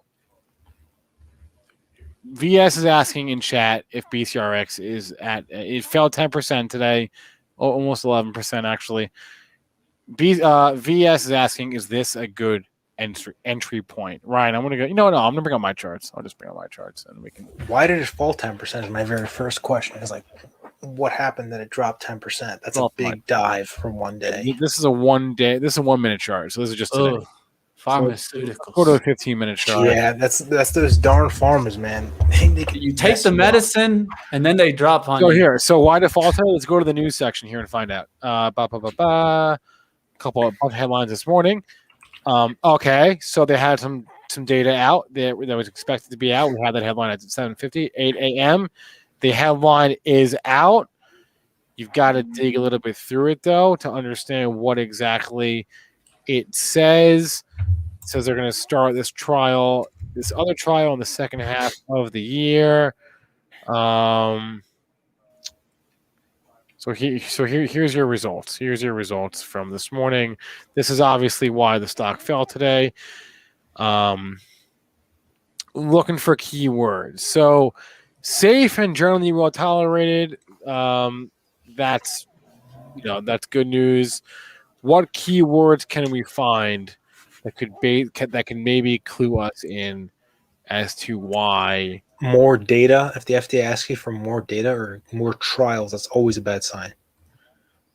Yeah, I'm skimming this very quickly. I sorry, VS, I'm not looking at this till right now. So, well, while Spencer looks for that, I'll show you what I think. Technically, at least, I'm seeing kind of this uptrend, and this is on the daily. Mm-hmm. Multiple touches. Yeah, multiple touches on these kind of like big wick days. And then it kind of broke out, like you're saying, yeah. And then quick reversal. That's a little bit scary. It needs to hold, I think, this kind of trend that it broke out of. So maybe somewhere in this 1150 it holds and it comes right back to 12. But if I didn't see that move right back in clearing 12, I would be a little bit concerned that it would be heading down closer towards this kind of support where it came from, maybe the 10s or something like that. Right. Yeah, if it holds that and continues to go up, that's a good sign. But if it doesn't, like again, these bio plays, this is why I steer clear of bio plays. I don't really understand them.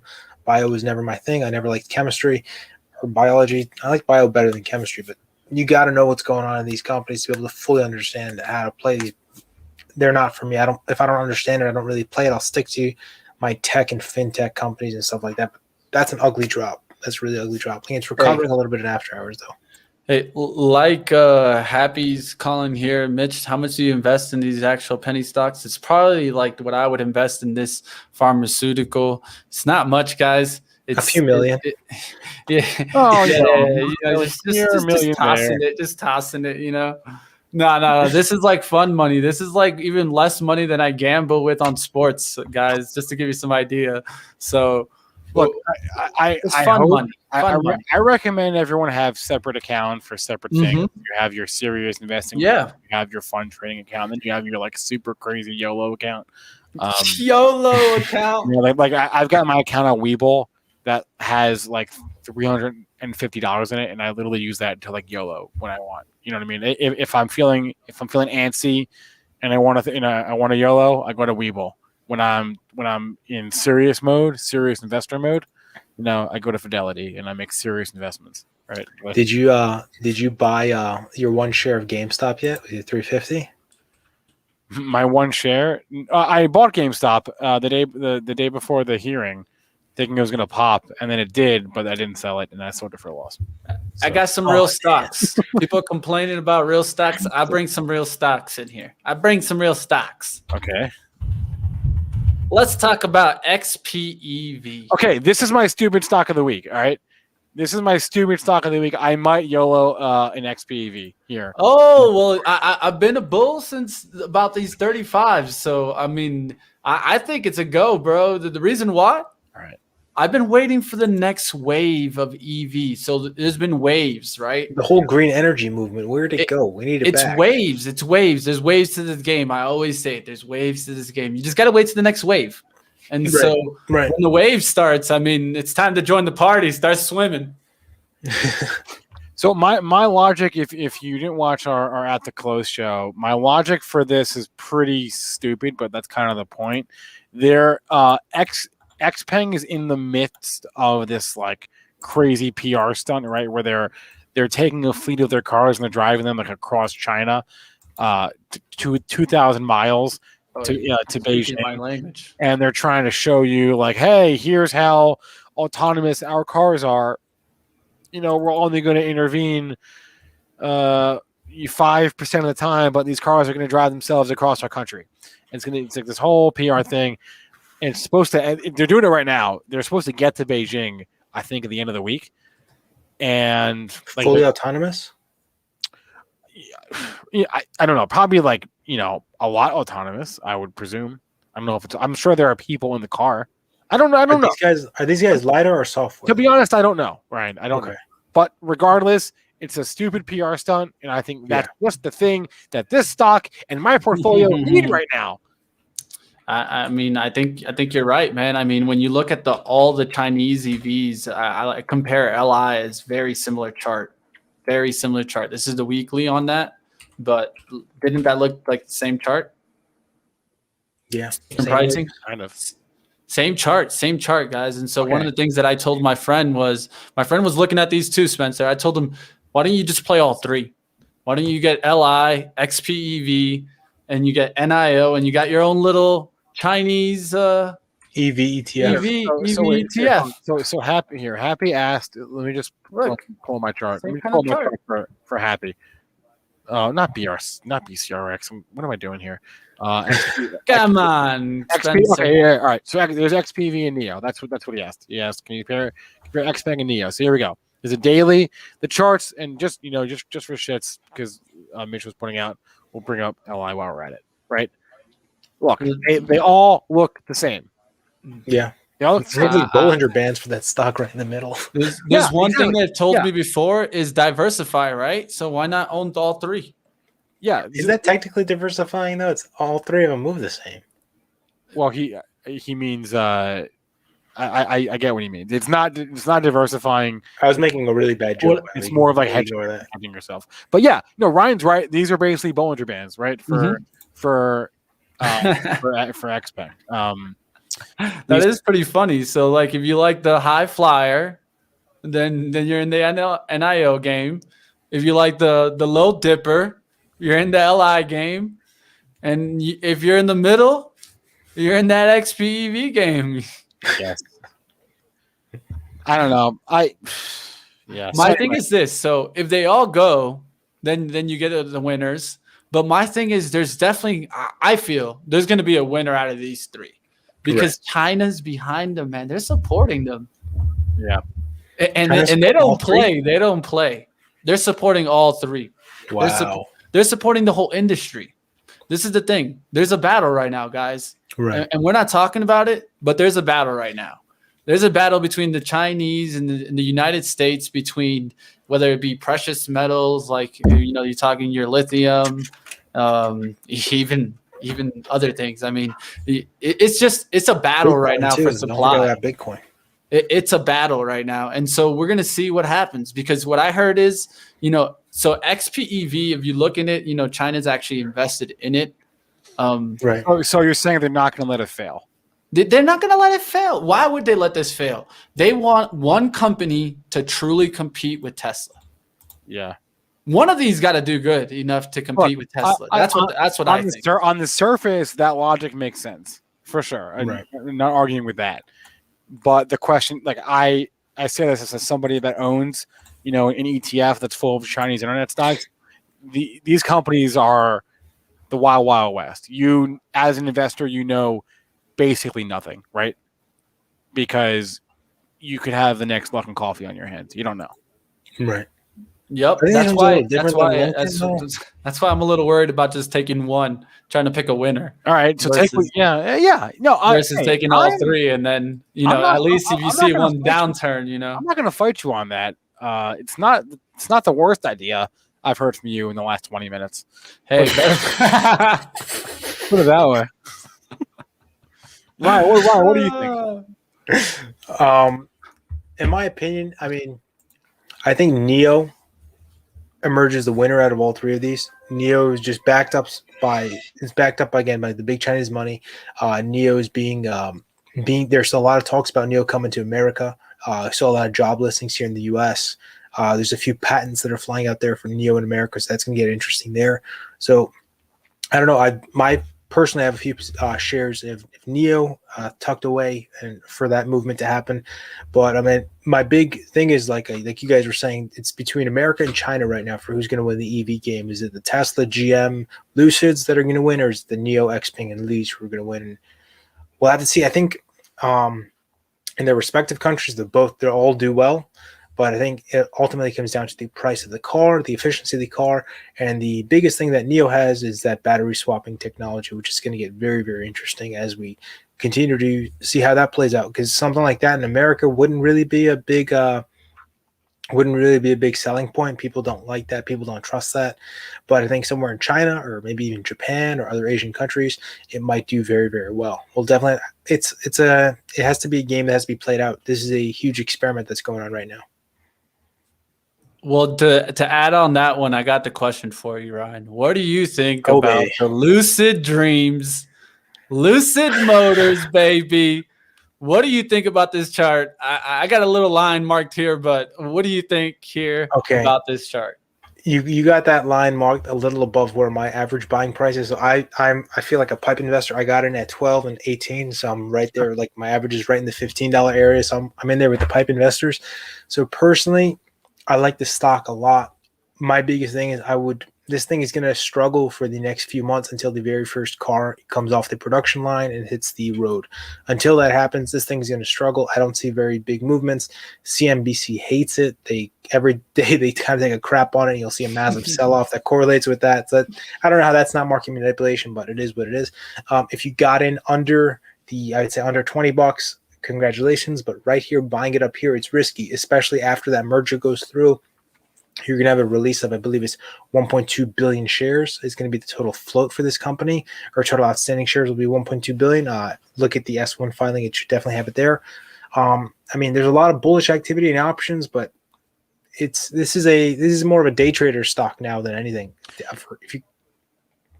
I'm sorry, I didn't mean to Like No, you're good. You're good. It's gonna be an interesting play, you know, as it pulls back. I think it's not a bad play at like maybe near the line that I'm talking about. One of the things that I like to see a chart do after it did a rip like this, and I can compare a chart. I'm going to show you a chart that some people gave up on that I kind of stuck out with. That's kind of done a similar pattern, a big rip, a big pull back, and then kind of. You got to wait for it to get what I call sleepy or what Joel calls sleepy and let it go consolidating here sideways. So what I'd look for is for a move back down closer towards that low that we had before near those 20s, and then kind of a little sideways period where you have, you know, it's kind of been dead now for like about 1 month. I'd wait for about 2 to 3 months of sideways action, and then I look for those pops. Right. And then I'll show you a stock that I was talking about, and that was GAN. This is one that I liked, and I like this chart after it was kept, you know, sideways action. But what did it do? It went sideways for around 3 months and then popped out of the trend. Right. So very, very kind of similar chart. The only thing this one didn't have the biggest gap down, but you see how they had this gap on the gap up? It kind of filled that gap on the gap down. That was this hard day right here. And then you get those sideways periods where that's when usually retail forgets about it. Right. And then the investors really pick it You up. got that little inverse head and shoulders going on there too. So that Hey, you see it, man. Come My on. man got the eyes. I know. I know. My man got the eyes over there. Can I go back to our EV conversation for a second? I just want to show you Sure. like, Why this not? chart. This chart is a couple days old. It's from Thursday. It's from the WSJ. So I think what you said it's going to be between the U.S. and China. We're in a war right now. Well, take a look at the European automakers right now. Not Europe. Take a look at Europe and Asia traditional automakers right now. Year to date. This is a chart of the year-to-date performance of all the traditional automakers. Okay. And look, where's Tesla? All the way at the bottom. Again, this is as of Thursday. Negative for the year. And look at Toyota, Renault, BMW, Hyundai, Stellantis. I mean, come on, man. This isn't fair. Tesla did like 1,000,000% last year. I know. So They picked a perfect time to release this article. The article is a reaction to what is happening. It's not the other way around. So my point is that, you know, there are other plays out there besides NIO, Li, and Xpeng. GM. Yeah, the market. Hey, I'm long. I got some Ford. I love me some Ford. The market is loving your traditional automakers right now. So I just wanted to bring that to everyone's attention. If you hadn't noticed that, now you do. Let's add a fourth member to this party, if we can. Ryan Faluna, the man, the Benzinga Pro aficionado. How's it going, Spence? Ryan said he couldn't join because he was busy mining Bitcoin. Is that true? That is correct. No, I could join whenever you wanted me to join. So hold on. A couple of things, Spence. So number one, all that article did was prove that life is all about timing. Right? Ryan said it here. Ryan's like, you include last year. Life is all about timing, and that's what that article proves. Ryan, I apologize. Do you My parakeets live in my office. I'm going to try to manage this as best I can, but you invited me on. That means they come too. So I apologize to all of the birds go flocking, you know. What was I thinking? Why did I do that? Does that mean it's a bullish market? Hold on. So I just wanted to add to the EV discussion that you just had, and I'll mute myself so the background goes away. Please. Oh man, you hate birds, don't you? I'm kidding. The way I want to play the EV space is actually through batteries, right? Because I don't want to have to pick which manufacturer it is. Yeah. So I actually want some of those battery plays, and that also has some of the home storage angle in it too, right? You develop a battery to store some of that electricity in your home. You can power your home as well. So that's the angle I would take. I like TPGY in that sector quite a bit. I actually giving like us names. We like it. TPGY. Wait, hold the phone. Speaking my language, right? What? I got you, Mitch. And by the way, this is going to be my first year playing fantasy baseball with Mitch. I can't wait. Oh, Dude, this is gonna prove be himself fun. in football. Can't wait to play fantasy baseball with Mitch. Wait. What is this? A SPAC? Or was it? What is this? Yeah, Yeah. dude, this is a great spec. This is one of I the think things this. about I this think one. this stock should be above $30.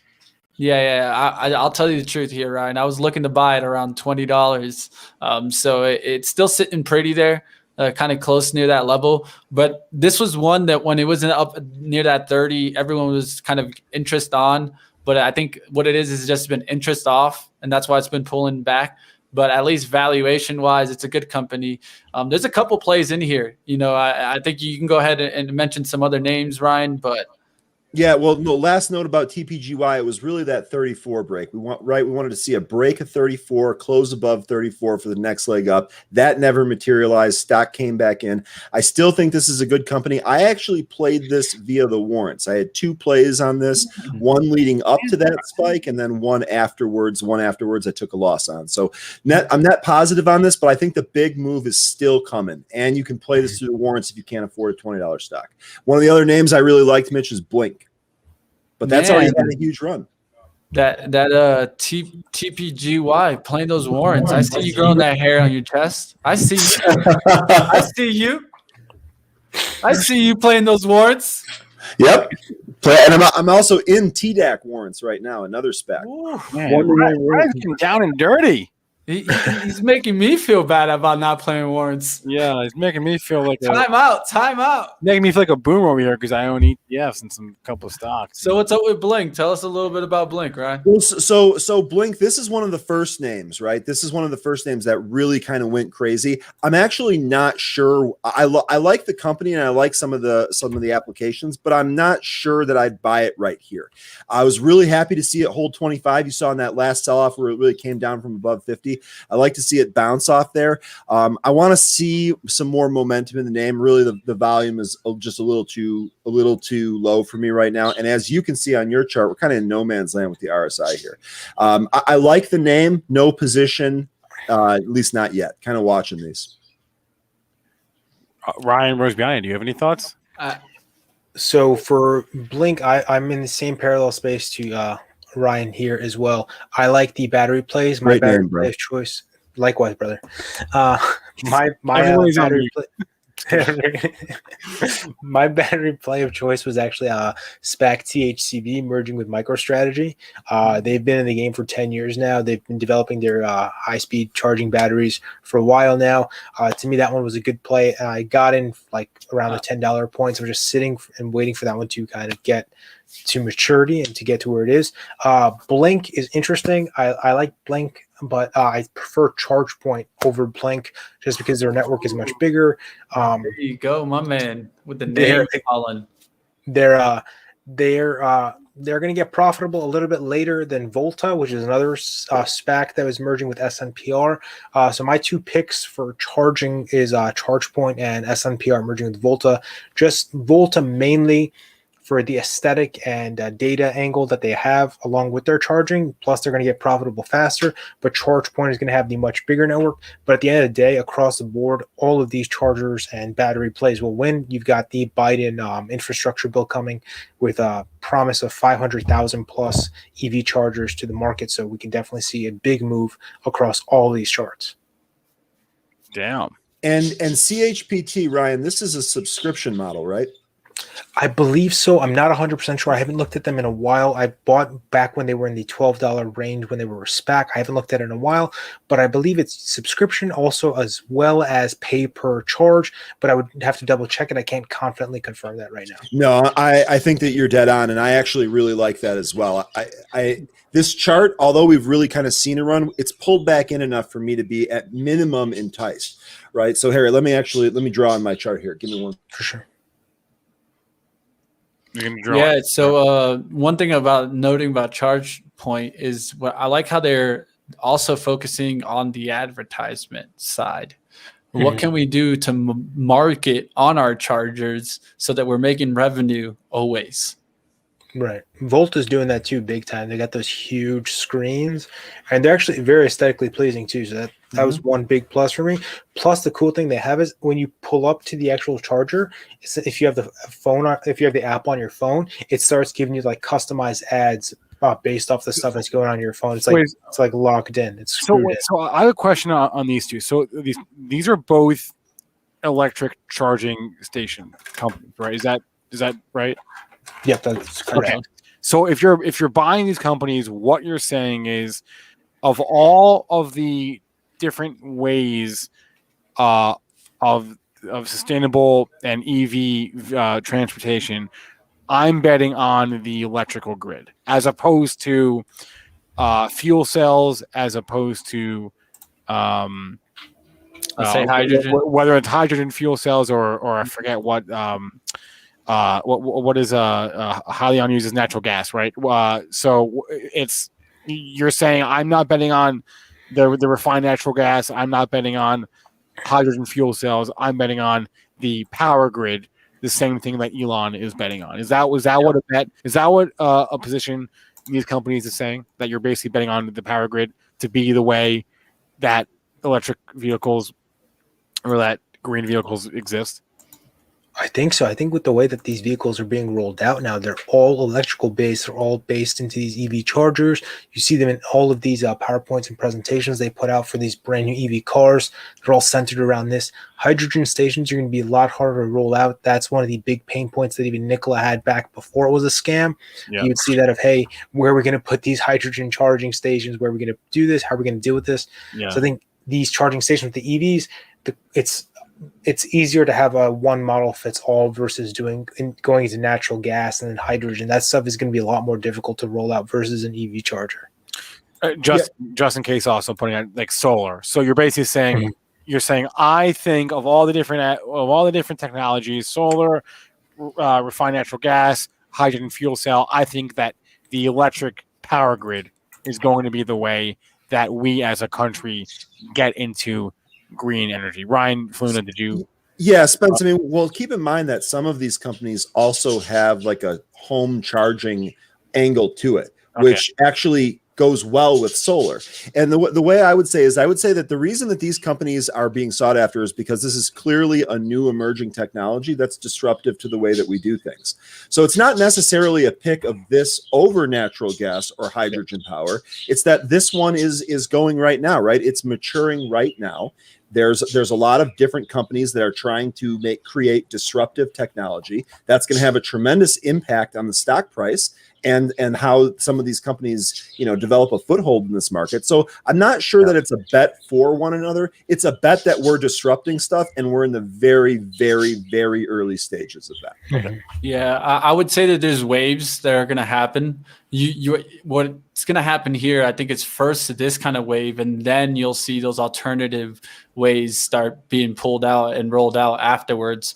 One of the things I'd note, and I got some more kind of knowledge on this. I interviewed DMYI's CEO, Niccolo De Masi, and he just got a quantum computing company, and that's really where we need to get to.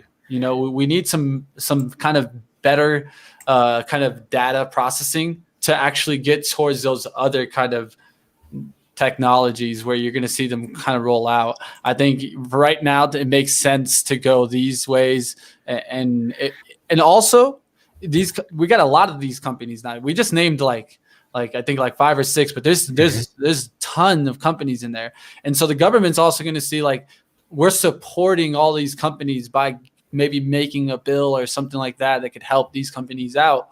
That's when I really think this gets going. That's when you got to watch out.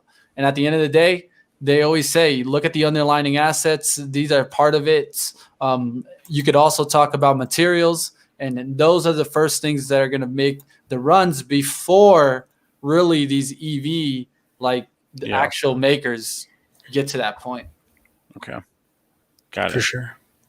Yeah, I mean, just in case is pointing out in the chat. I mean, I've seen, we've all seen electric charging stations. You got like 3, 4, 5, 6, in a row. I haven't seen more than that though. Together, I've never seen more than a handful of charging stations. In one area. Maybe I'm not in the right areas, but yeah. Okay, so that was a Ryan Fluna. You came out firing with a couple names on your radar. Are there other names that you're watching or that have left the radar screen that were previously on the radar screen that you've given up on, or what? No, I mean, I'm also watching companies like NIO and Tesla. So I don't want to say that I'm not watching those, but some of those newer ones, I'm actually waiting to get back into TPGY. I don't have anything else on the docket. Now, CHPT, I really like this. And I actually didn't realize where the chart was until Ryan brought it up. So I would say CHPT and TPGY are going to be the two names that I'm targeting. And Spencer, I also wanted to double back here real quick. You had asked me right when I came on. Yes, my computer mines Bitcoin and its idle processes. So what happens is when I play a video, it actually slows down the amount at which it runs. So while I was waiting, I was like, just ping me, and I'm going to maximize my graphics card's mining ability.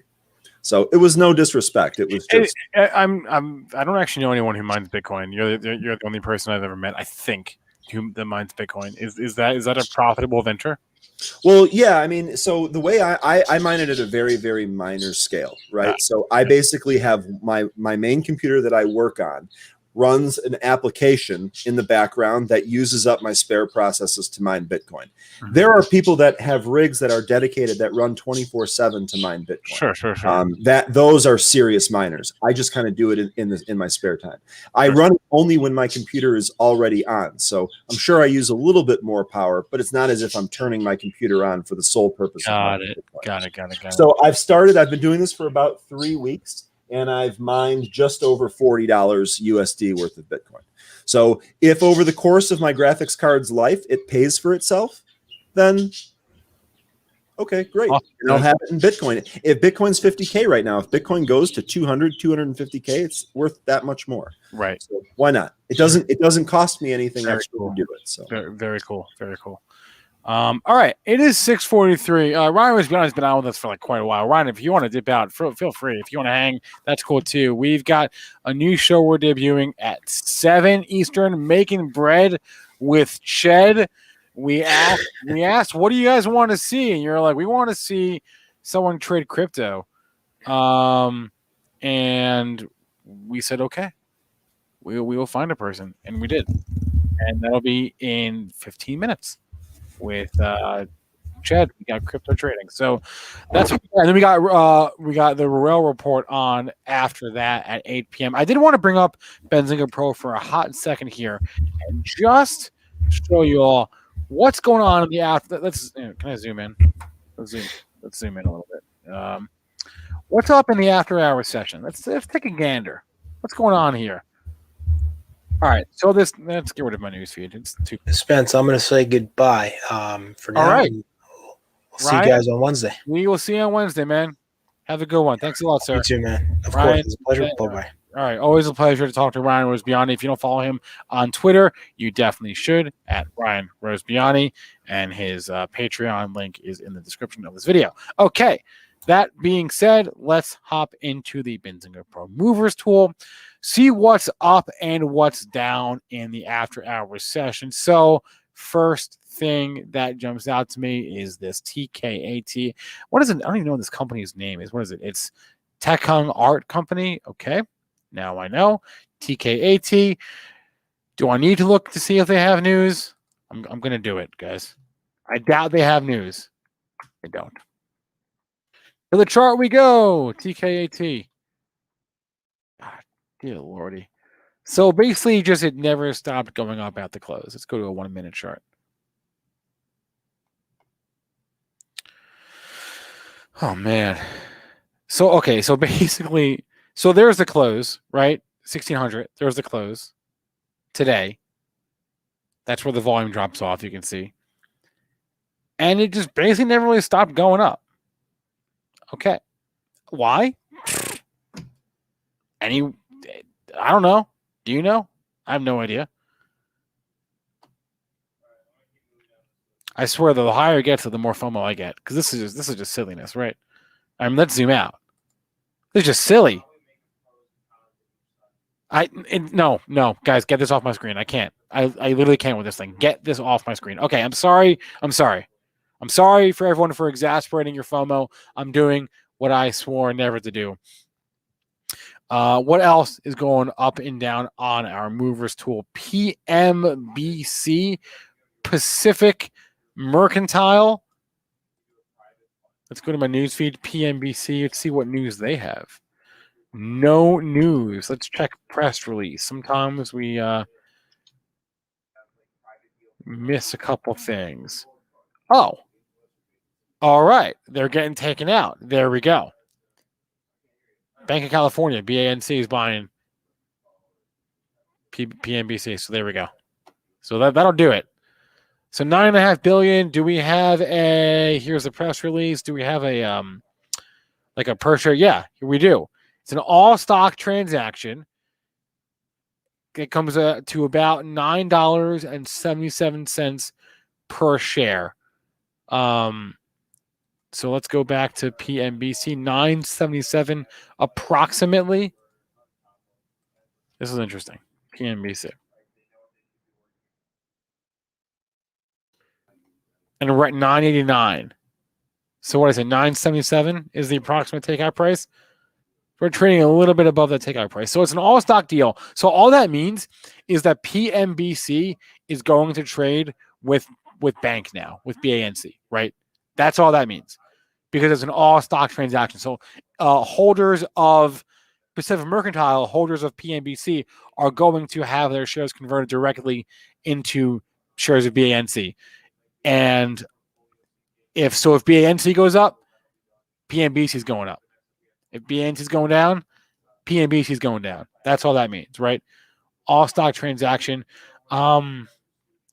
Is there? I wonder if there's a ratio here.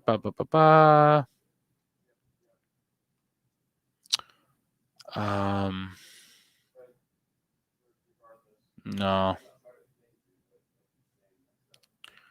Okay. So that's very interesting. So if you're trading PNBC, just watch out. You can't trade this thing without looking at BANC first. Let's go back to our movers tool, see what's what. The only other stock up double-digit percent after hours is BioLife Solutions, BLFS. Let's go to the newsfeed and see. And earnings. Okay. Earnings of 1 cent per share loss. I highly doubt anybody who owns this stock owns it because of the earnings. That would be surprising to me. This is a smaller company. You don't own small companies for their earnings. You own it for their growth. BLFS. Let's zoom out. Yeah. All right. I mean, that's not of all these charts we look at on this stream, this is not one of the uglier ones. This one looks nice. I don't know what this company does. Michael Walker, can someone explain why Afria and Tilray have been taking beatings recently? Well, Michael, it's actually not just Afria and Tilray that have been taking beatings. It's actually the entire cannabis sector. So I would caution to not get tunnel vision and think it's just those two. It is not. There's canopy growth. What about the MJ ETF? You can see the chart looks identical. What about ACB, Aurora Cannabis? Identical. What about Kronos? These charts all look the same. Now, to answer your question, why is this sector taking a beating? Well, some of it probably has to do with that post-election rally. Okay, I'll be honest. All right, I own 4 cannabis stocks in my portfolio. Okay, I'm super long, very, very bullish U.S. cannabis companies, which Tilray is not, but that's neither here nor there. I benefited greatly from the election and the assumption, I think, that during the course of Biden's term, they would legalize marijuana on the federal level, and especially with Kamala Harris having come out in support of it, that this is going to happen. And election night was not just about who won the White House; it was also about the various cannabis legalization questions across the country, and it was a unanimous. Basically, every state that had a cannabis question on the ballot, cannabis was legalized in that state, whether for medicinal or recreational. It was election night was a great night for cannabis. Okay, And look at this chart, okay? This kind of move, they just don't happen like that. Like it's never that easy, okay? Tilray went on election night when was election night? Like the 6th, right? I don't know, the 3rd, one of those days. Let's just call it $4, okay? Tilray was $4, we'll call it $6. Whatever, $6, okay? Tilray was $6. And it went from $6 to $60, almost $70, all right? So I'm sorry, but like this happens. This happens. If you own a stock that goes from 60 to 6 to 60, then yeah, it might go from 60 to 20. That's kind of how this works. Elevator on the way up, elevator on the way down. So there was really no fundamental reason for Tilray or any of these things to go insane, but they did. Canopy went from 15, how high did it get? To 56 in 3 months. 2 months. That's easy money if you can pull the trigger and sell, but it's never that easy. I mean, you have to expect if your stock is going to go crazy like that, then yeah, it's going to come crashing down. Yeah, VS is pointing out that there was a merger. Yeah, the Tilray and Aphria are involved in a merger, but this is not just unique to Tilray or Aphria. This is the entire cannabis industry in capital markets. Look at the MSOS, which is the ETF that I am most fond of, that I do not own, but I own the top 4 holdings in this fund. It went up, not as much, and it's gone down, but not as much. It's had a lower beta. But the rest of this stuff, I mean, guys, come on. It's kind of it's a little obvious, right? I mean, this was just stupid. This was just stupid. There was absolutely no reason. As good a night as election night was for cannabis, there's absolutely no reason why Aphria should have gone from $2 or $4 on election night to over 30 2 months later. There was no reason for that. None. I'm sorry. And I'm bullish. I'm a cannabis bull. But I'm sorry. It's just stupid. So, look, big boys fall hard. Okay? This is what happens, unfortunately. And that Tilray chart, look, on Tilray, I will never forget Tilray. Zoom out. Okay? I will never forget this day. September 19th, 2018. Tilray, not the 19th. What day was that? Yeah, the 19th. Okay. Tilray opened that day at 233. It got as low. It basically went from 150 to 300 to 150 in one day, on the same day. So somebody somewhere bought Tilray for 300.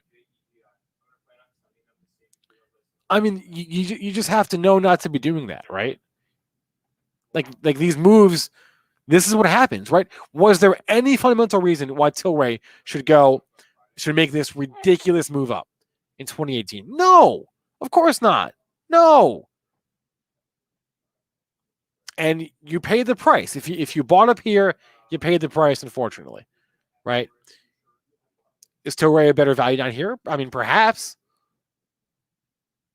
Let's zoom in here on the last 7 or 8 months. So it's one thing to make a call in an industry and say, I'm bullish. I'm bullish the stock. I'm bullish, the sector, whatever. But if you're chasing a stock that's made a ridiculous move up hundreds of percentage points in the last couple weeks or months, or if you held, let's say you bought the stock a year ago and you held it this entire time, I mean, what more could you want, though, right? What more could you really want? You bought a stock, let's say you bought it last summer for $7 or $5, whatever, and it went from 5 to 60 on you. I guess you learned a little lesson on taking some profits I have a general rule of thumb. If I'm in a multi-bagger, if I'm in a stock that's up, 100, 200, 300%, I'm selling half. I'm putting in a trailing stop, all right? I'm putting in a trailing stop at 40% for half my position. So if the stock ever falls 40%, I'm getting half out of there. I'm getting some profits while I can. At least you make money on it, right? So I'm sorry if you bought Tilray up there and you are getting smoked. But this is what happens. There probably is no fundamental reason for Tilray to go from 60 to 20, but there was no reason to go from 20 to 60. That was a long, somewhat aggressive answer. I apologize if I came off as harsh, but you have to know that these silly moves to the upside will lead to more silly moves on the downside. So that's just part of the game, okay? We got a couple minutes left.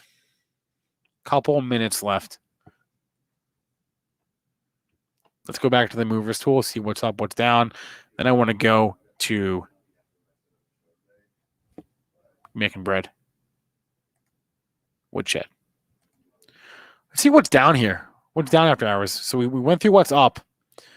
Ionis Pharma. Okay. IONS. Don't know it.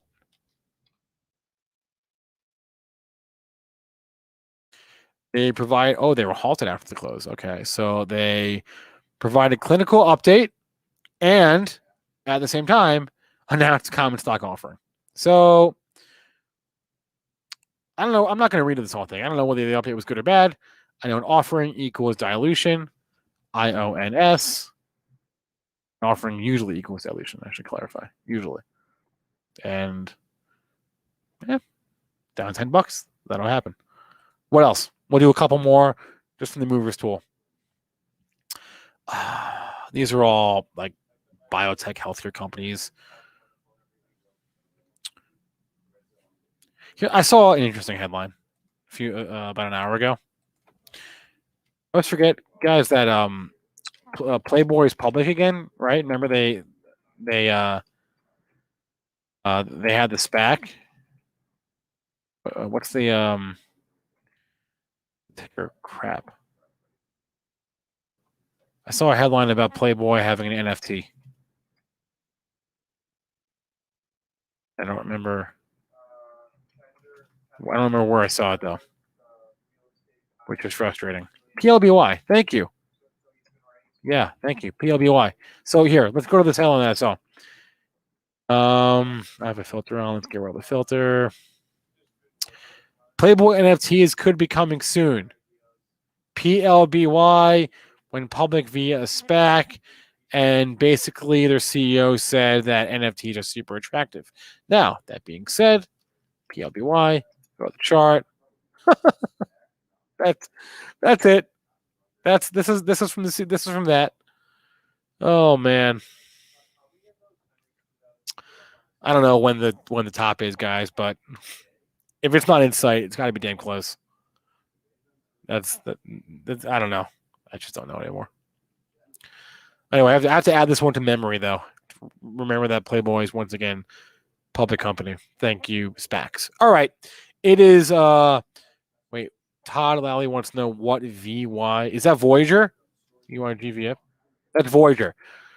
This is a stock that Luke Jacoby and Jason Rasnick are along. It is a crypto exchange. I am not the person to ask about Voyager because I don't own it.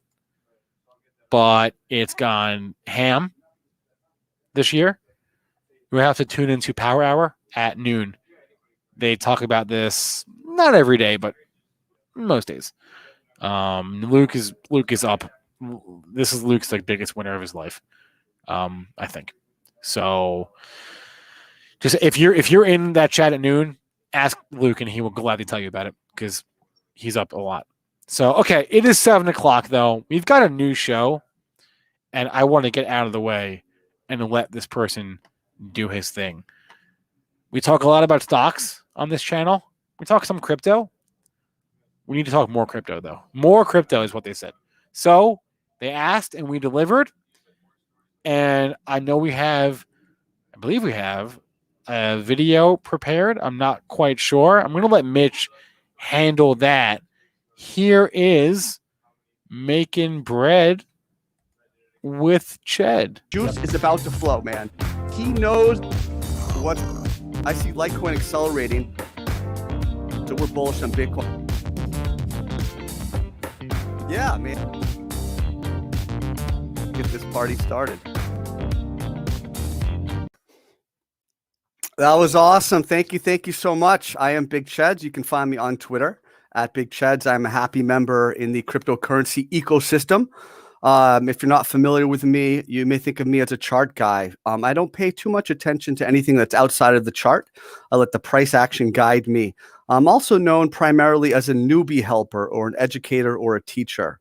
And a little bit about my background and, of course, about this show. It's going to be a great show. We're going to make it educational. We'll make it fun. I'm going to bring on guests and we'll talk. And I want you as the viewer, regardless of your experience level, I want you to get something out of it. I want you to have fun. I want to break this down into a level where you can digest it, you can understand it. And that's what the show is going to be. I've been trading for many years. I've traded a lot of different asset classes, a lot of different markets. And starting back in 2015, when at the time I was trading over-the-counter penny stocks, micro caps, I started a blog, a beginner's blog, and you'll see the link. You'll see the link in the video share and chedstrading.blogspot.com. And the reason I did that is after a while, I noticed, there were some repeat mistakes I was making. There were some things I was doing. And once I had learned those lessons, I wanted to pass on those lessons to other people. Because the second level of anything, second level of knowledge is the ability to teach it. And so I started that blog. That was a way for me to hold myself accountable. I started to build a brand, helping people on Twitter, growing my Twitter account. And I was introduced to cryptocurrency back in early to middle 2017 with actually our first guest at Big Chonis. You'll see him on Twitter. And I was at his house and he showed me his phone. He had Coinbase.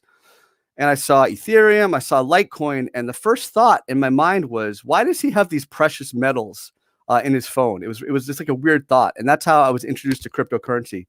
But very soon I realized we have liquid markets, we have action here, and I'm a Japanese candlestick trader, which means I understand that the strength of any candlestick signal is based on the volume behind it. And I noticed we had, as I said, liquid markets. There was volume to generate good trading signals. I really jumped right into it. And really at that time, I was also unfortunately diagnosed with cancer. I was diagnosed with lymphoma and I started treatment for that. And that went on. I was blessed. I was honored to become a founding member at Bitcoin Live. And you'll see the link in that as well. That's the best in class educational platform for crypto. I'm a founding member along with some other great traders and teachers, Peter Brand, Bob Lucas, Dean C. The Light, Mark Dukas. We just have a great team. And that went on for a while. I eventually beat my cancer, and I'm very thankful for that. Of course, I wrote a book, My Battles with Cancer, a candid patient and caregiver's memoir, and released that maybe a year ago. And since then, I've been just diving right back in. I've studied classical charting. I'm now CMT level 1, so I'm very familiar with both Eastern and Western technical analysis, Japanese candlesticks, and classical charting. I also have a background kind of as a semi-amateur poker player, so I understand risk management. I've also studied psychology, in college, and so I kind of combine all those things. I closely study social sentiment and all that good stuff. So that's kind of who I am. We have a great show ready for you. I'm going to jump right into talking about Bitcoin. We're going to talk about some of the cryptos, the most interesting cryptos that are going on right now. And we'll bring in our guest, and he and I will talk about what's going on, and then we'll get to some chat requests at the end as well.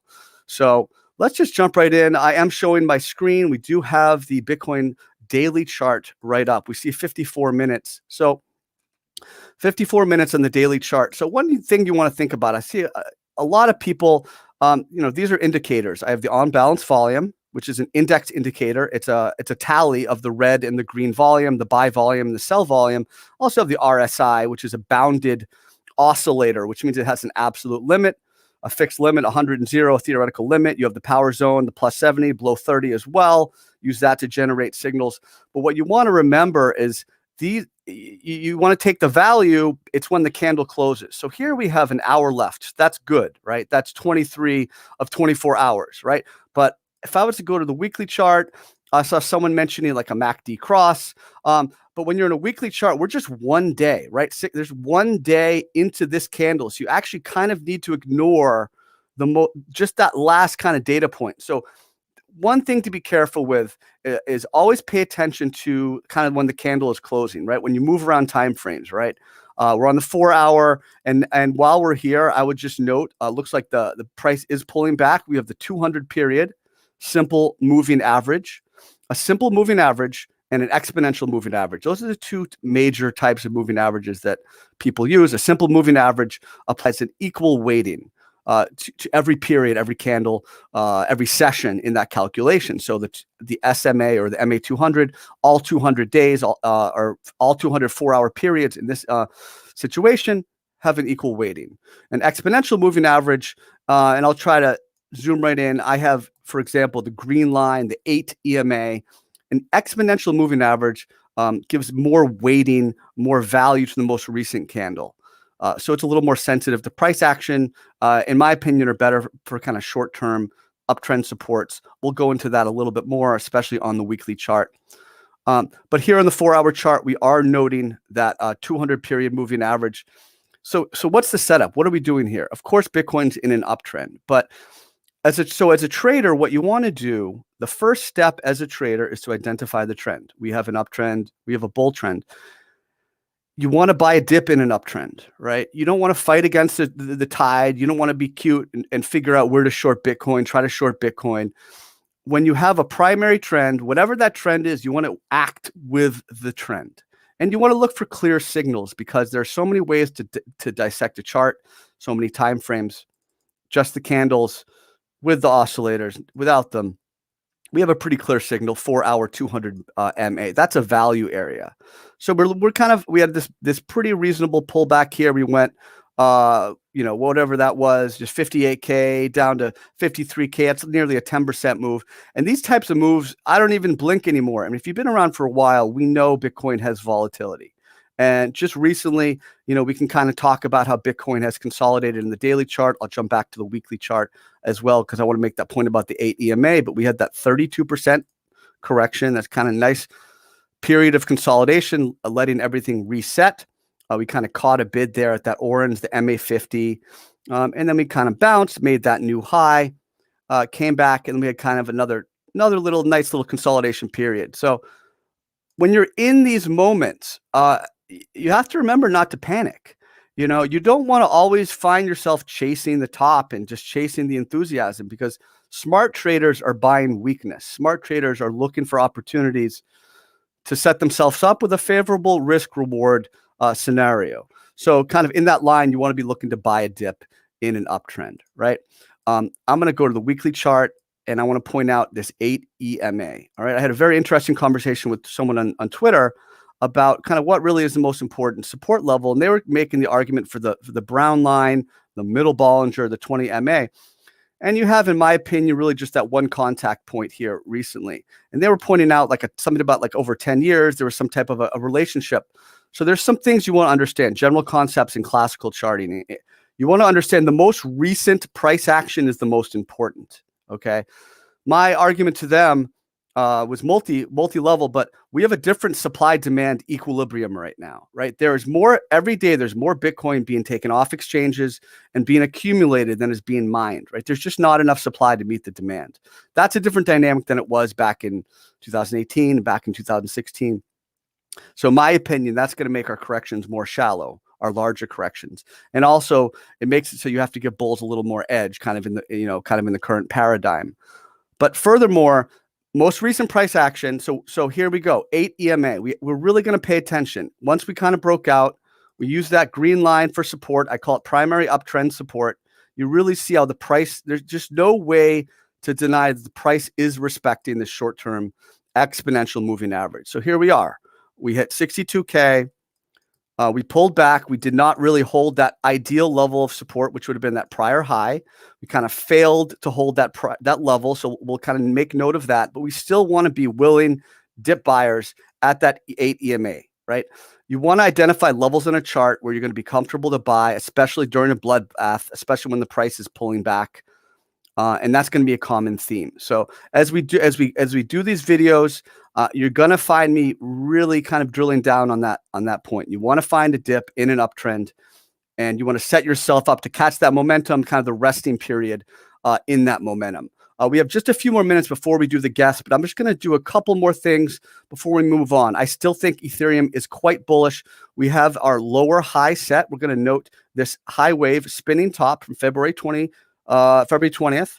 And you could just draw kind of a diagonal line. That's fine. You can kind of draw that with your lower high structure, right? And then at some point, it's not as clear where you kind of draw this, you're kind of rising diagonal. And this leads me to the point that diagonal lines are much more subjective.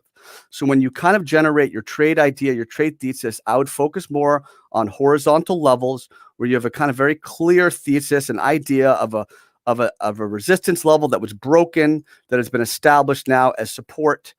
All right. This is a much more firm thesis. If you would say, hey, Big Cheds, I'm going to buy at 1410 based on that key support resistance flip level, right? I'm going to look at this triangle, and if it breaks down, I'm going to buy here, right? That's fine.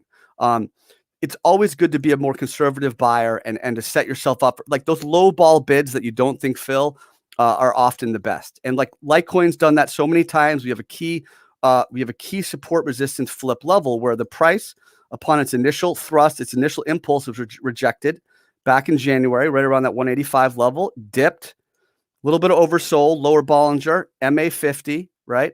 Rally, accelerate, break, come back.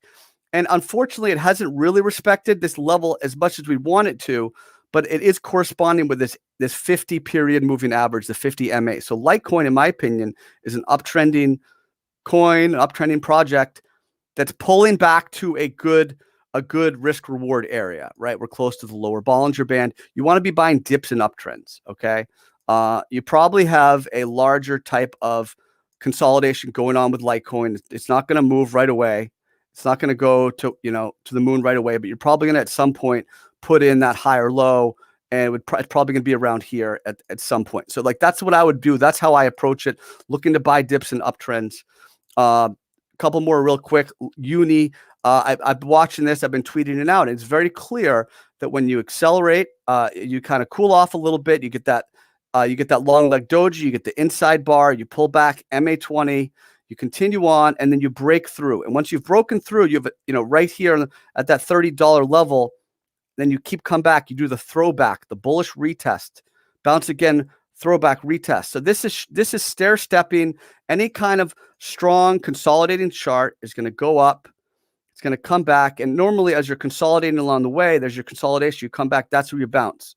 And then you come back there. And that's where you find it, right? You're stair stepping. And we're seeing that here with Uni. We're looking to buy dips and uptrends.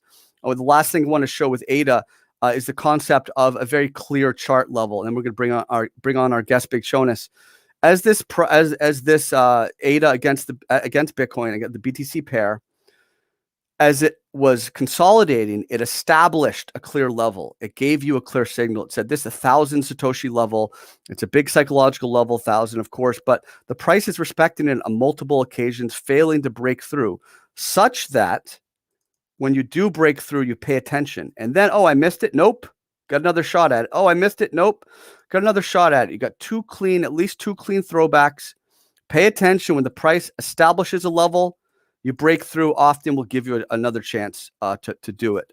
I think it's time for some trader talk. What do you guys think?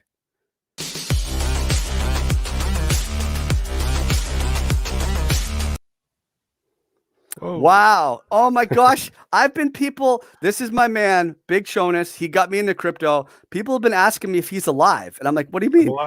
He's alive. I hang out with him all the time. Why don't you take the floor? Tell us about yourself. And I'd love to hear what your thoughts are. Cheds, good evening, my friend. Thanks for having me. Really appreciate it. Hello to everybody out there. I'm Big Jonas. Find me on Twitter at Big Jonas. I'm a trader. I'm a stock trader. I'm a crypto trader. I've been in this crypto space since, well, the first time I heard about Bitcoin was 2013. I purchased my first Bitcoin in 2016. I've been basically trading Bitcoin and crypto ever since. Real excited to be here with you tonight, Chad, because I think we're in a very interesting moment in this entire market. It's been some crazy, epic moves we've seen this year in 2021, following the bullish end we had to 2020 after having such a very capitulative move we had earlier in March of last year, to now see us at Bitcoin above $50,000 as we are, in 2021, so many months away from the halving. And we're very, very key inflection points. So I'm really excited to talk about this and my thoughts on Bitcoin with you tonight. So, I mean, what are you thinking? Because you and I often talk about how, like, both sides have to get wrecked before a big move can happen, right? We talk about that, and we kind of try to figure out. We talk about the psychology of the market, and oh, these people bought here. What are they thinking now? So, along those lines, do you have any thoughts, kind of about where we are now, and generally like that? So, there's a couple different ways that people are obviously looking at Bitcoin right now, depending upon how you have been involved or haven't been involved in this market over the past year. Hypothetically speaking, if you have been a hodler of Bitcoin for years or even for over a year, okay, there's a good chance that on your current position, you're up 5x, 6x, 7x, 10x potentially on your investment. Same with several other crypto coins, Ethereum, other ones that have had just tremendous bullish moves, some up, 10x, 10 baggers, we call them.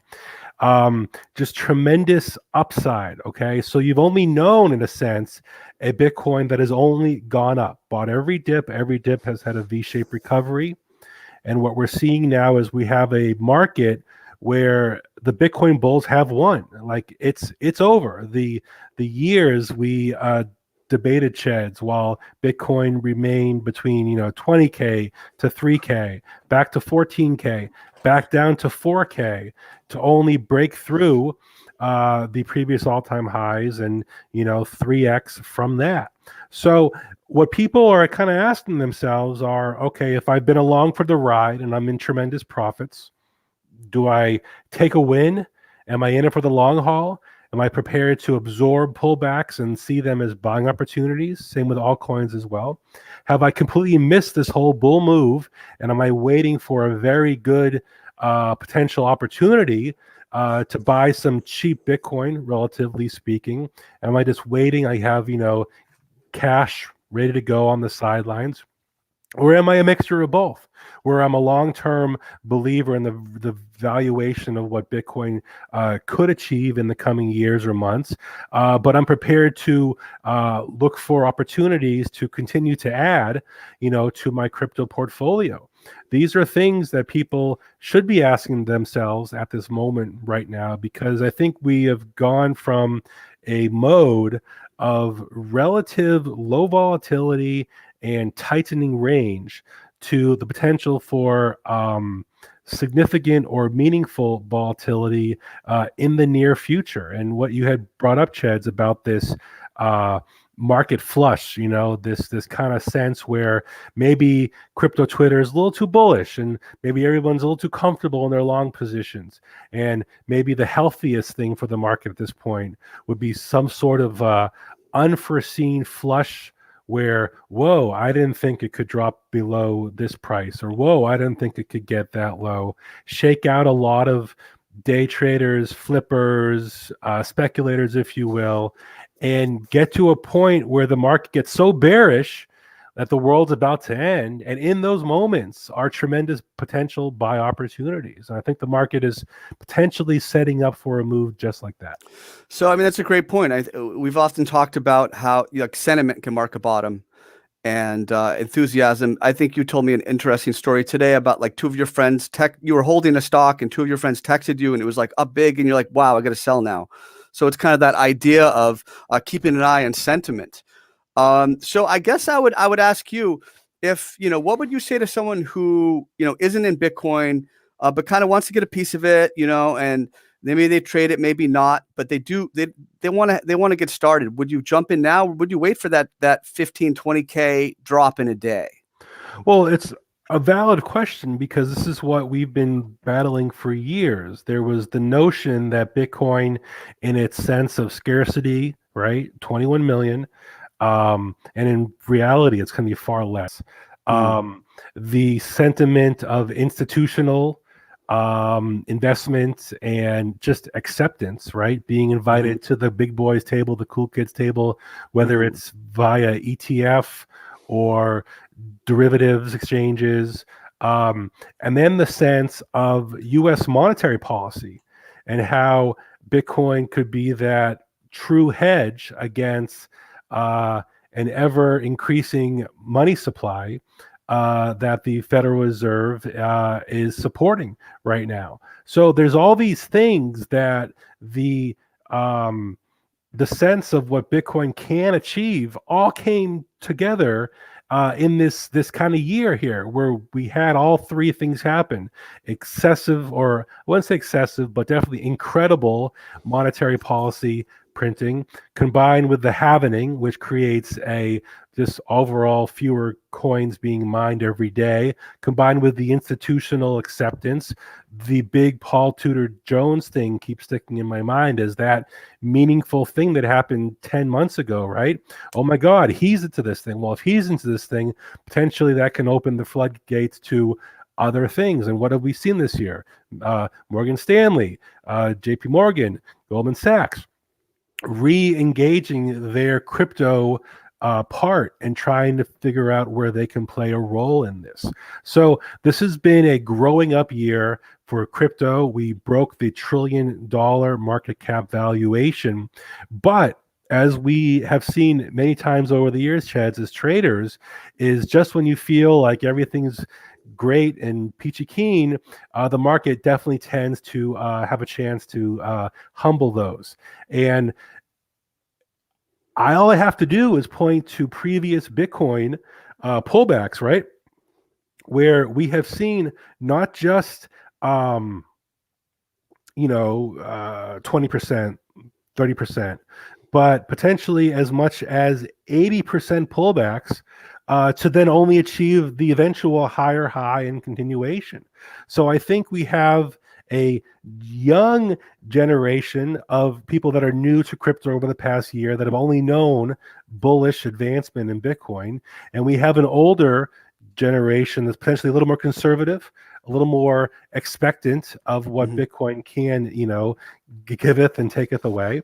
And I think we're about to see a battle between those two forces, between the dip buyers and those that can say, all right, hey, I'm a bullish fan of Bitcoin, but not over 50K, potentially not over 40K. And there's a lot of the chart that tells me and gives me reason to feel like we will be testing significantly lower prices potentially. Excellent. So I think just a little bit, I'd love to have you. Well, we're seeing the chart right now. It looks like I'd love to hear you walk us through that. And I have a couple questions for you later. So please go right ahead. And folks, he's on Twitter at Big Cheds. This is Big Chonas. He's on YouTube at Chonas Trading. Oh, no, you're at Big Chonas. At Big Cheds. Sorry. He's on YouTube at Chonas Trading, though. So we'll put that link up for you. Go ahead. Listen, I just want to, whenever I analyze a chart and when everyone's like, hey, what are your thoughts on this? The very first thing I like to do is just high time frame, big picture. I'm on the Bitstamp chart because it gives us, the most or very significant amount of data over the past years here. And listen, Bitcoin has always been in an uptrend. Okay, created in 2009, 2010. We've always been in an uptrend. Okay, but so has the NASDAQ during this time period. So has the Dow, more or less, during this time period, S&P. So Bitcoin has been alive during a generational bull market, if you will, in equities. Nevertheless, we have had tremendous parabolic moves, and we have had tremendous pullbacks, or 80% several times, followed by 1,000% plus gainers. So we can use tools to get a sense of, how far ahead are we? How bullish are we? How bearish are we? And how are we positioned from a price standpoint in conjunction with these indicators and oscillators? So off the bat here, and I remember doing this analysis when Bitcoin was still consolidating from, this 20K thing. And I was thinking about how wide the Bollinger Bands were, right? And how, they're like a big great white shark and they're so far wide. And it will take such a long time for these to tighten and tighten. And when they tighten, that's the signal that a big, more meaningful move is coming. And if I just hide the price action and just show the Bollingers alone as is, if this was the great white shark, right, back in 2018, this is Megalodon, right? This is that like 10x shark that is extinct, but had, teeth the size of a small house. And we did it, there it is again. So now I'm thinking about the future and what it's going to take for this Bollinger Band spread on the monthly chart to consolidate, and what that's going to look like for both of these bands, or upper and our lower extremes, to tighten over the coming months. But what this is showing us is how extremely bullish this is. We have yet to see monthly consolidation, right? Highs, higher lows, lower highs, some sort of a chop where we're establishing, meaningful areas of support that hopefully the bulls can build on in the future. We haven't had that yet. This is an insanely bullish move, only compared to what happened in 2018, what happened in 2013 here. So we have so much running room from the highest of time frames, the monthly, chart, to say, okay, we can remain bullish on the highest of time frames, and Bitcoin can still be in the 30Ks. Bitcoin could still be in the 20Ks, and from the highest of time frames chart, just say, okay, we're just establishing a higher low and a lower high and looking for that meaningful bounce. Even the weekly, which is still, again, we're early in this week here, so I wouldn't look too much into this current candle as we get 6 more days for it to form. But just the breadth of it above these two indicators, I'd like to use EMA 12 and 26. This is my leader. This is my follow. And you can see we haven't even come close to touching the EMA 12 one time since, October of the initial, blast off, if you will. My point through all this is we have so much running room on the downside to still be overall bullish, but still maintain some healthy consolidation, still be able to maintain higher lows, potentially lower highs, okay? But I want to see consolidation and supports being tested. And just to kind of wrap all this up, my plan, because I do feel there's a great buying opportunity that's will present itself with Bitcoin potentially in the next couple weeks. And the reason I say that is, historically speaking, every April has been a bullish April for the past 5-6 years, where we started in April 1st. I have these on April 1st. I don't know why they moved. So from April 1st to April 30th, from 2016, 17, 18, 19, 20, where we started April 1st to where we ended the month, we were higher. Whether it was a few $100s or a few $1,000s, we were higher. April, historically, is always a very bullish month for Bitcoin, some more than others.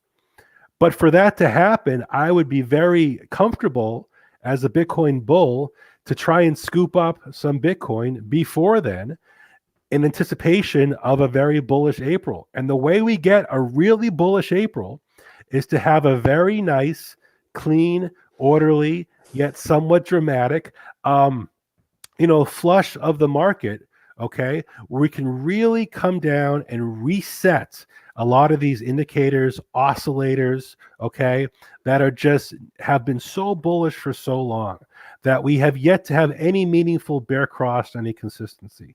And then to have that moment where crypto Twitter is just pulling their hair out that this is the end, or the bears are saying, I told you so, or, aha, I was right, it's a giant, pull the rug. I want to see that. When there's blood in the streets, that's when I'm going to be very comfortable that the bottom is potentially near, Okay.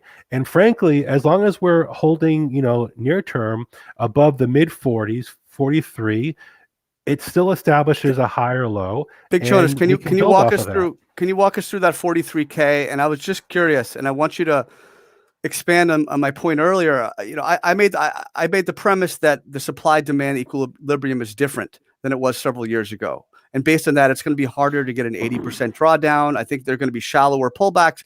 Do you agree with that? And then why that 43K level? And maybe you can just show us a level in the chart where you think, look, we don't see a bear cross on those moving averages yet. So why are we looking for one? What do you think about all that? It's a great point. We still have so much downward room to begin to see those indicators and oscillators begin to show their bearishness on these higher time frames. On the lower time frames, it's kind of showing up already. But as we've seen through this very bullish move of Bitcoin, the drop from 42 to 28 was a tremendous buying opportunity. The drop from 58 to 44 was a tremendous buying opportunity because both times we were able to put in that higher high. Is this time different? I don't know. I do know that our volume is kind of falling off. Now that can be sell volume falling off, fine, but Bitcoin needs momentum. Bitcoin is a train that can become a locomotive, and when that grade of the track gets a little too steep, okay, the force of gravity is going to slow it down and slow it down and slow it down. And if the market feels that, I may have missed a lot of this, but I'm going to, keep my powder dry because I am anticipating a break of 50,000 and potentially lower. What's meaningful about where we are right now is we've already established a very solid stop and reverse point. The resistance at 42K was notable because it dropped us, $10,000. The break and then the back test of the same area was notable because it also dropped us 58 to 44 and then back up above 58. So the 41, 42 range, we'll call it, has been already shown to be such a strong area of support because of its previous resistance, turned into support, tested as support, and achieved the success as the bounce there. So anything above that, I'm fine with. The bulls should be fine with. It's just weekly consolidation, higher lows, lower highs, nothing to worry about. And then frankly, I want to see us get to a point where, it's always how you get there, right? That's what I wanted to ask you. Yeah. We often talk about that. Stair step down, little fake out. No good. Like that. It's going to be so much harder to really have the market feel that a good capitulation move has happened. Okay. Right. The quicker we get there, the bloodier the moment is. We're going to see a day where Bitcoin has a $10,000 down, followed by a $6,000 up. And as traders, we froth at the mouth for those kind of volatility opportunities. The big key here, there's two charts that I would be watching for. One is the overall equities markets. We've yet to see a major flush of the big indexes. Individual stocks, big runners have definitely had some pullbacks for sure. A lot of that froth seems to be kind of not sure what to do with itself. But the more meaningful crypto chart that I just want to kind of, touch on and end with here, it's the Bitcoin dominance chart. I'm on the weekly here. We have been in this tight Bitcoin dominance range of 60, 61, okay, for almost 2 months, okay? Something's going to give. Either Bitcoin dominance falls because everything's falling, but all coins are holding up stronger. Bitcoin dominance rises because everything's falling and Bitcoin's holding up stronger, or Bitcoin dominance rises because everything's rising, but Bitcoin is rising at a much steeper pace. Because we've had such this sideways action, I believe something's about to give within the next week or so. It'll be clear in the volatility chart. It'll be clear in the dominance chart, and it'll be a dominant trend for probably a couple weeks until we can establish a new kind of trend, and I think that trend will be pretty consistent through the month of April. That's really interesting. You talked about volume, and I think volume is really where people need to start their approach. We often talk about how at the top and the bottom of a chart is where the most volume comes. Because you noted there's not a ton of volume, but I would point out when you're in a trend, you don't need a lot of volume, because at that point, the supply and demand is in equilibrium. You have an equal balance, and you're moving in a trend. You don't need a lot of volume, but then you have a battle and a fight over that momentum shift. You get those doji, you get those big spinning tops, you get those weird candles. Everyone likes has a name for it, maybe a BART down, but you get that volume on that. I think I saw on your chart we had like a little bit of a volume trend, so we could see the volume trailing off. We look to that for a clue, and I think you're making a good point that about how we get there, right? That's so big. Also, 42K. That's also quite a great point you made. But please go ahead. Well, it is, and just to kind of piggyback off that, in the spot markets, Coinbase being the leader. Volume has been big all year, let's just face it, but it has trailed off a lot. If you're an institution, right, if you're a Bitcoin whale, but a new one for this year, right, and you've been taking your position, putting your coin in the vault, if you will, and establishing yourself a Bitcoin position, you haven't had to sweat yet, right? You haven't had to really sweat. Every dip has been bought. We're still only 6,000, only less than 10%, a little more than that, off our all-time highs. We haven't really seen anything yet. We haven't really seen hodlers, new Bitcoin people really been tested into their conviction of what's happening here. And listen, if you're a bull and you're thinking 54K is great, but if it goes to 44K, that'd be amazing, because I can then buy it, cheaper then, add to my position. I have a long-term, thesis in my head. That's great.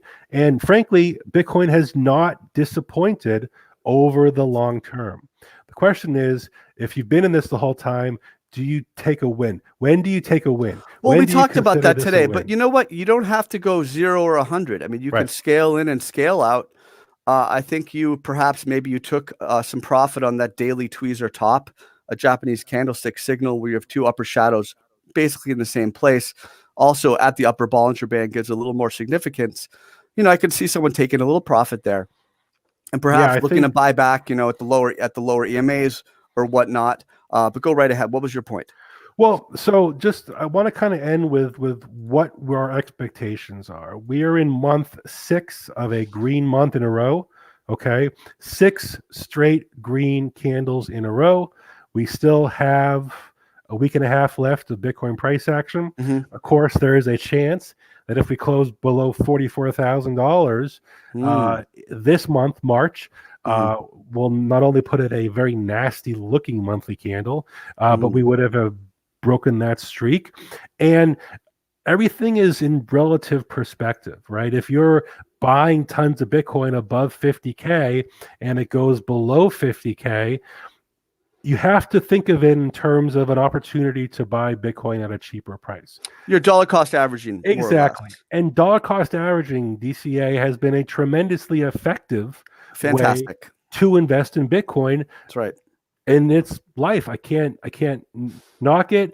People that bought at 20K that were laughed at for years, they had the final laugh, or at least they do now, moving forward here. But we have to keep this perspective in mind. I can be an incredible bull on Bitcoin, okay, and have Bitcoin come back to $20,000. Okay, it still puts in the overall higher low. It still bounces off tremendous, meaningful historic support. And wouldn't that be such a great way for the chart to have a great reset, right?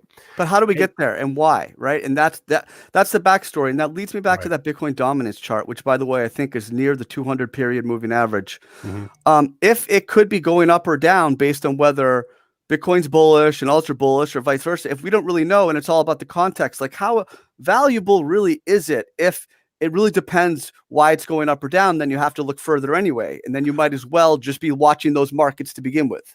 And that's where trader psychology really comes into play, is what you talk about is a lot about how you have to define your own style, right? with the stock market, we can trade, 934 on the East Coast, Monday through Friday, except major holidays.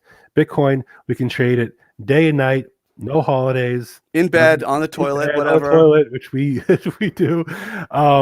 But because of that, we can say, okay, there's always an opportunity. There's always an oversold opportunity. Yes. There's always an overbought opportunity to short, Yes. oversold opportunity to make a bounce. Okay. So are we traders and are we taking advantages of moments in the chart that are extreme one way or the other? Are we investors that are thinking about what's Bitcoin going to be like in 2025? What's Bitcoin going to be like heading into the next halving? If we went from 12 coins to 6, then we go from 6 to 3 every time a block is printed. That in itself changes the dynamic.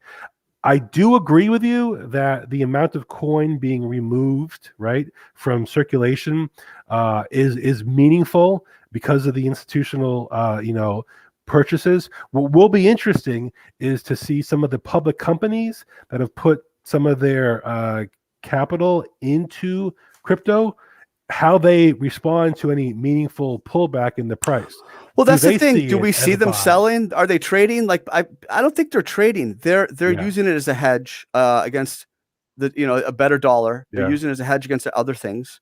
I don't see them trading. Do you? Do you see them selling? I don't know, but what I would say is they can't screw it up, because if they've done it, Elon, MicroStrategy, a few other ones, they've jumped off the board, right? They've admitted it. They've taken the risk. They're publicly traded. Okay, their stock will be the thing that basically takes the hit if Bitcoin, potentially takes the hit. So they have an opportunity to, because there'll be people that will say, "Aha, I told you so," right? Right, and they'll have an opportunity to, in theory, double down on their investment, right? And say, "You think I'm scared? I'm excited." Michael Saylor says, "I'm excited." Elon says, "Because I'm adding more of my portfolio. I'm looking at another opportunity." Or other companies that have been waiting for a meaningful dip in Bitcoin, then they take their toe. Wouldn't it be an amazing, news event where Bitcoin's crashing and all of a sudden there's a news story that a Goldman Sachs or a major Fortune 500 puts 1% of their, total sales in crypto, something along those lines at the right Something like that, right? By the way, we have Big Chonas for just a little bit longer. You can find him. He is on Twitter at Big Chonas. He's on YouTube at Chonas Trading, where he does a great job. We're going to be doing chart requests soon. So this is kind of the part in the show. And Big Chonas, before you go, I do have one more question, so don't leave us yet. And obviously, thank you. We love having you. I gave the plug of where to find you. Folks, give us your chart requests. I'd like to know what you're looking at right now. Give us your chart requests. I'll take a look. Last question. So tell me about GBTC, what you're feeling about it, and now the premium, the not premium. And what I know you've studied it, you've looked at it for a while, and certainly more than me. What are your thoughts on that? Yeah, it's a great, interesting. Can you hear me? Yes, sir. Go ahead. It's a very interesting dynamic, if you will, because what GBTC represents is a way to invest in Bitcoin without actually owning any Bitcoin. What's different about it is that it has to follow the stock market forces dynamic that Bitcoin does not. What we've seen over the past couple weeks is where GBTC through most of November, December was trading at a premium. Basically, more or less, GBTC is supposed to be a 1-to-1 with a premium for fees and whatnot. And every time GBTC has been a negative premium, historically speaking, it's actually been a really nice buying opportunity. Potentially, this time is different, because what GBTC represented was the stock market, enthusiast, the trader, the family, what have you, bullishly investing in Bitcoin. A way to That get has- in, right? A way to get in without actually figuring out wallets or Coinbase accounts or what have you. Now we're trading at a discount, and a pretty big one. And we've been trading at that discount because maybe the stock market is like, all right, this has been an amazing trade, which it has been, but I'm not excited about this anymore. And I don't see GBTC as the one-to-one equivalent, as Bitcoin. I'm just speaking like abstractly here. But my point is, it's been showing this weakness. This is a bearish signal, in my opinion, where we were so bullish, people were paying overpriced basically to own Bitcoin through GBTC. We are now seeing the reverse of that. But isn't that bullish? What you're showing me is bullish. You've got an uptrend. You've got an inside bar. You're consolidating at the upper part of the channel. Sure. I mean, is this not bullish? This should be $5 higher, if it was bullish. This should be $56 right now, and it's not. It's under $50. Under $50 is under $50,000 Bitcoin plus. My overall point is that we can use this as kind of a primer, kind of a early signal, if you will, where market forces are saying this is a little bit weaker, okay, than the spot price of Bitcoin is suggesting. And it's been that way for a couple of weeks. That could be a tell. If the stock market has a meaningful pullback, I don't care what Bitcoin itself is doing, GBTC is going to have a meaningful pullback, okay, because it's going to be part of that, ships in the water and all that analogy. So I'll be continuing to look at it. It's definitely a very tradable instrument, and it All right. Excellent. We're really pleased. We're really honored to have my good friend at Big Jonas. We're going to jump right into the chat requests right here. I'm just kind of populating my list right now from the comments. First of all, thank you for watching. Please do hit that like button. Please, let us know how you're doing, of course. Someone had asked about the mask. It is for privacy, by the way. I just wanted to let you know. We'll start out with Dash here. We're going to take a look at this on the weekly chart. Dash obviously is an uptrending stock. We can tell uptrending security or ticker. We can tell by the 200 period moving average. And generally speaking, when this 200 period moving average is moving up, you're in an uptrend. That's a general concept. Okay. Also, if the price is above it, that's another point for the bulls. So you have an uptrend here.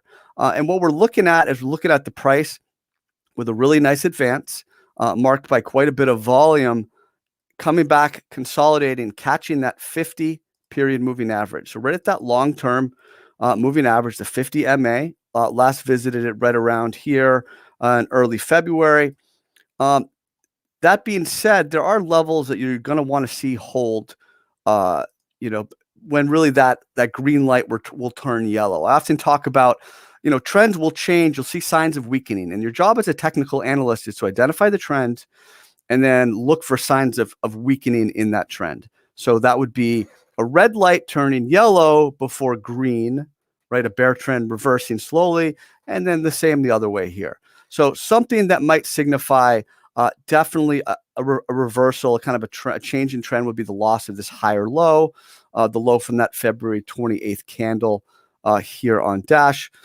You also would, if you're not in it, you're going to want to identify levels where you maybe could initiate a trade, because I often talk about you don't want to enter in the middle of a channel. You want to either buy right at a breakout, or you want to be buying, in my opinion, of course, you want to be buying at a rising support, kind of at a key level, somewhere that you can give yourself a pretty close stop loss. You can give yourself the ability to identify when that trade idea fails or breaks down, right? So for example, in this case, you could buy at the MA right here at the MA50, and you could use perhaps the low of this session as your stop loss, and that'd be a pretty good risk reward, because you could reasonably assume on any kind of a bounce, minimally, you're going to test these lower highs, March 18th, and probably this level right up here.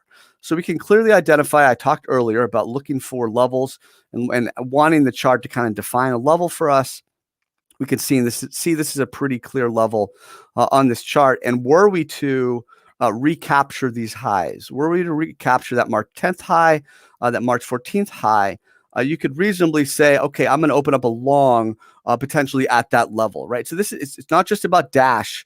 What I'm trying to point out to you is that any type of consolidation, you can look at the texture of the consolidation. You can see where the lows are being formed. You can see where the highs are being formed. Those give you lines in the sand to kind of look at any kind of a future bounce and to kind of look for kind of a signal the trend is changing. We'll take a look at Bitcoin Cash here. BCH, we are trading above the MA200.